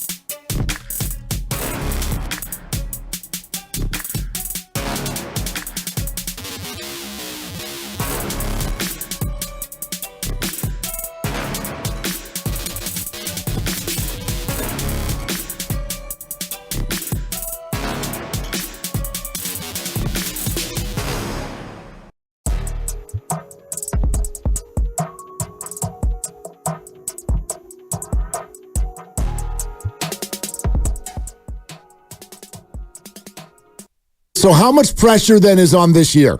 The most pressure was last year, right? Because last year the Rams are down, the whole division's down, Seahawks are down, the Cardinals are way down. In the playoffs, you play a Packer team that's been middling the whole time. You got an upstart Lions squad. You're like, that's how we get to the Super Bowl, and then you play a down year Chiefs team. Like, of all the times that you're set up to do it, that was it. Now, back to Willard and Dibs on 95.7 The Game. That kind of hurt. I'm not going to lie. That kind of hurt. How much pressure's on this year? Too late. Pressure was last year. Yeah. You lost. Man. Yeah, it was all set up, and they came as close as you could come, but didn't do it. Don't be like the Niners and miss out on your opportunity, okay? Your opportunity is right now. Congrats to our winners to go to the Dwight Clark Legacy Series, to see the award handed out, to see the Natural Born Leaders conversation with Steve Young, Brock Purdy, Alex Smith, Jeff Garcia. Dre Greenlaw is going to be there, so much more. Don't be left out. If you didn't win the tickets, that's okay. It's not going to cost you an arm and a leg at all. Can I still get in? You can get in. All right. This is how you do it. You go to DwightClarkAward.com, and I think there are 2 ticket levels. Some are $87. That's Dwight's number. Some are $49. I'll let you figure out why they chose that number. DwightClarkAward.com. You can buy tickets, and as you heard, I think Steve very eloquently talk about, this money's going to a phenomenal place. Because, yes, Steve Young is not only lucid, awesome, and very rich, there are many 49ers who wore the red and gold, and that's not the case. And so you could almost hear the emotion in his voice when he's talking about how important the Golden Heart Fund is. 49ers helping 49ers. Some former 49ers doing great. Other former football players are not doing great. And as he said, they've got no outlet, no way out in many cases because they left it all out there on the field for our enjoyment. So not only do you get to see an unbelievable event, how you also get to really help out. Your dollars will be going to an incredible place, the Golden Heart Fund.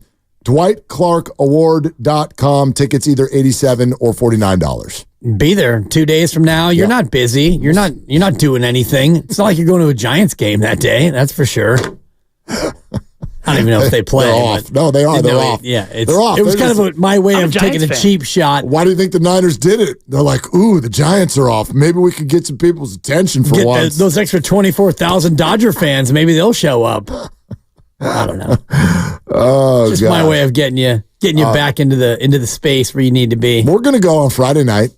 That'll be fun. Yeah, we're waiting for the Rockies to come to town. Win night. Place is gonna be filled with Rockies fans. Can you imagine that?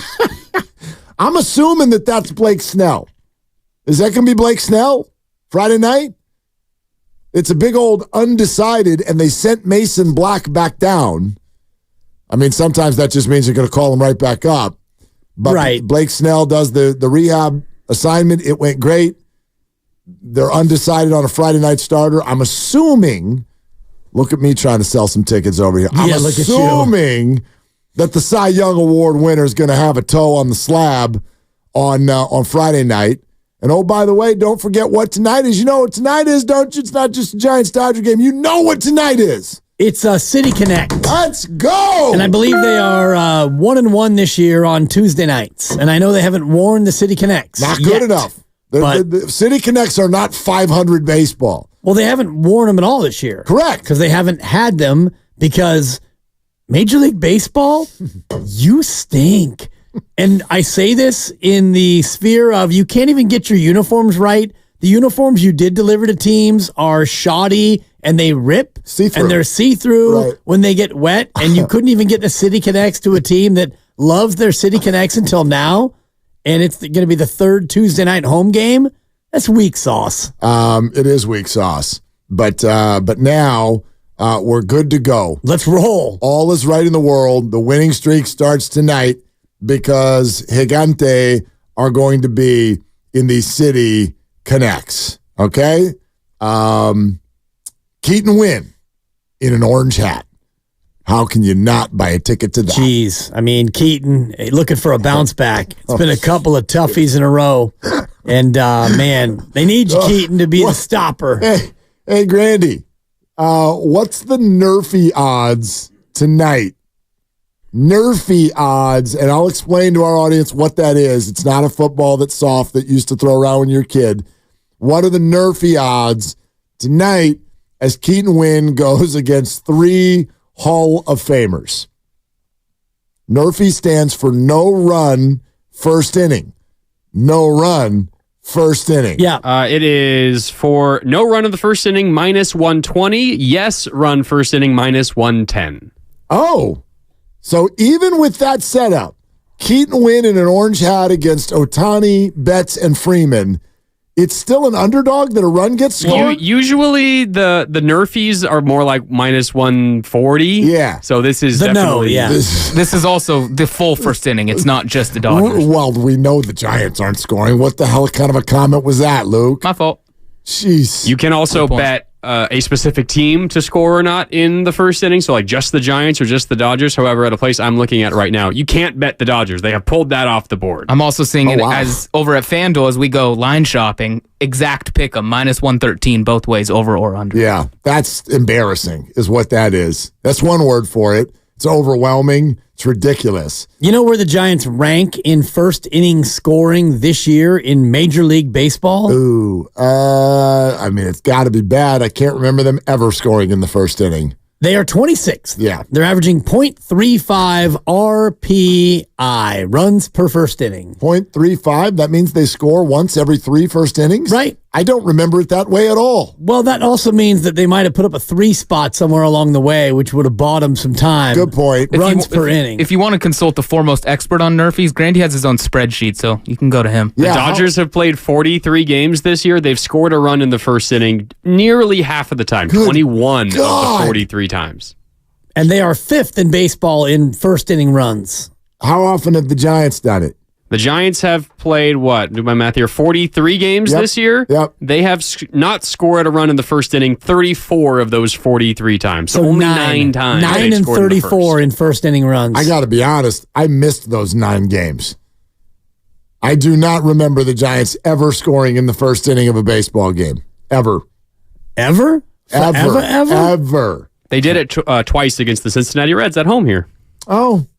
Chapman's grand slam was in the first inning, and then the game before that, I can't remember. That's a big 4-piece. What about in Colorado? In Colorado, did they score in the first inning in any of those games? I feel like maybe one of them. I don't think they did. All right. I don't know. Maybe I just can't Grandy's spreadsheet doesn't have game logs. Yeah. It's just percentages. Okay. Philadelphia averaging 1 run per first inning. They're .98 runs per first inning. Dude. That's impressive. getting it done early. That's impressive. And then Dodgers are 5th. Arizona, San Diego, and Miami round out your top 5. Huh. That's interesting. Yeah, a little curious because Miami's terrible. They're not very good teams. Right. Yeah, Arizona. Well, the Dodgers. No, but the Arizona, San Diego, 500. The Diamondbacks, just kind of kicking around. Gavin Stone is the Dodgers pitcher tonight. I don't know a whole lot about Gavin. He's just 25 years old. But he's doing okay. He's 3-1 with a 3.55. So that's who the murderer's row of Giants players off the top of the lineup will be facing tonight at Oracle Park, somewhere in the neighborhood of 7:10. Game starts at 6:45. I'm expecting the top of the first to take a while. You're expecting a long top one. Yeah, this might be a pitching change out there. I hope not. Friend of the program, Keaton Wynn, looking for a bounce back. No, he's be fine. I like Keaton. Keaton's a good pitcher. He just the last 2 outings have been weird. Yes. The guy is disgusting. Yeah. Can I give you something positive to look at? I want nothing but positivity in life. You know this. Giants, currently in today's starting lineup, have hit a career 400 against Gavin Stone. Well, how many total at-bats is that? 2 for 5. Okay. I was going to say, how many guys have even faced Gavin Stone? I barely heard of this dude. And both hits, home runs. Wilmer Flores? Tyro and Yaz. Tyro and Yaz. Okay. All right. Wilmer 0 for 1. Hey, you said Tyro, and it just made me think of something. And we can kick this around a little bit more after Doc comes on, because if you didn't hear the breaking news about Jung-Hoo Lee is that there is structural damage in the shoulder. He's going to see Dr. Neil Elatrosh. No official timetable, but all of these things point to surgery and missing the remainder of the year. So we'll talk to Doc about that literally in 1 minute. But Tyro's at bat. I can't remember if it was 8th or 9th inning last night, was the one that literally set me over the edge. Why? Robo-umps. Oh, yeah. You got to do something. I don't actually need robo-umps, but if you're not going to do robo-umps, get that box off my screen. Get the box off the screen. You are ruining baseball for me, for us. I can't stand watching the ball be 3 inches outside of the box and Johnny umpire, strike one. Like, damn it. That guy was giving so much space last night, and I don't blame him. I've said this 100 times. Ball's coming in there at 50 billion miles an hour. You can't tell if you're an umpire if the ball is 2 inches outside of the box. But I'm sorry, like watching those get called strikes and have the players just completely lose their momentum.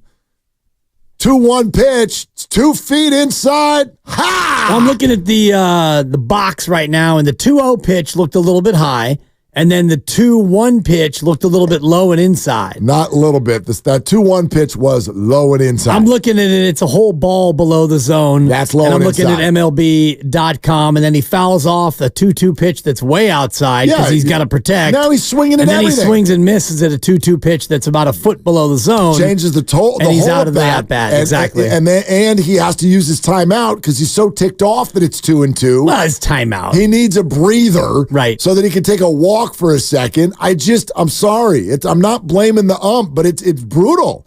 It's terrible. It's terrible. I don't think I want robo-umps, but I think I want robo-umps. No, you do. You do, and then once you get robo-umps, you're going to complain about the robo-ump because, that box is not accurate for based on the way he stands, and that box is not accurate for this hitter, and you're going to complain about that just the way you complain about this. It'll just be a different complaint when things don't go your way. Well, that's life. You just described life. I don't look at sports that way. I don't look at anything that way. I'm not a complainer. Other than you blame the robo-umps, and you blame. I can't blame the robo-umps. You blame the strike zone. No, I just don't. Just get the thing off the TV set. They're human. If we're going to do human, get the box out of here. Because all it's doing is annoying everybody. Anyway, we can get back to that. You're listening to 95.7 The Game, KGMZ FM and HD1 San Francisco, an Odyssey sports station. It's always live on the free Odyssey app, Twitch and YouTube, powered by First NorCal Credit Union. Upgrade your savings dividend. Open a First NorCal first-class money market today. And today, it's time for Cleared to Play. Take you inside the tent, get you updated on the latest injuries in the Bay. Proud to partner with UCSF Health on this segment and bring in Professor of Orthopedic Surgery, Dr. Nirav Pandya. Hey, Doc, how you doing? Doing good. Rough couple days for the Giants, though. You want to just go through the entire roster together, or should we pick a couple guys? Yeah, maybe we'll stick with the main guys. Yeah. All right, so you translate for us. Jung-Hoo Lee sees doctors. MRI results reveal structural damage. Second opinion with Dr. Neil Elatrosh. Explain how this doesn't mean surgery and missing the rest of the year. We sort of gather that it likely does. Yeah, all signs point to that. I mean, number one, whenever you're going down to see Dr. Elatrosh, he's a surgeon. He's the one who takes care of, a lot of these athletes. So that obviously not a good news. And number two, when they say there is structural damage, that is concerning. Now, obviously, when a shoulder does dislocate out, there's going to be some degree of structural damage, particularly when that kind of humerus kind of pops out. You're going to get damage to the labrum and occasionally some bone. But really what determines whether you go down the surgery or non-surgery route is how bad that tear is, and also what position you play and what the risk of that popping out again is. Now, you could go down the non-operative route and say, look, you rehab for 5-6 weeks, see if you get back. But there's a risk of that shoulder popping back out. And we saw that happen with Fernando Tatis. Kept popping out. Then he got surgery. This may be one of those cases where, like, look, we need to get this fixed. Make sure it gets better so you'll be back for next season. So a lot of different variables go into play, but doesn't sound very promising based on this initial report. If the labrum is at all torn, is there any way that can heal itself on its own, or is that going to be surgery no matter what the timetable is for doing it now or in the off season?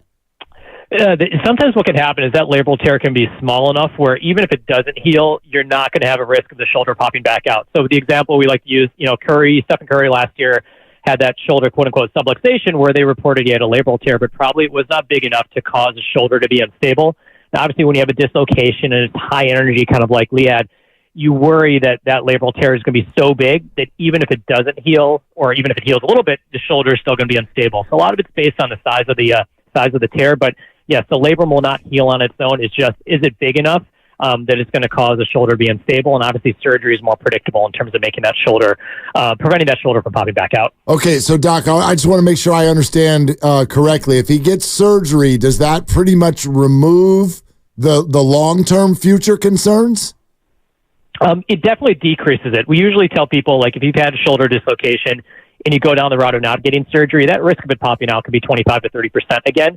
If you get surgery, the risk of dislocation goes down to 2 to 3%. So drastically decreases that risk, particularly for an athlete who's not, although running into a wall as a collision athlete, like you worry for baseball players that risk isn't as high as, say, a football player. So absolutely, it decreases that risk significantly. Obviously, the shoulder is never completely the same after this happens, but it can get to the point where a baseball player can play again after surgery without having to really worry about that unless there was some sort of violent impact again. Does the fact that he plays center field affect the decision in some way based on the range of motion that he needs to have playing the outfield? Yeah, it absolutely does. And one of the things you worry about, and this is why you don't hear baseball players get shoulder surgery a lot, is that after you operate it on a shoulder, there's always that risk that the mechanics of the shoulder can sometimes be impacted. Now, one of the goals of surgery is you want to get the shoulder to be tighter so it doesn't pop out again, but you lose some of that mobility, particularly raising your arm over the head. So if you're a center fielder, that may change a little bit in terms of your decision to have surgery, as well as how aggressive you are in terms of tightening that shoulder up, because you need to be able to get your arm up and behind your head to be able to make those catches.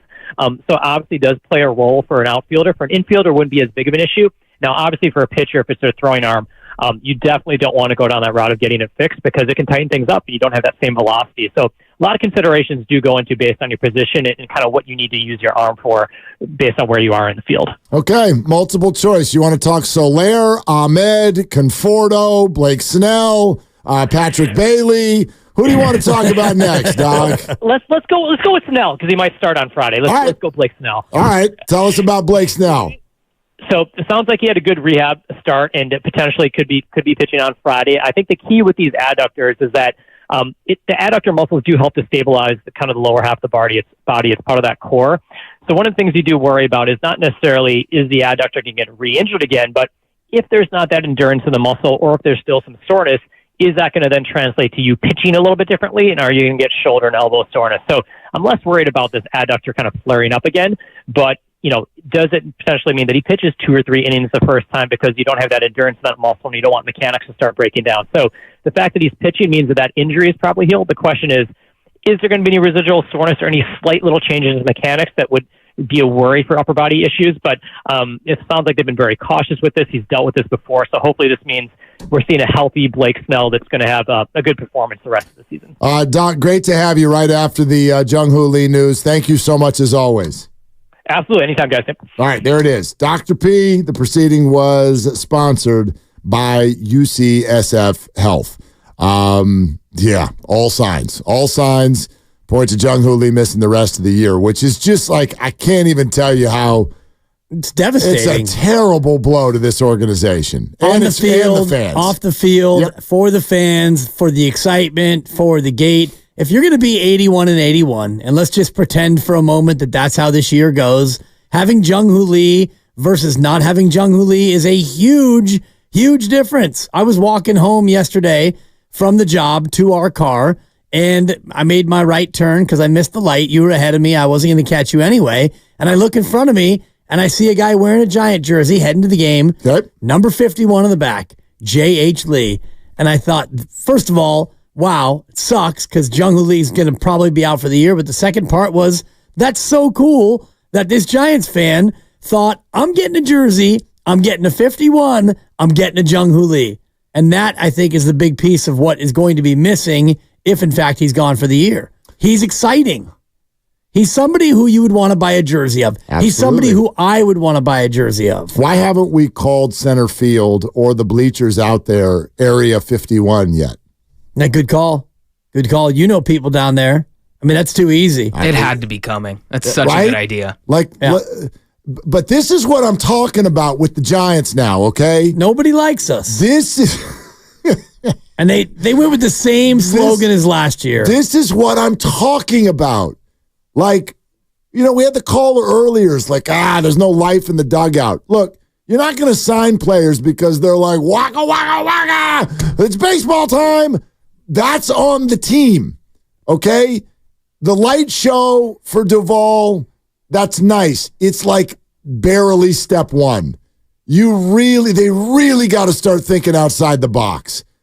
And that would have been something that you could do. Give everybody like Martian costumes and make center field Area 51. And he's out there. Like, this is from me to you for next year. Do this when he returns. Do stuff like this. Make Duvall coming in go over the top. They're like, how about a light show? No, I mean, like, why don't you stop everything and lose your minds for 7 minutes? Like the Mets did with Diaz. And the Twins do this year. You got horns. People are singing in the crowd. There are animals. It's just like, it's nuts. Great. Do that. Can you imagine when there's something to look forward to? Right? The Giants are up. Oh, my gosh, they scored in the 7th. They're up 4-3. Did we come on a night where we get to see the Duvall thing? Like, you got to do that. They've got to start thinking like entertainers as opposed to just a building where the Giants play. They really got to start doing stuff like that. Giants baseball, nobody like us. Nothing like us, or whatever the actual English translation is. Nothing like it. Yes. Nadie como nosotros. Randy had it. Nobody likes us. Nobody likes us. And it's, como nosotros. Seriously, if your product on the field is not going to be entertaining, you need to do other things to make it so that people want to be there, because the majority of fans who are going out to watch the Giants play, most of them have now been to that ballpark, right?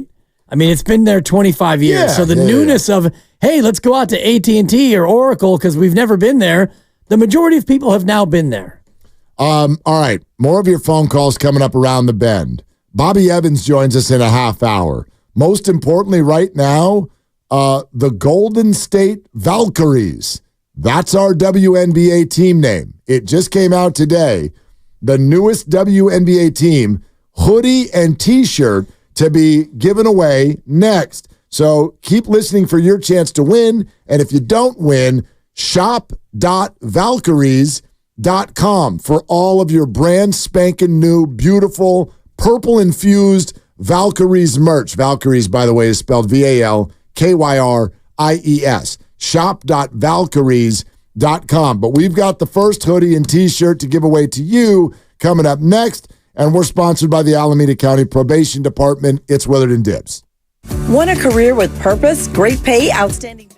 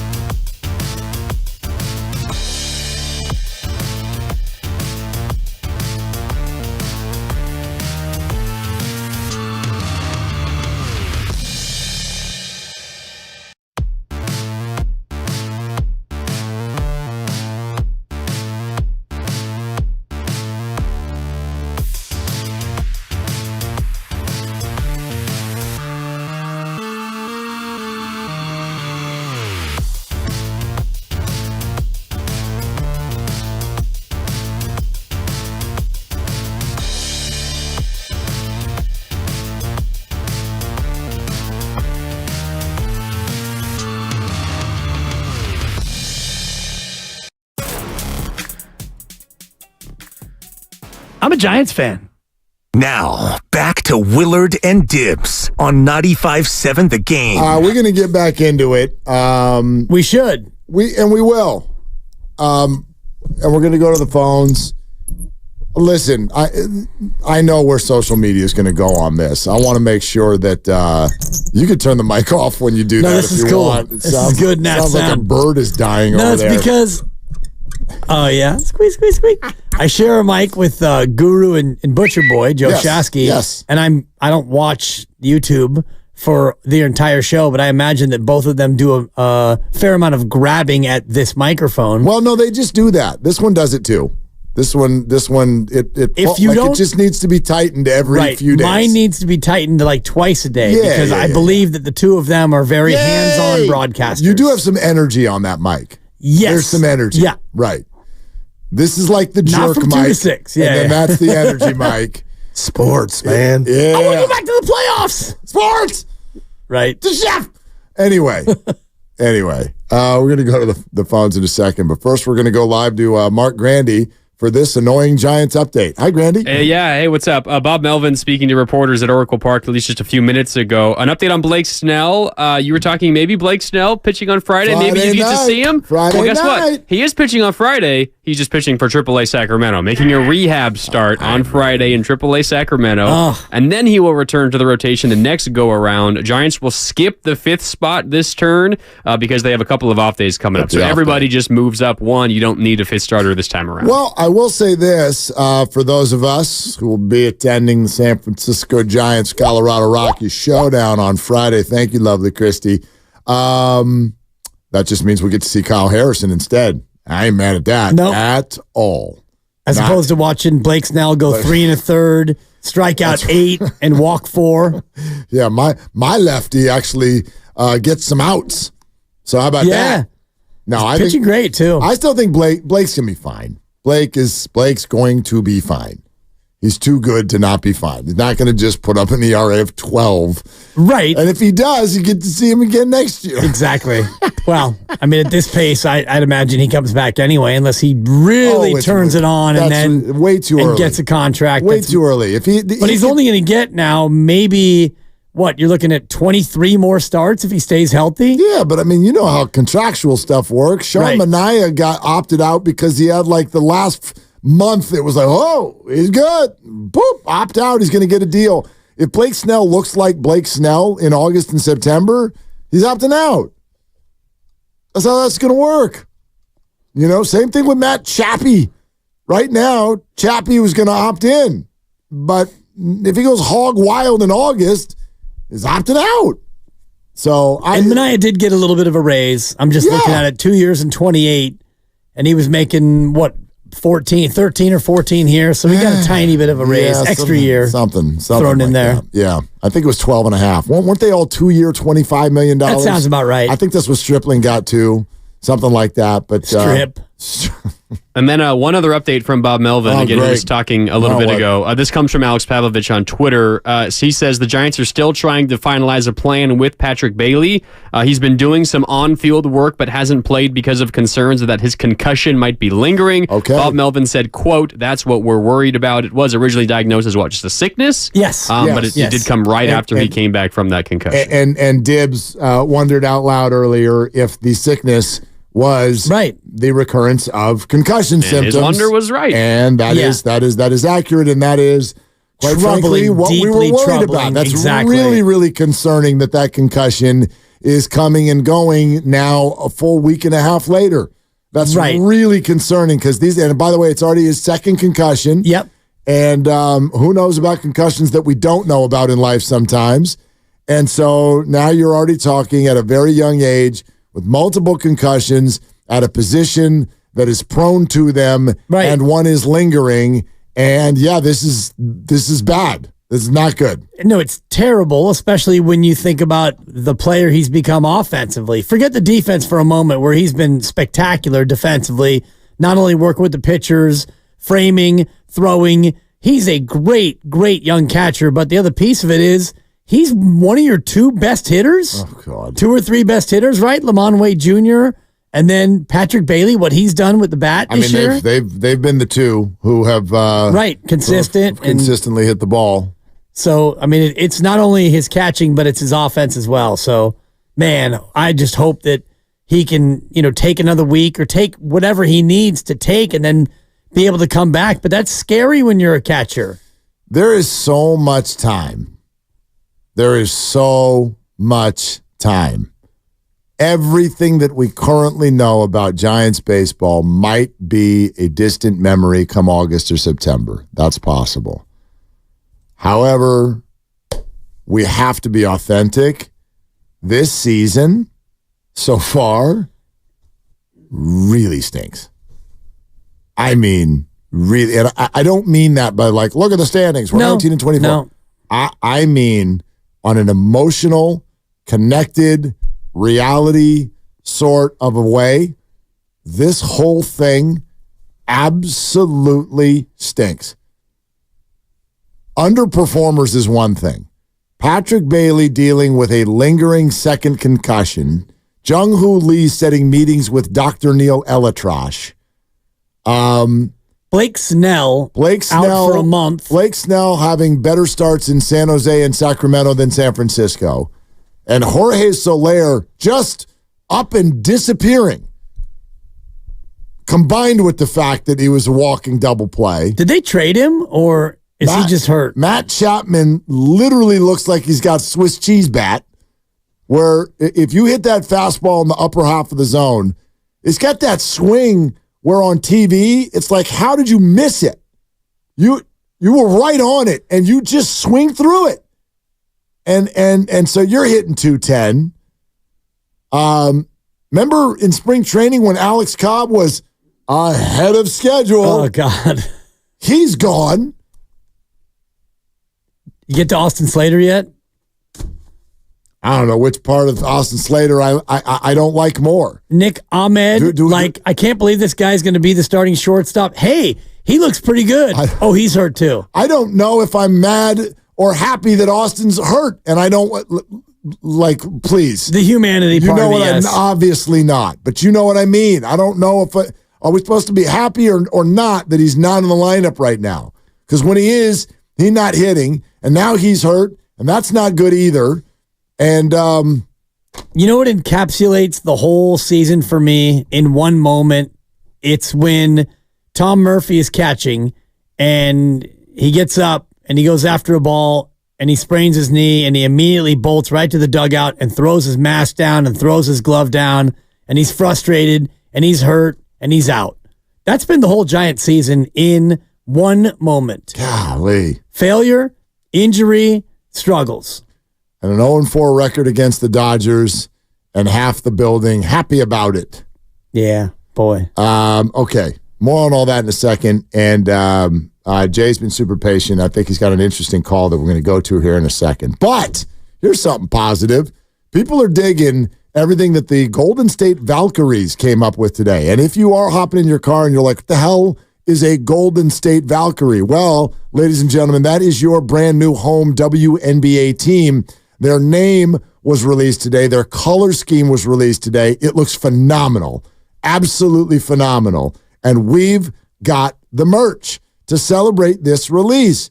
So if you want to win a Valkyries hoodie and t-shirt, all you have to do is hit the contest line right now and be caller number 5. The number 415-523-4652. Valkyries hoodie and t-shirt 415-523-4652. Caller 5, 415-523-4652. Good luck. Yeah, exciting. And, it's not always so popular to talk about women's basketball or women's college basketball on sports talk radio, but you've got Caitlin Clark about to make her WNBA debut in 5 minutes, and now the Golden State Warriors have unveiled not only their new president and their new GM, but now their new team name and their logo. It's okay to be excited about this sort of stuff. No doubt. And I'm not just saying this as a girl dad and looking forward to, bringing my daughter out to these games when she's a little bit older, but it's a cool thing for the Bay Area. My daughter hadn't even heard yet. We talked about it this morning when the name came out, And she had the same first question that many do. What's a Valkyrie? And then I explained, I'm like, I didn't know either, really. And then kind of got into the whole thing, the female warrior of Marvel, whatnot. Like, we could read it to you. There's actually a cool piece of digital content that they put out that shows a lot of different pictures of the city and everything. The logo looks fantastic. It's kind of a light purple with black. Everything looks really, really good. And I'll be purchasing some merch, and I'll be taking the kids to some games. There's no question about it. Yep. So anyway, let's go to Jay, the blacksmith, who apparently is in his driveway. Jay, are you still in the driveway? Yes, sir. Good job. We love driveway moments in radio. I love it. First of all, with the Valkyries, perfect name. Perfect name. I mean, for the city, perfect name. And the purple, actually it's royal purple or sunset purple, is the best color. So they nailed it on that one. They really did. But they really did. Yeah, they really did. They really did. So I have 3 points, and let me just get them out so I can move along with my day. The reason why I don't pay for tickets at the Giants anymore is because I took two sons, and we were all the way at the tippity top, and it was $500. All right? Yep. But I have a solution. All right? The solution is this, and I'm talking to all the Giants fans out there. Go pay for a $250 kayak and meet me in... Ooh. He hung up on himself. That stinks. Meet me in the cove is what he was going to say. And he was also going to tell you Meet that me outside. What they actually have now is a screen that shows the game in the cove. Smart. They just finally came up with this. Smart. And the weather's about to get good. If it's not already, you get it. I mean, yeah, very, very smart. That's the way they need to be thinking. You're a party. This is why Joe Lacob will acquire Kevin Durant if he can. Because it's not like we got to get out of the, I guess we don't have to, but I try to get out of the whole idea of like, championship or bust. It's like that's not what we're doing here. This is an entertainment entity. They need to be interesting and they need to be fun. And then we'll go from there. You're going to win a few times. You're not going to win most of the time. That's life. Welcome to sports. But that's where the Giants have really failed. And that's where,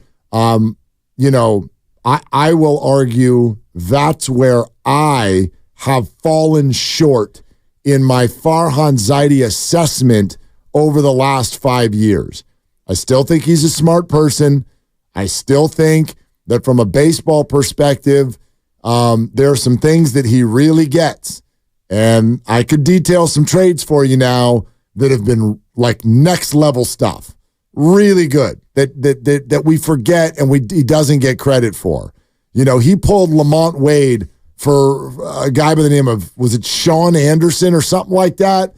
This is a right-handed pitcher who was never, like a really great trade. The Melanson thing, a great trade. Robbie Ray for two people that nobody wanted anymore anyway. Like, he really has done some smart things. But the problem, and where I have fallen short in my assessment with Farhan, is it's too singular-minded. It's too, here's the formula, let's follow it, let's win, and completely forget that you're supposed to entertain people. And I don't think that Farhan understands that very well. I think he gets the concept. I don't think he knows how to execute it. And that's where the Giants have really fallen short, and it's where the 49ers and Warriors have crushed it. They are wildly entertaining. Wildly entertaining. Well, and the 49ers... Even when they lose. Exactly, and I think the 49ers have done a great job of making the Niner game experience something that is excited. If you're a member of the faithful, you go out there, and the tailgates are great. The tailgates are probably the best tailgates you can find now in the Bay Area remaining, and yes, it's an all-day thing to go to Levi's, and it's not easy to get in or get out, but if you want to go out there and bring your barbecue and bring your friends and meet your buddies, it's a good time out there at Levi's Stadium, and the team is really good. The team has an identity. If you like defense, you can buy a jersey of 3 or 4 different guys. And if you like offense, the same thing is in play. They're a good team. They have an identity. If you go to a Niner game, you know you're going to get a quality outing. And, they're probably going to win. They may not win. There's no guarantee. But it's a good team. It's a competitive team. It's an exciting product. And you have that at Chase Center, but you don't have that at Oracle Park. I forgot after the Valkyrie giveaway, shop.valkyries.com for all your Valkyries merch, shop.valkyries.com. Look, it's not easy. I get it. He has said this before publicly. Like his concept when you say, hey, what do you tell fans who think this is boring? There's no identifiable players. There's no one to buy a jersey. He's going to say, we think winning is entertaining, and that's what we're trying to do. Now, they have failed at it over the last 2 years. The year before that, they very much won. I mean, did you find 2021 to be entertaining baseball? It was surprising, but yeah, it was entertaining. I thought so. It was entertaining because they had new players who played great, and then they had some of the old guard who had career years. So really great. When you have that many people having career years and you're second in baseball in home runs and you've got a good young pitching staff that's exciting and you go out there and you feel like your team's going to win, it felt like no matter who you were going to play, you were going to win. And this year's team feels totally different. This year feels like, okay, you're facing a good team. You might win 1 of 3. You're facing a mediocre team. Who knows? You're facing a bad team. You'll probably take 2 of 3. It's very predictably mediocre this year. If I asked you to fire away with the people who played well in 2021, what do you even remember about it? There was Yaz and Lamont, Crawford, and Belt. Those 4 would be the headliners. And you could add in, I think Wilmer was there playing well, and Slates. I think Slates had a good year. Tyro as well, right? 1, 2, 3, 4, 5, 6, 7, 8, 9. I didn't say Posey. 10 Giants hit double-digit home runs. 10. How many can you name? Well, I think we've done this before, and I didn't come up with all of them. I know Darren Ruff was a guy. Darren Ruff is one. Yes, 16 home runs. And, Posey. And Crawford and Belt. Posey had 18. Belt had 29. Crawford had 24. 24. Yaz had like 20, didn't he? By the way, Crawford hit 298 with an OPS of 895. I mean, come on. What the hell happened that year? Right? What was that? What the hell was going on? Who knows? Yes, Yaz had 25 home runs. Right. OPS of 768. And Lamont, did I mention Lamont yet? Lamont Wade, 18 he had 17, home runs. Yeah, 18 home runs. Yeah. The 3 that you have not, no, I guess there's 4 that you've not gotten are the little bit more difficult ones. Yeah. If you think about it, you'd get it. We've named 2 of them are still on the team. Yeah, I think Wilmer was one. Wilmer Flores, 18 home runs. Austin Slater was the other one. Slate's 12 home runs. Right. And then 2 who are no longer on the San Francisco One of them Giants. I always forget. It's not. Sounds like you've forgotten both of them, actually. Yeah, or else probably. you would name them right now. Yeah, neither. Think about those cheesesteak commercials. Well, that's too easy. Oh, geez. Oh, he still didn't get it. Okay, no. Right.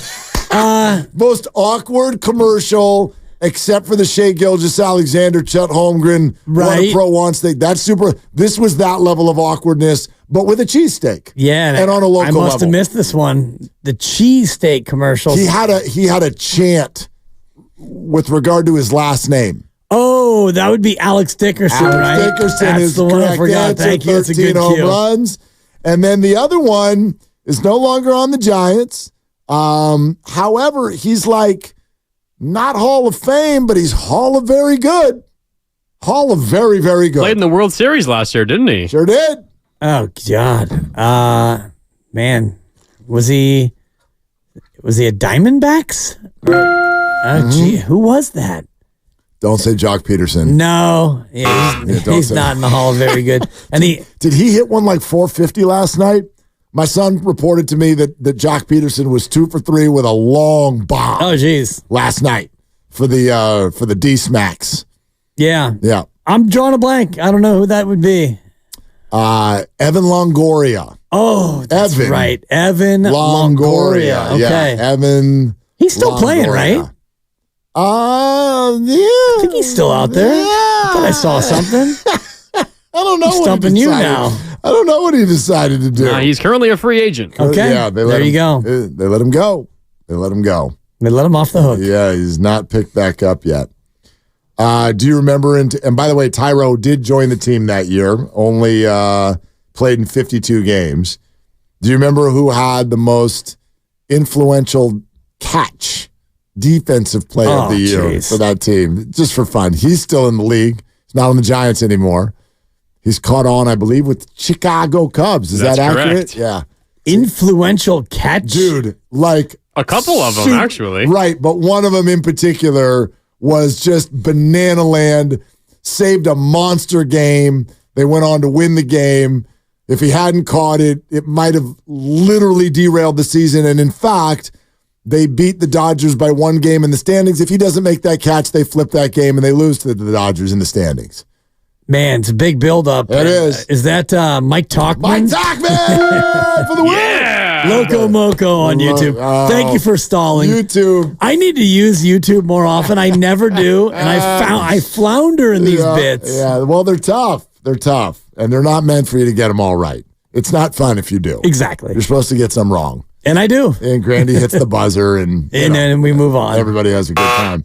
Bobby Evans is coming up here in just about 6 or 7 minutes because there are, I think, some questions structurally with the San Francisco Giants and Farhan and the front office and all of those things. So we're definitely going to dive into that with Bobby. Those of you who did not hear earlier today when Steve Young joined the program, we're going to have that coming up for you in about a half hour because Steve was absolutely fantastic in getting us ready, not only for the football season, but the Dwight Clark legacy event and the handing out of the Dwight Clark Award and everything that's going to go into that and benefiting the Golden Heart Fund that's coming on Thursday. And you can still buy tickets at dwightclarkaward.com, and we will see you there. And apparently we're going to shower and get dressed and the whole deal. Right. Yeah. You saw that email. I saw the email. All right. Smart business casual.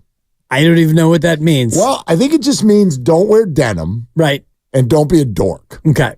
What's this T-shirt you got on right now? What's it say? Oh, the T-shirt I'm wearing is the Agony of Defeat shirt from when I had to rub Lo Neal's feet live on the air. And then what are you wearing on your head? I'm wearing my PXG hat, my brand new golf hat. All right. So from PXG. Do me a favor. Don't wear either of those. Yeah, or the hoodie. On Thursday. I got that. Yeah. Smart business casual. No hoodie.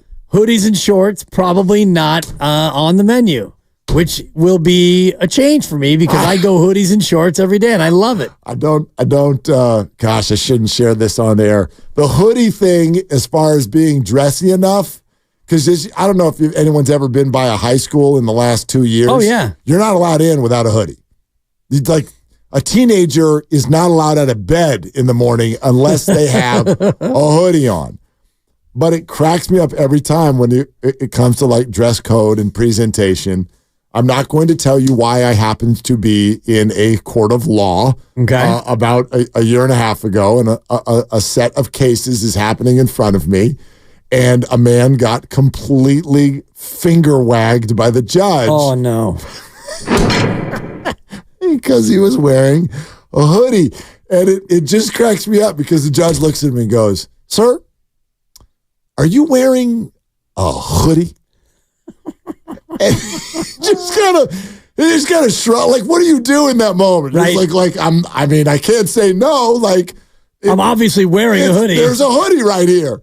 He goes, "You come here, and this is as serious as it gets. And you're here with your son. And you wore a hoodie. So we will not be wearing a hoodie." Gotcha. On Thursday. Duly noted, Your Honor. Pow. Where's my gavel from the summits? I don't have it anymore. We're presented by Fremont Bank, full service banking, no compromises. Are the Giants just flat out misconstructed? Do they not understand entertainment? What is the assessment of Farhan Zaidi? Bobby Evans has done all of these things, and Bobby Evans joins us next on Willard and Dibs. Meantime, it's Dan Dibley to talk about my weight loss journey.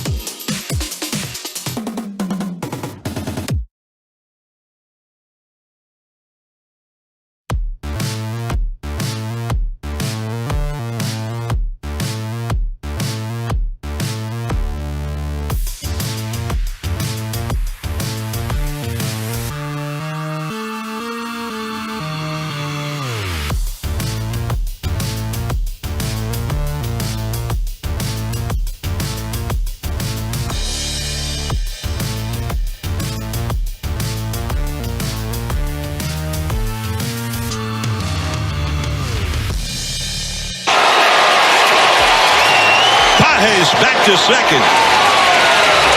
That's an unbelievable catch. Now, back to Willard and Dibbs on 95.7 The Game. Good job, League Pass Luke. Yesterday, he informed all of us that his last name is Pages. And we were like... Right. Yeah, not Pages. Pages. Hard to know when your first name's Andy, though. Could go anyway. Like Andy Pages. You know what I mean? He could own a bookstore or something like that. And Nice. You know, not bad. But, nice shot. Trying to come back. You should do it in show more often. Your percentage is better. Yeah, I'm a pressure guy, pressure player, for sure. Yeah, my percentage is much higher, but I'm much closer. I'm much closer to the garbage can than you are. And it's a blind shot. I can't even see it. You can't? No. If I lean to the left, lean to the right. I know it's over there, though. I know where it is. You're not left-handed, are you? In basketball, yeah. What the hell is that? I what do played you mean in basketball you are? Quick aside. Quick aside. Fourth and fifth grade, I played. Well, my brother Doug is a star. He was a star high school basketball player. I wanted to be like Doug. And so I played basketball all the time. If I could be like Doug. Not like Mike. I want to be like Doug. I got a Mike. I didn't want to be like Mike. Mike's a gunner. Wanted to be like Doug. So fourth grade B's, fifth grade B's, wasn't getting any better. So after fifth grade, I decided, you know what? I'm going to teach myself to shoot left-handed. Okay. There's a basketball player who I idolize, who is left-handed, who I really wanted to be like. Mully. Name was Chris Mullin. Yep. He was a slightly freckle-faced, T-shirt wearing guard at St. John's. Slightly unathletic white guy. At the time, and though. You're like, hey. This is in like 1980 when Mully was probably a sophomore, right in there, and this was at the height of Big Monday, baby, the Big East, and you had Ewing, John Thompson, you had Louis Conaseca, you had Raleigh Massimino in Villanova, you had all of them, and I was into it. I loved it, so I taught myself to shoot left-handed, so going forward, I became left-handed. I was a left-handed basketball player. Okay. And I got to be very, very mediocre. That's super weird. I went from terrible to just mediocre, but I could shoot it. Okay. And your percentage is good, and I've never asked. I'm like, why do you fire that thing left-handed? Left-handed, yeah. That's really, really odd. I'm really left-handed. You're like my daughter. She does some things lefty, some things righty. She's amphibious, too. Can't figure it out. Yeah. Elidextrious, that's what I call her. Oh, that's so funny. Yeah, can't figure it out. But anyway, let's see if Bobby Evans can help us figure some things out. Willard and Dibbs, 95.7 The Game, and thrilled to have the former Giants exec with us here to talk it out a little bit. Bobby, good afternoon. How you doing? Hey, we're doing good, guys. How's it going? It's going well, except for it's not going so well. The San Francisco Giants, they went about it in a new way this offseason, and so far it's still not working. I don't want this to be a leading question, but so tell me if it's an unfair way of asking this. But what are they doing wrong, Bobby? Yeah, I mean, there's some disadvantages always to letting the market come to you a little bit, which, in this free agent market, it wasn't a robust market. I mean, you had the premium guys, which you saw what they got paid and where they went. And, that's hard to argue with. Those are the premium guys. But then after that, there wasn't as much of a middle market as before. And when you sign guys late and who don't get a full spring training, sometimes when the market comes back to you late like that, it can be a rough go. And it's also in terms of building a clubhouse rapport. I mean, you spend a lot of spring training anticipating what your role is going to be, anticipating what your team's going to be like, and then, teammates come in later in the spring. And, there's been times where we've made trades late in the spring that, for good or for bad, it can be a little bit disruptive initially towards acclimating your guys in the clubhouse as well as the new guys to the clubhouse. And so some of those things happen, but you're also talking about a division where, there's some powerhouse, teams in the National League. Not to mention, of course, the obvious Dodgers and Padres, but the Braves and Phillies, and there's just a lot of competition for those 90+ win teams. I mean, it's going to be a hard road, for anybody. And when you have pitching that is younger, you're going to have to go through some bumps along the way. When you have guys that missed the spring. There's going to be some bumps along the way, and obviously with transition from a reliever to a starter role is going to have its bumps along the way. So the pitching, the first half of the year is going to have some bumps, but then you're also going to have some bumps in the second half because the younger guys aren't as stretched out. But you've had a drop down, lockdown bullpen, for several years here. It's not so much that way right now, and that keeps you from winning the games you're supposed to win. The offense has been a little bit behind its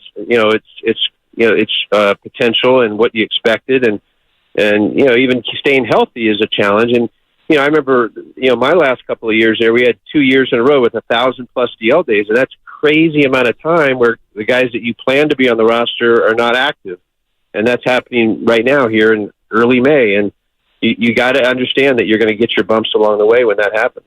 1,000 days. You blew me away with that number, Bobby, because it feels like we're already approaching that with this Giants team with all the guys they have on the IL right now. So what's the fix for this team? Is it just to try to, hope the young guys can carry the water for now and then you get healthy when you get some bodies back? Or is there a bigger fix that you're going to have to face with the Giants team if this doesn't start to go better?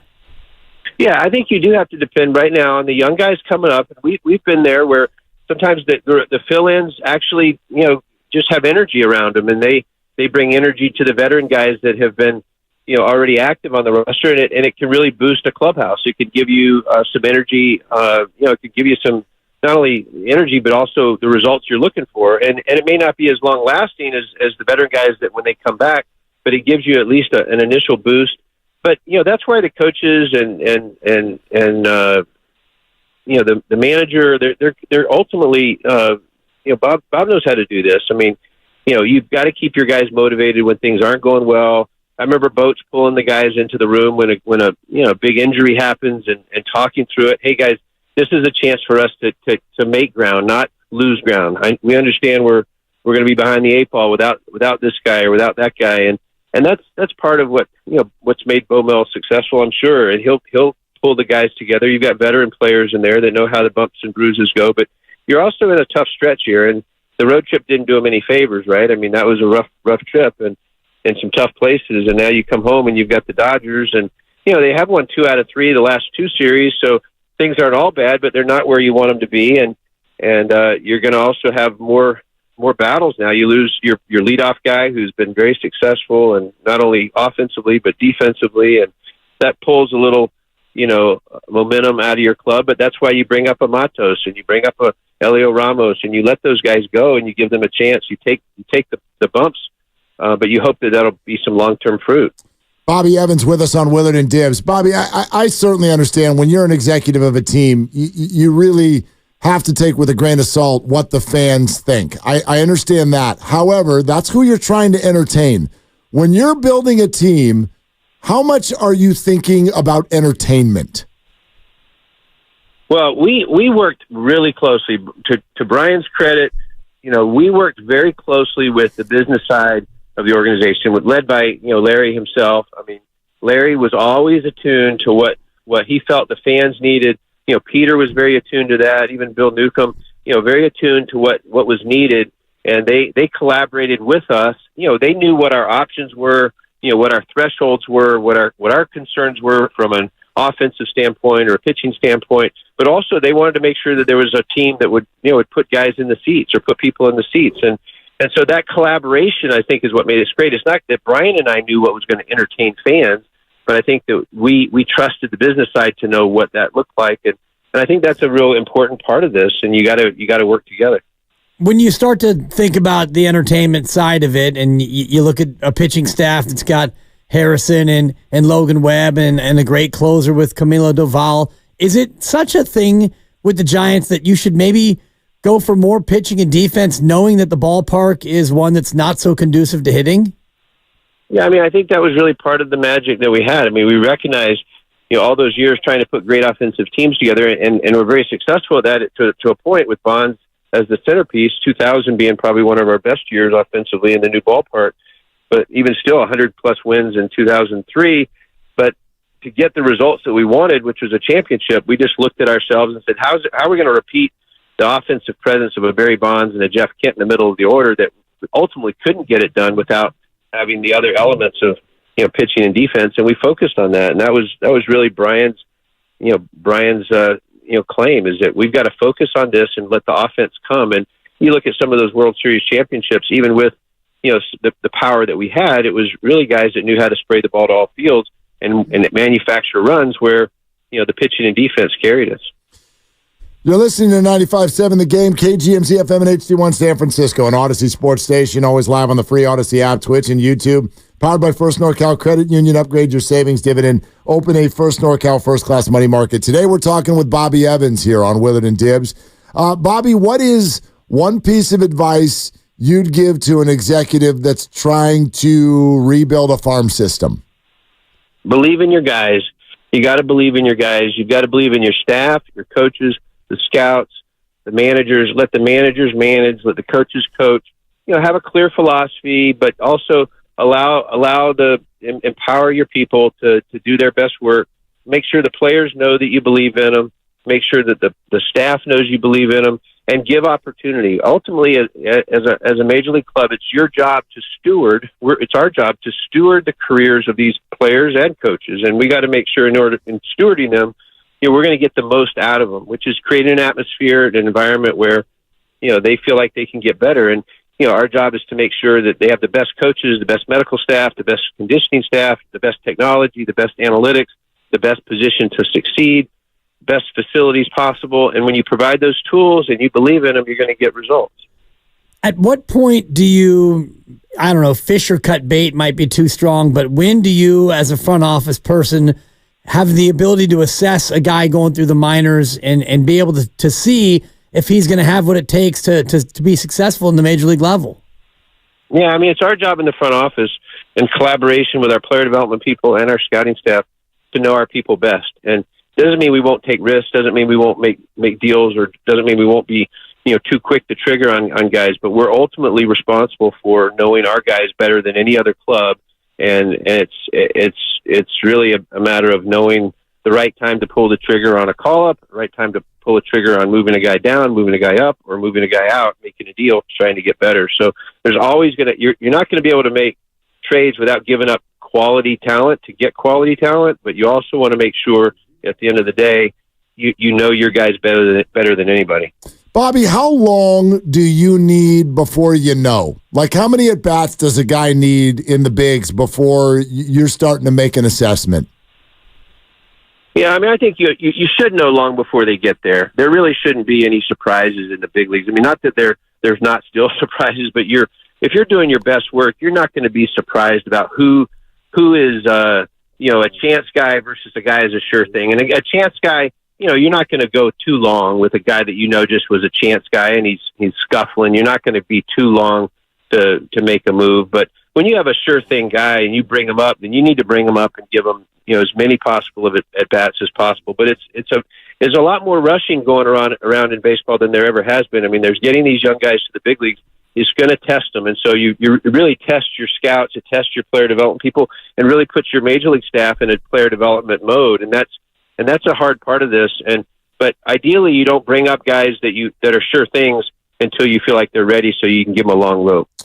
Bobby, you signed Marco Luciano in 2018, right? That's right. Yeah. Are you surprised he's not up yet? What do you think's going on there? Well, I think they're looking at the whole package. I think defensively, whether he's too big to play shortstop or whether there's a better position for him, his arm's got to do, pitching and defense has got to do its part. I think that they felt that they had to give him more rope, and he's young, so I get it. But with a surefire guy like that, you want to make sure when you bring him, you can keep him. And so I think that they're biding their time, and I think it may be for his best interest just to give him that time. It's hard, as a fan and certainly someone that was a part of his getting signed to not see him there. But I have to trust the process and understand that at some level there's a time and place, and hopefully when he comes, he stays. With Matos and Ramos now up for at least the time being, how much time do they need up here with the big club before you can really make a determination on whether or not they should stay and they should play a bigger role in this season? No, I think as long as you can keep them there, you're better off. Just the longer you can give them, you've got to protect them. If at some point they start to scuffle and they need a break, maybe it's a couple days off, but you got to keep them in the lineup. And if they're not going to get regular playing time, then they shouldn't be here. But as much as possible, you want to give them as long a rope as possible. They've really earned it, and they should be ready to go. Bobby, thanks, man. Phenomenal stuff. You know what? Actually, before you run, like what would you tell a current Giants fan who's just, I don't know, fed up? Yeah, I mean, this isn't easy. This is a tough game, and there's going to be a the mosaic that Marty Lurie describes, and we're watching part of the mosaic right now. And I hope that there's a lot more fun to watch. But we're in a tough time with a tough division, and we're not where we want to be. And so, unfortunately, we're going to have to apply patience and be loyal to the best young players that we have, and hope we get the results in the long run that we deserve and the fans are expecting. But it's nothing we can do right now. We've got to wait, watch, and listen. Bobby, great to have you, man. Thank you so much for coming on. All right, my pleasure. Thank you, guys. Yeah, absolutely. There it is. Bobby Evans, former Giants exec. He signed Marco Luciano. Don't call him up until he can stay. Right. That's kind of the message. And he also said that he's a little bit surprised that, maybe his body is not shortstop caliber, yet they haven't really tried him at any of the positions, but you've got other shortstops ahead of him on the depth chart, yet they've only played him at short, and you had your shortstop get hurt, and yet they didn't bring up Marco Luciano. And he did point out that he still is very young. I know we all want to talk about 6 years in the organization, but he's only 22. So he still has a lot of growing and developing to do before he becomes, maybe major league ready. No question about it. You're going to hear our conversation with Steve Young here in just a couple of minutes. Loved having the Hall of Famer on, Willard and Dibbs, 95.7 The Game. And then there's this. You can all chase this video online right now if you'd like to. If you aren't about to, you'll see it at some point. This has gotten to the level of ridiculous. I mean, you're just going to throw your hands up. Jorge Soler, who is on the injured list, had not been on the field, not even been on the field since he went on the injured list retroactive to May 5th. That makes him eligible to return from the injured list tomorrow against the Dodgers. I don't know if he was going to, but I do know this. He went out to take batting practice today. What happened? Well, he fouled a ball straight up, and it hit the bar of the batting cage and fired back down and hit him in the head. No helmet, no hat, just head, and that was the end of that batting practice session, and Soler left with a trainer. You've literally got to be kidding me. I mean, I'm looking at it right now, and it's just ping pong. It hits him hard. Right. I mean, I don't know. I guess we don't wear helmets at batting practice because they don't. Yeah, they don't. I know they don't, Mark. Yeah. But why don't they? You're dealing with a situation that could happen, and the dude took one in the head. That's a little bit of an unfair observation in that it's been that way forever. I get it. You've never brought that up. I've never thought about it in terms of a guy getting hurt. And this is not even like real batting practice. This is soft toss central. I mean, this is an absolute lob. And so even if the ball was thrown and it was a pitch ball that hit him in the head, it wouldn't have hurt as much as this did because this was bing, bing. Wow. And I wonder what the exit velo was. Yeah, if you're lobbing it in there, I have an idea, Jorge. Hit the ball. Yeah. Like hit the ball square. You're not supposed to pop those up. It's batting practice. But anyway. Yeah. That's what's going on. So I don't know. Obviously, we don't have any information yet on if he's concussed or if anything's going on, but he did not look comfortable, and he left with a trainer, and all he's trying to do is ramp up the timing to get ready to get back into a game maybe tomorrow or this weekend. I think it's Pat Burrell first on the scene who comes out, and, man, he's immediately like, dude. Seriously. Yeah. There's unlucky, and then there's this. Then there's just ridiculous. Totally. All right. Well, we can take a breather and reintroduce you to our conversation earlier with the great Steve Young as we get ready for the Dwight Clark Legacy event coming up on Thursday night. We'll be broadcasting there. Steve will be there. We'll be there. We're really excited about it. And we started out by talking to him about the Jared Goff contract and said, hey, Steve, you're not jealous when you see quarterbacks now making over $50 million, are you? Wait a second. Tom Brady tells me last year, right before he retired, so a couple years ago, hey, Steve, the game today, the middle of the field is unpatrolled, the flats are open, and no one can hit me. And I'm making 60. Like, yeah, there's a little bit of regret. There's a little bit like, it's not necessarily the money as much. I mean, it's easy to say that, right? I understand that, but it really is. Watching the game today, it is such a quarterback's game. It's a great, for guys that played in a more rigored time, which, look, I'm not trying to say get off my lawn. I'm just saying the game changed, the rules changed, all for safety. I've said it 1,000 times. It's so obvious. It's not worth, arguing over. But the bottom line is that the game is really for the quarterback today. And if you can't, if you don't love playing quarterback today in the NFL, then you're freaking nuts. Then, by the way, I make 50 or 60 a year too, by the way. Oh, jeez. Well, so what's the difference between a great quarterback in your day versus a great quarterback now with a completely different game? Yeah, it's just a rigor of like Tom Brady said, the space, because they changed the rules. Defenders couldn't launch. They couldn't cover the space. They couldn't patrol the area. They had to bring their legs and not just throw their heads at people, that it just slowed the game down and made more space for offense to go take advantage of. And Kyle Shanahan, the most innovative mind, Randy Reed, you've seen in other disciples of those guys go out in the league and really thrive because they recognize, just get the ball out in space. There's space everywhere that wasn't there before. So think about a quarterback. You asked me the difference. The difference is that the game it's like playing Canadian football. It's like there's more space. The field essentially became larger. And so in that way, it's easier to play quarterback because the field is larger, if you think, if you understand my analogy. I totally do. It's 110 long, and it's even wider in Canada than it is here. And it makes me think about Brock Purdy because, Steve, the ultimate discussion we have here is Brock Purdy any good, or is he just a product of the system that Kyle is able to author that allows the field to be stretched that wide? So which is it? Is Brock any good, Steve?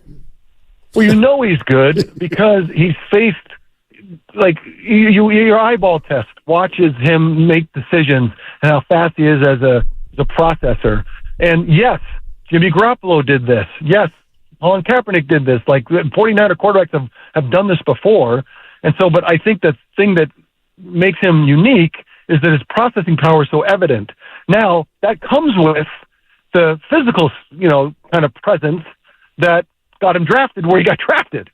And so the game today for him, and I've said this before too, the challenge for him is that in championship football where he wants to hang out, his processing power can let him hang out as long as he has enough talent around him. You have to be able to go get those yards with your legs that all the other guys do in those championship formats that always does big first downs, big touchdowns, big, and to him, to Brock, he's got to figure out if I'm going to be a guy that's going to bang the door down as, let's just say they have an A-plus roster today. Let's say they have an A roster, then and a B-plus roster in a couple of years. Can he be that guy that has that ability to go be that dynamic force that Josh Allen is, that Patrick Mahomes is? Because those are the guys that are going to win those championship games because the yards are there. I just told you the field is bigger. You got to go take them. Dwight Clark Legacy Series in San Jose Thursday night. Steve Young is going to be there among a group of quarterbacks talking about leadership. More on that in just a second. And we do have a pair of tickets to give away after we chat with Steve. Steve, you just mentioned it. What if the roster goes from A-plus to A or even B-plus? Let's talk about that for a second. When Brock Purdy gets his contract, how does that change the dynamic of the team, and what do you think the roster looks like?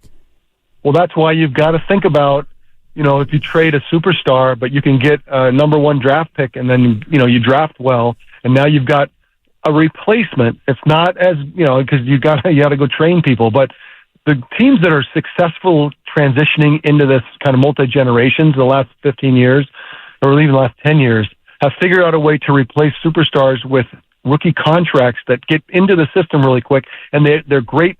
They can tutor people quickly, right? They get ingested into the system very fast. So that's why the 49ers are very bold about it, because of all the places in the league like if I had a son that could play offense for the 49ers right now, I'm like, yes, because you're going to be whoever you are, you're going to be the best you can be. Like it's like the Army, right? Back in the day. Like you're going to find out how really good you are because the best you'll ever be is in this system where they teach you so well and they deploy you so uniquely and they have a system that's in place that, gets the most out of you. That's where they're going to be able to sustain Brock Purdy making $50 million a year because they're going to have a bunch of rookies that you don't know today.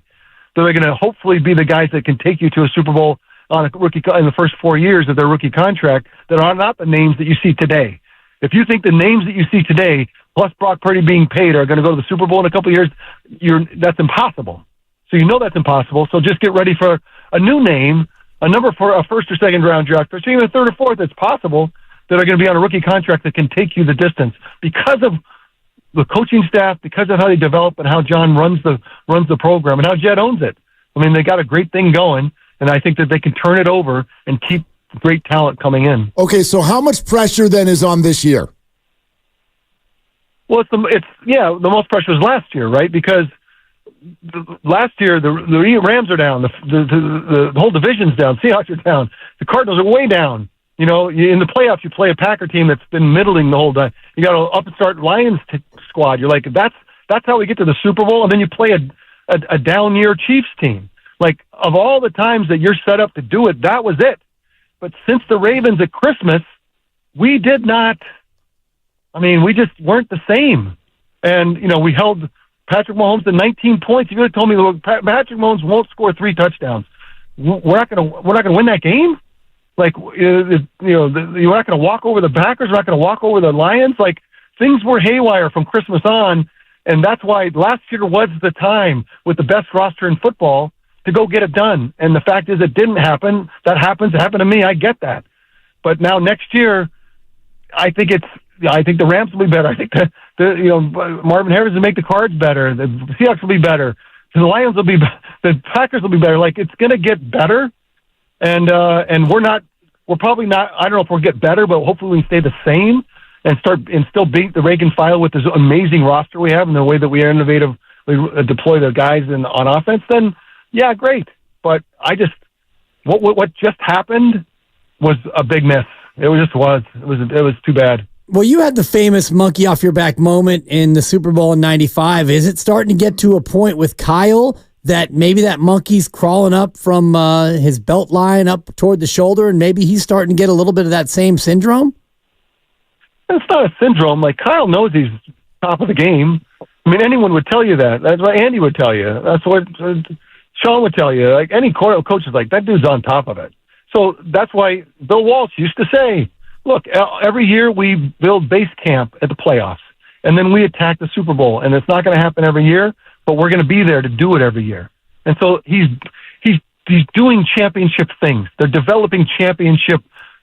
So we say, well, it's nothing unless you win the Super Bowl. I get that. I lived it in a very visceral way. And they're willing to live that. That's okay. But don't kid yourself that there's not a place that he and John and others in the system understand what we've been able to do.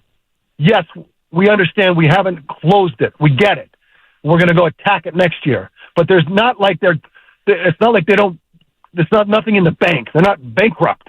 Like they're doing things that are really hard and they know it.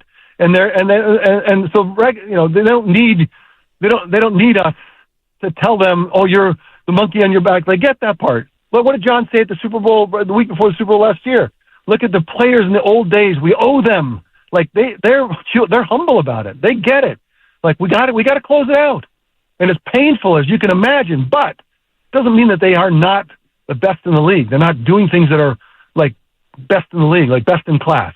They just the monkey's a monkey, and you got to close it out. Steve Young with us here, Willard and Dibs, 95.7 The Game. Steve, take us there. What does that do to you? What did it do to you? What is it doing to Kyle Shanahan when you're experiencing that?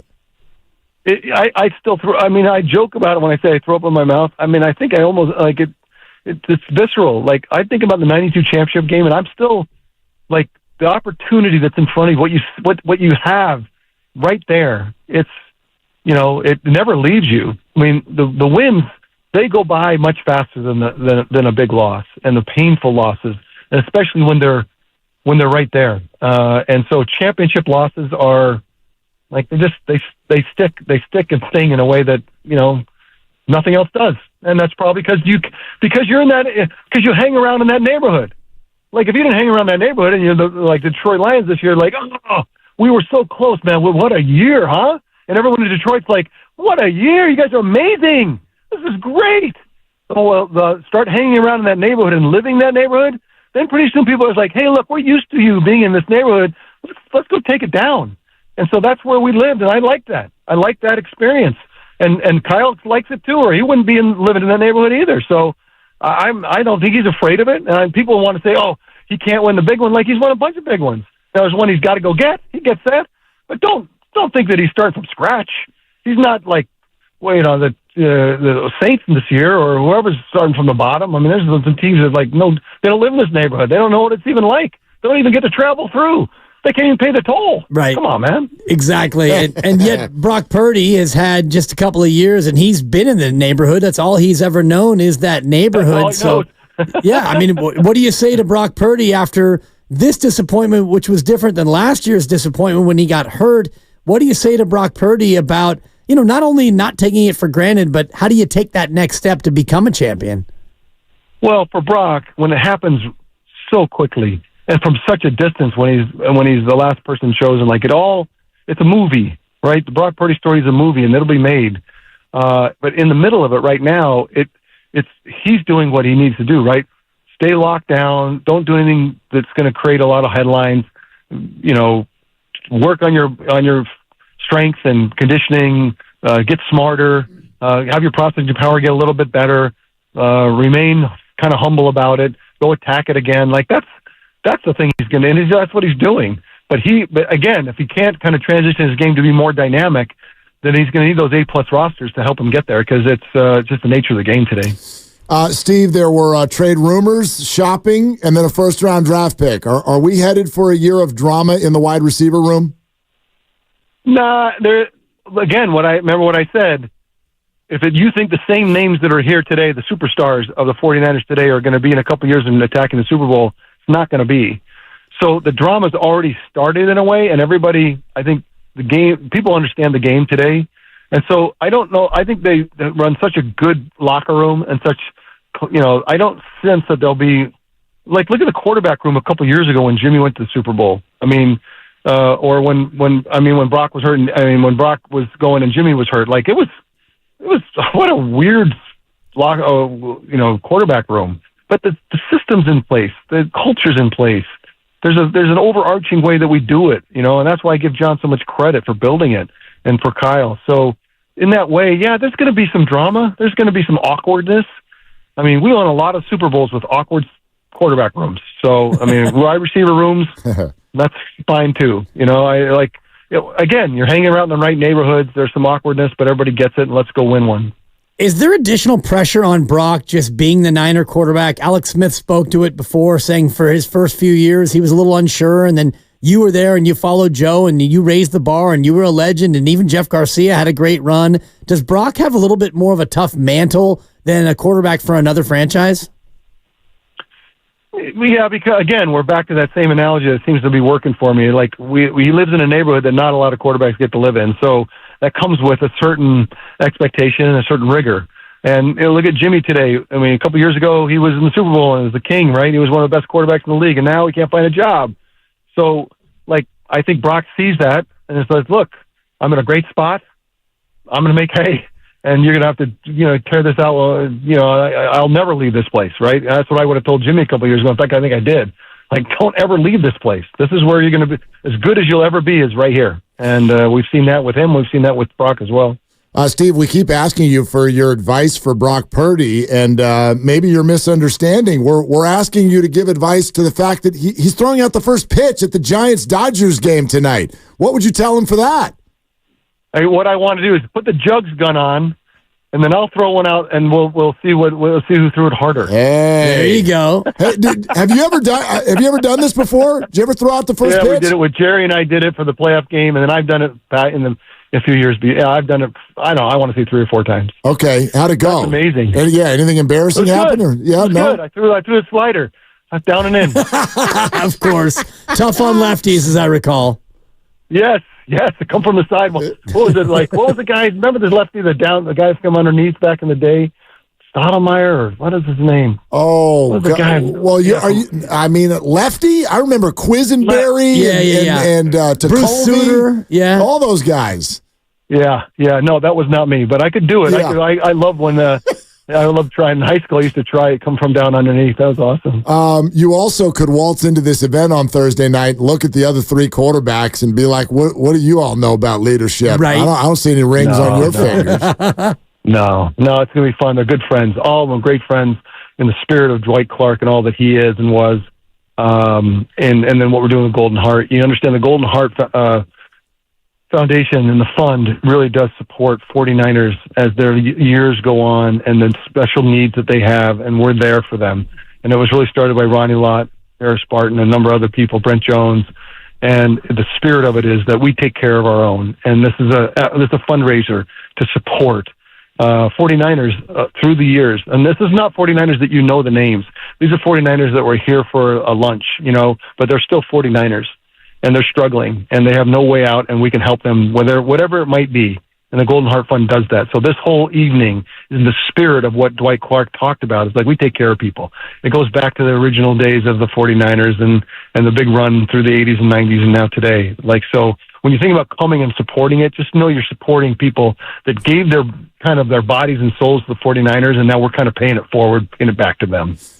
It's a beautiful thing, Steve, and we're going to be doing our show there, and we cannot wait to be there and check the whole thing out and talk to you again and all that. And then also, speaking of helping people out, wanted to give you an opportunity to share with our audience about the Forever Young Foundation. Oh, wow. All right. 30 years ago, I started it. We just plug along. We're one of the highest rated children's charities in the Charity Navigator. Very efficient with the money that we take in. Very serious about deploying it in really cool ways. My wife and I and now the kids and we raise money through golf tournaments and different things. We have a pretty good budget every year, and we do projects in hospitals, a lot of different. We've done schools. Jerry and I do the 8 to 80 zones where we kind of level the playing field technologically in inner city schools. We've done that all over the country in 6 or 7 places.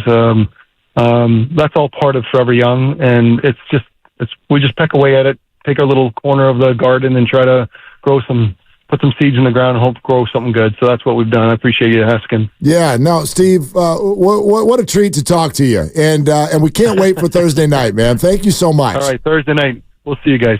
We certainly will. Yeah, we will Thursday night. We'll see you on Thursday night. And by the way, we hope we see you on Thursday night. Right. Well, Willard and Dibbs, how can we be there? I'm glad you asked. It's not hard at all. All you got to do is open the interweb and go to DwightClarkAward.com, where tickets to the event are there. There's 2 different levels of seating and entry. So you can pay $87 for the nicer tickets. And that, of course, was Dwight Clark's number. And then this is a 49er thing. So you can also get tickets for $49. $49 or $87, 2 different levels. DwightClarkAward.com. Go there. You will be doing something good, right? The money goes to a great place. You'll also see an incredibly unique event that includes Steve and Brock Purdy and Jeff Garcia and Alex Smith and Dre Greenlaw.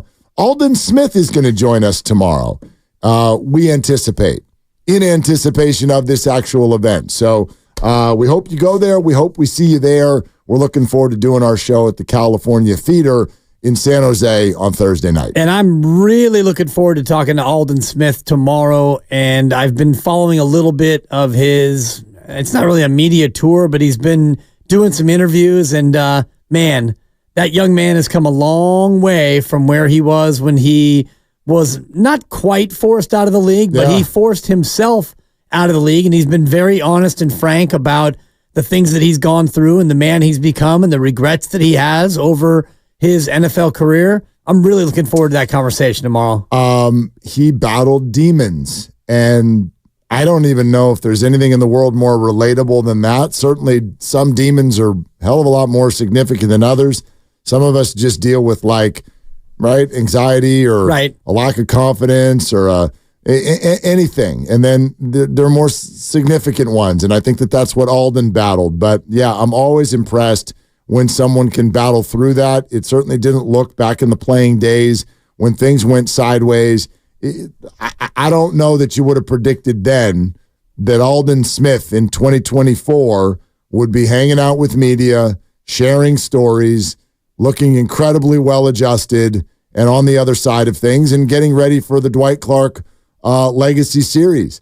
But he's also, while he in this moment is this success story, he's also an example of what you're hearing Steve talk about there, and an example of the kind of person who needs the Golden Heart Fund and needs the resources that can be provided. Because whether you're battling demons or if you just played football and now your body is not in a shape to take care of yourself, there's a lot of those guys out there. And I loved the emotion that you could hear in Steve's voice when he was talking about it. Yeah, because he knows hundreds, if not thousands, of teammates and coworkers and friends and colleagues who he has seen not be able to navigate it the way Steve was able to do it. And think about what ultimately, ended Steve's career in many ways. It was concussions and it was injuries. And so you see other players who don't have the ability to last as long as Steve did, make as much money as Steve did, and even emerge in one piece like Steve did. And so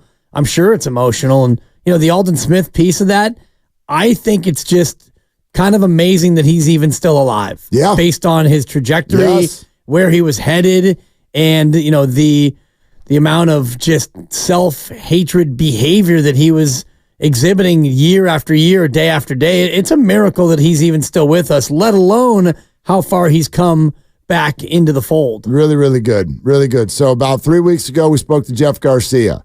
About a week and a half ago, we spoke to Alex Smith. About an hour and a half ago, we spoke to Steve Young. We anticipate speaking to Alden Smith tomorrow, and potentially as many as all of them, along with Dre Greenlaw and one other, are going to talk to us in person on Thursday night. I want to start speaking this into existence right now. I'm going to send the good vibes down to Oracle Park right now for multiple reasons. Okay. A, hello, City Connect jerseys. Welcome to town. Do your thing. B, hello, Brock Purdy. Have a good pitch out there as you throw out the first pitch in front of the crowd tonight.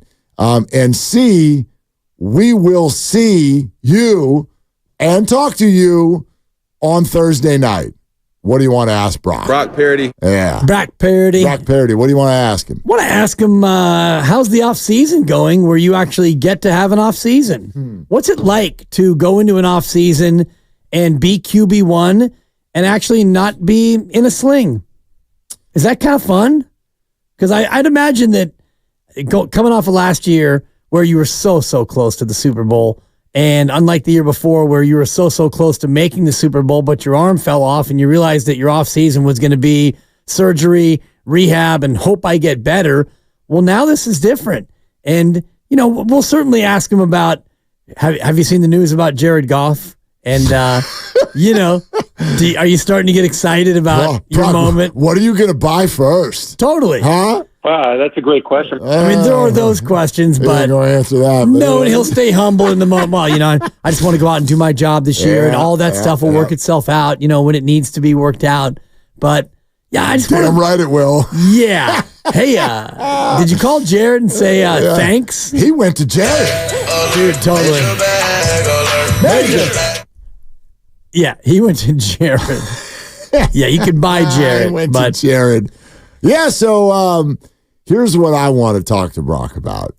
And I don't think we talk about this part of Brock Purdy enough. We've all spent so much time screaming and kicking and yelling. Is he good? Is he not? Is Brock Purdy. Product of the system. I'm not insulting Brock Purdy. System quarterback. Let's fight. Here we go.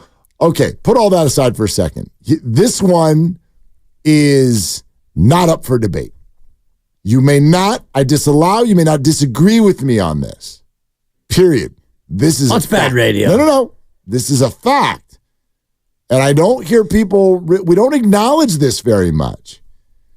What Brock Purdy has encountered in his life is what we would definitely all refer to as an incredibly significant and fast rise.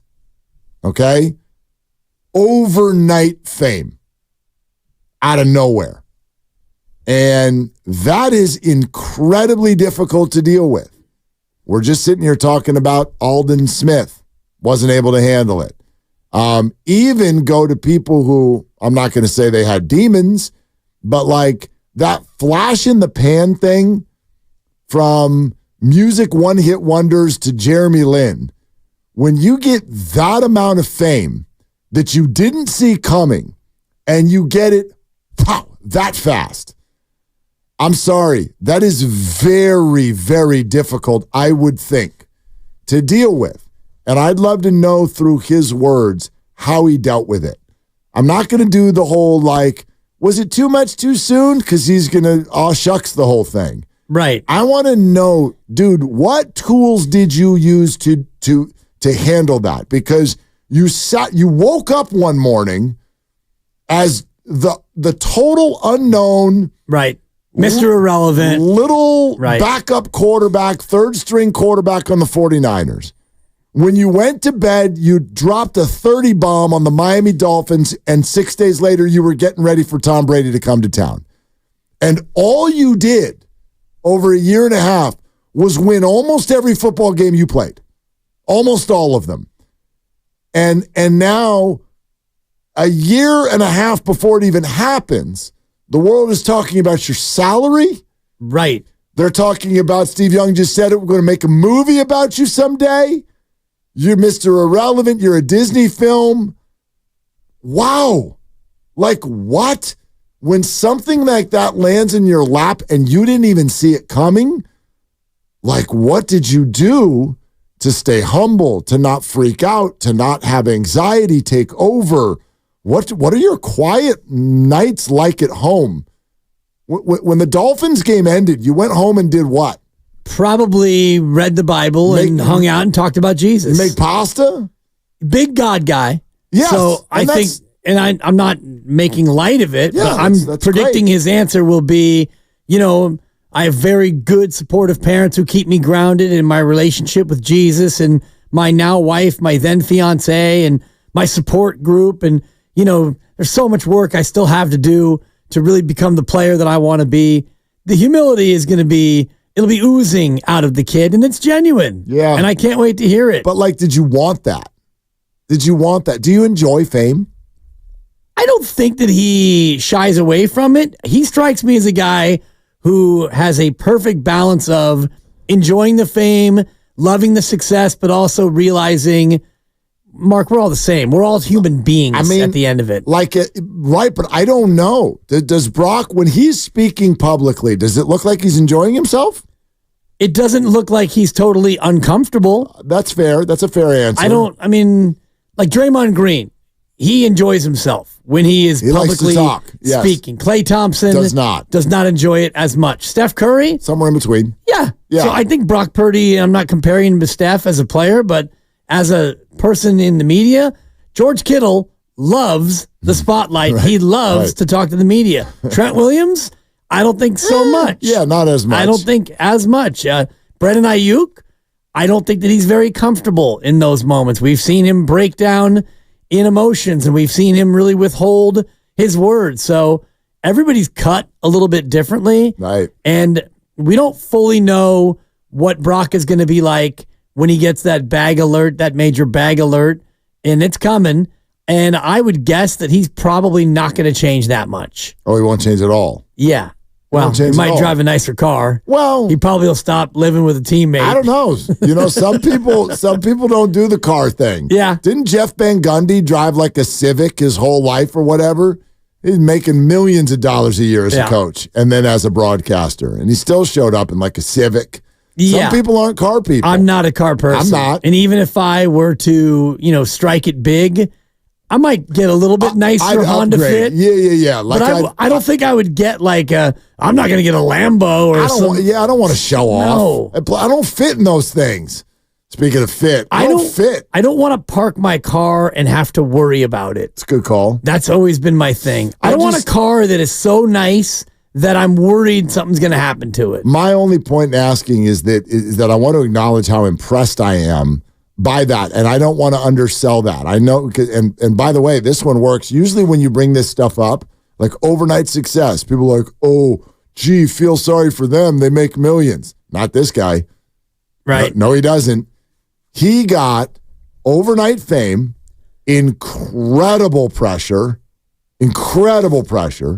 a massive injury, and it all came when people could only dream about or talk about what he was going to make someday. And in fact, not until he had the follow-up year did anybody even really want to acknowledge that he was worth a contract like that.